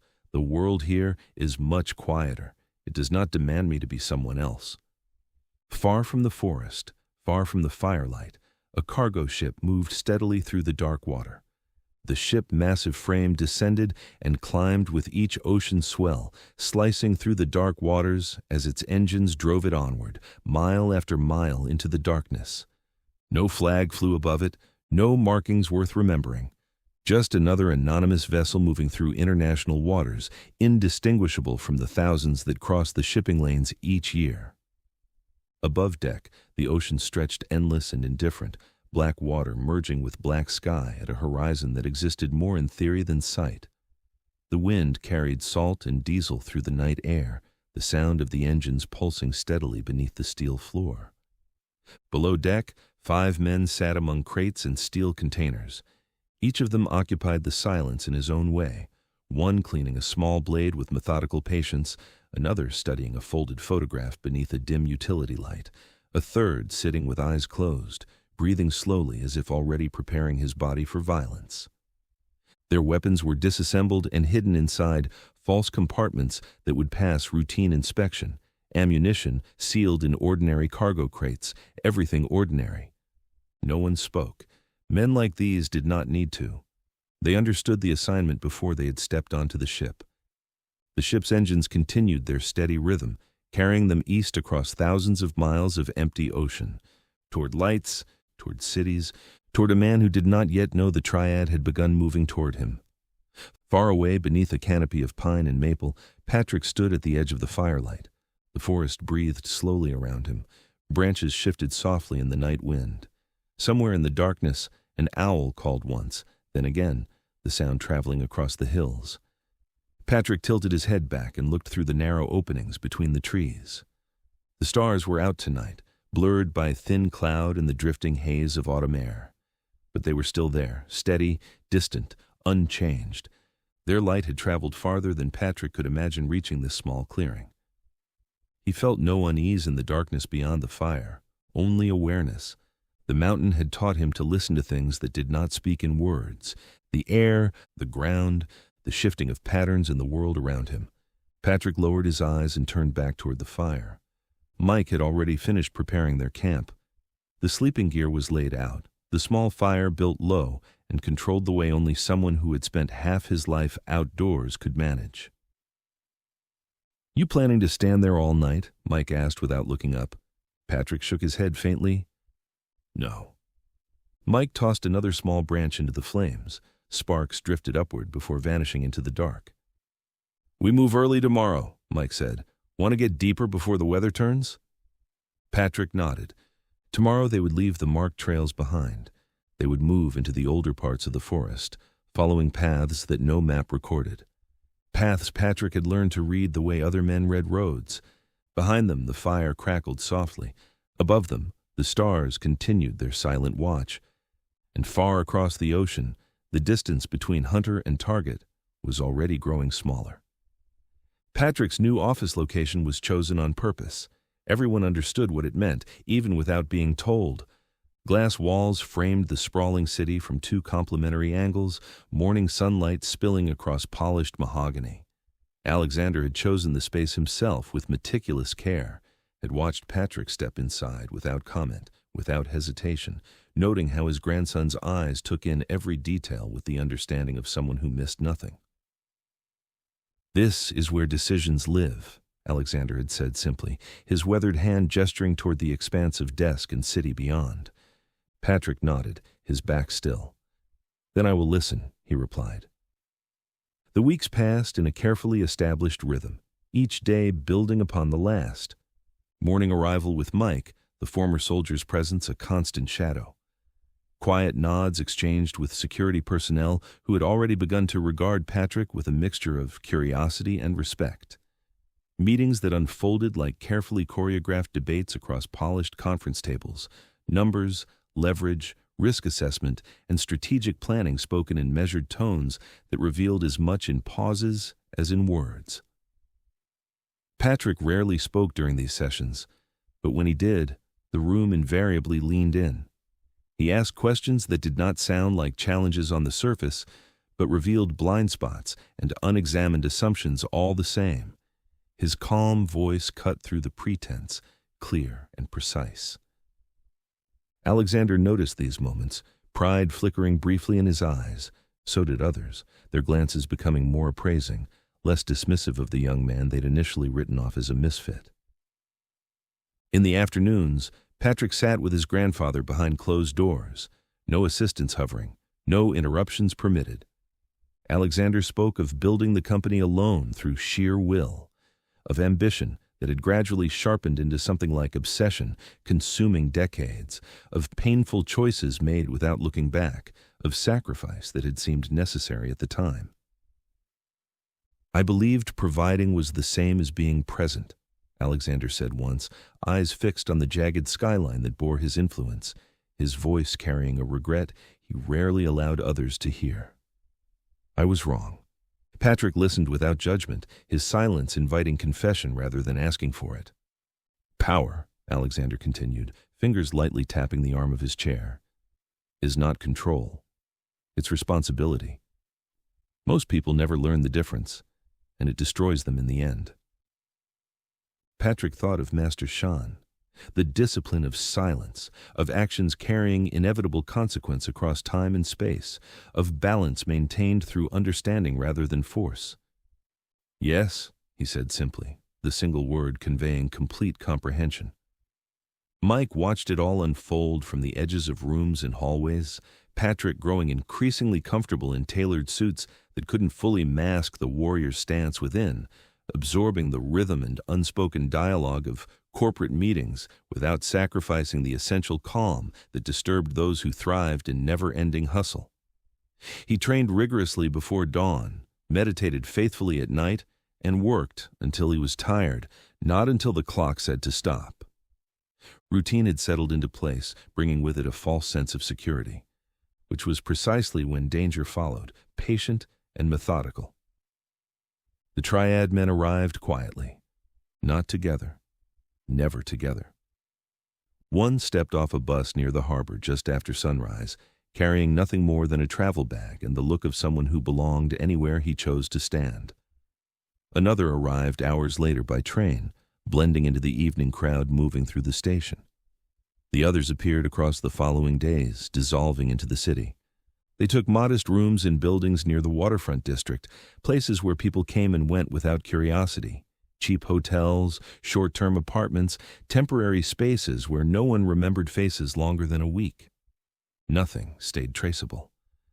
For the first 2 days, they did nothing except watch.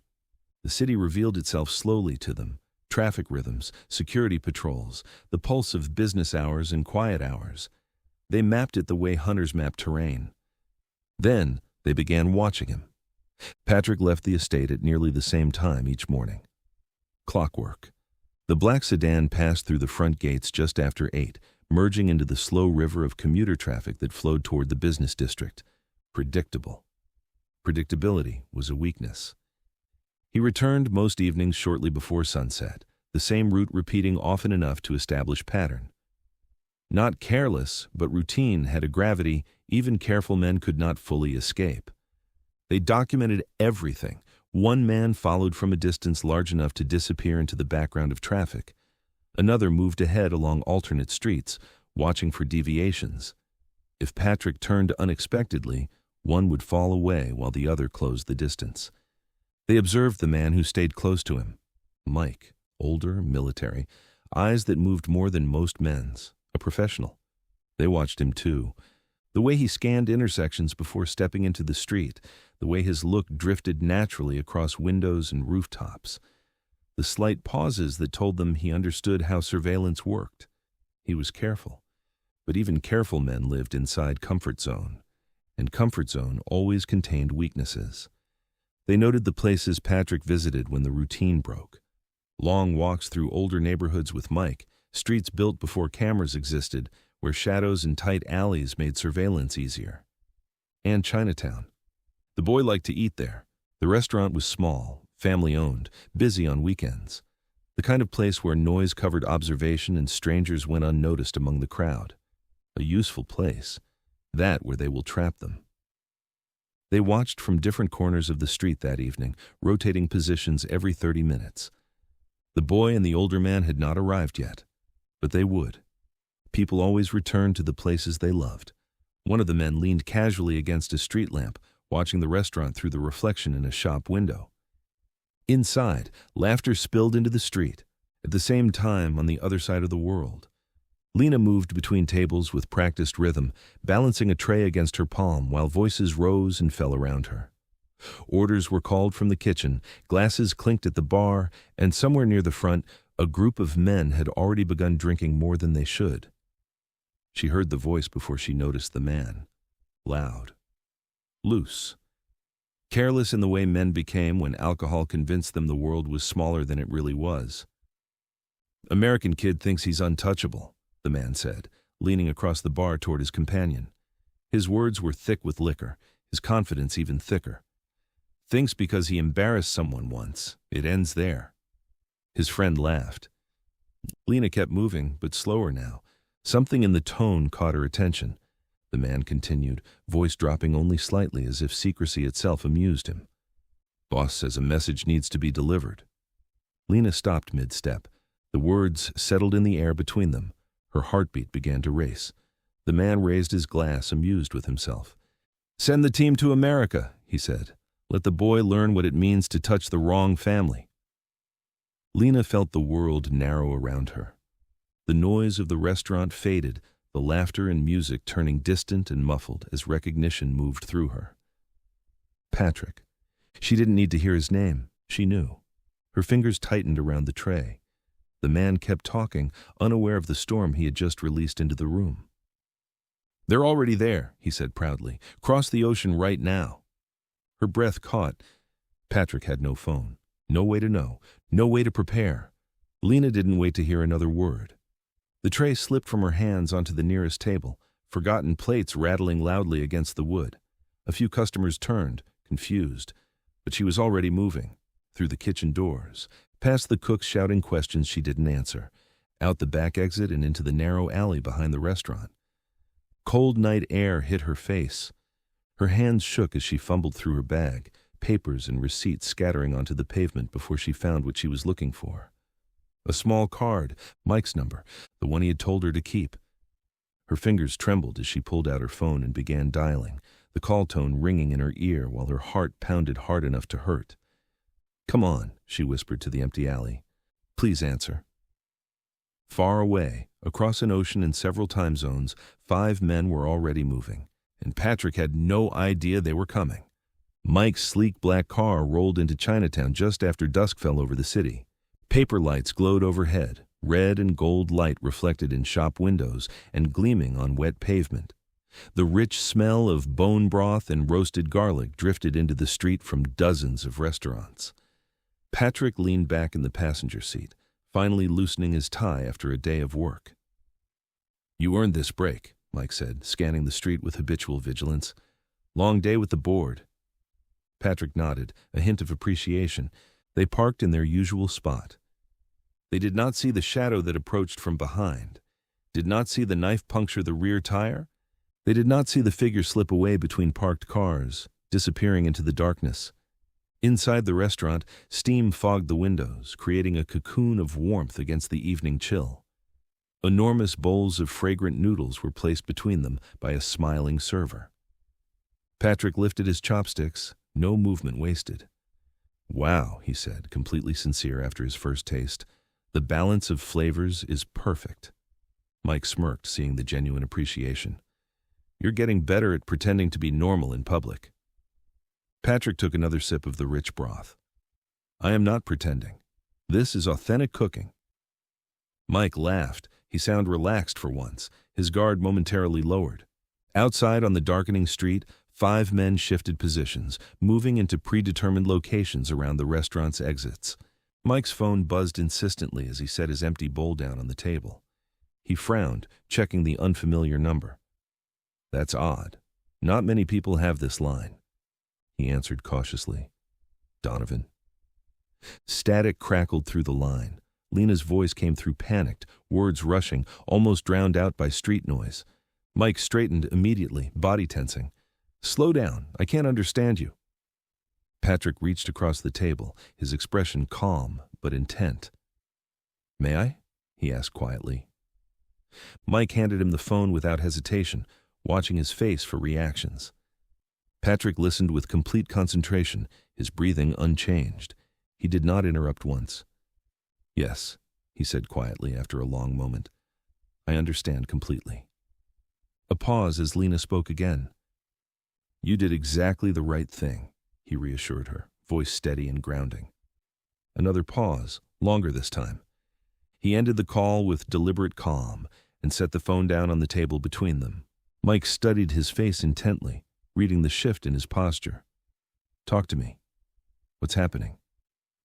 Patrick placed his chopsticks neatly beside the bowl with the same care he might arrange weapons. "There are men outside," he said with unnerving calmness.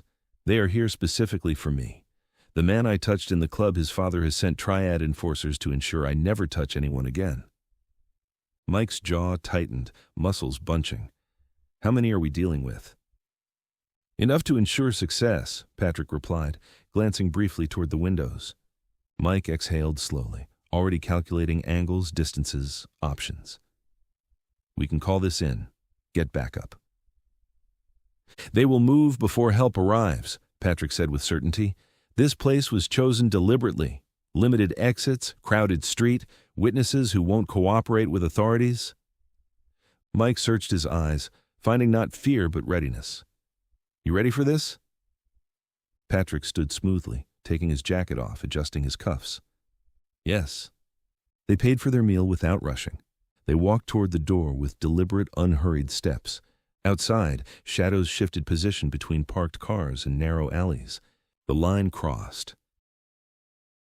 The air outside the restaurant felt different. Still, no movement. Patrick noticed it the moment he stepped through the door, the saddened change in pressure.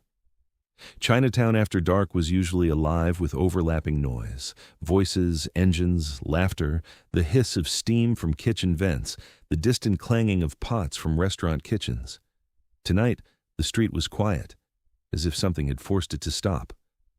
Mike felt it too. He didn't say anything, but his hand lingered near his jacket longer than usual as they walked side by side toward the corner where the car should have been waiting. His fingers hovered just inches from where Patrick knew he kept his weapon, the tension in Mike's shoulders broadcasting what his voice did not. Patrick's eyes moved, not searching, not scanning the way fear would demand, but listening. He read the street the way Shan had taught him to read weather, what should be there and wasn't. The monk's lessons echoed in his mind. Observe the absence, not just the presence. Mike decreased his pace by half a step.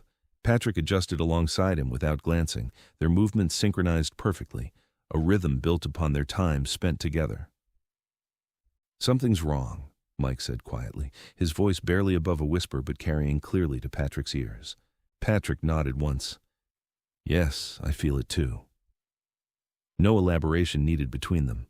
They turned the corner, stepping from the glow of the main street into the dimmer side road. The car sat where they'd left it, but something was wrong. The driver's side window was shattered, glass scattered across the pavement, one tire flat against the curb, deliberately cut. Mike exhaled slowly. Damn it. That was when the alley behind them got crowded, not rushed, not loud. Men stepped into view as if they had always been there, coming out of the shadows. 5 of them.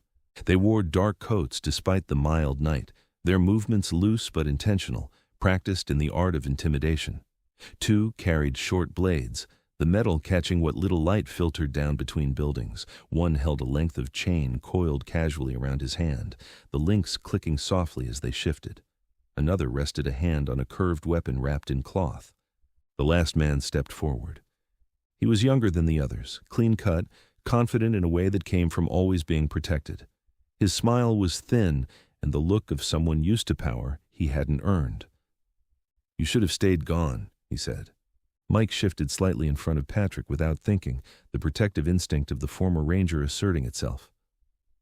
"Back away," he said calmly, his voice carrying the authority of a man who had faced worse. "This doesn't end well for anyone." The man smiled wider, revealing perfect teeth. Too late. Patrick stepped to Mike's side, not behind him. Equal, not protected. The man's eyes flicked to Patrick for the first time, really looked at him.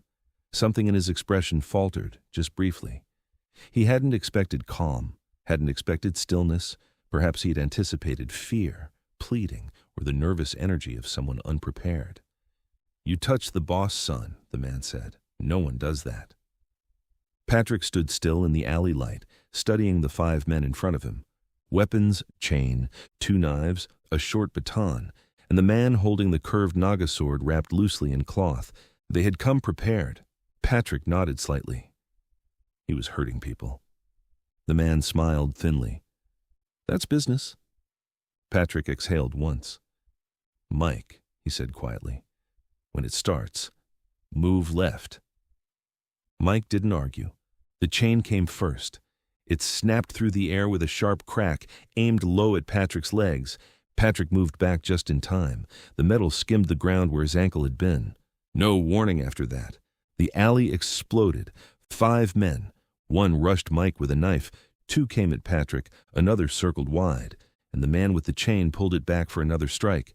Patrick stepped sideways as the first blade came in. Steel flashed past his ribs. He caught the attacker's wrist mid-motion twisted. A sharp elbow drove into the man's throat. His air cut off. Before the man could react, Patrick's fingers struck behind the jaw. The body dropped instantly. Didn't move again. The chain whipped back. Fast. Patrick ducked. The links hissed over his head. He stepped forward inside the swing and drove his shoulder hard into the man's chest. The impact slammed him into the brick wall. A crack sound. 2 quick strikes. 1 to the neck, 2nd to his ribs. The man folded, sliding down like his body had given up. A 3rd attacker rushed in. No hesitation. Patrick turned just as the blade came down. He shifted, barely. The knife cut air.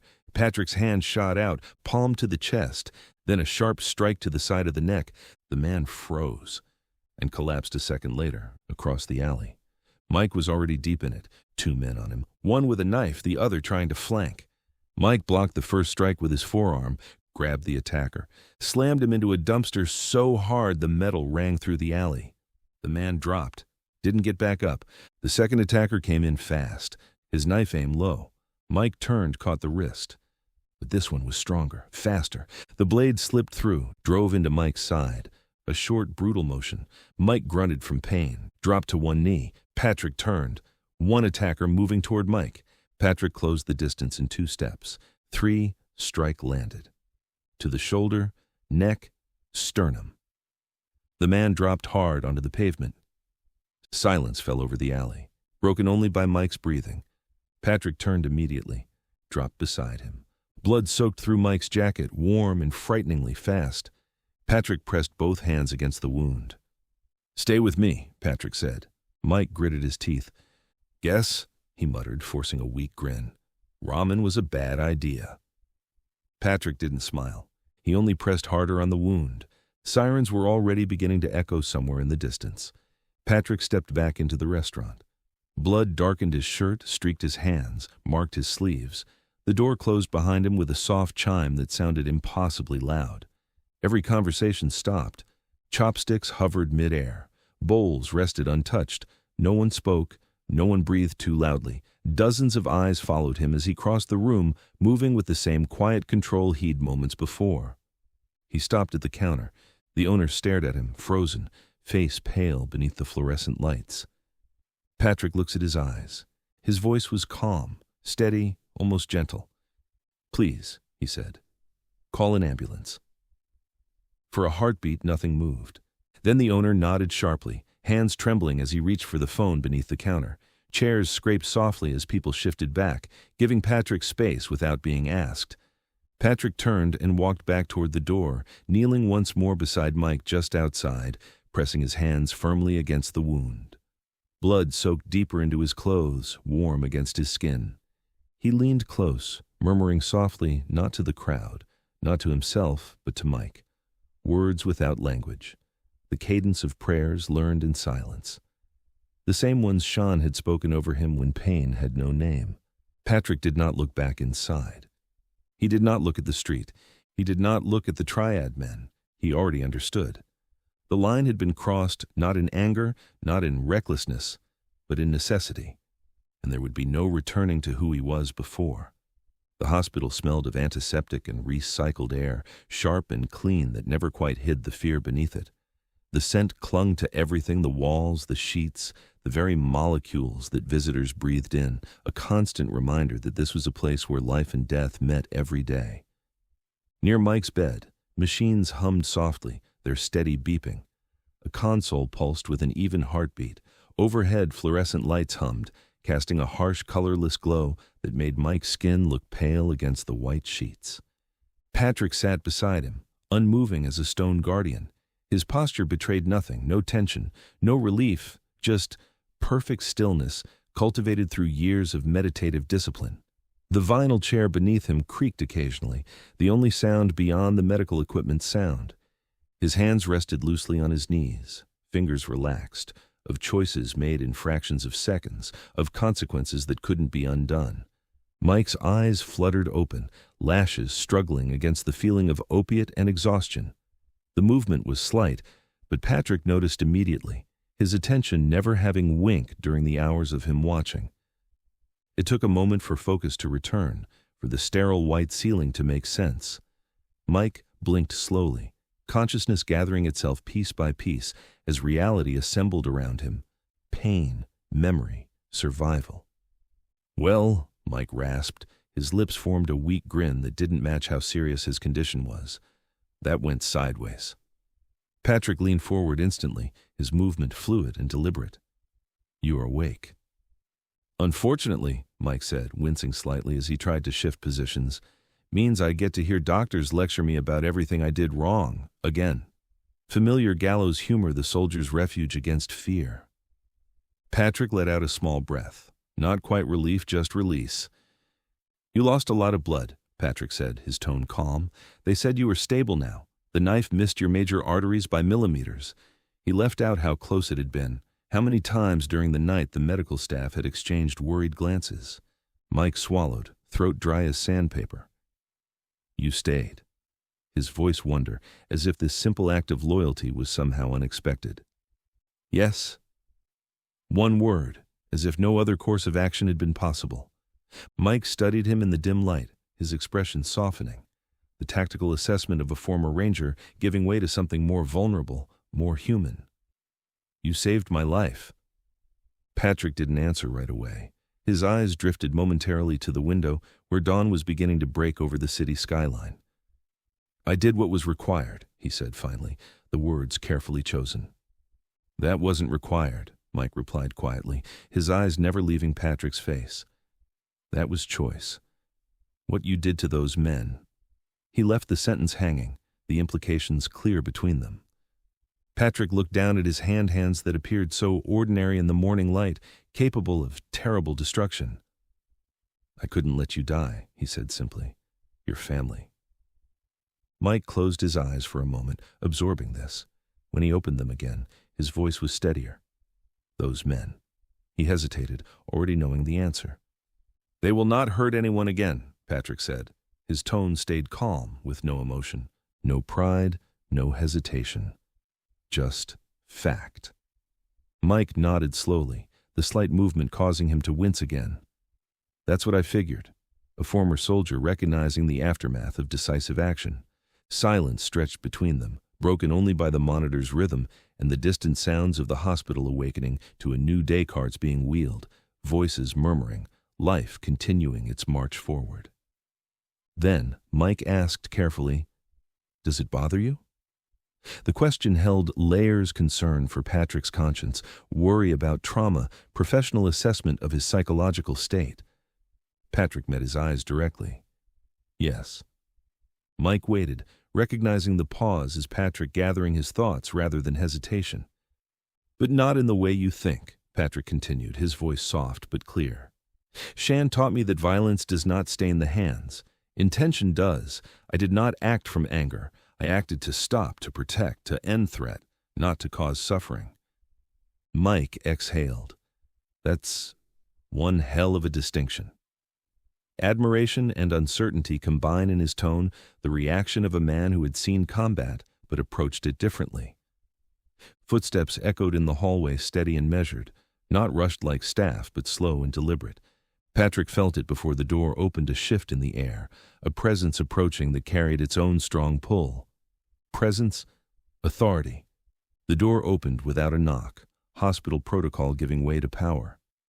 Alexander Khan stepped into the room, immaculate despite the early hour. His tailored suit showed no wrinkles, his silver hair perfectly combed, as if crisis were something that happened to other people, never to him. Only the shadows beneath his eyes betrayed that he too had a sleepless night. He took in the scene in a single glance, Mike pale but breathing, Patrick seated at his side, the faint traces of blood still clinging to him. His eyes missed nothing, cataloging details with the efficiency of someone who had built an empire on observation and decisiveness. Alexander said nothing at first, the silence a tool he displays with precision. Then, he closed the door behind him with a soft click that somehow carried more weight than a slam. "Are you alive?" he asked Mike, the bluntness characteristic of a man who had no time for softening difficult realities. Mike managed a crooked smile despite the pain evident in his features. "Last I checked, sorry about the inconvenience." The attempt at humor fell flat against Alexander's stony expression. Alexander nodded once, accepting the response, then turned his attention fully to Patrick. His eyes were not angry, it was searching. "Is there something," Alexander said slowly, each word deliberate, "that the two of you are not telling me?" The question hung heavy in the room. Mike shifted slightly in the hospital bed and winced as the movement pulled against the stitches along his side. The monitors beside him clicked steadily, indifferent to the tension in the room. "Yeah," he said finally. He met Alexander's eyes. "There is." Patrick stood a few feet away, silent. His body was relaxed but still, hands resting loosely at his sides. He neither interrupted nor looked away. Mike took a slow breath before continuing. "It started a few months ago," he said, "in the trip we took." Alexander said nothing. He waited. Mike continued. "Patrick stopped a man inside a restaurant bathroom. The guy was collecting protection money from the owner, roughing people up. Patrick stepped in." Alexander's eyes moved briefly toward Patrick. "And?" he asked. Mike exhaled. "The man wasn't just some collector," he said. "Turns out he was the son of a triad boss." The room grew very quiet. Mike continued before Alexander could speak. "We didn't know that at the time. Patrick stopped him without killing him, just enough to put him down." Patrick's voice entered the conversation for the first time. "He was hurting people." Alexander looked at him for a moment, studying him carefully. Then he nodded once for Mike to continue. "A few days later," Mike said, "we ran into trouble in the mountains." Alexander's brow tightened slightly. "They were armed," Mike said. "Professional, quiet. They tried to intercept us on the trail. We handled it, but it wasn't random." Alexander leaned forward slightly. "You're saying they were sent?" "Yes." Mike paused, then added quietly, "That was the first sign this was bigger than a street incident." Alexander said nothing. His look had hardened now, calculating. Mike continued. "Tonight we got confirmation." Patrick's eyes lifted slightly. "Before we left the restaurant," Mike said, "a friend of Patrick's called. Lena. She overheard men talking, triads. They were bragging about a team sent to the United States." Alexander's expression remained controlled, but the silence around him sharpened. "They knew Patrick's name," Mike said. "They knew where he was. The call came seconds before we walked outside." Mike gestured weakly toward the bandage across his ribs. They were waiting. The machines beside his bed continued their steady rhythm. Alexander stood very still. "So," he said after a moment, his voice low and precise, "what you are telling me is that a triad organization has decided to make my grandson a problem." Mike nodded once. "Yes." Alexander's jaw tightened, the only visible reaction to news that would have sent most men into rage or panic. Patrick remained silent, watching, waiting. "How long have you known?" he asked, the question directed at Mike, but his eyes never leaving Patrick. Mike didn't dodge it, professional integrity demanding honesty even when it damned him. Long enough to stop it, not long enough to prevent tonight. Guilt showed in every word. Alexander looked back to Patrick, his eyes intensifying. You knew, he said. Not a question, an accusation wrapped in disappointment. Patrick nodded once. Yes. No excuse offered, no justification attempted. And you did not tell me. The words of betrayal beyond mere information withheld. No. Again, simple acknowledgement without defense. Alexander stared at him for a long moment, then looked away, rubbing a hand slowly across his face in a rare display of weariness that momentarily cracked his carefully constructed facade. Go home, he said quietly. Clean yourself. Rest. The command was softened by genuine concern, revealing the grandfather beneath the billionaire's exterior. Patrick stood at once, despite the long night. I will return. A statement of intent, not a request for permission. Alexander shook his head. Not today. Go. There was finality in his tone. He's taking control as things began to slip. Patrick hesitated, then bowed slightly. The gesture bridged his two worlds, the monastery's traditions and the Khan family hierarchy. As he reached the door, Alexander spoke again, his voice lower now, edged with something raw and unguarded that rarely surfaced. Patrick. Patrick turned, hand on the doorknob. This. Alexander waved his hand dismissively. Blood, hospitals, and repercussions, the brutal truth about this world. This is not the life I wanted for you. The admission revealed a vulnerability Alexander rarely displayed. Alexander closed his eyes briefly, the weight of 12 years of searching, of hope, of imagined reunions colliding with the harsh reality before him. Patrick left the room without another word, the door closing softly behind him. When the door closed behind Patrick, the room grew quiet again. Alexander remained standing where he was for a moment, his eyes fixed on the door as if measuring the silence it left behind. Then he turned slowly back toward the hospital bed. The softness that had appeared briefly when Patrick was in the room was gone now. What remained was the man who had built an empire by refusing to look away from difficult truths. You should have told me, Alexander said. The words were calm, but the control behind them was thin. Mike shifted slightly in the bed and immediately regretted it. The movement pulled hard against the stitches in his side. The monitors beside him continued their quiet rhythm, marking time without concern for the conversation unfolding in the room. Alexander took a step closer. His safety is my responsibility, he continued. My grandson is not something you experiment with and decide what information I deserve to hear. There was no shouting. Alexander did not need to shout. His voice carried something older than anger. 12 years of absence, 12 years of not knowing whether Patrick was alive or dead. Mike met his eyes without hesitation. I wasn't hiding it to protect myself, Mike said. Alexander's eyes narrowed slightly. Then explain it. Mike took a slow breath before answering. The restaurant incident looked small at first, he said. A street-level problem. Patrick stepped in when a guy was in the restroom, took him down and walked away. Alexander said nothing. Later we learned the guy was the son of a triad boss, Mike continued.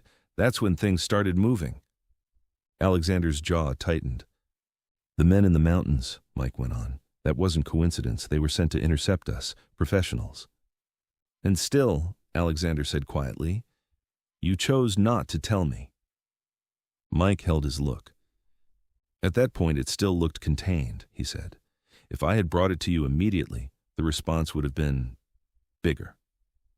Alexander gave a faint, humorless smile. You mean I would have solved it? The honesty hung between them. Mike continued. And when people like you solve problems, Mr. Khan, they rarely stay small. Alexander studied him. You believed you could manage it? Yes, I thought I could. The word carried no excuses. Mike glanced briefly at the bandage across his ribs. Tonight proved otherwise. Silence settled into the room. Finally, Alexander spoke again, his voice quieter now. If you cannot protect him, he said slowly, say it now. The question carried no threat, only truth. Mike didn't hesitate. I can. Alexander's eyes hardened slightly. Mike continued, and Patrick can protect himself better than either of us expected. Alexander looked toward the door again. He had seen the blood on Patrick's clothes, the stillness in the boy's eyes. Something had changed. He turned back to Mike. That, he said carefully, is exactly what worries me. Mike nodded faintly. Me too. Another long moment passed. Then Alexander straightened his jacket and stepped back. Recover, he said. It was not a suggestion. It was an order. Because if this is what I believe it is, Alexander added quietly, we are not finished with them. He turned and walked toward the door. His steps were slow, the stride of a man already thinking several moves ahead. The door closed behind him.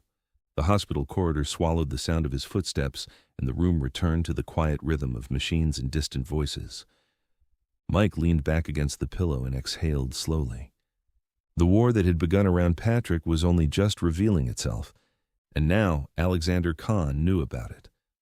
But he wasn't the only one. Far from the cities he controlled, beyond the borders he could reach, others were already watching. The room was silent when the report ended. The man delivering it kept his eyes lowered, as tradition required.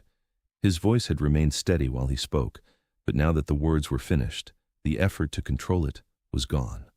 5 men, gone. Not amateurs, not street soldiers, men chosen precisely because they did not fail, yet none of them alive, all dead. Across the table, the triad boss sat without moving. Smoke from a thin coil of incense curled slowly upward beside him, drifting through the dim light of the chamber. The scent of sandalwood filled the room, a ritual older than the city outside its walls. He did not shout. He did not ask the messenger to repeat himself. He simply sat there, one hand resting lightly on the polished wood of the table. Only his eyes moved. 5 men, he thought, 5 trained men sent across an ocean, and the boy had walked away. Around the room, his captains waited in silence. No one dared speak. No one dared offer explanation. Finally, the boss leaned back slightly in his chair. This is no longer about my son, he said. His voice was quiet, but the words carried through the room. One of the older advisors shifted uneasily. 5 of our men are dead, the boss continued calmly, in a street. His eyes moved slowly across the men gathered around him. That is not insult. He paused. That is humiliation. The word settled heavily in the chamber. In the world they lived in, reputation was not pride. It was survival. If a man could strike the triad and walk away untouched, others would follow. And an organization that allowed such things did not remain powerful for long. The boss reached toward a small wooden box at the edge of the table. Inside was an older phone, not one of the sleek modern devices used for legitimate business. This one had no digital history, no trace. It existed only for decisions that erased people from the world. The men in the room watched carefully now. They knew what that phone meant. The boss dialed a number he had not used in many years. The line connected almost immediately. He said only one name. The name passed through the room like a sudden drop in temperature. Several of the captains lowered their eyes instinctively. The man being summoned was not simply an assassin. He was something else. A triad legend. The boss spoke into the phone, his tone unchanged. The target is in America. A pause. He has killed 5 of ours. Another pause. This is no longer correction. His fingers tightened slightly around the phone. This is restoration. The incense smoke continued its slow spiral toward the ceiling. I want the matter finished. The boss ended the call and placed the phone back inside the box. Around him, the room remained silent, because everyone present understood what had just happened. Somewhere in the world, a man who had been resting in shadow for years had just been awakened, and when that man moved, someone always died. Patrick sat alone in the big house. The antiseptic scent mingled with the metallic tang of blood that clung to him, a reminder of what had transpired hours earlier. The sink ran softly, a quiet contrast to the storm inside him. Warm water slid over his hands, carrying diluted red into the drain. He scrubbed slowly, methodically. Blood hid in the creases of his knuckles, beneath the nails, along the faint scars left by years of training and practice. He washed until the water ran clear, then kept going anyway, as if the physical act of cleansing might somehow purify what lay deeper. The mirror reflected someone he barely recognized, a face both familiar and strange. Not the boy who had arrived at the monastery, wide-eyed and frightened, seeking refuge in Shan's quiet strength. Not the man who had sat quietly at his grandfather's table, observing the wealth and power of the Khan Empire with detached curiosity. Someone harder now, sharper at the edges. His eyes held some knowledge they hadn't before, the understanding that theoretical skill, when applied to flesh and bone, carried consequences that Shan could never prepare him for. In the monastery, surrounded by the silence of mountains and the rhythm of prayer, it had been about responsibility, seeing actions through to their conclusion. Now, in this bathroom, with blood circling the drain, they carried a weight Shan perhaps had always intended, but Patrick had never fully understood. Patrick closed his eyes, resting his palms on the porcelain edge of the sink. The cool surface anchored him to the present moment. Those thoughts did not comfort him. They did not relieve him. This had not been training, performed in the controlled sanctuary of the monastery courtyard. Not restraint, practiced daily through meditation and breathing. Not balance, sought in every movement and thought under Shan's watchful eyes. This was war. Brutal and unforgiving, with consequences that rippled outward.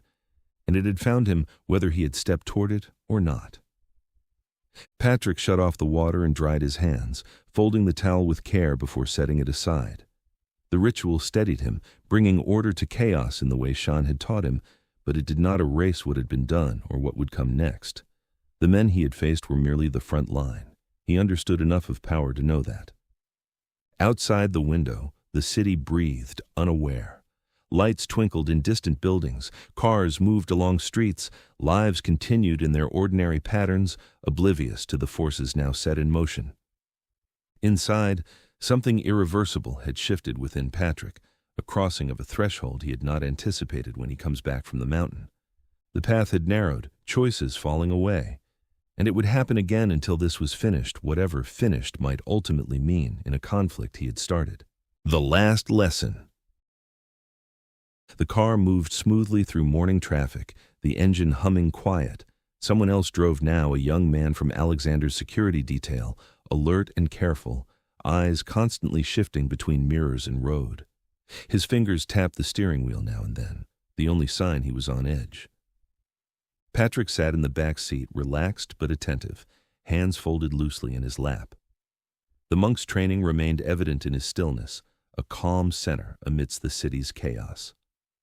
Mike was beside him, thinner than before, color still returning to his face after a week in the hospital. The once imposing bodyguard now moved carefully, trying to hide his weakness. A faint grimace crossed Mike's face with each bump in the road. The pain showed briefly, but he didn't complain. He never did. "You don't have to babysit me," Mike muttered, glancing toward the driver's watchful eyes in the rearview mirror. His voice carried the rough edge of someone unused to being protected rather than protecting. The driver didn't answer. He didn't need to. His assignment was clear, and Mike's protests wouldn't change it. Patrick looked at Mike, studying him the way he always did, not for weakness, but for truth. His eyes were penetrating yet compassionate, seeing beyond the former soldier's stubborn facade.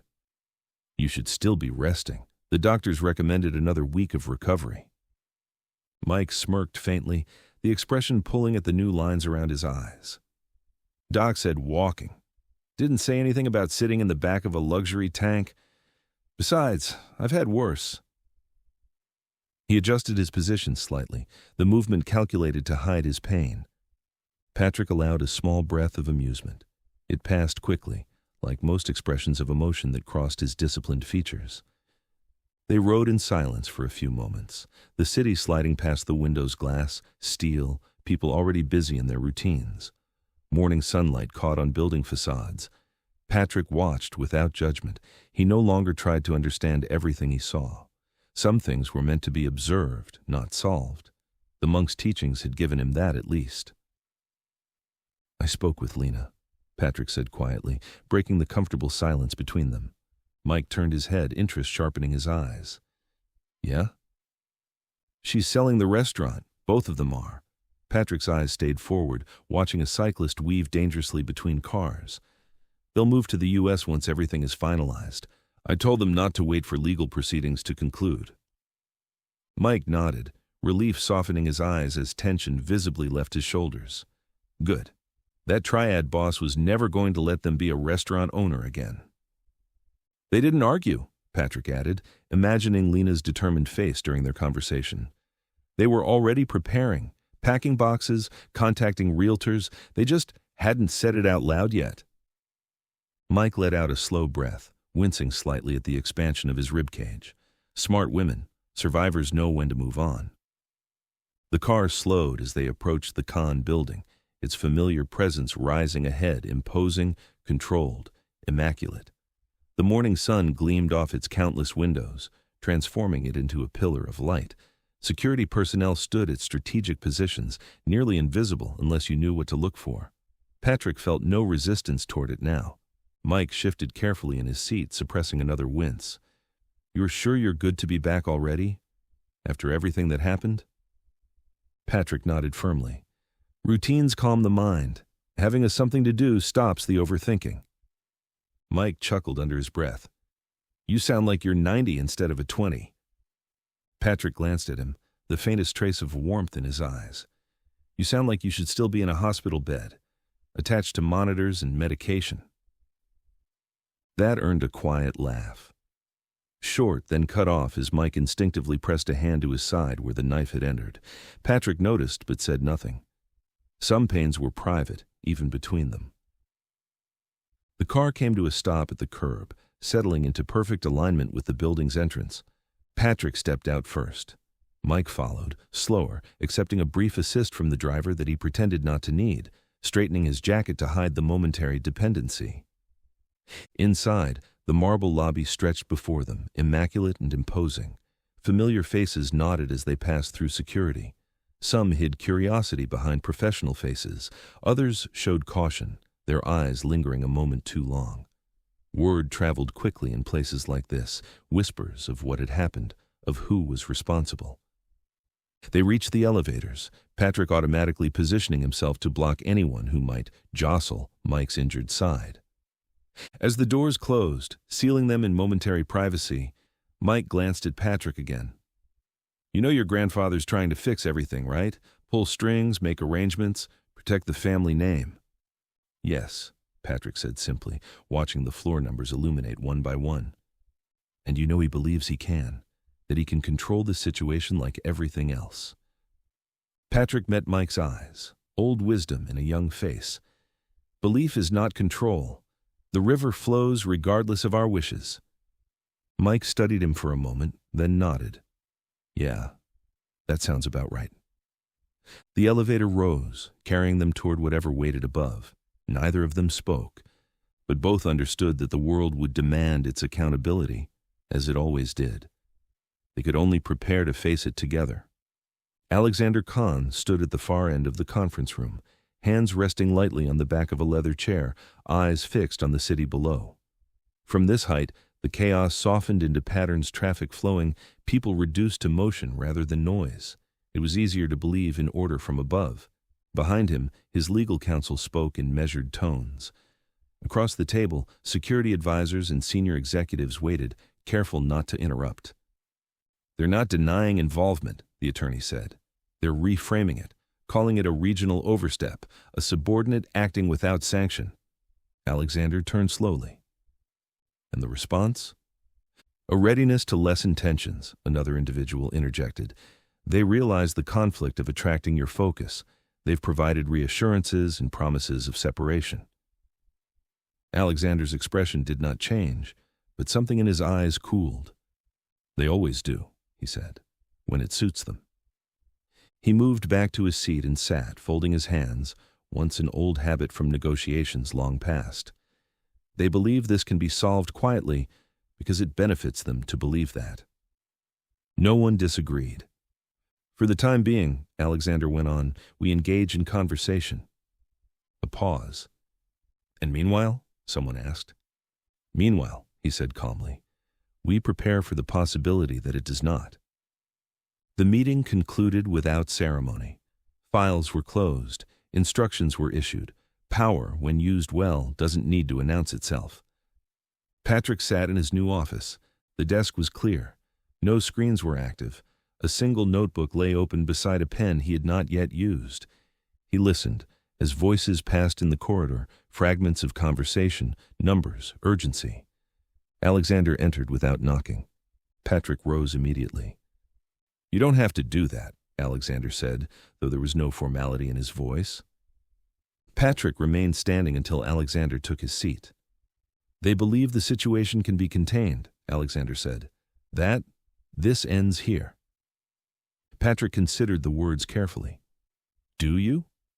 Alexander studied his grandson. The stillness.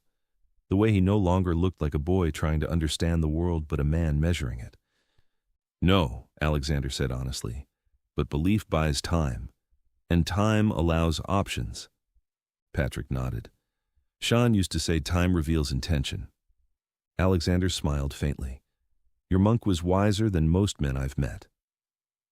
Silence settled, not uncomfortable, but saddled. I won't ask you to stay out of this, Alexander said at last. That would be dishonest, but I will ask you to trust that I am doing everything within my reach. Patrick met his eyes. I trust you. Alexander exhaled, a breath he hadn't realized he was holding. Good. Outside, the city continued with the day. Inside the Khan building, 3 generations stood within reach of one another, each carrying their own understanding of power, consequence, and cost. None of them knew that elsewhere, far beyond glass and boardrooms, the man arrived without being noticed. No one marked the moment he crossed into the city. No camera captures him. No system flagged his name. He passed through airports and streets unnoticed, a man of flesh and bone, moving through a city built on surveillance without ever appearing inside it. He did not rush. Rushing was for amateurs and the desperate, for those who lacked the discipline to exist between heartbeats in the spaces most overlooked.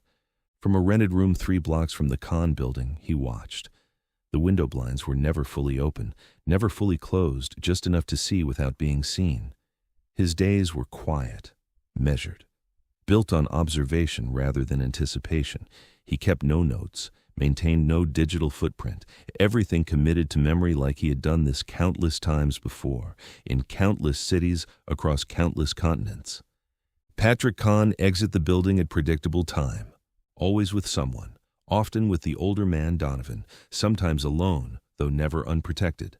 Security rotated, patterns shifted, routes changed, the grandfather's influence evident in the careful layers of protection surrounding the young man. But Patrick moved the same way each time. Chin lifted, senses attuned, no phone, no uncertainty, a body trained to remain unflinching in the face of sudden movement. There was an almost tranquil quality to his walk. The assassin found that interesting. He put the rifle together. The weapon was not chosen for power, but for certainty. He selected the rooftop on the 3rd night, not because it was perfect, but because it was inevitable. The line of sight intersected the exit point. The height eliminated interference. The escape route dissolved into a maze of maintenance ladders and unmonitored access points. He had memorized every step, every turn, every shadow that would conceal his departure. He lay flat once, adjusted his breathing, visualized the moment, the crosshairs settling, the pause between heartbeats, the soft squeeze that would end one life and satisfy another's demands. One shot. No witnesses that mattered. He closed the case and waited with the infinite patience. Predators did not stalk. They allowed the world to walk into their teeth. Alexander Khan read the message twice, then a 3rd time. The language was diplomatic, carefully chosen, vague in the way men were vague when they wanted to sound cooperative without surrendering anything of value. Every sentence was careful, built to be denied if needed. Words suggested responsibility without ever claiming it. But the meaning was clear enough. The triad leadership was distancing itself from the incident. The actions taken were unauthorized. A regional figure had acted independently based on a personal feeling, without sanction from higher authority. There would be internal consequences, whatever that might mean in an organization where failure often carried the heaviest penalties. The situation, in their words, appeared resolved. Alexander leaned back in his chair and exhaled, feeling the tension drain from his body. He had built his empire on that understanding, on knowing which threats required force and which required finesse, on recognizing when to be the sword and when to be the diplomat. Alexander allowed himself a small smile as he looked out the window at the skyline he had helped shape. Not triumph, satisfaction. He rose from behind his mahogany desk, straightened his immaculate tailored jacket, and glanced once at the framed photo on his desk. Julian, younger, grinning in his ranger uniform. Patrick, a serious-eyed boy beside him, already carrying that thoughtful expression that seemed beyond his years. "I fixed it," he thought. "For you. For both of you." He stepped out of his office and into the executive corridor, its walls dressed in thoughtfully chosen artwork. He nodded to staff as he passed, noting how they straightened as he approached. His stride was lighter than it had been in weeks, the burden of immediate threat lifted from his shoulders. Through the glass wall ahead, he saw them. Patrick and Mike Donovan already moving toward the exit, conversation quiet between them, unguarded in the way men were when they believed the danger had passed. Mike's protective stance slightly relaxed, Patrick's movements less guarded, two men allowing themselves to believe in safety. Alexander's smile deepened, a rare softness touching his features. He quickened his pace, eager to share the news, to see relief in his grandson's eyes. Behind him, far above the street where pedestrians moved like ants, a man adjusted a scope. His finger hovered near the trigger, patient as a predator who knows the prey is coming. They exited the building side by side. Patrick walked half a step behind Mike, the rhythm between them long established now. It was not something they had ever spoken about. It had simply become the natural arrangement between them. Mike slightly ahead, watchful, Patrick present without crowding him. The afternoon sun slipped between the tall towers that framed the plaza, turning sheets of glass into mirrors that flashed with light. Shadows fell in long, sharp angles across the polished stone, dividing the open space into bands of brightness and shade. People crossed the plaza in quiet streams of ordinary life, office workers talking softly, a courier weaving through the crowd with a bike helmet under his arm, someone laughing into a phone. Nothing unusual, nothing threatening. Mike's eyes moved constantly. Windows, reflections, rooftops, entrances. It was the quiet discipline of a man who had spent too many years surviving places where danger came without warning. Patrick noticed it all differently. Master Shan had taught him to observe without tension, to let the world arrive instead of chasing it. His eyes drifted lightly over the plaza, absorbing movement, sound, and rhythm without fixing on any one thing. Behind them, Alexander stepped out of the building. He remained several paces back, his phone still in his hand. The conversation he had just finished lingered in his expression. He allowed himself a small breath of relief. For the first time since learning the news from the triads, Alexander believed the situation might end without blood. It happened in less time than a thought. Mike slowed, not a full stop, just enough. A flicker caught his eye high above the street. Wrong. A flash where no flash should be. 12 stories up, metal touching sunlight for the smallest fraction of a second. Most people would never have noticed it. Mike did. The recognition hit him before the thought could form. His body moved first. Years of instinct compressed into a single motion. Mike stepped sideways and forward at the same time. "Patrick!"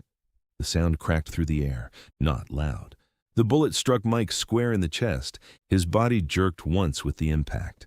The force was brutal, taking the air from his lungs. For an instant, he remained upright. Then his body collapsed. Patrick caught him automatically, arms closing around him before the mind could understand what had happened. Blood spread across Mike's shirt almost immediately. Around them, the plaza exploded.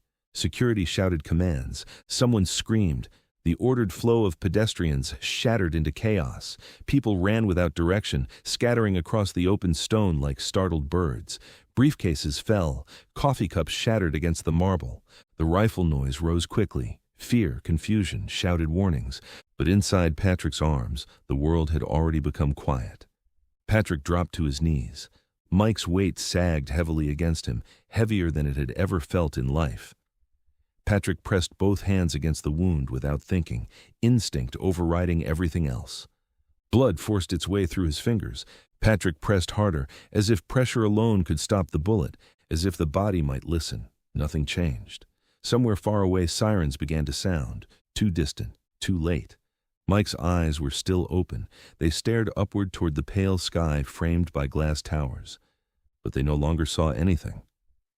Patrick's hands trembled as he tried again, shifting pressure, searching for something he had learned in the monastery. Some hidden point, some knowledge of the body that could turn the tide back. Years of training, years of discipline. Shan's quiet lessons in balance and healing. None of it mattered here. The body beneath his hands was already dead. Mike's chest did not rise again. Patrick did not scream. Master Shan had taught him long ago that emotion, once released, could drown the mind. So Patrick held it inside. But something broke anyway. His breathing grew uneven, shallow. Alexander pushed through the ring of security. He stopped when he saw the body. When he saw who lay in Patrick's arms. The phone slipped from his hand. It struck the marble floor with a small, empty sound. Alexander walked forward slowly. When he knelt beside them, the blood spread instantly across the fabric of his suit, staining it. His eyes lifted to Patrick. What he saw there. Not rage, not shock, grief, raw, silent. Alexander placed a hand slowly on Patrick's shoulder. Patrick did not pull away. He did not lean toward him. He simply stayed where he was. Holding the body of the man who had stepped into the bullet meant for him. His hands still pressed against the wound, as if refusing to let the world take Mike away. Night came quietly. The estate settled into silence the way large places often did after midnight.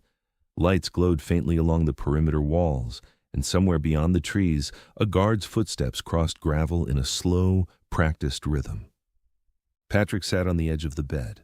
The room was dark except for the faint outline of trees beyond the window, their branches moving gently against the deeper darkness of the sky.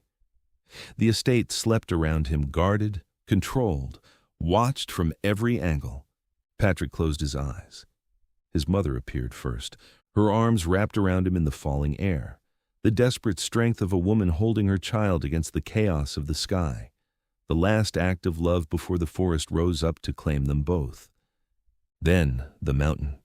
Master Shan stood beneath the trees, silent and steady, his eyes patient as he waited for the world to explain itself. Shan had never asked why the boy survived. He had simply begun to teach. Patrick exhaled slowly. Another face surfaced. Mike Donovan. The rough laugh, the stubborn loyalty, the quiet presence of a man who had chosen to stand beside him without question. Patrick saw the moment again. Mike stepping forward. Mike moving without hesitation. Mike falling into his arms. Patrick's fingers curled slightly against his palms. Shan's voice returned from the past, calm and unhurried, spoken once on a quiet morning above the clouds. People kill each other over nothing. Patrick had thought he understood those words when he first heard them. Now he knew he had not.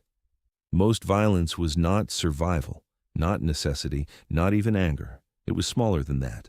Ego, pride, possession, the need to control what was never meant to be controlled. Patrick lifted his eyes toward the dark window. The estate stretched beyond the glass, wealth, security, influence, power, everything the world believed could keep danger away. But Patrick saw something else now, a force that pulled conflict closer to him, bending the lives of those around him until they stood where Mike had stood. His mother, Shan, Mike, 3 people who had stepped forward, 3 people who had paid. Patrick sat very still. Staying meant accepting something he could no longer ignore. It meant someone else would eventually stand where Mike had stood. Someone else would step forward. Someone else would fall. Patrick stood slowly. The room remained silent around him. The decision did not feel dramatic. There was no surge of emotion, no sense of sacrifice, only clarity, a simple truth that had been waiting patiently for him to recognize it. Patrick looked once more at his hands. Then he whispered the words so quietly the room barely held them. I can't let it happen again. The night outside remained perfectly still, and in that silence, Patrick made his choice. He stood. Patrick moved without sound. From beneath the bed, he pulled the folded clothes he had arrived in, simple, threadbare in places, unchanged by the world he had passed through and the wealth that had surrounded him since his return. He dressed slowly in the darkness. He took the backpack, the bow. No note left behind to explain or apologize, no announcement of his intentions or destinations. Outside, beyond the manicured grass and security cameras, the forest waited, patient and timeless, neither judging nor inviting. He crossed the property line on foot. Stone and light fell behind him. Civilization, walls, and watchful cameras faded into the distance. The woods accepted him without resistance. Branches parted as he moved through them and closed again in silence behind him, as though the forest recognized something returning that had once belonged to it. Hours later, with miles between himself and everything he had left behind, Patrick lay on the cool earth beneath an open sky. The stars burned above him cold, unchanged, the same sky that had watched over a broken child falling through darkness. Patrick looked at them now as a different man, knowing, clear in a way he had never been before. The mountain wind moved softly through the trees. He breathed in the night air, deep and steady, feeling the earth beneath him solid, real. He didn't turn back. For a long time, he said nothing. He understood now whatever had started wasn't finished, and it wouldn't stop at him. Not if he stayed.